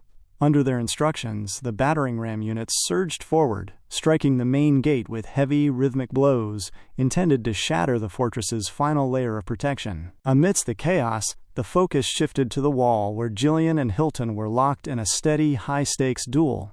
Their weapons clashed with a weight that vibrated through the air. Hilton glared at Gillian, swinging his sword with lethal precision and attempting to strike from behind. Gillian, moving with practiced fluidity, used his heavy axe to dodge the blow before instantly pivoting for a counterstrike. Hilton narrowly avoided the blade and realized through the fierce exchange that Gillian was a formidable opponent. Gillian slammed his staff into the stone, using the momentum to launch a kick at Hilton, which the commander barely dodged. In a flurry of movement, Gillian followed with an upward swipe with his axe, and Hutton barely dodged the attack. Hutton began to express excitement for the match, as he had never expected such skill from Gillian. The battle was a dance of lethal intent, until Hilton finally spotted a slight opening. With a swift movement, he slashed Gillian across the stomach. Gillian was visibly surprised by the hit, as blood splattered onto the stones. Hilton noted that while Gillian was not half bad, he left too many openings. He dashed forward to press his advantage, but the duel was suddenly interrupted by a command from the rear. Count Desmond screamed for the battering ram to be removed. He turned to the mage, Willow, and ordered him to pierce the castle gate with magic. Willow struck his staff to the ground and began a deep chant. Toran and Galvaric looked on with profound fear, recognizing that the sorcerer was preparing something far more dangerous than before. Willow began to laugh, boasting that this attack would be much harder to block. He unleashed a spell called Sunflare, a massive fireball that streaked toward the Fenris gate. The impact was devastating, and as the gate buckled, the Desmond infantry began running into the estate, intent on taking the fortress by force. Back on the high wall, the battle between Gillian and Hilton resumed.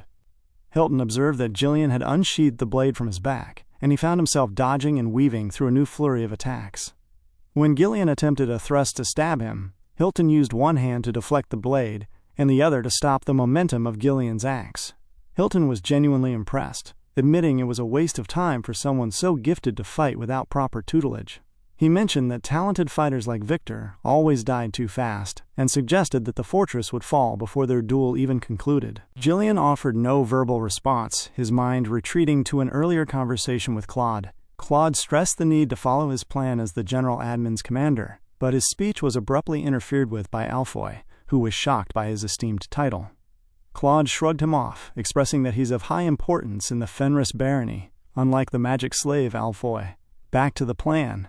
He had explained that no matter their internal strength, they could not stop such an overwhelming difference in numbers. The operation was designed to begin the moment the walls were breached.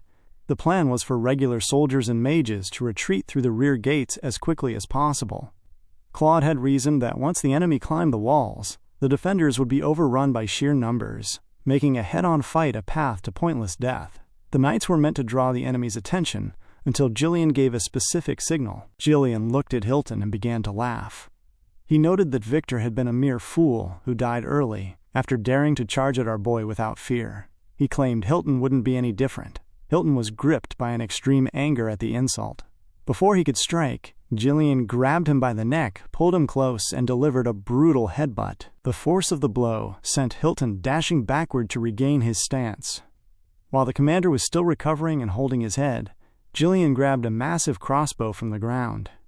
Hilton presumed Gillian was going to target him, but Gillian suddenly turned to the left and fired the bolt at a nearby bell. The bell rang out with a loud, resonating chime, signaling the agreed-upon retreat to everyone in the fort.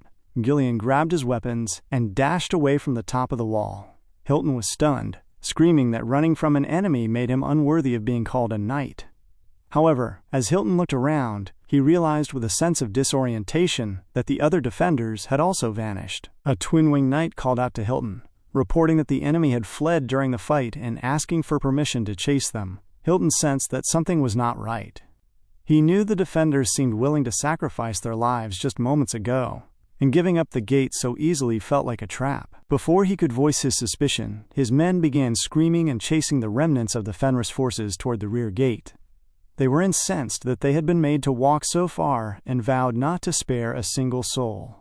Gillian ran with incredible speed, leading the enemy deeper into the barony. Suddenly, Gillian seemed to disappear. As the pursuing soldiers slowed in confusion, Vanessa descended from above, landing in front of them. She stood with her staff held in an ominous grip, already casting with her mana as she glared at the men. She raised her staff high before striking it against the earth, causing an expansive magic circle to erupt beneath her feet with a low, humming vibration. A surge of lightning immediately tore through the Fenris territory, snaking across the ground to ensnare the pursuing soldiers. The enemy was unaware that mana crystals had been preemptively embedded into the soil. Vanessa tapped into these hidden energy sources to amplify her power. She screamed the incantation for a flame strike, and the area was consumed by a massive explosion. The blast leveled a significant portion of Count Desmond's forces, leaving the earth charred and the air thick with heat. Count Desmond sat atop his horse, his body stiff as he glared at the destruction in a state of total shock. Beside him, Willow screamed that such a mana output was impossible, realizing too late that the defenders had utilized runestones to fuel the devastation. Knights caught within the inferno shrieked as they attempted to stumble out of the burning Fenris territory. Hilton's voice rose above the chaos, commanding all soldiers to retreat from the castle walls, while ordering the twin-winged knights to rescue the injured and tally the survivors. As the outskirts of the Fenris barony were swallowed by fire, Gillian and his group observed the carnage from a safe distance. A priestess approached Gillian, urging him to remain still while she addressed the bleeding wound in his abdomen. Gillian attempted to be stubborn, claiming he was fine, but she proceeded with her healing magic nonetheless. Alfoy stood by, bewildered by the sheer cost of the defense. He remarked that everyone in the group possessed a terrifying lack of financial awareness to use such expensive runestones in such a manner. Gordon laughed, reasoning that their captain was rich enough to afford it, while Galveric noted that the enemy would have seized everything anyway if they had lost. Gillian credited the success to Claude's excellent plan, before turning to ensure everyone was safe. Upon receiving a synchronized affirmation from his men, Gillian sensed that the enemy would soon track them down. He ordered the group to depart for the second assembly point immediately. The scene shifted to the Perdium territory, where the second wave of barbarians had been laid waste. In the center of the carnage stood their leader, blood-soaked and injured. Cecil sat atop his horse, closing the distance with a deliberate, heavy momentum. As Cecil swung his sword, the barbarian leader used his weapon to deflect the strike, the metal clanging ferociously as they fought to end the unnecessary war. Cecil transitioned smoothly, thrusting his axe upward. In that same moment, his horse came in clutch, striking the neck of the barbarian's mount with its forelegs. The barbarian's horse collapsed, forcing the leader to jump clear. He glared at Cecil, calling him a bloody demon and claiming that our boy was more addicted to fighting than even the most hardened warriors. The barbarian, identified as Waruka, urged Cecil to lower his weapons. He pointed to the surrounding bodies, disgusting lumps of flesh that had once been men, and reasoned that they were only working under Kustu's orders. Now that Kustu was dead, Waruka fathomed there was no reason to continue the slaughter. Cecil remained indifferent. He recognized Waruka as a barbarian general who, in his past life, had been rewarded with Perdium land for aiding the ducal faction. He knew Waruka was unusually smart for his kind. Waruka smiled, proposing a truce and promising never to attack the northern fortress again. Cecil's response was a sharp command for silence. He deduced that Waruka was merely stalling for time. Cecil leaped from his horse, swinging his axe downward in a heavy arc that sliced into Waruka's shoulder. He informed the falling man that there is no such thing as a moderate war in this world. Waruka called him a demon one last time, before his body fell limp to the ground. Gillian continued to lead his men away from the Fenris territory, but Gordon soon shouted a warning that the opponents were closing in. Hilton and the Twin-Winged Knights were in hot pursuit. Hilton informed Count Desmond that the rats were finally in sight, and Desmond ordered a full charge, convinced they had to strike now to bring Fenris down. The priestess and Alfoy were shocked that the enemy had recovered so quickly after taking such heavy damage. Gillian realized there was still a distance to cover before the assembly point. He signaled for his horse to twirl, stopping his momentum as he ordered the others to proceed to the assembly point, while he held the position alone to buy time. The men behind him stopped as well, looking back at the incoming multitude. They calculated that even if half of the 30,000 had been wiped out, 15,000 soldiers still overwhelmingly outnumbered them. Gordon admitted the Flat Helmet Knights were strong and possessed superior technique. Toron joked about telling on Captain Kaor. Despite the levity, Gordon resolved to take down at least one more enemy, sure that our boy would eventually avenge them. Gillian affirmed that Cecil was not someone who let such acts go unpunished. He drew his weapons and screamed for the Fenris Knight order to prepare for battle. The horses collided with a brutal force, marking the beginning of a heated land battle. As the lines clashed, Count Desmond ordered his first line of mages forward. Willow and two others began to chant for a fireball attack. Torin sensed the incoming magic, but Gordon remained defiant, trusting in their dwarven-made equipment. Suddenly, Vanessa and her mages appeared from the rear, raising their staffs to create a massive shield that blocked the fire. Vanessa landed graciously, stating she couldn't simply watch the knights sacrifice themselves. She rejoined the battle with a determined air. Hilton, facing Gillian, finally recognized his opponent. He identified Gillian as the former captain of the Ratatosk Mercenaries, a group he used to trade with because of their resourcefulness. Hilton wondered why a mercenary would risk his life for a mere knight persona, and advised Gillian that Cecil's dreams were futile. Gillian exhaled, his expression calm. He explained that, as a mercenary, he had already died, but our boy had given him a new life. He raised his weapon and took a firm stance, declaring that Cecil's dream was now his own, and he would fight for it until the end. With a deliberate, grounding force, Gillian swung his axe downward toward Hilton. The commander pivoted, using his sword to dodge the strike, but the sheer weight of the impact caused his horse to stumble backward. The two warriors accelerated into a ferocious speed, the air filled with the sharp, rhythmic clanging of steel. Hilton saw an opening and lunged for Gillian's chest, but Gillian caught the blade with the head of his axe. In a display of superior strength, Gillian twisted his weapon, wrenching the sword from Hilton's grasp, and instantly, Gillian swung again, the axe blade slicing across Hilton's chest. Blood sprayed the air as the horse, also caught by the strike, collapsed under the weight. Hilton tumbled, somersaulting across the dirt before catching his footing. Hilton grasped his sword, his breath coming in ragged gasps. He recognized that the pressure radiating from Gillian was dangerous, and entirely different from their earlier exchange. He reasoned that he was being outmatched in raw strength, and found himself baffled as to where Gillian's power was coming from despite his injuries. Hilton asked why a mere mercenary would risk his life for a beast of a lord. Gillian glared at him. He stated that no one had the right to call Lord Fenris a beast, and that he would never tolerate an insult against his lord's dreams. He raised his axe and identified his resolve as his true cavalry. Hilton was gripped by a sudden realization. He had never seen a mercenary display such loyalty. He had always fathomed mercenaries to be shallow creatures driven by coin, devoid of honor. He wondered if Cecil was truly a beast tamer who had transformed a wild lion into a knight. Gillian struck again. Hilton managed to glide the heavy axe along the length of his blade to redirect the force. However, sensing a fleeting opening, Hilton lunged and struck Gillian's horse. As the animal faltered, Hilton challenged Gillian to a duel of knights. Seeing the duel stall, Count Desmond screamed for his men to strike the flanks and form a total encirclement. Galvaric and the mages grew flustered as the numerical disadvantage became a crushing weight. Alfoy sensed that if they were surrounded, they were finished. Vanessa took charge, commanding the soldiers to form a circular formation. She struck her staff into the ground, a magic circle flaring beneath her. Instantly, a massive wall of ice erupted around the defenders, shielding them from the charging knights. Count Desmond watched the ice rise with growing irritation, calling Vanessa a nuisance. He ordered Willow to use his magic and commanded the second squad of twin-winged knights to break through the front to take down the mages.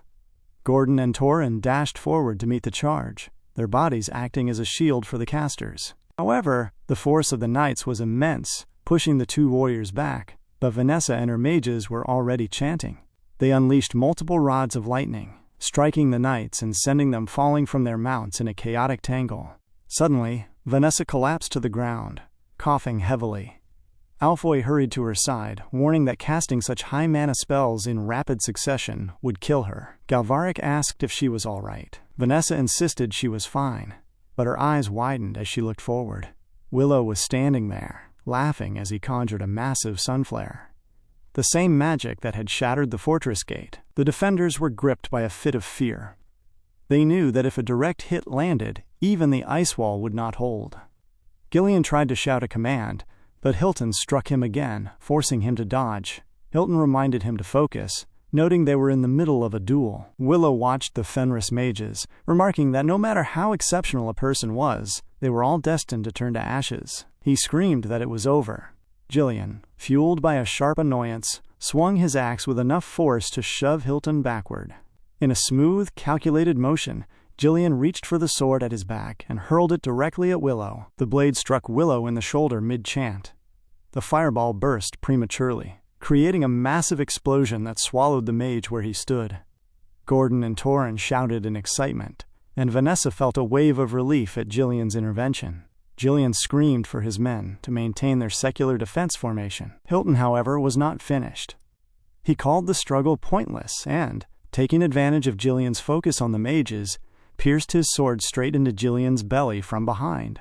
Vanessa watched in horror. Hilton told Gillian that this was the price for losing focus in a duel against a white lion. He wrenched the sword out as Gillian spun, swinging his axe in a desperate attempt to behead him. The two continued to clash, but the weight of Gillian's wounds was too much. Hilton dodged an upward swing and sliced downward, cutting into Gillian's belly and following up with a devastating strike to the shoulder. Gillian fell backward, spewing blood, his body anchored by the heavy pain. The priestess, Gordon, and Vanessa screamed in fear for their fallen knight. Count Desmond saw his opening and ordered his men to advance inward. Gillian lay on the ground, his breath coming in shallow, heavy hitches. He watched sadly as the twin-winged knights began to massacre his men. Vanessa tried to move toward him, but Alfoy and Galvaric held her back to save her. Gillian felt his consciousness beginning to drift. He remembered the moment he first bowed to Cecil and swore his sword to him. He saw Cecil's face in his mind, the way our boy had trusted him, given him a family, a purpose, and a pivotal role in building a new empire. Memories of their adventures and the heavy pride of their shared victories flooded his mind. Finally, he thought of his daughter, Rachel. He smiled inwardly and apologized to his lord. Just as the darkness began to take him, a voice cut through the fog, calling his name. Gillian wondered if it was Cecil's voice. Through the haze of the battlefield, a silhouette appeared, walking through the carnage. The person commanded Gillian to hold himself together in front of his men and get up. It was Kaor. The leader of the Kelveros had finally arrived, signifying that Cecil and the reinforcements had reached the field to turn the tide. The war for the kingdom's survival had previously reached the Shadow Mountains of the Turian kingdom. A massive wave of monsters assaulted the gates, met by the desperate screams of defenders who rained arrows down upon the climbing horde. The situation grew increasingly strange as the monsters used the corpses of their fallen as ladders. Among them, a massive yeti acted as a living catapult, smacking house-sized boulders with a club and launching them into the fortress like cannon fire. The impact sent men flying, their defenses shattered. The defenders lamented the absence of Donkad, wondering how they could be pushed back so easily, even with the Turian knights joining the fray. Just as another boulder whistled through the air, a figure dashed into the carnage carrying Donkad's signature weapon. With a grunt of effort, he struck the incoming rock, sending it flying back to smash the yeti squarely in the face. This was Kaor. Having taken over the leadership of the Iron Cliff, the red-headed warrior looked at the massive weapon in his hand and mused on how that pig, Donkad, had ever managed to carry such a heavy thing. Kaor used the rope attached to his weapon to anchor himself, dragging his body downward into the thick of the monsters on the ground. Drawing his sword, he began to clear the field with a deliberate, steady flow. He had meditated deeply on the fundamentals of the book Cecil had given him, understanding that once fear is overcome, the next stage is operation. He focused on the movement of his shoulders, his center of gravity, and the precise positioning of his feet. Now, on the current battlefield, Kaor faced Hilton. He watched the commander's body for the subtle signals it sent, knowing that if he could discern his opponent's next move, victory was certain. Hilton recoiled in shock, blood trickling from the shallow cut. He realized with a start that Kaor had read his moves perfectly. Kaor pressed the advantage, swinging again and forcing Hilton to leap backward in a desperate attempt to dodge. Hilton landed in a firm stance, gasping for air. He knew that if he had lowered his head a second later, the battle would already be over. He was baffled, wondering who this ruffian was and how someone with such an ordinary physique possessed such lethal skills. Hilton asked for the warrior's name. Suspecting he was a mercenary, paid a fortune by the kingdom, Kaor exhaled a small smile, noting that Hilton couldn't seem to get anything right. He identified himself as Kaor, the captain of the Fenris Knight Order. Hilton was surprised, glancing at the fallen Gillian and remarking that he thought the White Lion was the captain. From the ground, Gillian grunted that such talk was nonsense. Hilton told the geezer to shut up, telling him that since he was the one currently on the floor, Kaor was the captain now. He challenged Gillian to get back up and fight if he had a problem with it. He dashed forward, and their swords clashed with swift, rhythmic intensity. Kaor's movements were heavy and unrestrained, leading Hilton to remark that Baron Fenris truly raised nothing but beasts. Hilton boasted that he had seized victory 5 times in kingdom duels, where the fate of domains was at stake, questioning if Kaor thought a lowly wretch could match him. Kaor countered that a knight's duel was no different from the bets mercenaries made. He claimed that our boy had done it more than 100 times. Hilton was bewildered, unable to fathom how such a feat was possible. Using the distraction, Kaor delivered a sharp uppercut kick to Hilton's chin, snapping the commander's head back. Kaor brought his sword down for a finishing slice, but Hutton swiftly stretched his sword up to protect himself. Swearing, Hilton slid his blade against Kaor's attack, and used the hilt to strike Kaor's leg, knocking him to the ground. As Hilton raised his sword to eliminate the man in Count Desmond's way, Gillian's axe suddenly intervened, catching the blade and saving Kaor. Hilton was forced to jump back as Kaor swiped at his stomach, narrowly missing. Now, it was 2 against 1. Gillian stood beside Kaor, noting that the younger man had become stronger. Kaor called Gillian Grams, asking if he could still move. Gillian explained that the priestess, Payot, had helped him enough to move for a little while longer. Hilton screamed at Gillian, accusing him of the lower nature of a mercenary for interfering in a duel. Gillian warned Kaor not to let his guard down, identifying Hilton as Victor's teacher, the man who had nearly killed Kaor once before. Kaor realized that explained the man's strength. Seeing Gillian's pale face, Kaor sensed the next exchange would be their final one. The 2 Fenris warriors charged. Hilton braced himself, dodging a heavy downward strike from Gillian, only to grab Kaor's hand to immobilize him, and pulled Kaor toward the dirt. In a sudden change of tactics, Gillian threw his axe aside and used his entire body to tackle Hilton, sending them both tumbling. Before Hilton could recover his orientation, Kaor was upon him, delivering a heavy punch to the face. Gillian followed up with a second punch, and Kaor landed a brutal kick to Hilton's belly. Gillian grabbed the commander before he could fall and delivered a crushing headbutt that sent Hilton reeling backward. Hilton gasped for air, calling them cowardly wretches for abandoning the etiquette of knights. Kaor countered that, on the battlefield, nothing mattered except the results. Together, the 2 men grabbed Gillian's spear and drove it straight into Hilton's face. Blood splattered the earth as the commander's life ended instantly. Count Desmond saw the fall of his champion. His attention turned to Hilton's corpse, and he let out a loud, tormented scream. He realized with a sudden, heavy dread that nothing in this war was going his way. The scene transitioned to the Leipold territory. Inside the manor, Countess Amelia Leipold sat in a position of authority, her loyal knight Bernoff standing like a statue by her side. 2 advisors stood before her, detailing the intelligence gathered from the front lines. They explained that while Baron Fenris had divided his forces to guard the northern fortress of Perdium, Count Desmond had seized the moment to launch a total war. Leading an army of 30,000, Desmond had already crushed the Royal Army's Second Corps and was currently launching a direct assault on the Fenris territory. The timing was far too calculated to be a coincidence. He had moved despite the hesitations of the dorsal faction. Burnoff noted with a heavy tone that at this rate, Fenris would be destroyed, and Perdium would likely suffer devastating damage. Amelia paused, a slow smile spreading across her face. She realized the weight of the moment and suggested that they should strike Desmond's territory immediately. As her advisors glared at her in surprise, she reasoned that with his main force currently committed to the war, Desmond's home was essentially an empty house. Burnoff cautioned that such a move meant preparing for an all-out war against the most powerful Grand Lord of the North. Amelia countered that it would be foolish to stay idle. She grasped that if Desmond expanded his power, he would become a threat to the dorsal faction itself. Conversely, if Cecil won, he would become the strongest power in the North, something the dorsal house could not ignore. Regardless of the outcome, she understood that Desmond had already fallen out of favor with the higher powers.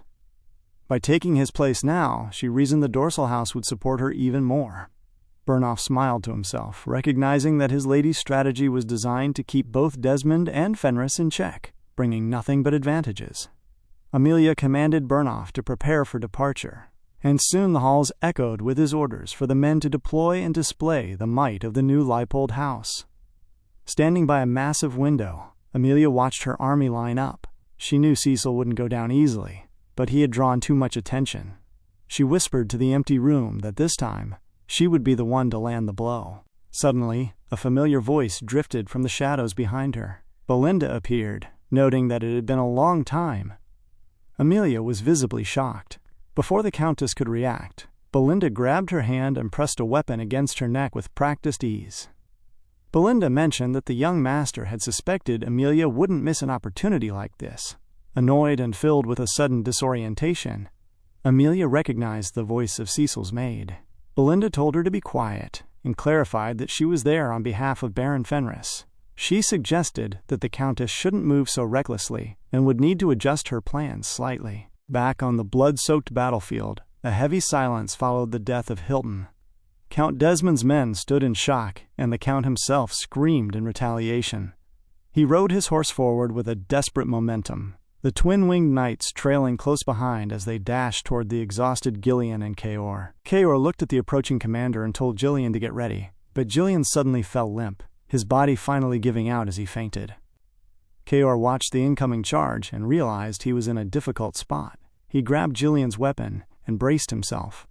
As the Count approached, Kaor declared himself the captain of the Cerberus Mercenaries, the Knight of Iron Cliff, and the captain of the Fenris Knight Order.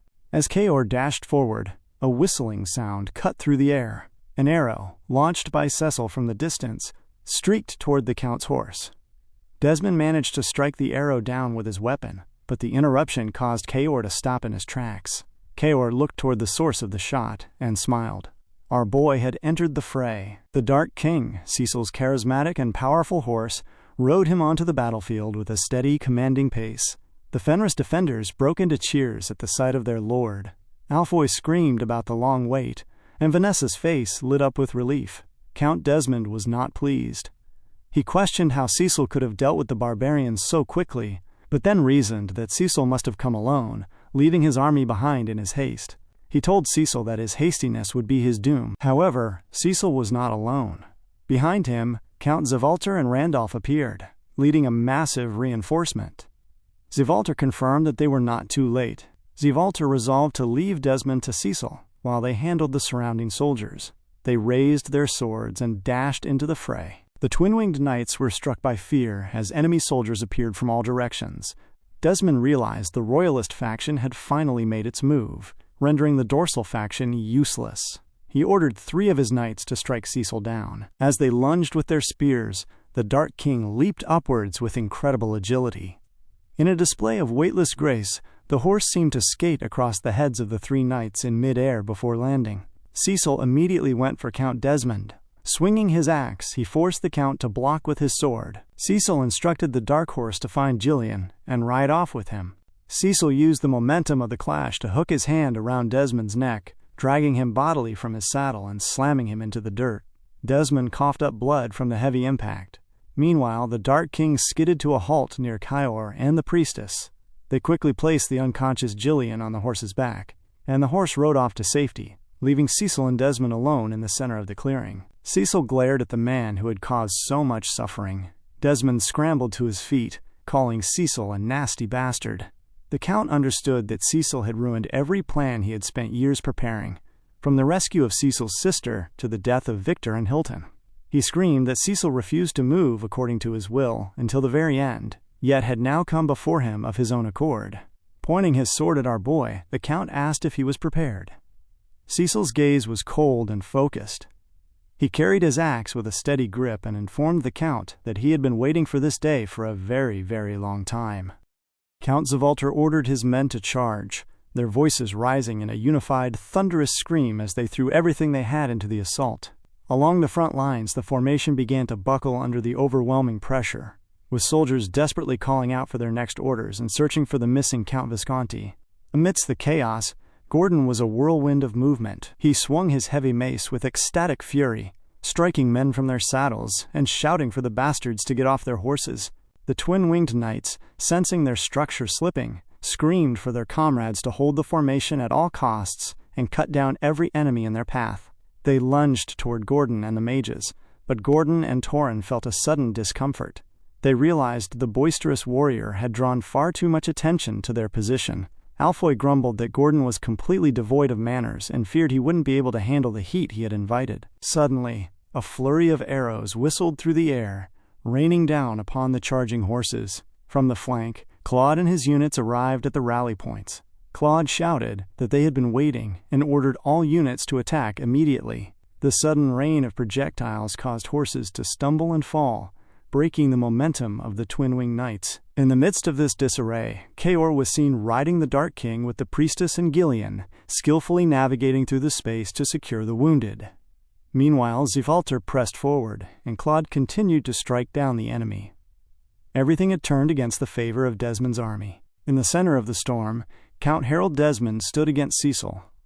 This was the defining battle. Our boy dashed forward, his movement steady and full of weight. Desmond managed to block a heavy strike with his sword and twirled for a punch, but Cecil jumped with a light, practiced grace. He struck the Count squarely in the face with his feet in mid-air. Cecil came in instantly with a wide swing of his axe, which the Count barely parried.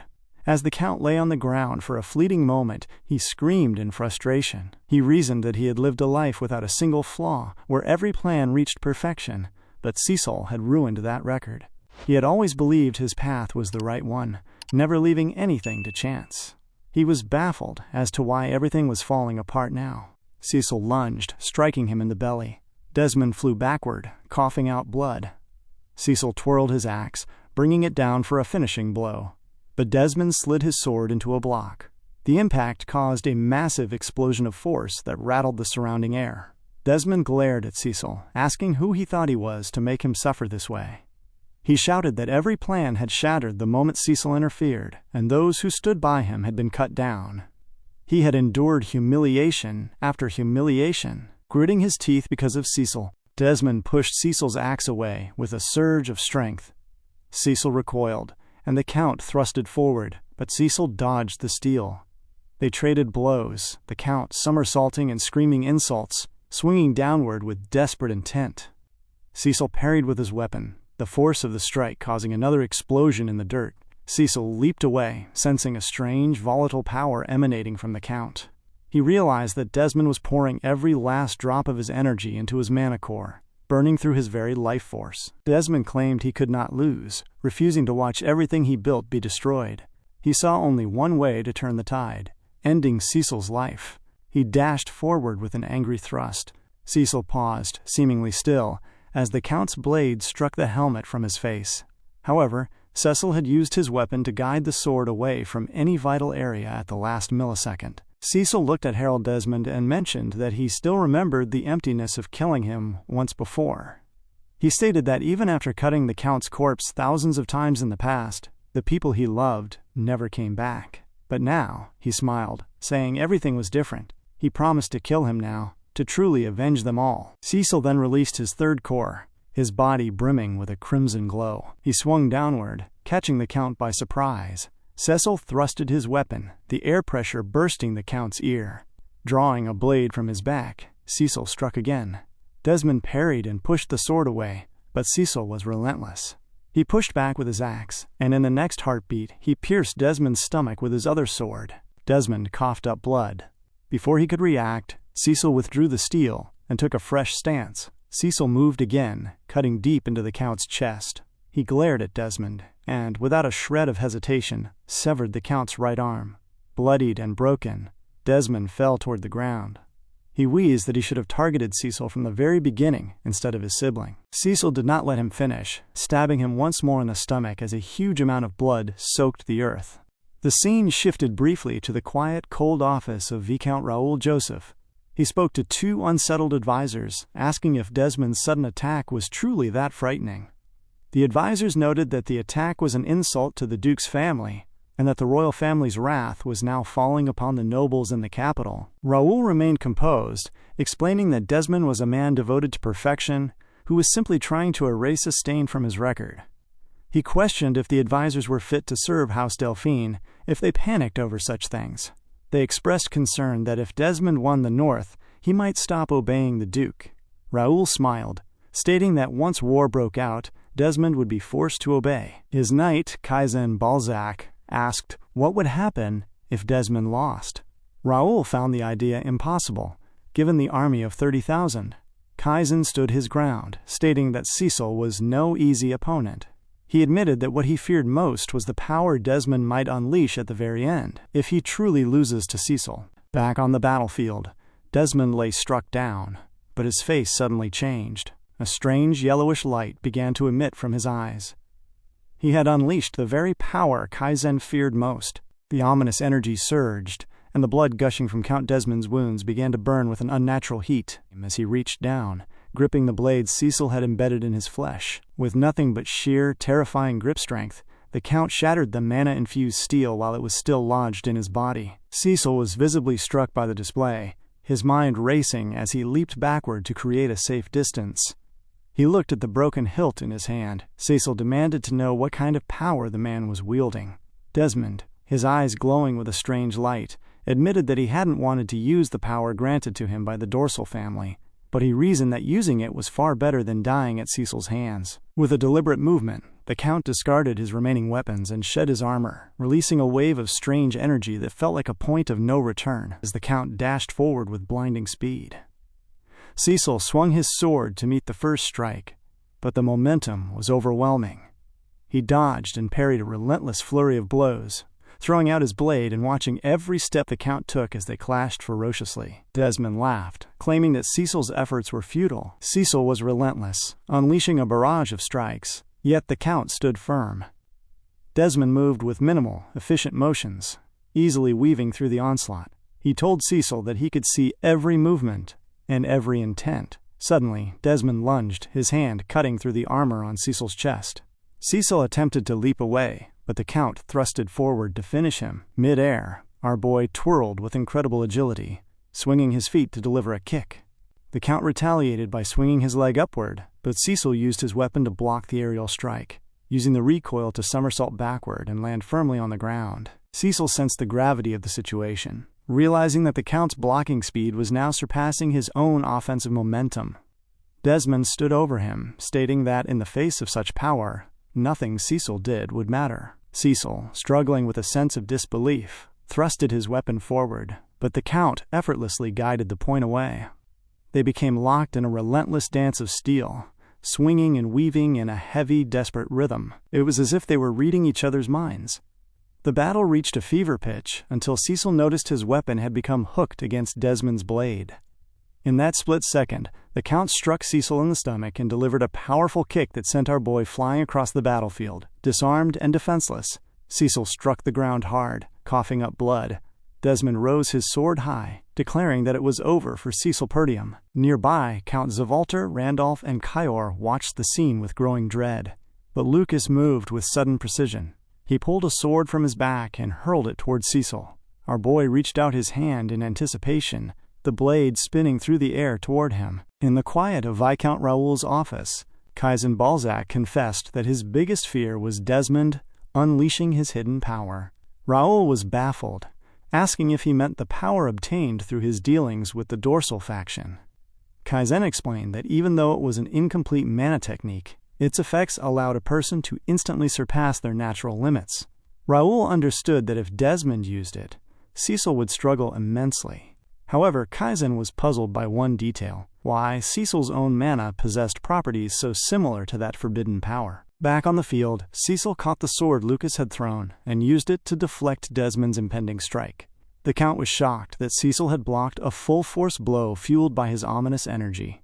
Cecil noted the incredible destructive power of the Count's technique. He admitted that even with 3 mana cores open, the force was difficult to handle with his hands alone. Cecil remembered his past life, where he had killed Desmond with a single strike and had met many enemies far stronger than the Count.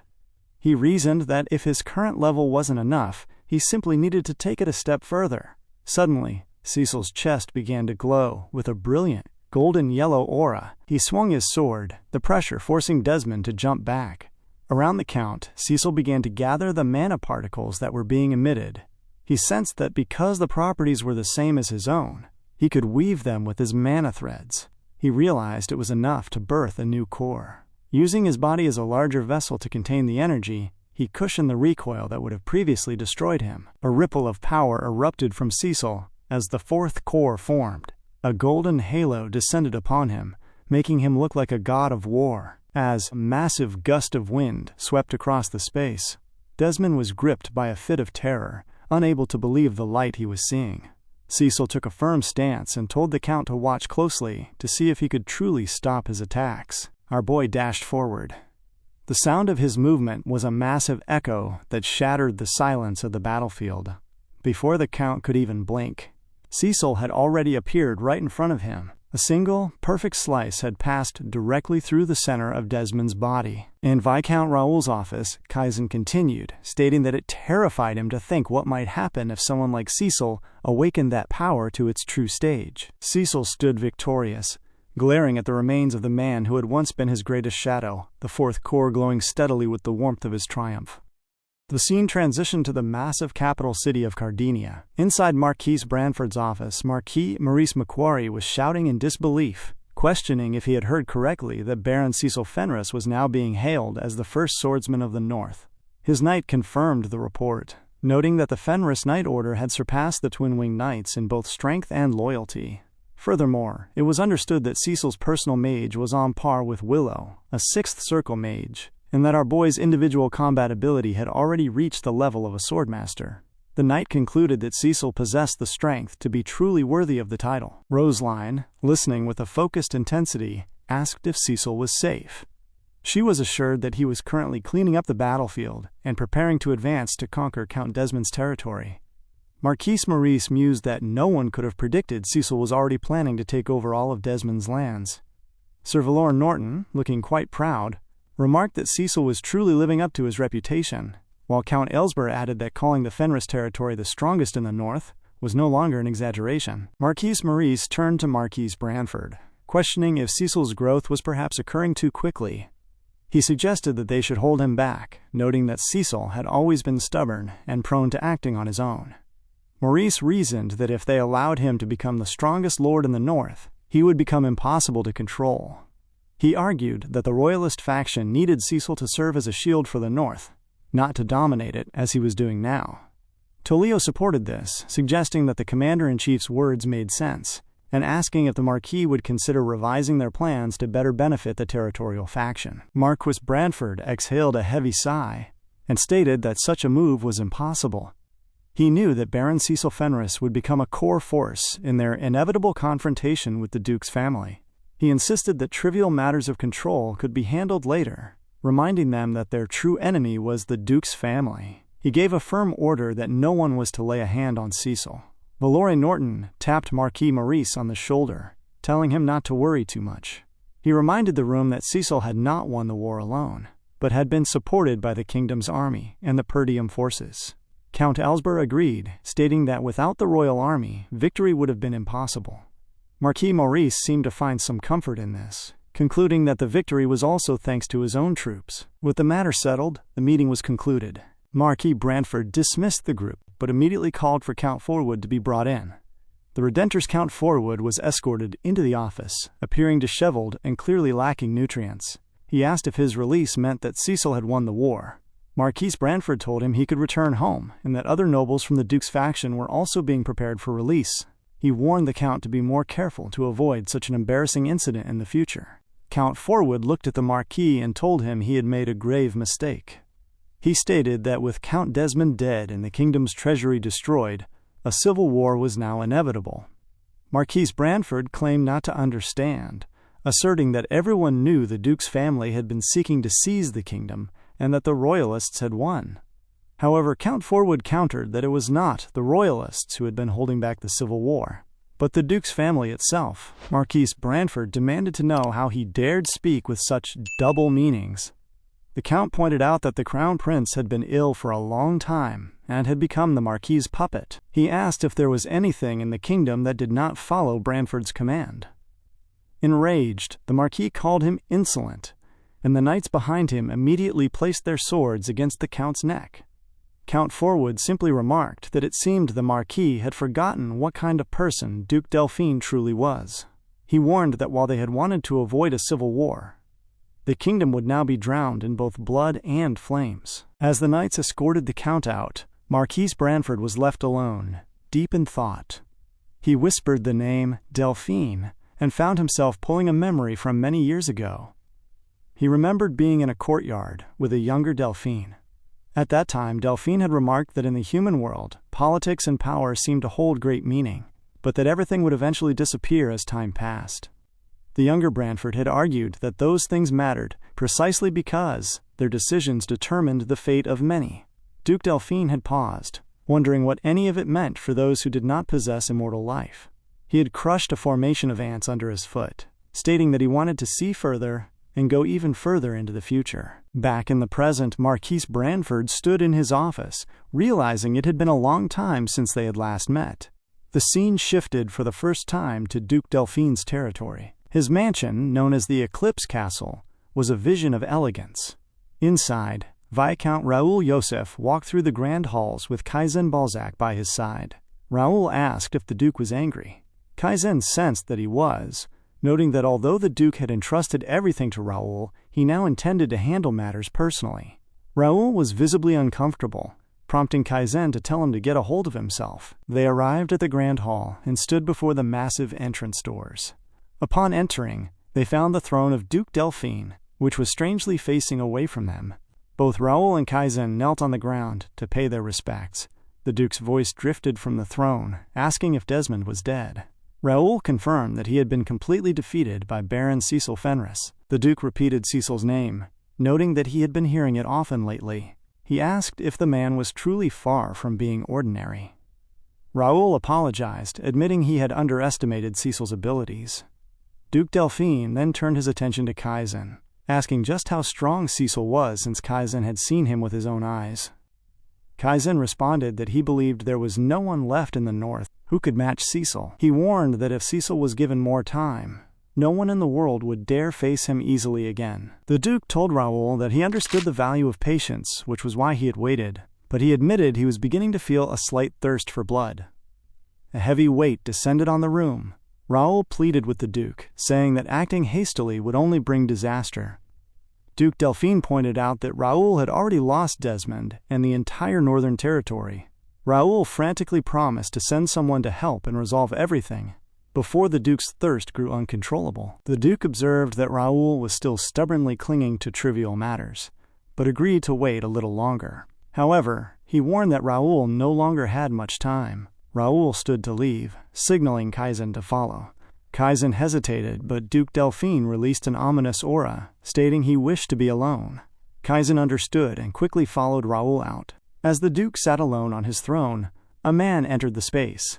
He asked if they should proceed with a certain matter, but Delphine decided they would observe the situation a little longer. He then called out the name of the man who had killed Cecil in his previous life, Ion. Ion bowed, stating that he would follow the Duke's will. The stillness of the post-war air brought a different kind of intensity to Cecil. He lay upon his bed, his breathing slow and measured, yet his body was drenched in heavy sweat, as if he were still caught in the rhythm of a desperate struggle. As his inner eye opened, our boy found himself adrift in a strange, haunting dream. He was floating like a spiral ghost above the grand capital city of Cardinia, watching a scene of pure chaos. Multiple dark portals hung open in the sky, and swarms of monsters flew across the expanse, laying waste to the city in a massive, unfolding war. Cecil recognized these sights with a sense of grim familiarity. These were memories from his past life, a nightmare where the sky turned a bruised blood red and rifts opened across the continent to unleash creatures that turned the world upside down. It was the era when the 7 strongest beings of the continent, including himself, had finally began to move in earnest. Placing a hand to his hair, he wondered why these visions were returning to him now. Suddenly, a jolt of recognition struck him. Amidst the carnage, he spotted a knight standing before a massive, towering skeleton monster. Our boy watched as the knight swung his sword with a heavy, deliberate grace, battling the great beast. The knight moved with a calculated rhythm, eventually driving his blade into the core encircled within the monster's belly, destroying the creature in a single, brilliant instant. Cecil was baffled. This figure was not in his memories, yet the man felt strangely familiar. As he watched the knight move, he recognized the technique. It was the Perdium sword style, but performed as the ultimate sword art, a level that surpassed everything in their family's traditional teachings. When a beast lunged from the knight's blind spot, Cecil unconsciously shouted a warning. The knight's body was instantly enveloped in a shroud of blue mana. Before the beast's claws could even graze him, the knight sensed the sensation, dodging the strike and slicing the creature mid-air without looking back. Cecil was shocked, realizing the knight was sensing danger by spreading mana curtains across his entire body. He reached out his hand, desperate to see more of this monstrous skill, but the vision began to dissolve. Cecil's hand reached into the air of the waking world, only to find he had caught the hand of Belinda. She had been standing over him, checking on his condition. She noted with a touch of astonishment that he was drenched in sweat, asking if he had suffered through a nightmare. Cecil apologized, dismissing the experience as just a dream. When she asked if he was in pain or needed medicine, he assured her he was fine. Within a minute, Cecil had dressed and was being escorted out by Belinda. She informed him that a messenger from Marquise Branford had arrived with news of his promotion. She mentioned that he would no longer be a mere baron, but would assume the position of commander of the Norton army. Cecil took in the news, noting that from now on he was Count Fenris. He asked after Gillian's condition, and Belinda shared that there was no need to worry. He was full of energy thanks to the intensive care provided by Priestess Piote. Relieved, our boy smiled and told Belinda to gather everyone. It was time to prepare their next move. Elsewhere within the Fenris territory, a different kind of conflict was unfolding. Alfoy, the head of the local magic tower branch, was shouting at Priestess Piote outside his door. He was bewildered that she was asking him for a donation, demanding how she dared try to squeeze money out of the heir to the Crimson Flame Tower. Piote, startled, explained that she wasn't trying to extort him. She simply wanted to help those in need. Alfoy glared, claiming he was the poorest man in the territory, living like an unpaid slave at the edge of the world. He asked how much she had, and when she sheepishly produced a few gold coins, he was momentarily stunned. As she turned to leave, apologizing for her misunderstanding, Alfoy's mischievous nature took over. He called her back, placing a gentle hand on her shoulder and explaining that giving a priestess money directly would look like bribery. Instead, he offered her a fair opportunity to earn the money through a game. The scene shifted inside Alfoy's room, where he had set up a game of chance. He explained the rules of odd or even, heads or tails, while Piote glared in confusion. She mentioned that gambling was a grave sin, but Alfoy reasoned that this wasn't gambling. It was a justification for him to give her money. To demonstrate, he flipped a coin and intentionally claimed he lost, handing her a coin. Piote, sensing the logic behind his words, eventually agreed to the game. However, the tide quickly turned. Round after round, Piote chose, and round after round, Alfoy won. Her face grew red and flustered as her small pile of gold began to dwindle into nothingness. She screamed in annoyance, unable to fathom how she hadn't gotten a single one right. Alfoy smiled inwardly, feeling quite proud of how he had hooked her. One of the mages standing behind Piote finally whispered that she should stop, revealing that Alfoy was cheating with magic. Piote's eyes went wide as she screamed at him, calling him a cheater and demanding her money back. Alfoy screamed back, claiming the money was his and asking if she was going to quit helping those in need. Sobbing, Peyote dropped her very last coin onto the table. As Alfoy spun it into the air, he laughed to himself, confident that his magic made him a god of odds. While the coin ascended, Peyote began to pray solemnly. She wept, calling out to Goddess Wana to forgive her carelessness and help her win. Suddenly, a blinding pillar of light erupted from the heavens, slamming directly into the magic tower. The descent was so powerful, it shattered the table in front of them. Alfoy and his mages screamed in terror as the light enveloped Peyote, making her levitate as if she had become a divine being. Alfoy recognized it as a revelation, but he was baffled that a goddess would descend for something as trivial as a coin toss. Peyote, her presence now cold and authoritative, glared at Alfoy and commanded him to open his hand, declaring the result to be even. Peyote's choice of even lingered in the air like a divine decree. Alfoy, desperate, reached deep for his swap magic. He tried to force the coin to flip, but his mana was met with a stone wall. The divine energy repelled his every effort. Realizing his tricks were being nullified, Alfoy's mischievous grin turned into a mask of stubborn defiance. He shouted that even if she were a goddess, he wouldn't let it be ridiculous. Infusing a massive surge of mana into his spell, he clapped his hands while Peyote unleashed a wave of divinity. The room exploded in a clash of blue mana and white light. When the smoke cleared, Gordon dashed in, asking about the light. He found Alfoy and Peyote slumped on the floor, nearly unconscious. Suddenly, Alfoy's hand began to tremble. He slowly lifted his palm, his eyes widening as he saw the result. The coin showed odds.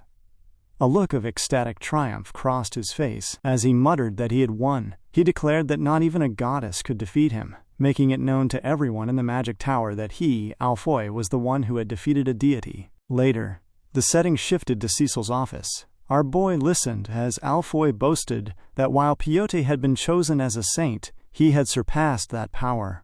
Cecil found it difficult to believe. He mentioned that Peyote was actually a man. The revelation hit the room like a physical blow.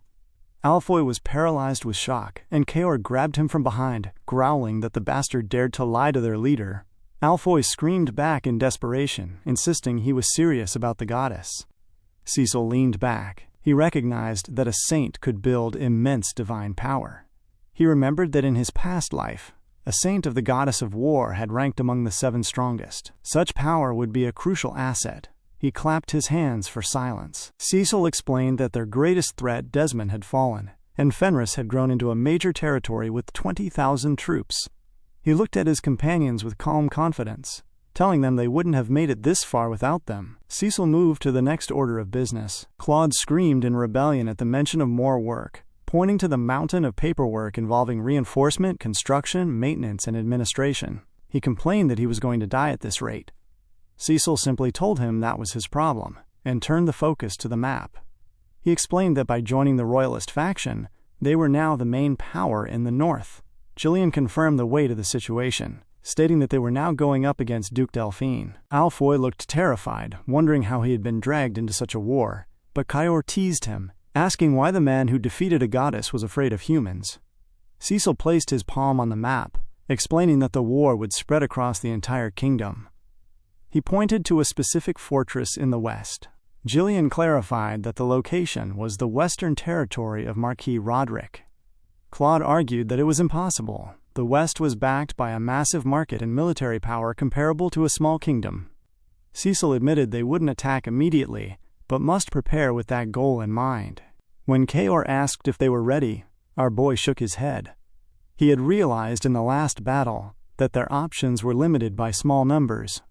Belinda asked how they would prepare, and Cecil calmly stated that he would bring every mercenary group in the kingdom under his command by establishing the Fenris Mercenary Company. Lucas and Jillian noted that the West had the highest number of mercenaries, including the massive Drake Company. Cecil confirmed his intent to take control of them all.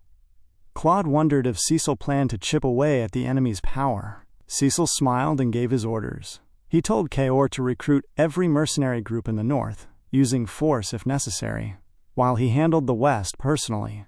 Jillian warned that the strongest blade of the West might make a move, a man Cecil recognized as Tennant. In the western territory of Marquis Roderick, a quiet scene unfolded near a small cabin. A young boy was training under the watchful eye of his master, Tennant. The boy's body shook with the weight of the sword, but Tennant told him to relax his grip. He explained that the goal was not just to cut, but to link movements together slowly, while focusing on breathing. With a final focused breath, the boy swung and successfully cut the dummy. He screamed for his master in joy, and the other children began to clap. As the training wound down, a young man named Martin Roderick arrived, seeking a private word. Tennant asked for a moment to finish with the children, much to the prince's annoyance. Later that evening, by a campfire, Prince Martin sat in frustration until Tennant joined him. Martin complained that waiting was a waste of time.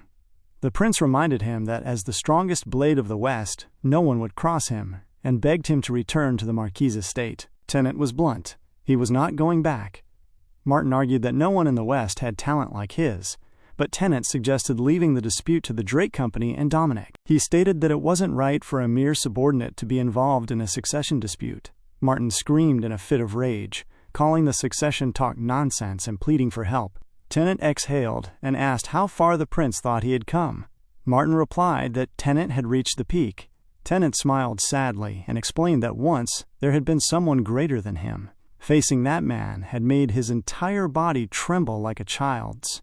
It was the feeling of clashing blades at the brink of death, a feeling beyond words. He looked up at the stars, wishing he could stand at that brink and feel that euphoria once more. The scene shifted to the interior of Sir Martin Roderick's castle, where the young lord sat stewing in a state of visible annoyance. He muttered a series of heavy complaints regarding Sir Tennant, criticizing the man for clinging to a sense of pointless pride.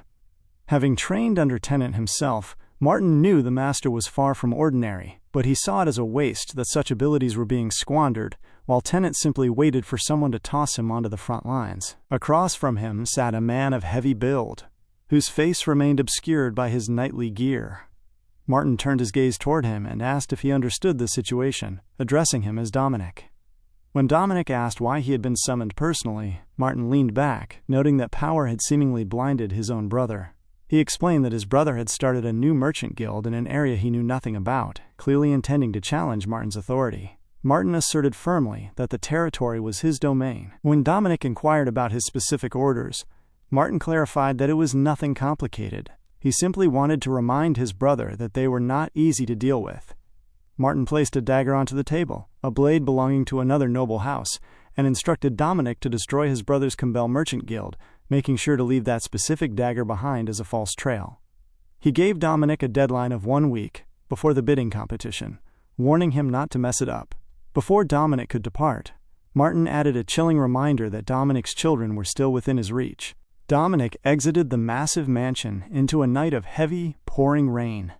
Standing in the downpour and clutching the dagger, his vulnerability was evident in his stance. In a different space, inside a small, rowdy inn, the members of the Drake Mercenary group were gathered, their voices raised in frustration.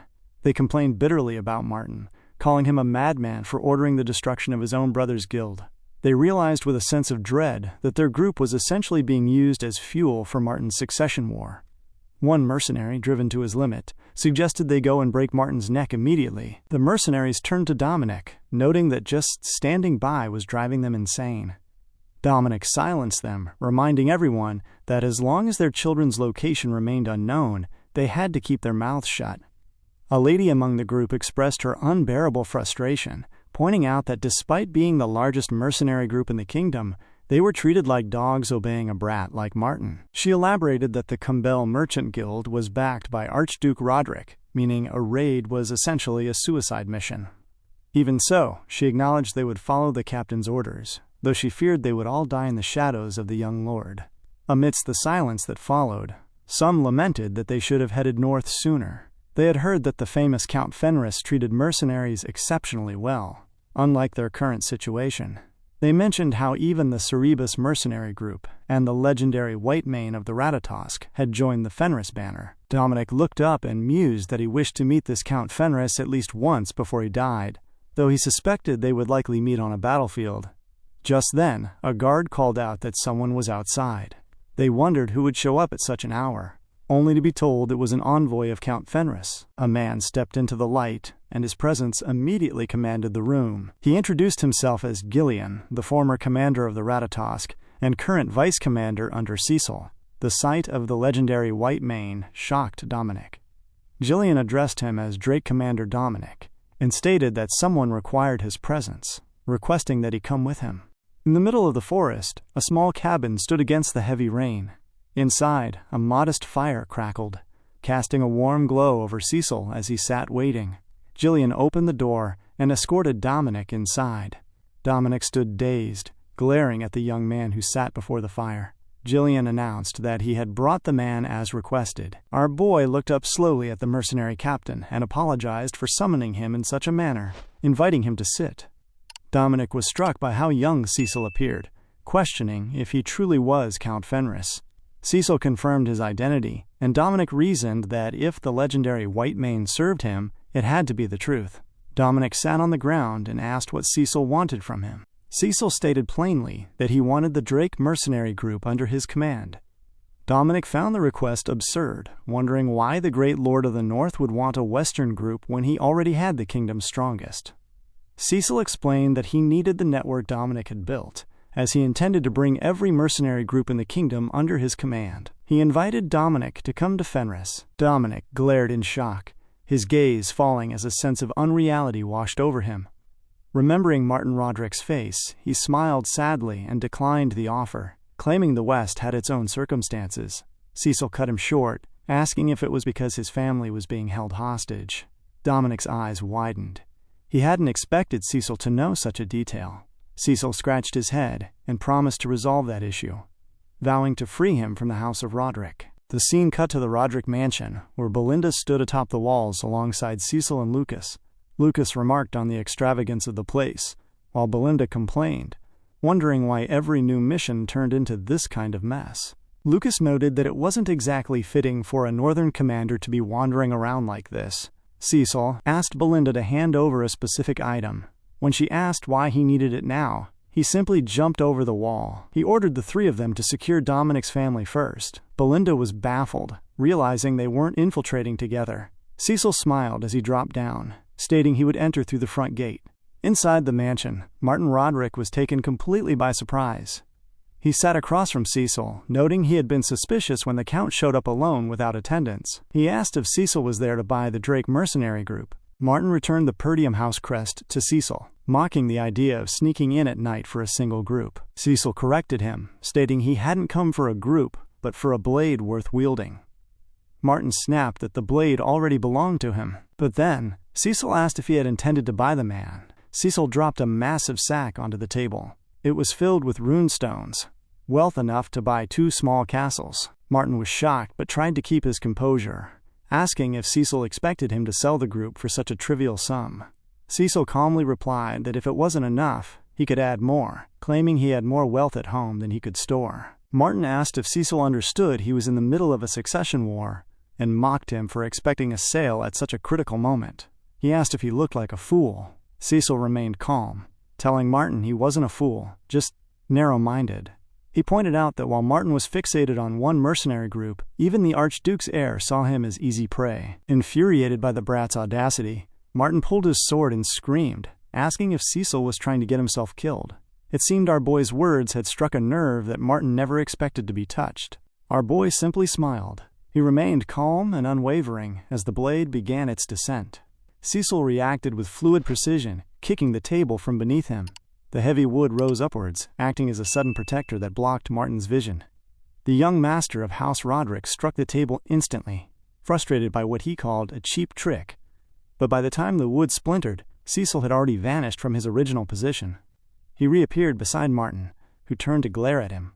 But the ruckus had already alerted the estate. The knights from outside dashed into the room as they called out for their young master.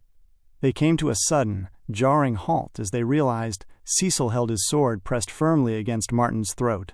Martin was in a completely vulnerable position, and the knights were paralyzed, sensing that if Cecil took even a single step, their master could die instantly. Cecil looked at the gathered men and remarked that Martin was no mere noble squire. He was a ruler of the West, and he questioned if such behavior was truly appropriate for his station. Martin could only respond with venom, asking Cecil what he wanted, and if he truly believed he would walk out alive after such an insult. In response, our boy retracted his sword and began to walk away. He suggested they settle it one-on-one. Pointing his sword back at Martin, he formally challenged the young master to a territorial duel in his capacity as Count Cecil Fenris. Martin was already sweating heavily, and while his men stood behind him wondering if the duel was to happen immediately, Martin tried to dismiss the offer as ridiculous. He threatened to simply slaughter Cecil and his knights then and there, but Cecil reminded him that legitimacy and justification were what mattered most to nobles. They were not bandits after all. Martin screamed at the insult, but Cecil leaned into the tension. He offered an easy deal. If Martin could land even a single scratch on him, Martin would win, and Cecil would cancel everything, including the matter of the runestones. However, if Cecil won, he would take the Drake mercenary group and all the hostages. Martin found the deal crazy, and his men urged him to just capture Cecil, but the young master saw an opportunity. He mentioned the rumors of Cecil losing his mind during the Perdium days, and decided that a single scratch was a small price for victory. Eagerness flickered in Martin's eyes as he looked forward to the quarrel, believing Cecil had just sealed his own fate. The scene moved outside the castle, where the rhythmic patter of rain fell onto the cold ground. The two combatants stood side by side, prepared to begin. A knight from Martin Roderick's order stood between them, declaring in the name of the order that the duel would be fair and honorable, with neither side bearing a grudge regardless of the outcome. Cecil smiled and swore his oath, and Martin followed suit, though he immediately whispered to his men that if anything happened to him, they were to kill Cecil no matter what. Our boy smiled, sensing the treachery, and noted that this lack of composure was exactly why Martin remained at a low level, falling for even the cheapest taunts. Martin's patience snapped. He screamed for Cecil to shut his mouth and dashed forward with his sword. Martin came again with a side attack, but Cecil moved like a shadow, avoiding the blade for a second time. When Cecil swung low, Martin jumped upwards to evade the blow, attempting a strike from above, but Cecil met the attack with a loud, ringing clang of steel. Before Martin could even land softly, he dashed forward again, but Cecil continued to weave through the attacks. The battle grew heated, the clashing of swords echoing through the rain as they moved closer to a large door behind Cecil. Seeing an opening, Martin jumped upwards as Cecil swung wildly, mounting himself on the doorframe. He smiled, certain that the end had come, and leaped forward to slice Cecil from above. Standing his ground, Cecil utilized his mana just as he had seen in his dreams, using the energy to detect the hidden trajectory of the attack. He sensed the movement from behind and used his sword to deflect the strike, leaving the young master baffled. He couldn't grasp how Cecil had blocked an attack from a blind spot. Our boy smiled, admitting the move wasn't bad. In that moment of disorientation, Martin lost his balance and began to fall. Cecil took the opportunity to land a heavy kick straight to Martin's gut, sending him crashing through the door behind him. Martin tumbled into the room beyond, catching himself just before sustaining a serious injury, though a trickle of blood began to seep from his mouth. Cecil simply waved his hand, inviting him to come back for more. Martin rose slowly, his annoyance burning. He told Cecil to enjoy the moment while he could, claiming there was a secret Cecil didn't know. He had learned his swordsmanship from Tennant, the finest blade of the West. He dashed forward again, restarting the duel with renewed fury. Cecil watched him, looking a bit disappointed as he dodged the first attack of this second effort.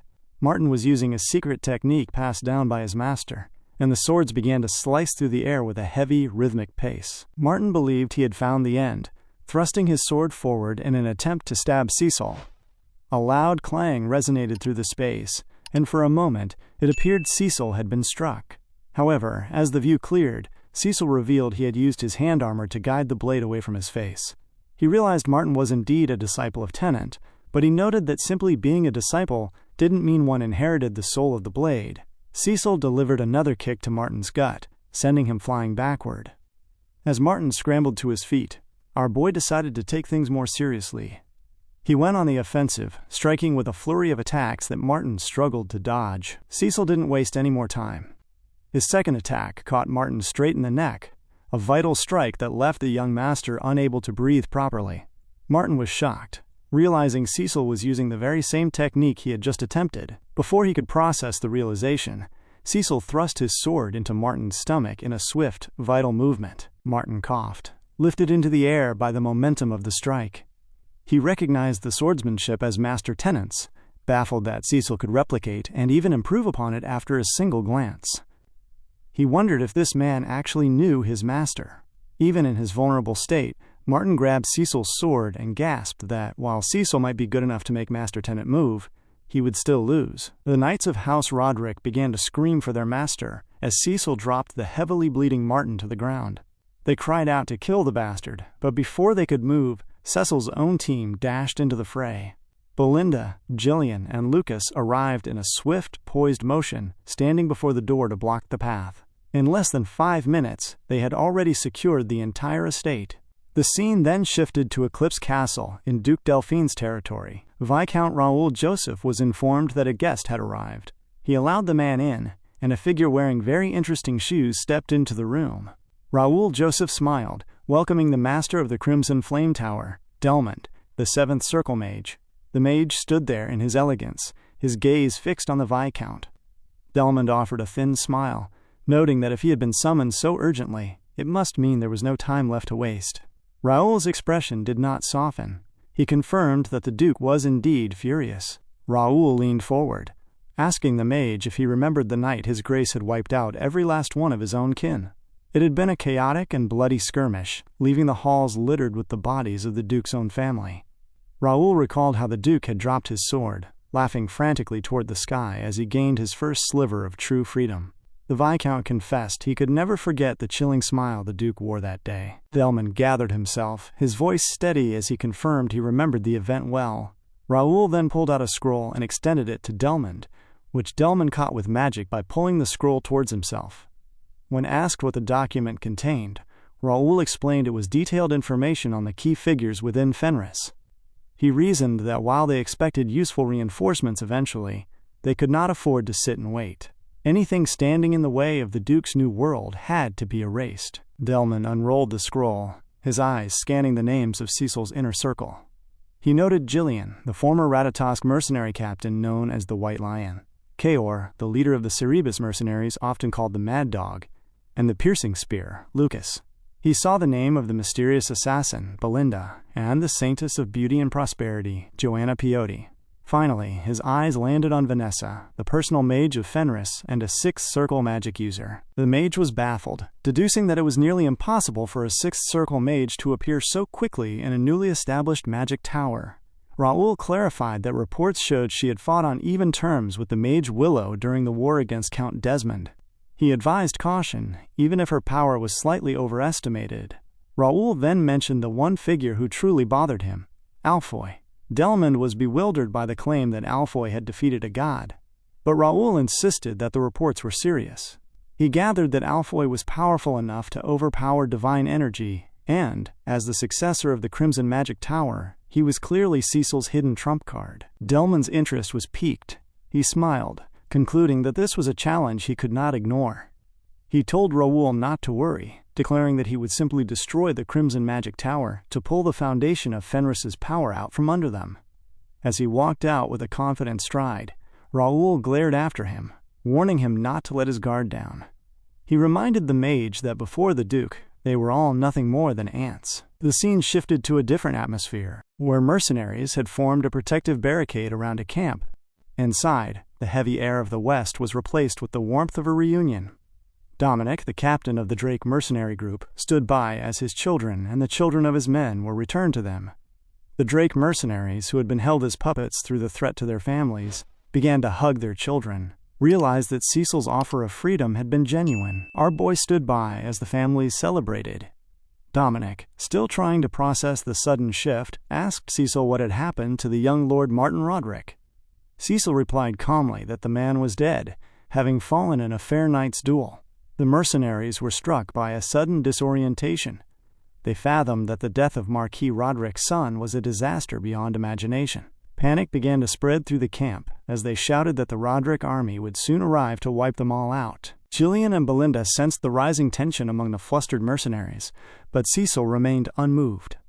He pulled down the cape covering his face, revealing himself fully as he addressed the gathered crowd. He announced that he was the commander of the Northern Army, Count Cecil Fenris. He told them he had broken every chain binding them, and that they were no longer puppets without a purpose. The men were stunned, recognizing him as the commander who had sought out Dominic previously.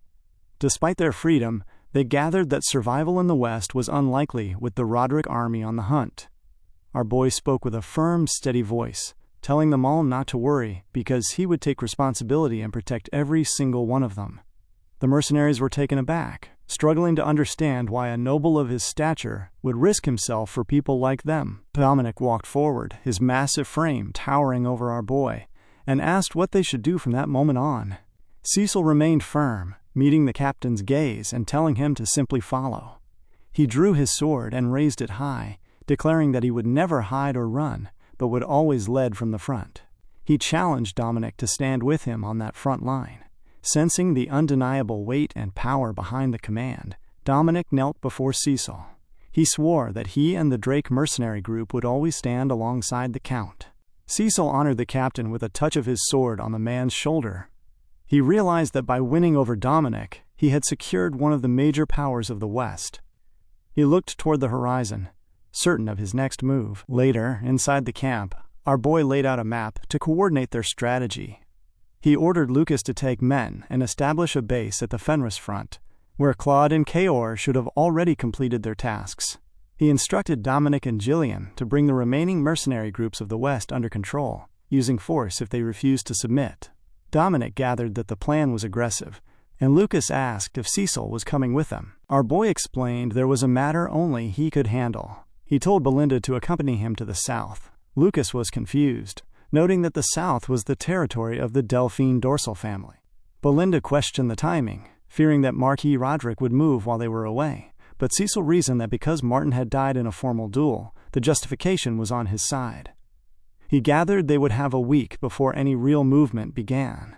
Cecil and Belinda soon arrived at the massive castle walls in the south.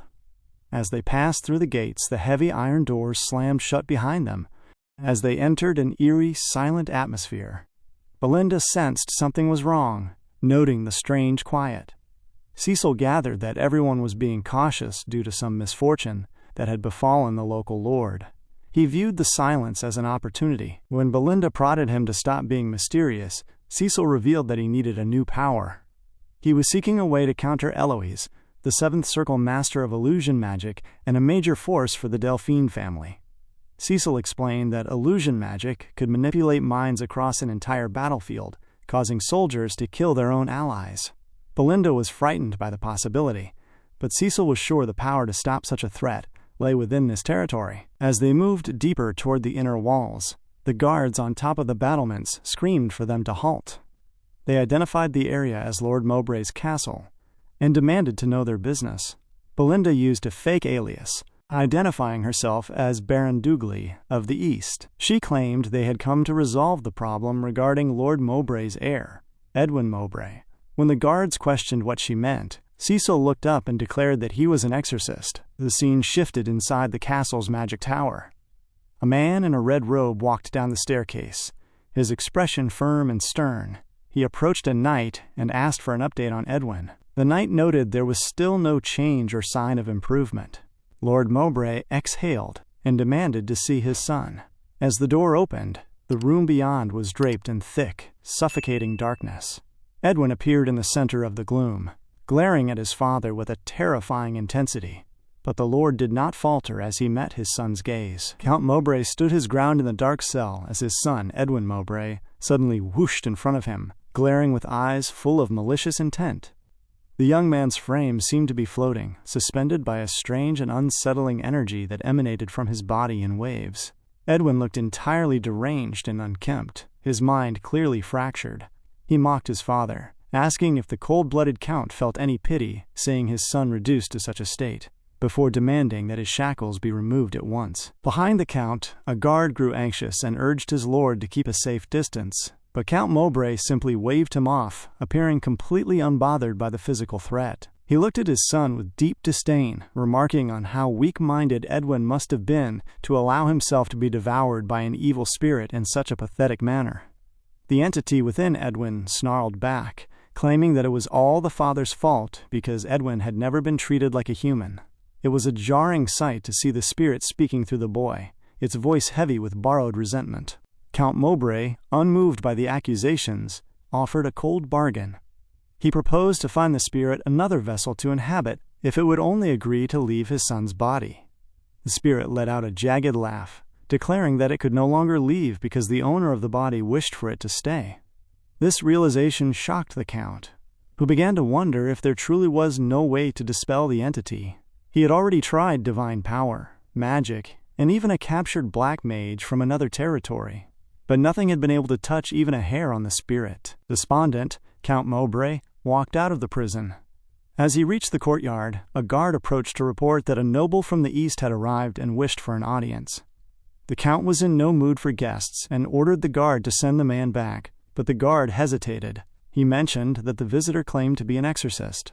This perked the Count's curiosity instantly, and he turned back to confirm what he had heard. The scene shifted to the Count's inner chambers, where our boy was already sitting comfortably. Belinda stood behind him as he introduced himself as Baron Dougley from the east. Cecil mentioned that he had heard the young Lord Edwin was suffering from a mental affliction and expressed his desire to try and cure him. Count Mowbray remained silent for a moment, his eyes narrowed as he analyzed his guest. He eventually responded with skepticism, stating that calling oneself an exorcist to cure a mental affliction sounded like utter nonsense. Our boy simply smiled at the challenge. He noted that when someone suffers from such an ailment, people often say they are possessed by an evil spirit. The Count scratched his head in confusion, wondering how this stranger knew so much. He had ordered everyone to keep their mouths shut, yet this baron seemed to know everything. He demanded to know where Cecil had heard of the situation. Cecil calmly pushed the question aside, stating that the source of his information was not important. What mattered was his ability to exorcise the spirit. The Count asked if Cecil intended to use divine power or magic, but Cecil admitted that he used neither. Instead, he claimed to be very familiar with the specific symptoms, describing how the whites of the eyes turn black and emit a dark aura. Fathomed by the accuracy of the description, Count Mowbray stood up and screamed, asking if Cecil truly knew what the entity was. Cecil responded with a calculated calm, explaining that it was an entity with which he shared ill-fated ties. He explained he had been tracking it and could not reveal more, but he asked for permission to treat the boy. Count Mowbray began to calm himself, glaring at our boy before asking what he wanted in return. Cecil promised to reveal his price only after the treatment was successful, assuring the Count it would not be burdensome. When asked how long it would take, Cecil estimated a few days, warning that the ritual would be exhausting and dangerous. He claimed he needed nothing from the Count, except for the exorcism tools he had already prepared. After a moment of pensive silence, the Count agreed to let him try. Belinda looked on in shock at the sudden permission, but the Count's voice turned cold as he added a final warning. If Cecil failed, he would not be allowed to live in peace. Cecil smiled, having fully expected such a threat. He accepted the risk and stood up, requesting that no one else be allowed to enter the tower. He insisted that only he and his attendant would perform the exorcism, and urged the Count to maintain this security, as any interruption could put Edwin's life in grave danger. Cecil and Belinda soon made their way to the tower where Edwin was kept. They walked down the stone staircase and opened the heavy prison door. Inside, Edwin was standing in the center of the cell, already emitting a thick, demonic energy. The spirit within him glared at Cecil, mocking the arrival of a new one attempting an exorcism. Our boy bore the taunts no mind as he stepped into the cell, simply stating that he had come to cure him. The spirit laughed through Edwin's throat, cackling about how useless a priest would be. It tried to intimidate our boy, claiming to be a great being immune to divine power and mocking any ritual he might perform. Suddenly, without a word of prayer or a drop of holy water, Cecil struck the spirit straight in the face, the force of the movement thrashing the possessed body across the room until it struck the back wall with a heavy thud. The spirit began to pant in a state of disorientation, baffled that its body could feel such intense pain from a mere human's attack. Belinda watched from the entrance, noting that the boy was tougher than she had expected. Cecil watched the entity struggle to regain its composure, realizing that the spirit was actively protecting the host's body to sustain itself. Belinda observed the dark aura emanating from the boy and noted that he likely wouldn't die from a simple beating. She and Cecil watched the entity, seemingly looking forward to delivering more brutal attacks despite the heavy punch our boy had already landed. Cecil then told Belinda to bring out the tools. As our boy began to rummage through the container, the spirit beside him screamed in a deranged manner, calling him a bastard and demanding to know his game. The entity reminded Cecil that the body belonged to the Count's son, and questioned if he truly believed he could treat the boy this way and leave alive. Cecil walked toward the spirit with a calculated calm, telling the creature that it was useless to speak as if someone else's body belonged to it. He identified the entity as a mere evil spirit and reaffirmed his role as an exorcist, stating that this would be his cross to bear. The spirit responded that Cecil was crazy, but before it could finish its thought, the mace swung from the left and struck the entity directly in the face. He followed up with a strike from the right and unleashed a relentless barrage of punches throughout the body. He struck the head and used the mace repeatedly, overwhelming the spirit with a series of heavy movements it never saw coming. All the entity could do was fill the cell with loud, agonizing screams. After some time, the spirit began to feel numb as its head was tossed left and right by the force of the blows. It coughed loudly, its voice trembling as it asked when this hell would finally end, and lamented how much the treatment hurt. The spirit gasped that such a brutal beating couldn't possibly be a real exorcism, but Cecil ignored the pleas, holding on to the chains of Edwin Mowbray as he continued to strike. Suddenly, the actual voice of Edwin Mowbray emerged from the possessed boy, screaming in genuine pain. Belinda was shocked, recognizing the boy's true voice and glaring toward him. The spirit became visibly uncomfortable, realizing that the owner of the body was on the verge of waking up. As Edwin screamed out for his father to save him, our boy smiled and noted that the heir was finally awake. Belinda remarked that physical therapy was indeed the best cure for weaklings like him. Cecil asked Belinda to keep an eye on the boy for a moment as the spirit was finally forced out. The entity manifested as a cloud of smoke in the corner of the room, cursing Cecil for ruining everything after it had finally found a vessel that did not resist. Our boy glared at the smoke and smiled, telling it to simply go back into the heir's body. The spirit screamed that once it was forced out, it could never return to the same body again. The entity was baffled that someone who was neither a mage nor a priest had been able to force it out. It gathered that if it did not find a new body soon, it would fade away, a fate it refused to accept. The spirit then looked at Cecil and realized something new. It noted that his body was completely different from the frail kid it had just inhabited, identifying Cecil as a sturdy and ideal vessel. Our boy stood his ground while Belinda felt a wave of discomfort, wondering if the spirit intended to go after the young lord next. The spirit declared it would put Cecil's body to better use and began to change its form. It announced that it would borrow the appearance of the strongest being in its memories to force Cecil into submission, screaming for him to hand over his body. A massive amount of demonic energy whooshed through the space as the spirit morphed into a new shape. Cecil became visibly uncomfortable as he recognized the figure appearing before him. The spirit identified the form as the finest swordsman of the kingdom, Kaizen Balzac. The stage was set as the dark spirit descended gently. The dark spirit had transformed into Kaizen Balzac, the strongest force within its archive. It informed Ghislaine that it would use all the power it had absorbed so far to make him submit. Pulling out his weapon, he took a firm stance for the battle to commence.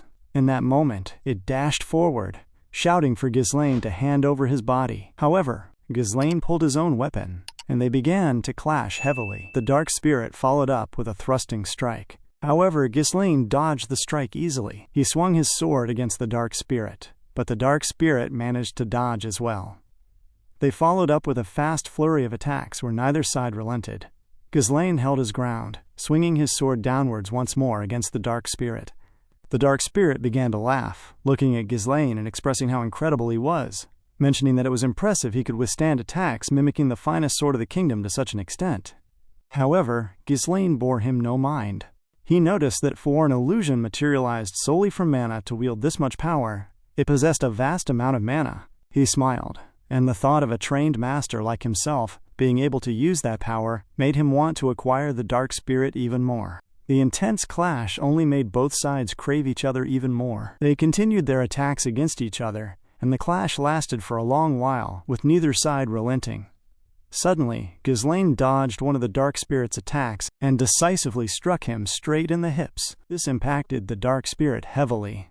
However, the dark spirit noticed Ghislaine coming in with another attack, and dodged to the side before Ghislaine landed his sword. The dark spirit then followed up with a wide attack, though to no avail. They paused for a moment. Ghislaine stood directly in front of Belinda, exhaling after the heavy exchange. Looking extremely annoyed, the dark spirit turned to Ghislaine and called him a bastard. This only made Ghislaine smile as he asked the dark spirit if it had already shown him everything it had. The The dark spirit replied that it seemed things would not end unless it changed its approach. Abruptly, the dark spirit threw one of its swords toward Ghislaine. Ghislaine dodged the attack as the blade struck the wall. Just then, Ghislaine noticed that the dark spirit was using mana threads.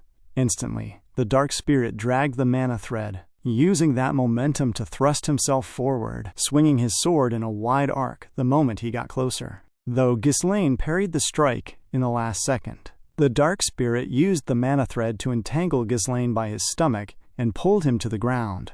However, Ghislaine caught himself before hitting the floor and was able to parry the surprise attack that followed. It was a tough battle, and Ghislaine felt tired from the long fight. He recognized that the dark spirit could freely manipulate mana threads. Maintaining mana in a precise thread required intense concentration, and using it in a life-or-death battle was usually impractical. Ghislaine normally would not use such a technique unless it was necessary, but an amplified mana creature did not need to worry about that limit. Ghislaine mentioned to the dark spirit that this was getting a bit troublesome. Without skipping a beat, he swung his sword downwards against the dark spirit. The dark spirit dodged the attack and jumped upward, pulling Ghislaine toward the ground with the momentum of the mana thread.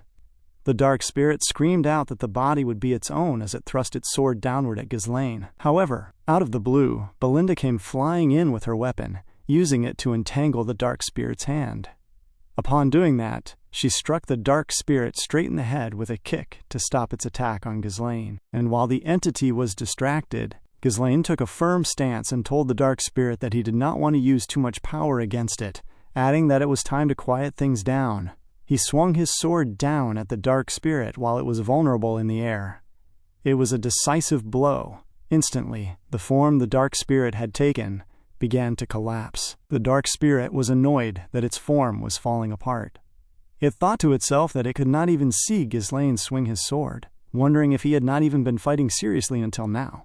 The dark spirit was confused as it looked at Ghislaine, then finally returned to its regular form. Ghislaine asked the dark spirit what it planned to do now that taking his body by force had failed. The dark spirit began to laugh, stating that the mana it absorbed from those nobodies was nowhere near enough, expressing its frustration that such a rare chance to possess a strong body was fading away. Ghislaine smiled and offered to let the dark spirit enter his body and reside within him. The dark spirit was shocked by this proposal.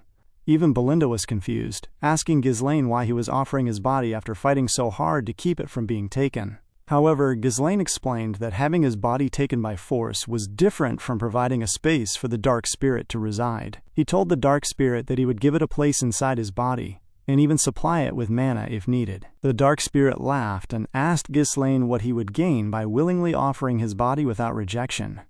Ghislaine responded that he wanted the dark spirit's power, specifically its ability to amplify mana. Both Belinda and the dark spirit were shocked by his words. The dark spirit laughed loudly, calling Ghislaine foolish and asking if he truly thought he could control it once inside. The dark spirit shouted that it would transfer into his body. Instantly, Ghislaine began to absorb the essence of the dark spirit. It was naturally overwhelming as the absorption began. The dark spirit laughed loudly as its form took shape in Ghislaine's eyes.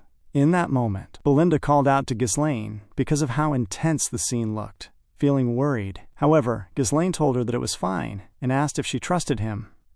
Hearing those words, she was able to calm herself. Meanwhile, the dark spirit told Ghislaine that once he accepted it, there was no turning back, warning him not to regret the choice of someone blinded by power. The dark spirit engulfed Ghislaine, clamping down with its teeth, forcing his unconscious body to fall to the ground. However, Belinda was able to catch him before he struck the ground, calling out his name loudly as her voice echoed through the tower. At that point, Ghislaine's consciousness plunged into a different space, where he had to fight the dark spirit for possession of his body. The dark spirit laughed loudly, questioning what kind of energy this was, realizing this was the first time it had entered the body of someone so strong. It knew he was on a completely different level from the others. The dark spirit declared that in exchange for the body, it would grant Ghislaine real power and evolve the body further, noting that the emotions Ghislaine felt in his memories were the source of its power. The dark spirit demanded to see Ghislaine's memories, and upon his request, he was warped across Ghislaine's mind in a flash. When the light cleared, the dark spirit was shocked by the gruesome space that materialized in front of it. It was unable to utter a word. Looking forward, the dark spirit screamed, asking what this site was and who he really was. Ghislaine slowly turned his head, revealing his mature adult face to the dark spirit. The moment the entity encountered Ghislaine's inner world, Ghislaine walked toward the entity as it began to question who was there and why someone else was in its inner world. Examining his face, the creature discerned that while he looked older, he definitely belonged to the owner of this body. Ghislaine told the dark spirit that if it wished to see his memories, it could observe all it wanted if it could handle it. In that moment, Ghislaine opened his past, and the being was plunged into a well of darkness. The dark spirit began to cry and scream loudly at the painful memories of Ghislaine, witnessing his abandonment, the loss of his father, the downfall of his kingdom, and how he had lost everything. Ghislaine expressed that on that day, he made up his mind that he would take his revenge and grow stronger to tower over all his enemies, recalling how his inner thoughts held the promise that if he were to be reborn, he would never forgive them. The dark spirit screamed at the wave of memories, wondering how a human could possess such intense emotions and stating it could not handle something like this. Ghislaine smiled and asked how it felt to peek into someone else's memories. The creature yelled that it was all a lie, asking how a human could not only rise from the dead but return to the past. Ghislaine responded that whether it made sense or not, what mattered was that he was alive. The dark spirit questioned how a human could live while bearing the weight of such a world, discombobulated by what it had seen, and begged to be let out. Suddenly, the entity was whooshed into a different space that appeared pure and refreshing. Looking around, the dark spirit asked where it was. Ghislaine appeared once more, explaining that this space represented the things he must protect at all costs. He displayed all the people around him with whom he had built a firm connection, stating that he would be with them and never lose them again. The creature remained calm, and remarked that this sense of responsibility pushing him through adversity was the reason he could carry the weight of his world. At that moment, Ghislaine's consciousness returned to his body. He opened his eyes and felt the energy coursing through him. His body began to levitate in the air, much to Belinda's surprise, as Ghislaine clearly took control of the dark spirit's energy. Slowly, the entire ordeal calmed down, and Ghislaine opened his eyes, fully in control. He moved his arm to check his new accumulated mana, smiling as he found it very good, and when Belinda called out to him, Ghislaine apologized for making her worry and suggested they head back. She smiled and affirmed his words. Ghislaine thought about the dark spirit, and the entity materialized beside him. Ghislaine communicated through telepathy, noting that with its power to invade consciousness, he should be able to break Eloise's illusion magic. He remembered that Kaizen Balzac was the one who acquired the dark spirit's essence in his past life, enabling him to amplify his mana at will. But now that he had obtained that power, Ghislaine knew he would be able to clash swords with Kaizen Balzac in this lifetime. The scene shifted to the Flame Magic Tower at the Fenris branch. Mages were refining runestones, complaining among themselves that they were going to die at this rate. Cursing their treatment, they mentioned wanting to rest, but Alfoy screamed loudly for them to stop slacking off and struck them with magic missiles. Alfoy warned that if they did not meet their quota for the day, Director Vanessa would drain their mana, which put fear into them. Vanessa walked into the space and asked Alfoy what was going on. Alfoy explained that he was managing the rookie mages who would not stop complaining. He questioned who else would keep them in check if he did not do it himself. Vanessa replied that it worked out well because they needed to step out for a bit anyway. Alfoy asked what she meant, and Vanessa explained that the Crimson Magic Tower requested a Magic Tower exchange with the Flame Magic Tower. Alfoy cursed the Crimson Mages. The Magic Tower exchange was a prestigious event where mages gathered to share knowledge, debate, and test their skills, with the duel between disciples being the most anticipated part, sometimes growing heated enough to cause core damage or casualties. Alfoy asked why their rivals suddenly called for an exchange, and Vanessa explained that Master Hubert sent an invitation, noting it was customary for the Tower Master and Elders to sit out during the exchange duels. Alfoy asked if his master called for him, smiling as he claimed he refused to go because his master had not sent him a single letter while he suffered in the middle of nowhere, declaring he would bury his bones in Fenris. Vanessa replied that his name was not on the invitation list anyway, so it was fine if he did not go, which crushed Alfoy's pride. The scene then cuts to the Flame Magic Tower, where Hubert dwells. Hubert's subordinates asked if it was fine not to call Alfoy back, noting he was still the tower's successor. Hubert screamed loudly, asking if that bastard was still only at the third circle and questioning what he had even been learning while deployed out there. One of the elders began to question if their mages could actually win against the mages trained by Delmond, a 7th Circle mage. Hubert responded that Vanessa alone was enough for the exchange. Just then, Alfoy appeared in front of Hubert to greet him. Hubert changed his tone and warmly asked how Alfoy had been, hoping he was well. When Vanessa stepped forward and offered her greetings, Hubert ignored Alfoy and rushed toward Vanessa, asking if her journey was comfortable and if she had reached the 6th Circle. Hubert then turned to his elders and told them to take a page out of Vanessa's book, noting they were still stuck at the 5th Circle. The elders cursed back, asking if Hubert was really going to let a former maid catch up to him when he was also still a 6th Circle master, who claimed he would reach the 7th Circle in no time with runestones. Hubert told them to quiet down while thinking to himself what that Fenris brat had done, as Vanessa previously could not feel a speck of mana but was now entirely different. Hubert spoke out loud, stating that no matter how great the Crimson Mages were, he possessed all the runestones and had no reason to dance to Delmond's tune. He smiled, thinking that with the runestones, it was only a matter of time before the Flame Magic Tower became the greatest in the kingdom. Outside of the Flame Magic Tower, Delmond stood there with about 50 mages behind him, facing Hubert and his mages, who looked flustered by Delmond's intimidating energy. One of the elders expressed discomfort at the sheer number of disciples accompanying Delmond, while Hubert wondered if they were planning to start a war. Delmond greeted Hubert and released a strange amount of mana that enveloped the entire space. Mages screamed for everyone to deploy their mana fields. Hubert demanded to know the meaning of this, and just then, Delmond looked down condescendingly at Hubert, abruptly stopped the mana wave, and slowly walked past him. Remarking it was just a greeting, and noting that Hubert was still in the exact same spot as when they last met. Annoyed, Hubert called him a bastard and said he had set things up so they could duel right away. Delmond accepted the offer. Delmond looked forward, recognizing Vanessa, the 6th Circle mage, as well as Alfoy, the man who had defeated a god in front of him, and the stage was set. The moment Delmond was able to identify Alfoy and Vanessa, he smirked, recognizing that 2 key figures of Fenris were present, which was perfect for his scheme. He thought to himself that it saved him the trouble of seeking them out to kill them. Just then, the boat arrived at the center inside of the tower for the exchange, and the mediator expressed that the Magic Tower exchange would then begin. With the report on the disciples' achievement, there would be a total of 5 magic duels. Each magic tower sent forth the disciples who would participate in the duel. Delmond called out to Modi, one of his pupils, who responded to him. Modi looked forward calmly after Delmond whispered some words to him, which made Modi smile.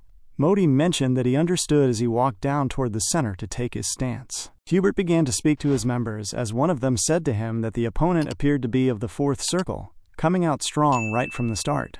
The member asked Hubert who he would send out, suggesting they send a matching disciple. Hubert replied that he would call out Robelu. When reminded that Robelu was only of the 2nd Circle, Hubert explained that he did not want to reveal their fighting strength over something like this. He reasoned that even with a circle gap, they would not try to kill a disciple in such a public setting. He smiled, noting that even if they lost the early matches, sending out Vanessa at the end would ensure a win so they could still save face. They sent out Robelu. Hubert told Robelu that this was a good opportunity to fight someone with a higher circle, adding that it was fine to lose as long as he considered it building experience. Robelu responded that he understood. The scene was set as they were about to start. Instantly, Robelu began to chant as he circulated himself with mana and threw 2 twin fireballs toward Modi. However, Modi was able to instantly shut down the spells right in that moment. He expressed how ridiculous it was as he used the skill Air Cutter to slice Robelu across the chest, and blood splattered through the space. Hubert was extremely annoyed and shocked that they would go through such lengths during an ordinary duel. However, Delmond was pleased by this action from Modi, as it seemed their plan was to eliminate the entirety of Hubert's tower. People came down to attend to Robelu, who was on death's door, screaming that he was bleeding severely and would die without immediate treatment. Suddenly, Hubert screamed loudly at Delmond, cursing at him and asking if he planned to have his disciples murdered. Delmond told Hubert to calm down, stating that the most surprised person was probably his own disciple, who likely did not expect the boy to be defeated by a spell with so little power. Delmond laughed, which only annoyed Hubert more. Delmond added that Hubert should not be too angry, noting it was common sense that there might be casualties during a duel, and urged them to proceed with the next match before the mood cooled down. 2 other mages were introduced to the center of the stage. Just as the first match went, the Crimson Magic Tower won the second match with a decisive blow.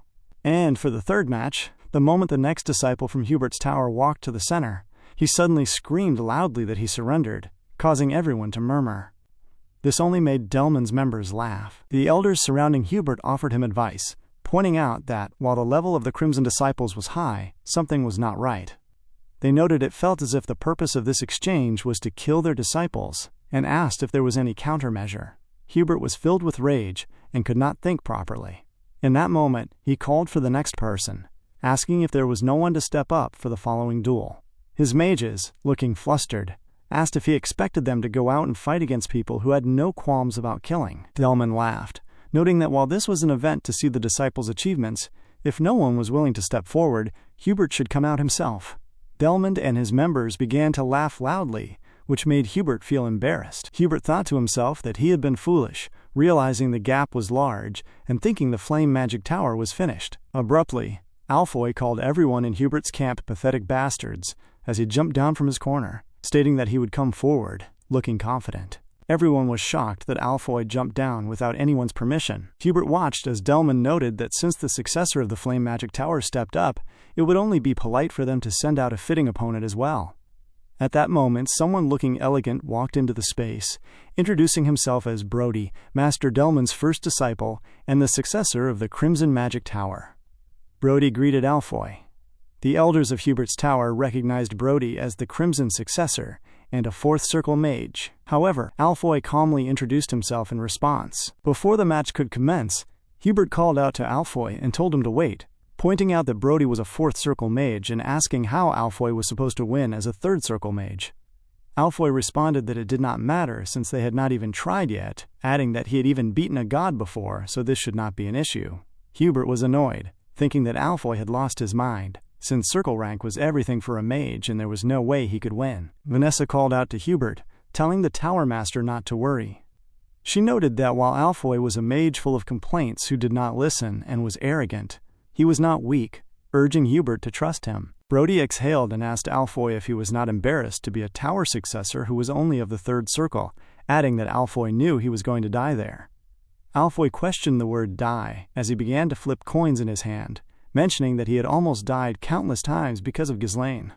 Suddenly, Alfoy tossed a coin into the air, stating he was not going to die that day from a mere fourth circle mage. He thrust the coin forward in an instant, and it flew straight into Brody's nose. Much to Brody's surprise, he fell limp toward the ground. Hubert and Delphine were shocked as Brody held his bloody nose, shouting at Alfoy for using a sneak attack. And in retaliation, Brody launched multiple magic missiles, calling Alfoy lacking in the dignity of a mage. Instantly, Alfoy used the skill Haste to dodge the attack, and the spell simply struck his cape. Alfoy dashed through the space, fighting almost like a knight against Brody, who fought as a simple magician unable to handle close combat. Brody screamed, asking why Alfoy was so fast and telling him not to come any closer. Alfoy used the skill Psychokinesis to pull up a table from the floor, flipping it into the air to block the impending attack from Brody, causing Brody to completely lose sight of Alfoy and wondering where he learned such cheap tricks. Before Brody could move a muscle, Alfoy suddenly appeared in his blind spot, using the skill Fire Punch. Instantly, Alfoy struck Brody in the face, sending him flying into the air. All the mages in the space were shocked. However, Vanessa was impressed, while Hubert was bewildered, wondering how Alfoy could overcome the circle gap so easily. Even Delphine thought to himself that Alfoy's rapid mana operation required almost no time to chant, questioning how a mage with that kind of skill was only of the third circle. Alfoy, who was enraged, began to pummel Brody in the face with multiple fire fists, punching him relentlessly. Alfoy laughed loudly, asking if it hurt and bringing up Brody's earlier words. Brody pleaded with him, saying the match was already decided and that he should stop. However, Alfoy ended the match by placing his hand against Brody's mouth and using Fire Blast, exploding his insides with the final attack. Brody could barely move, his face utterly battered. Alfoy asked if he was going to argue about cowardice on the battlefield, expressing to everyone present that results were all that mattered on the battlefield as he looked down at the trash mage. The moment Alfoy won, everyone screamed loudly because he was victorious. The elders from Hubert's camp began to converse in shock, noting that his mana manipulation had gotten much better, and that it was almost as if he were performing multiple incantations at once.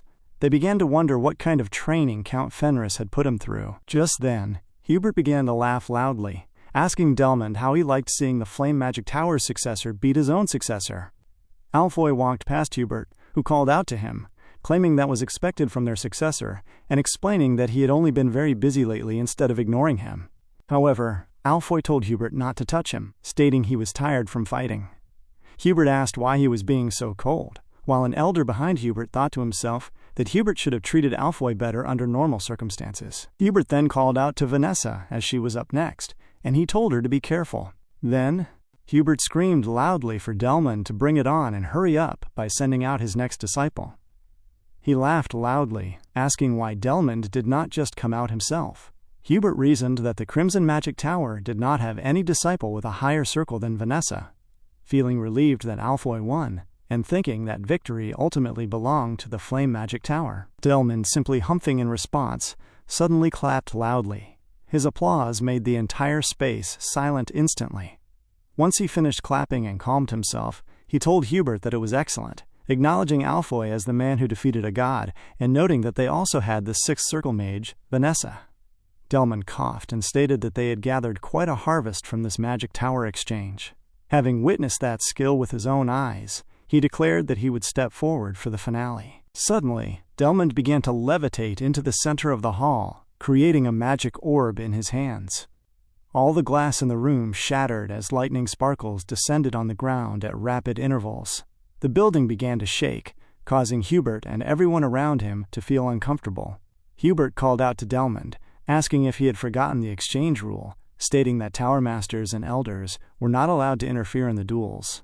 Delmond replied that he was merely stepping forward as Hubert had asked, seeing no problem with it, and told Hubert that he just needed to step out as well. Hubert was annoyed, explaining that while he told Delmond to come out, he did not mean it literally. Abruptly, Alfoy grabbed Hubert by the shirt and screamed at him to snap out of it, stating there was no time for useless arguments since the enemy came with the intention to kill them from the start. Alfoy warned that if Hubert did not want to die, he needed to get ready to fight right now. Vanessa stood her ground and called out to the elders, asking them to deploy the mana field instantly, while stating she would hold off Delmond. Vanessa created large icicles and propelled the attack toward Delmond. Delmond simply whooshed his hand upward, and the moment the icicles struck his defense, Delmond used a skill called Lightning Explosion. The moment he activated it, a shockwave of electricity crashed through the entire space from the outside. The lightning was so bright that it melted the ice and canceled out Vanessa's attack. When the scene finally calmed, Delmond exhaled as he looked down at Vanessa and the rest of them. The powerful attack was capable of taking out the entire building. However, Vanessa used a shield to protect herself and the people behind her, holding her ground as a sixth circle mage to take the attack despite the damage dealt to the area. Hubert called out to Delmond and cursed at him, asking how he dared to pull this nonsense in his magic tower. Delmond thought to himself that it was impressive Vanessa blocked a seventh circle spell, realizing she absorbed Alfoy's mana to make up for her lacking circle. He gathered that Alfoy's power was the true source, and found it interesting. Delmond thrusted his hand forward. He began to create new magic circles behind him, wondering how long they could hold out. Delmond launched fiery attacks at Vanessa. Vanessa held onto Alfoy's hand, sucking every bit of remaining mana from him to support her shield, looking drained as she tried to deflect the incoming fire from Delmond. Vanessa thrusted her staff forward and fired a magic spell, the force of which pushed her back as it flew toward Delmond. Delmond pulled surrounding wood materials to form a solid shield that deflected the blast coming from Vanessa. Meanwhile, Delmond noticed Hubert appearing right beneath him. Hubert screamed loudly that this was as far as Delmond would go, preparing to launch a spell. However, Delmond created another magic circle in an instant, using the skill Air Twist. The spell deflected the attack that Hubert had fired, effortlessly brushing it aside in front of Vanessa and Hubert. Hubert was huffing loudly, and Vanessa was equally exhausted. Delmond calmly noted that dealing with two sixth circle masters was not easy, stating that this would be the end as he began to conjure another spell. The energy in the space was intense. Hubert called out to the elders and disciples to deploy the mana field, but all of his members were already down. He looked toward Vanessa and Alfoy, but both were at their limits. Hubert realized there was nothing more he could do, thinking to himself that simply blocking Delmond's magic had exhausted most of his mana. I'm wondering if the Flame Magic Tower was truly going to end with his generation. But before anyone could react, Ghislaine came into the space from the roof, descending smoothly with a mana thread. The moment his feet touched the ground, Ghislaine told Delmond that it was a pleasure to meet the master of the Crimson Magic Tower. He introduced himself as the Lord of the Fenris Barony, Count Ghislaine, mentioning that he came to participate in the Magic Tower exchange, even if he arrived a bit late. Delmond was still conjuring the magic spell he was about to unleash against the Crimson Magic Tower, fully intending to destroy the entire space. The moment Ghislaine arrived, Vanessa and Hubert were extremely excited to see him. However, Delmond was shocked upon hearing the mention of Fenris. He called Ghislaine the finest sword of the north, sweating slightly as he pondered whether the young man was the one who had ruined the Dorsal family's plans. When Delmond questioned if Ghislaine was indeed the finest sword of the north, Ghislaine asked if it was not obvious. Delmond reminded him that they were in the middle of a magic duel, an official event of the Magic Tower exchange, and warned him not to interfere. He stated that a noble meddling in the affairs of mages went beyond their authority. Ghislaine questioned if Hubert had not yet informed him, explaining that he was participating as a guest mage of the Crimson Magic Tower and had merely arrived a bit late. Hubert began to scream in confusion, asking how a master of the finest sword of the north could call himself a mage. Before he could speak any more nonsense, Vanessa suddenly struck him in the face with her staff, telling him to read the room and shut up. Hubert quickly calmed himself and agreed, telling Delmond that Count Ghislaine was indeed a guest mage whom he had invited to assist them. Delmond noted that Count Ghislaine claimed to be a mage, observing to himself that the two mages were no longer in any condition to fight. He had planned to wipe out the Crimson Magic Tower first before striking Fenris. Delmond smiled and told Ghislaine that if he insisted on jumping into the fire himself, he would not stop him, choosing to abandon the exchange rules entirely. He expressed delight at the turn of events and prepared once again to activate the magic spell he intended to use against them, shouting that in the end everything would be settled by power anyway. Delmond instantly unleashed his spell against them.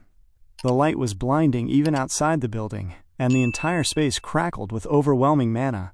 Before anyone could react, Ghislaine used his sword to stop the descending attack from Delmond the moment it came down.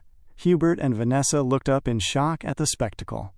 Ghislaine smiled at Delmond, stating that it was the best thing he had heard all day, as he also preferred settling matters with power. Instantly, Ghislaine took a low stance and dashed forward toward Delmond, much to the Magic Tower Master's surprise. Ghislaine swung his sword, forcibly cutting at Delmond's mana field to strike him down. However, Delmond used Blink to escape, realizing that even his shield could not block the strike. Realizing that if he had been even a moment slower, he would have been cut down. Annoyed, Delmond created a new spell, conjuring massive floating swords and thrusting them toward Ghislaine, while shouting that he was truly worthy of being called the finest sword of the north. Ghislaine bore the attack no mind, creating a mana thread that he thrusted forward. He used the thread to twirl his body, dodging every single sword Delmond threw at him, which shocked Delmond once again. Ghislaine dashed directly into Delmond's space and swung his sword once more to strike him down. Glaring at him with hate in his eyes, they began to clash wildly, but Ghislaine bent low, pulling his mana string to propel himself forward. And at some point, Ghislaine bent low to dodge a wide arc. Ghislaine trusted his string to entangle Delmond. Pulling the thread tightly, Ghislaine slammed Delmond onto the ground. As Delmond rolled across the floor, Hubert watched from the corner in utter disbelief, thinking that it made no sense for Ghislaine to face a seventh circle mage so evenly. Ghislaine stood there catching his breath while the dark spirit noted that their master was remarkably good at fighting, even against a seventh circle mage, though he had still not reached the power of his past life. Delmond rose up slowly, his face bloodied and tired as he called Ghislaine an arrogant brat. He asked what kind of power that was, stating it was unheard of for an ordinary knight to possess such strength. Ghislaine smiled and replied that people only saw as much as they knew, noting that there were things even a seventh circle mage did not understand. Delmond screamed at him not to make him laugh, recognizing that the murky energy was not pure mana, but felt just like the power the Dorsal family bestowed upon its key figures. Ghislaine was taken aback by his words. Delmond levitated into the air once more, stating that while he did not know why Ghislaine possessed such energy, it made sense why the Dorsal family was having a difficult time with him.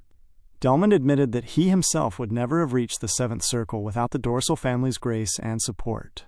He declared that even if he were to die there, he would kill Ghislaine to repay the grace granted to him by the Dorsal family. Delmond began to conjure a massive floating spell in the air. The resulting shockwave enveloped the entire space, causing the Crimson Magic Tower to crumble. Vanessa tried her best to drag Alfoy away from the collapsing area, shouting for everyone to take cover. Ghislaine stood his ground and called out to the Dark Spirit, instructing it to amplify his power. Taking a firm stance, Ghislaine felt the power increase through the Dark Spirit, but recognizing it was still not enough, he demanded the Dark Spirit amplify his power more and more. The process grew excruciatingly unbearable, yet Ghislaine continued to demand more strength. The Dark Spirit questioned him, noting that he was already drawing out mana like crazy and asking if he truly wanted to pull out even more. Ghislaine activated his fourth circle release. Releasing his fourth circle for the second time, he stated aloud that those mages were persistent, and that he needed to kill Delmond for sure, reminding himself that he had killed him in his past life as well. The Dark Spirit laughed and agreed. However, the Spirit warned him that since he asked for this, his most intense emotions would be used, adding that if he died from the strain, his body would belong to the Spirit. Accessing the darkest and most gruesome memories of Ghislaine's past, the Dark Spirit amplified his energy to its limit. A bright light crackled heavily around Ghislaine as he stood beneath Delmond's floating magic spell. Delmond released the Inferno, descending rapidly toward Ghislaine. Ghislaine maintained a firm stance, glowing brightly beneath the attack. He prepared to swing his sword downwards, using his sharp aura blade skill. In a single swift motion, Ghislaine swung his sword down, cutting through Delmond's spell entirely. The strike cleaved through Delmond's body, cutting him in half as he screamed loudly from the overwhelming force of Ghislaine's power. Far away from the battle, the scene shifted to a cavern where young knights were training under Tennant. Tennant suddenly felt a presence behind him as a messenger arrived with news. Tennant clapped his hands to halt the training session, telling the young knights that class was over for the day and that he had to be away for a while due to an urgent matter. His students were surprised, asking if he would return quickly this time as well. Tennant paused, turned his gaze to his students, and promised that he would. As he walked off alongside the messenger who had summoned him, Tennant noted to himself that even though young Lord Martin had been a foolish pupil, as his master, it was only right that he avenge him against Ghislaine, his eyes glowing brightly as he set off. The scene shifted to the capital. Inside, Marquis Maurice Macquarie began to scream loudly, asking where that Fenris brat was and what he was doing. He noted that the young lord had killed young Lord Roderick in the west, and had even taken down the master of the Crimson Magic Tower. The Marquis expressed frustration that while Ghislaine was stirring up the entire kingdom, he had not even shown his face in the capital. Sir Valorn Norton urged him to calm down, asking if the matter involving the second young Lord Roderick was not simply the result of a formal night duel. Rosaline responded to them, explaining that Tower Master Delmond was backed by the Dorsal family and, under their orders, had tried to annihilate both the Flame Magic Tower and Fenris.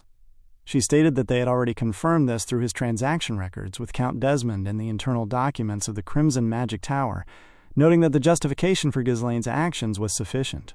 They began to argue loudly while Marquis Branford sat in silence. They expressed that no good could come from constantly provoking the Dorsal family at a time like this, as it would only accelerate the civil war. These words reflected the visible tension on the Marquis's face. Marquis Maurice Macquarie then stated that Ghislaine was an ungrateful bastard who did not even acknowledge the grace of the royalist faction that had raised and supported him.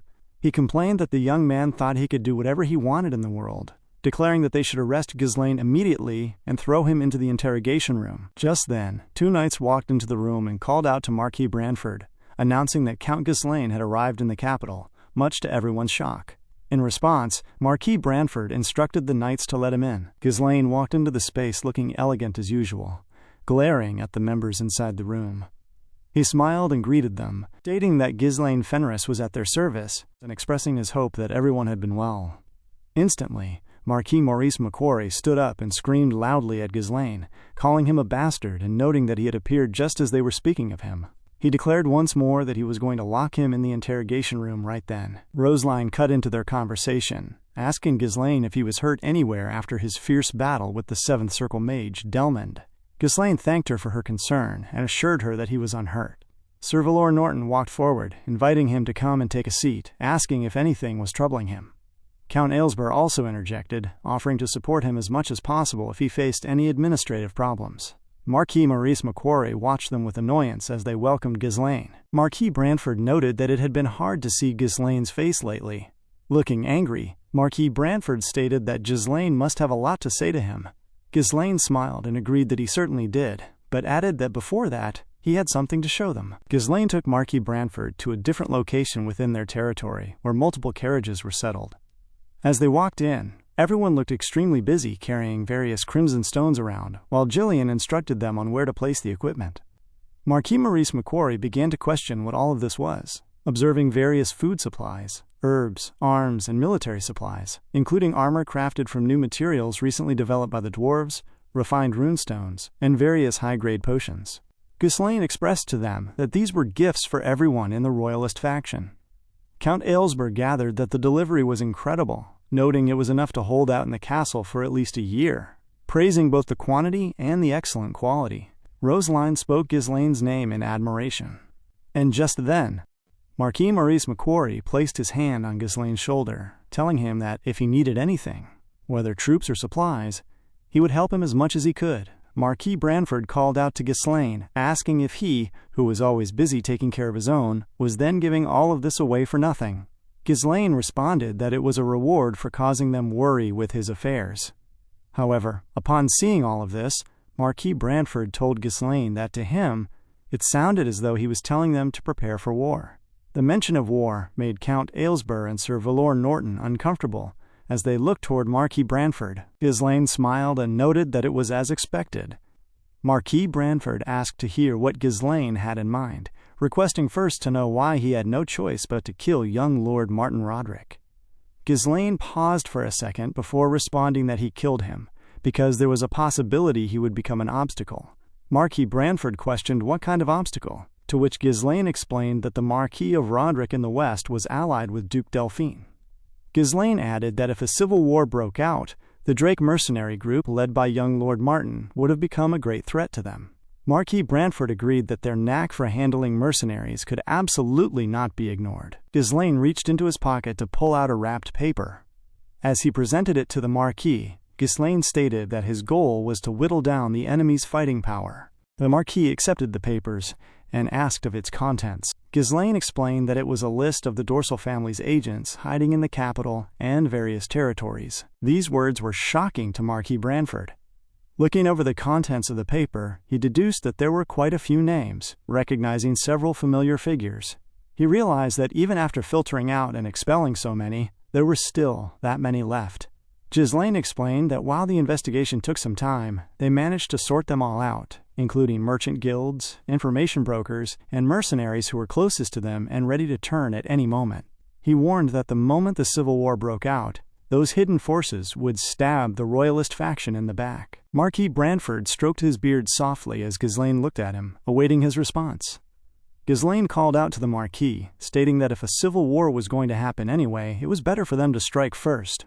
Marquis Branford was taken aback as he glared at Ghislaine. Ghislaine told him that the Civil War had already begun, seeking to ensure the Marquis gave him the order to proceed with his plan. The Marquis glared at Ghislaine, seeing the clear motivation in his eyes, and that was all he needed to make his decision. The scene then shifted to much later in the evening. Rosaline arrived with a force of men, calling out to Geoffrey, the master of the Kellium Merchant Guild. Upon hearing his name, Geoffrey and his men gathered that something was wrong and looked flustered. Rosaline informed them that their dealings with the guild ended as of that day. Geoffrey asked for the meaning of her words, to which Rosaline added that the Marquis had ordered the confiscation of all the Merchant Guild's assets. She instructed the knights to carry out Marquis Branford's commands to confiscate all supplies and subdue anyone who resisted. Geoffrey screamed, asking what kind of atrocity that was, and warning that the Capital Merchant Association would absolutely not let it slide, claiming all merchants and nobles would turn their backs on the Marquis. Rosaline replied that they were free to try, explaining that her forces had simply come to catch the Dorsal family's dogs. Upon hearing this, the realization that he had been caught became clear to Geoffrey. He pulled out his sword and screamed at Rosaline, cursing the quick-witted royalists and declaring that he would at least take her with him. Before he could even fully draw his blade, two knights stepped forward and struck him in the chest, causing him to cough out blood instantly. The entire place turned chaotic as the knights executed their orders, shouting that the enemies had revealed their true colors and demanding that every single Dorsal family spy be found without exception. From a high vantage point, Marquis Branford stood watching the entire operation unfold.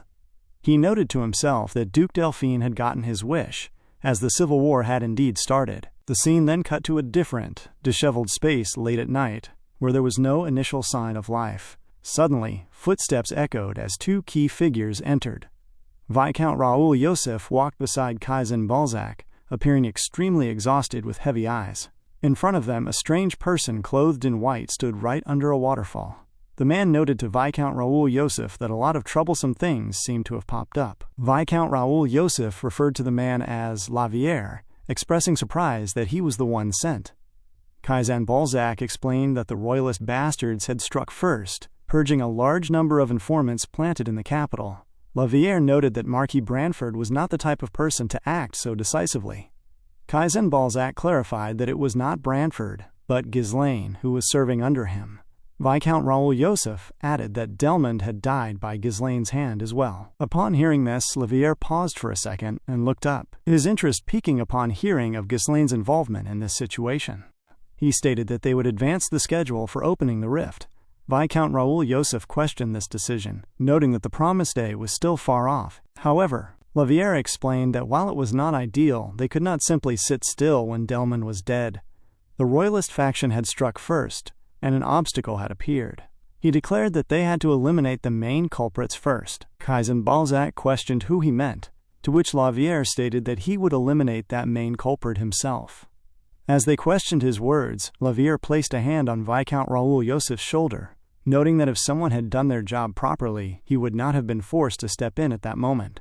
Visible fear showed in Viscount Raoul Joseph's eyes as he looked at Lavier. Lavier smiled as he walked past them, instructing them to focus on diligently preparing the sacrifices needed to open the rift, declaring that he would personally eliminate those standing in the way of the Salvation Sect's great work. A new player had officially entered the chat. Late that dark evening inside the capital city, Count Faud ran through the corridors while rain fell around him. Knights suddenly arrived at the end of the corridor, shouting that they had found Count Faud and calling out to capture him. Count Faud turned his attention to try to escape them as they pressed forward to apprehend him. He cursed loudly under the rain, wondering how those royalist bastards had found out about the whole thing, and noting that it was far from the right time. Abruptly, Count Faud struck his way into a room, breaking the door and tumbling onto the ground as he entered. Roseline arrived in the space directly after him. She told Count Faud that it was time to put an end to this unnecessary hide-and-seek. Her knights struck their spears against the ground as Roseline stepped inside elegantly, noting that she had already arrested most of the spies planted by the Dorsal family, and stating that it was over. Count Faud laughed and asked who said it was over. Suddenly, Count Faud cried out loudly for a priest, pleading that, as instructed, he had brought the daughter of Marquis Branford and begging for mercy. The knights and Roseline looked at him in confusion as he repeatedly called for the priest. Roseline wondered what kind of nonsense he was spouting, assuming he had lost his mind, and ordered her men to arrest him at once. But strangely, a fog began to envelop Count Faud and the space around them. The knights were bewildered, questioning the sudden cold fog. Roseline told everyone to stay focused, sensing something within the haze. In that moment, Lavier walked straight out of the foggy haze. Count Faud cried out to the priest, expressing his belief that he had come to kill the knights and grant him salvation. Lavier struck Count Faud in the chest with his staff, killing him instantly while noting that Faud had a foul mouth. Roseline was shocked by the unknown figure's sudden appearance. Count Faud asked why he was being killed, and Lavier told him that his carelessness required him to become a holy knight and atone. Dark energy enveloped the space and entered Count Faud's body as he cried out. His form turned purple, his eyes glowed a distinct color, and his hands transformed into sharp claws. As Count Faud rose once more, Roseline and her knights took a cautious stance, terrified by the transformation. Lavier stood calmly before them, acknowledging Roseline as the skilled daughter of Marquis Branford. He noted that while he did not prefer such methods, she would have to accept her situation, as a knife was needed to inflict pain on those on her side. The scene shifted to Marquis Branford's fort within the capital. The Marquis stood alone in his room when Tolio entered the space and asked if he was worried. Tolio reported that it had been 2 days since Roseline went missing, and they had not found a single trace of her. Marquis Branford noted that, since it happened within the kingdom, they would track the kidnappers down unless they were ghosts. He reasoned that if the Dorsal family kidnapped someone of her status, they would leave no tracks, adding that he had been prepared for such matters since the Civil War began. However, the Marquis felt uncomfortable, as shown by his fidgeting hands. Tolio listened as the Marquis asked where Ghislaine was at that moment, and the scene cut to Ghislaine, down the streets on his own, walking through the area until they arrived where 2 mounted knights guarded a doorway. The knights opened the door, and Ghislaine entered an unfamiliar room. The space appeared set as though expecting someone, causing Ghislaine to remain cautious as he looked around. Ghislaine asked the Dark Spirit how the area felt. The Dark Spirit noted that the space was clean, gathering that whoever took the Marquis's daughter was skilled enough to leave no traces for ordinary humans, though they could not fool his eyes. The Dark Spirit used his energy to sweep through the room to uncover what had occurred, scattering the contents in an instant. The false image faded, revealing the actual room where a violent struggle had taken place. The spirit noted that not a single spot was left intact, confirming a bloody battle had occurred. Just then, they spotted a paper on the ground.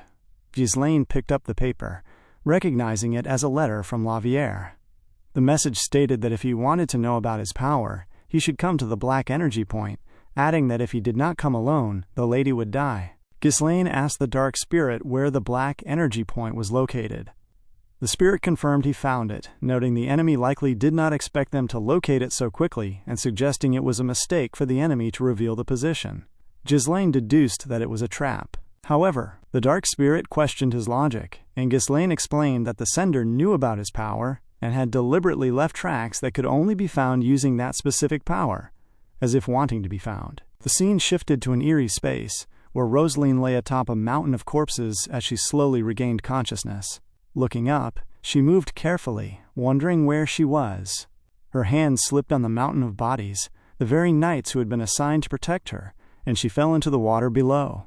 Looking back at the corpses, she shrieked in fear, questioning what was happening. Laviere entered the space and asked if he had startled her. Rosaline stumbled back, attempting to protect herself, and shouted, asking who they were.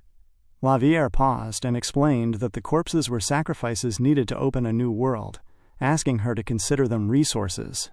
Beside Laviere was a strange crack in space, leaving Rosaline unable to process the sight of a time rift floating in midair. Laviere noted that once the rift opened, the true masters of the world would reclaim the land. Rosaline called him a lunatic and questioned the nonsense he was spouting. Laviere told her there was no need to rush, mentioning that Ghislaine would likely join them to watch, as he had been invited. Rosaline was surprised to hear Ghislaine's name, growing more fearful as she told Laviere that Ghislaine would not fall for such an obvious trap. Laviere smiled and noted that he would come because he had no choice. Outside the disheveled space, Ghislaine had already arrived at the entrance. Ghislaine walked inside slowly under the rain, fully intending to get to the root of this unforeseen development. The scene then cuts to the Fenris barony. Mages inside the Fenris territory were conversing, asking how long it had been since they last got to rest. They spoke to Alfoy, noting that those night bastards must be working hard in the capital, adding that taking it easy would not kill them. They asked if Alfoy agreed. Alfoy smiled and mentioned that perhaps he should have followed the Lord after all. He explained that the Lord had told him to rest a bit after their clash with those crimson mages, but ever since then, an emptiness remained in a corner of his heart. He felt that no matter what he did, it was boring, adding that perhaps this was the price of defeating a god. Tennant approached Alfoy, stating that he knew that feeling well. Alfoy turned his head and asked who he was. Tennant introduced himself as the finest sword of the West. Alfoy felt bewildered by his presence as Tennant looked down at him, asking if the man who defeated a god would grant him a match. Just then, a knight came into contact with Lucas, stating that they had a serious problem and asking him to come outside for a moment. Lucas responded that there were plenty of others in the castle besides him. The knight clarified that Roderick's finest sword of the West had arrived. Instantly, Lucas's attention was piqued. Outside, Alfoy prepared to face Tennant while bystanders chanted, calling it a showdown between the man who defeated a god and the finest sword of the West. They cheered for Alfoy to show the power of the man who defeated a god, noting they were bored anyway. Tennant broke the silence and said to Alfoy that he had heard tales on his way to the north, tales stating that Alfoy slew Belmond with his power and destroyed the Crimson Maid's tower as well. Alfoy felt confused, wondering how the situation had escalated so quickly. He remembered that when he woke up after passing out, his lord had already finished everything. Alfoy was shocked at how the news had been misconstrued in such a short time. Tennant noted that those with such power were rarely satisfied by ordinary affairs. He added that while he had business with the Lord of Fenris, he wanted this old man to be entertained first. Just then, Lucas walked into the space, telling Tennant to stop picking on an innocent guy. Tennant questioned who Lucas was. Lucas explained that he was the person managing the blockheads behind him, asking what business brought the finest sword of the West to the north. Tennant smiled and stated that as a knight, he came to formally challenge Count Fenris to a duel. Everyone was shocked by his goal. However, Lucas deduced that the challenge was due to young Roderick. Tennant asked if he had caused trouble for nothing, explaining that since the Count was nowhere to be seen, he was simply trying to kill some time, hoping they would understand. Lucas responded that their lord was not there, because he had business in the capital. Tennant noted that it was unfortunate, though it meant his opponent had not run away. Lucas was confused by his calm demeanor.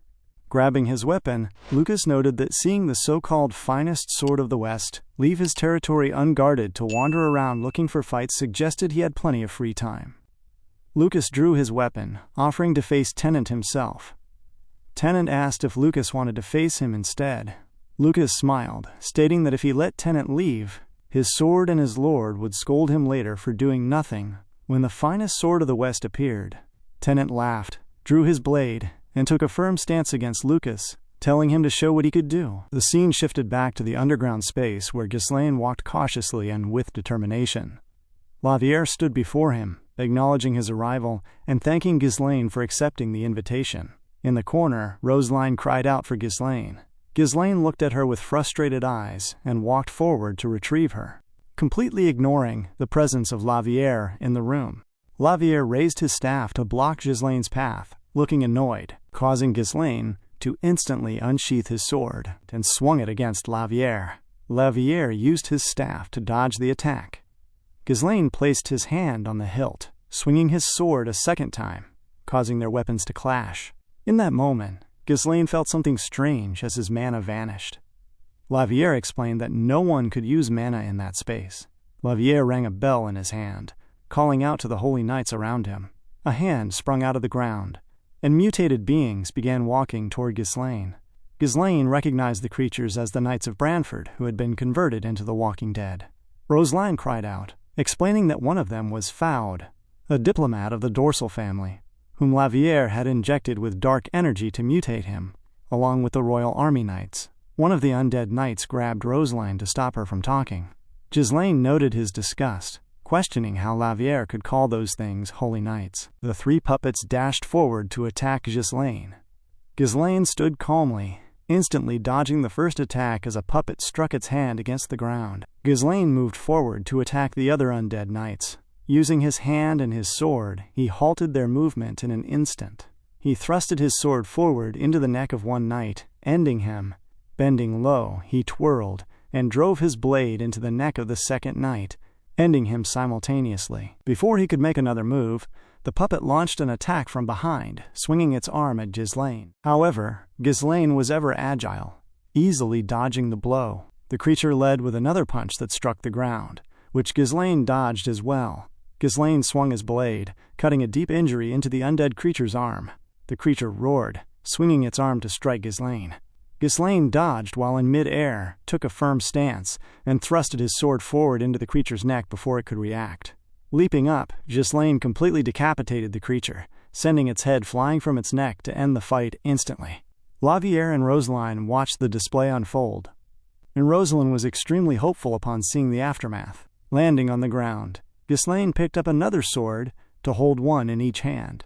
Walking toward Laviere, Ghislaine questioned what trick he had pulled, noting that common sense did not apply when facing such monsters in an area where mana could not be used. Laviere smiled, explaining that the rift was absorbing all the mana in the area. Ghislaine questioned the rift, and Laviere explained that opening such a gateway required a vast amount of mana, noting that his goal could be achieved simply from Ghislaine's presence and the vast mana he possesses. Ghislaine realized that the rift was the source draining his mana.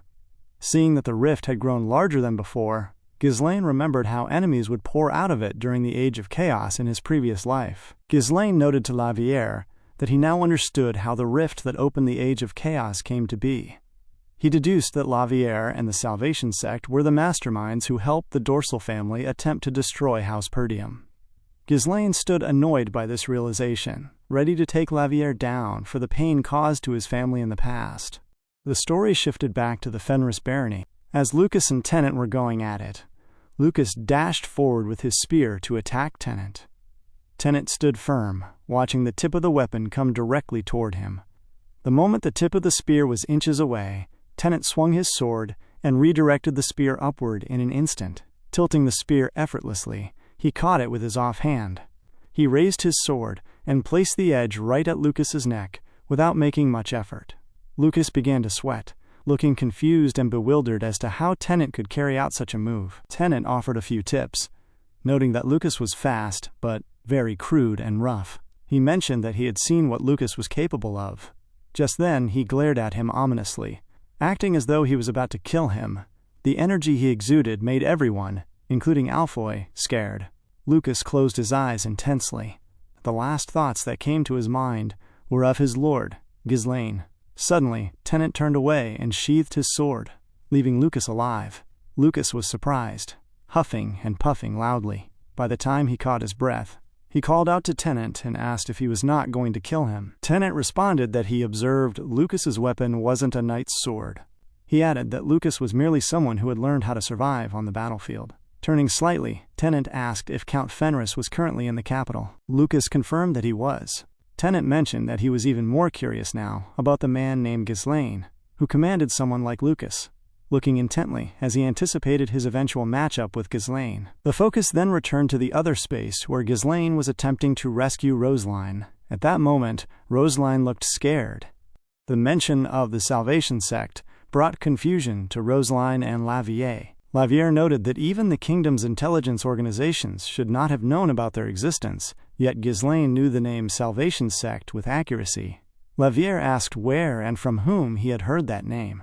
Ghislaine glared at him, observing that Laviere was not denying it. Ghislaine took a firm stance and recalled how Laviere had claimed that his arrival meant their goal was achieved. Realizing that Laviere and his group were the ones backing Duke Delphine, he pointed his sword forward, stating that confirming that fact was a mistake, and glared at Laviere as their intense duel began. He dashed forward and swung his blade against Laviere.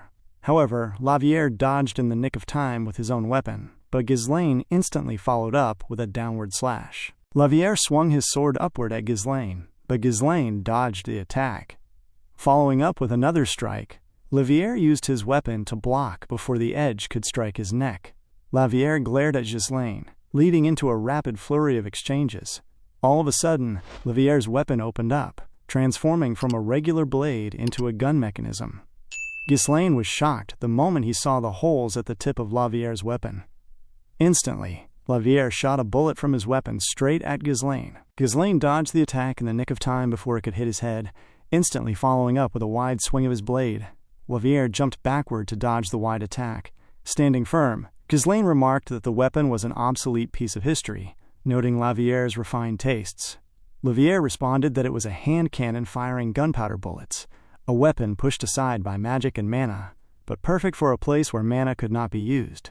He pointed the weapon at Ghislaine once more. Ghislaine held up his sword as Laviere began firing bullets toward him. However, Laviere aimed upward and struck the sharp rocks inside the cave space. Looking up, Ghislaine recognized the stalactites falling from above. He dashed forward to dodge the falling rocks before they could strike him. In that moment, Ghislaine threw his blade directly at Laviere. Laviere swung his weapon to deflect the thrown blade in an instant. However, before he could reset his stance, Ghislaine came flying in, ready to strike down at Laviere. Laviere quickly dodged the attack in the nick of time. While still in the air, Laviere swung his attack to strike Ghislaine, but Ghislaine jumped mid-air and landed firmly on the ground. Laviere swung his sword, and Ghislaine parried the blow. They continued to parry each other's strikes until Ghislaine swung his sword downward once more. Laviere deflected the attack and pointed his weapon straight forward to stab Ghislaine. Ghislaine dodged by bending down suddenly. From below, Ghislaine thrashed his blade upward at Laviere. The moment Laviere saw the attack coming, he moved to the left in the nick of time. However, Ghislaine managed to deal some damage, slicing Lavier straight across the cheek. Lavier was shocked that Ghislaine was getting inside his guard, even without the use of magic. Abruptly, Lavier kicked Ghislaine away to create distance between them. Ghislaine had already jumped back, so he sustained no damage, simply landing and retaking his stance. Ghislaine was exhaling as he glared at Lavier. Just then, Lavier pulled out a bell and told Ghislaine that he could not stop him easily in a regular fight. He began to ring the bell, stating that as a gentleman he would rather not resort to such methods, but he began summoning the undead creatures present in the space. The moment they rose up, the ones holding Rosaline released her. 3 of the undead creatures dashed forward toward Ghislaine to attack him. Lavier called out, telling the knights who did not fear death that it was time to fulfill their calling. The 3 creatures rushed toward Ghislaine. When they were right next to him, they suddenly exploded right in his face. Ghislaine was not expecting such an explosion at that moment, and the blast rocked the entire space, creating a ripple effect in front of him. Rosaline was shocked in the corner, feeling worried for Ghislaine and wondering if he had perished in the attack. When the dust finally settled, Ghislaine's silhouette emerged from the smoke. He expressed his annoyance that Lavier was using human bodies as test subjects and calling them holy knights. Lavier was completely shocked, recognizing a strange power coming from Ghislaine. Ghislaine's body was emanating energy from the dark spirit that inhabited him. Lavier was left confused, wondering how Ghislaine was using mana in that location. Ghislaine revealed that he was simply releasing more mana than was being drained by the portal. Lavier laughed, stating that regardless of what trick Ghislaine was using, he had made a mistake, as releasing more mana would only cause the rift to open faster. Ghislaine acknowledged that he knew this, taking his stance as he dashed forward. He mentioned that he just had to end the fight before that happened. Sword in hand, Ghislaine charged to take down Lavier before the rift broke open completely. Lavier swung his weapon upward to parry Ghislaine's strike. He twirled the attack and brought down Ghislaine's blade, opening the mouth of his weapon to reveal the barrel holes once more, screaming to Ghislaine that it was over. Instantly, Ghislaine released his grip on his own weapon and grabbed Lavier's weapon mid-air. Twirling around, he pushed Lavier away from the weapon and struck him with his back, rendering Lavier defenseless. Ghislaine then pointed Lavier's own weapon straight at his chest, much to Lavier's surprise, and fired a bullet at point-blank range. A sharp echo surged through the entire space. Lavier coughed up blood and fell to the ground. Lavier experienced complete disorientation, unable to fathom Ghislaine's power. He recalled the information gathered from the Dosar family's report, which had suggested that Ghislaine's power was merely similar in nature to their own. Looking up at Ghislaine, Lavier saw a demonic energy emitting from him, which made him feel uncomfortable as he glared at Ghislaine. At that moment, Ghislaine pulled out his weapon once more, moving forward toward Lavier. Ghislaine asked if they were the ones who had created all these rifts. Lavier responded, stating that Ghislaine was overestimating them and asking how mere humans like them could ever create such a miracle. In annoyance, Ghislaine dashed forward and stabbed Lavier straight in the chest. Lavier coughed as Ghislaine noted that he had not expected him to open his mouth easily anyway. Ghislaine recalled that Lavier had told him to come here if he wanted to know about his power. Lavier laughed, asking if he had indeed said that. He then told Ghislaine that his power was similar to the power of their salvation sect, adding that he should just know it was closer to divine power than mana. Ghislaine asked what he meant by divine power. Lavier simply responded that asking anything more would do him no good. He declared that he was merely a tool for opening the door for the master of this world, screaming loudly as he released a large amount of mana at that very moment. Suddenly, the rift behind him began to crack even more as it absorbed all of Lavier's mana. Ghislaine was annoyed, cursing Lavier for pouring all his mana into the rift before dying. Ghislaine was unable to control the outcome as the rift absorbed the energy. All of a sudden, a bright light shone from the crack of the rift and filled the entire space. The rift broke even further, revealing a wormhole inside that began to suck in everything around it. Ghislaine was annoyed, recognizing that the rift had finally opened, just like the rifts he had experienced in his previous life. In that moment, all the lifeless bodies on the ground began to levitate and fly into the rift. Rosaline was also caught in the wind as her body was about to be absorbed into the opening as well. Instantly, Ghislaine used his mana thread and caught Rosaline by the hand. trying to pull her forward to prevent her from entering the rift. She reached out eagerly to grab Ghislaine's hand. Fortunately, Ghislaine reached her in the nick of time and held on to her. He told her to get out of the area first, promising that he would close the rift. Ghislaine pushed her away, using the momentum from pulling her to jump into the rift himself. Rosaline was shocked as she watched Ghislaine get pulled inside, calling out his name loudly in concern for his well-being. The rift swallowed Ghislaine. The moment he was absorbed, fragments of memories from the past began to play once more, while his being was plunged down into the space.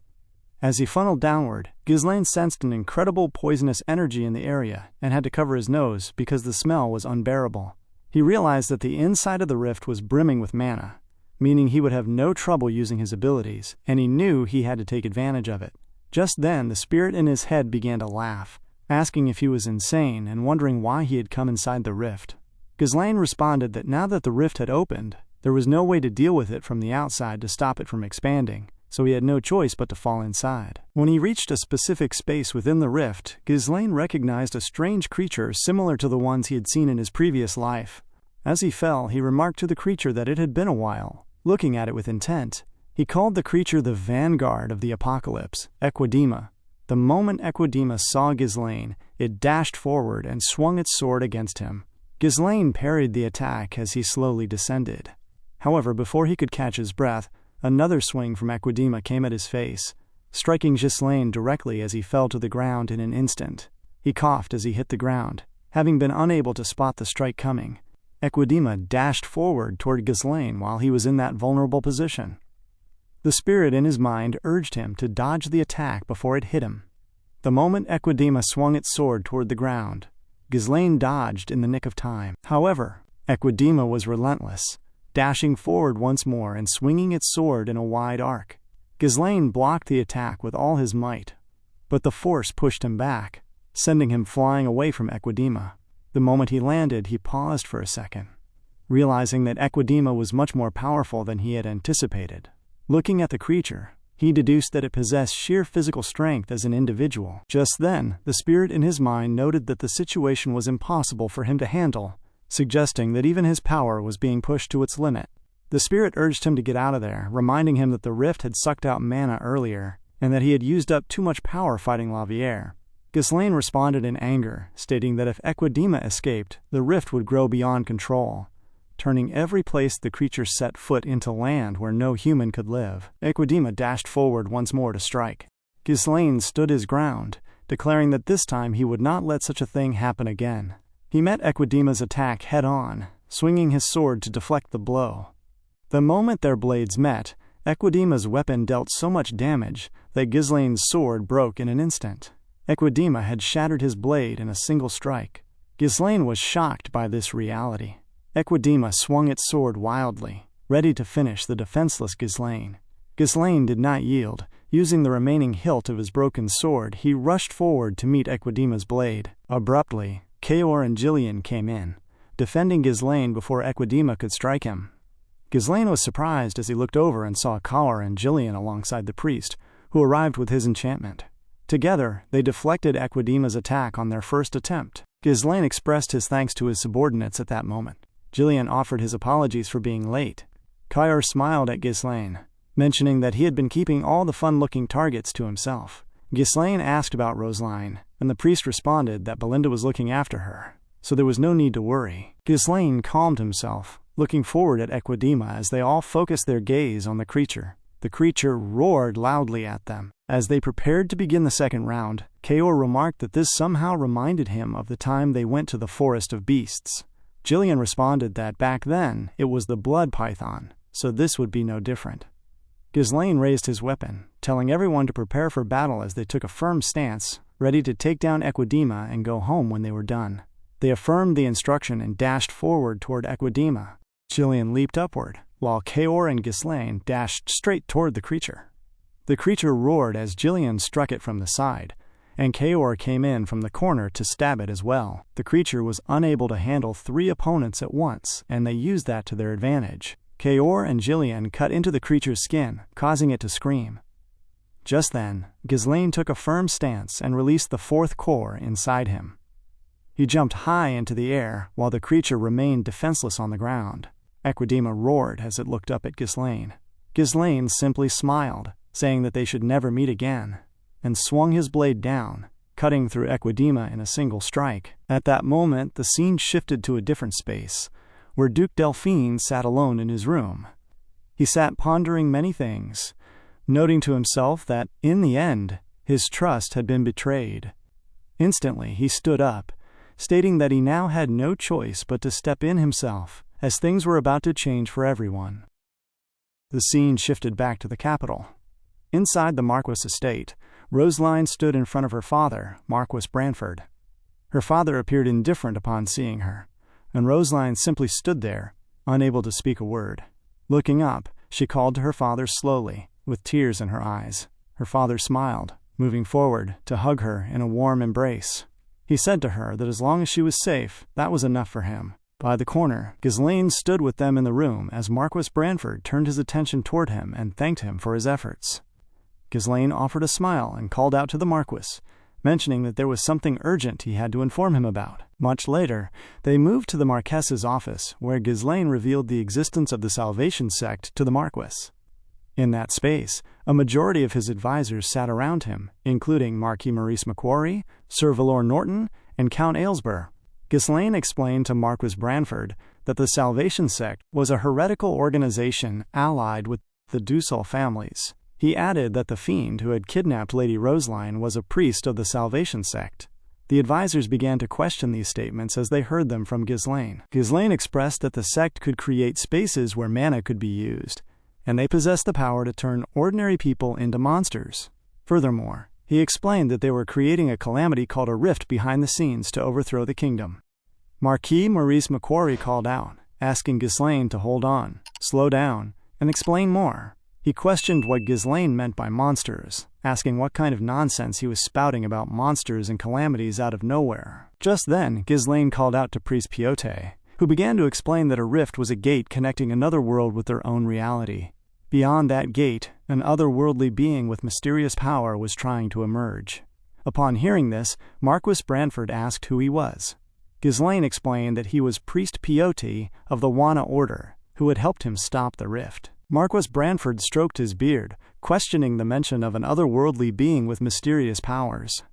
Recognizing that this was a calamity, he became stern and stated that the Luthanian kingdom recognized no religious orders other than those sanctioned by the kingdom, yet heretics were operating right in the heart of the realm. Ghislaine responded that what mattered then was that the powerful Delphine family and the Salvation sect, which wielded otherworldly powers, had joined hands.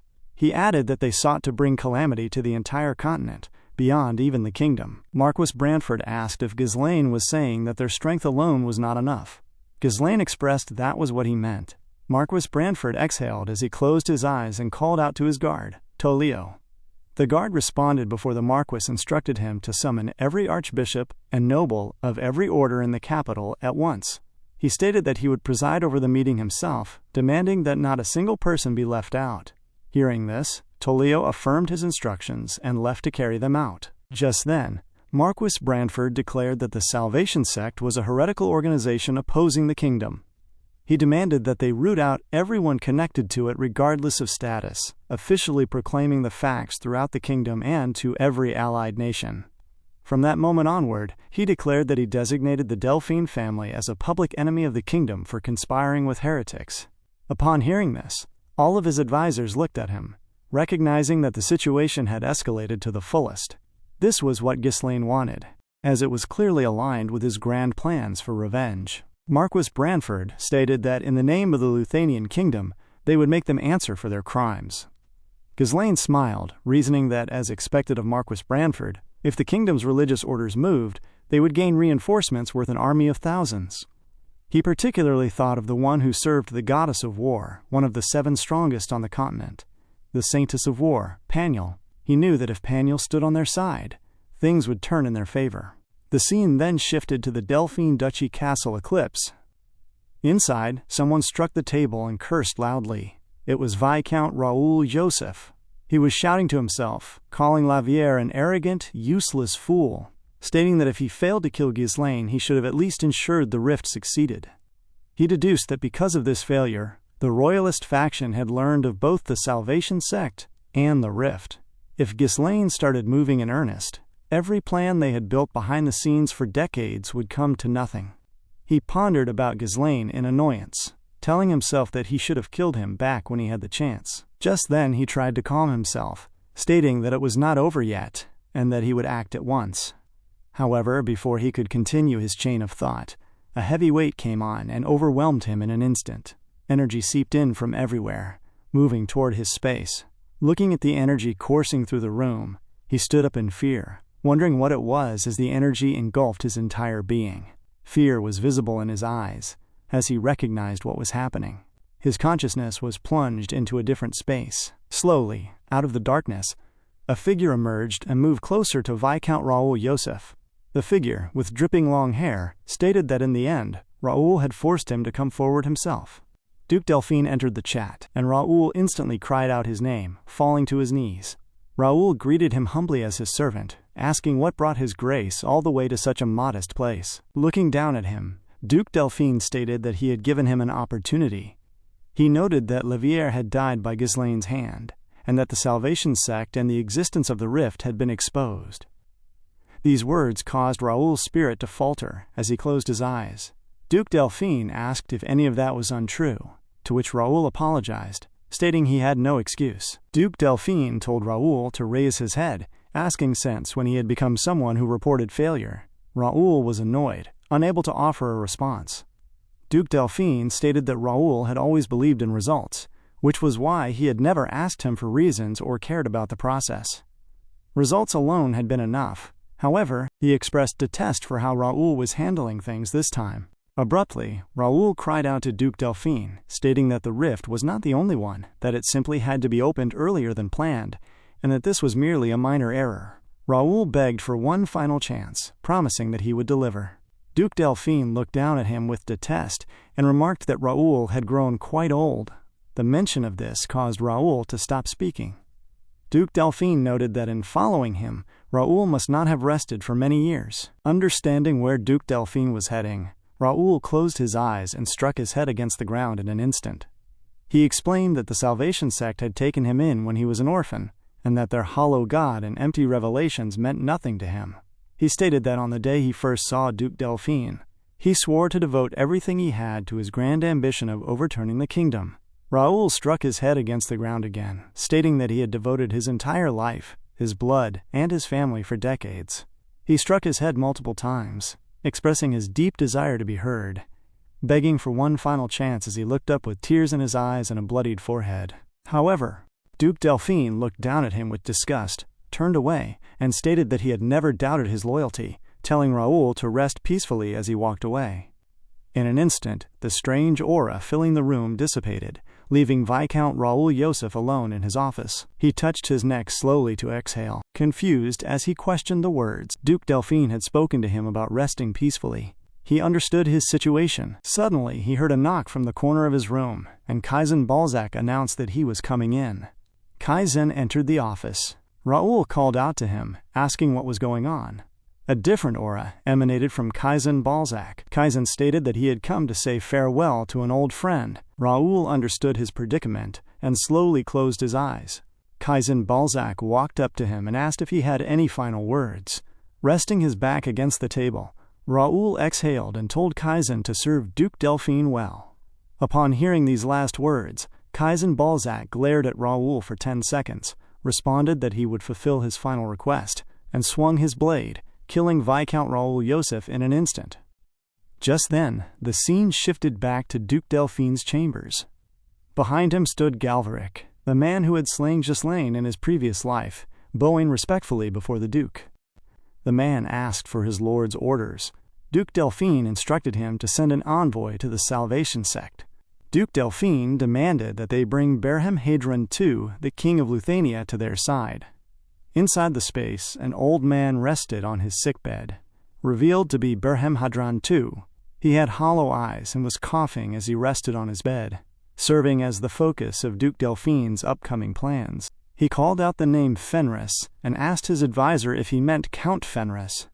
The advisor affirmed this, stating it was said that Count Fenris had uncovered Duke Delphine's collusion with the heretical Salvation sect. The king responded that whenever the royal family was in danger, someone appeared to protect it. He then called out the name Annette, captain of the Shadow Knights, comparing Count Fenris to that woman. The king began to rant, noting that Count Fenris was building power as he pleased, without even receiving royal sanction. He questioned how Marquis Branford could be considered a loyal subject, adding that if only that woman had not backed Branford, things would be different. The king was annoyed at the way Ghislaine was going about things, and even more annoyed at Marquis Branford's actions. He noted that while his illness only worsened, they were moving forward with all these plans. His advisor standing beside him asked if he would like to meet those who claimed they could grant eternal life. The king was taken aback upon the mention of these words. His interest piqued as he looked at his advisor. Meanwhile, in the eastern region of the Luthanian kingdom, a rift suddenly opened, causing widespread calamity across the eastern region.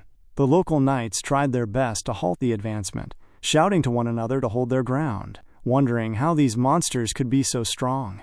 The knights drew their weapons to handle the situation when, all of a sudden, another Equidema walked out from inside the rift. The creature roared loudly, looking down on everyone in front of it. All of the knights were bewildered the moment they spotted the Equidema, rendered unable to act. The Equidema raised its blade, ready to swing down against them. Before anyone could react, someone dashed into the scene and blocked the attack before the Equidema's blade could strike the ground.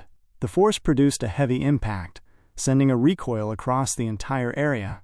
The lady who had rushed in instructed the men behind her to leave the place at once, declaring that she would purify the demon. The woman was revealed to be the Saintess of War, Paniel. She swung her shield, deflecting the Equidema's attack. Abruptly, she dashed forward and swung her weapon up at the creature, striking it on the chin. In an instant, she twirled in the air as the Equidema tried to strike her mid-air. Dodging its counterattack, she came down with another strike against the Equidema's chest, throwing her shield and stabbing the creature with it. She looked at the creature, ready for the final blow, and plunged down to strike the exact same spot on the Equidema, dealing the decisive strike that killed the creature in an instant. Everyone around was shocked as they watched Paniel's brilliant movements. One of the onlookers noted that he had heard of her before. The battle nun who wielded a hammer and a shield, Moriana's Saintess, Paniel. Once she finished the encounter, she gathered her weapons and walked away from the slain Equidema. The knights walked up to her and reported that the purification of the transformed ones was complete, though unfortunately, restoring those who had already transformed was impossible. Paniel responded that it was terrible, asking where those vile things had come from. The knight in front of her responded that it seemed related to the Luthanian kingdom bringing in the sect heretics. Paniel noted that they had to hurry, as that place was likely to become the center of the war. The scene then cut to the central city of Cardinia, where Marquis Branford stayed within the capital. Inside, several of his advisors gathered as Ghislaine walked into the room. Introducing himself as the commander of the Northern Army, Count Ghislaine Fenris reported his arrival. Sitting in front of him were several key figures. Among them was the representative of the Kingdom Church and Archbishop of the Wana Order Perisco. St. Piote also sat there, appearing somewhat uncomfortable, while representatives of the wealthy House Aylesbury were present as well.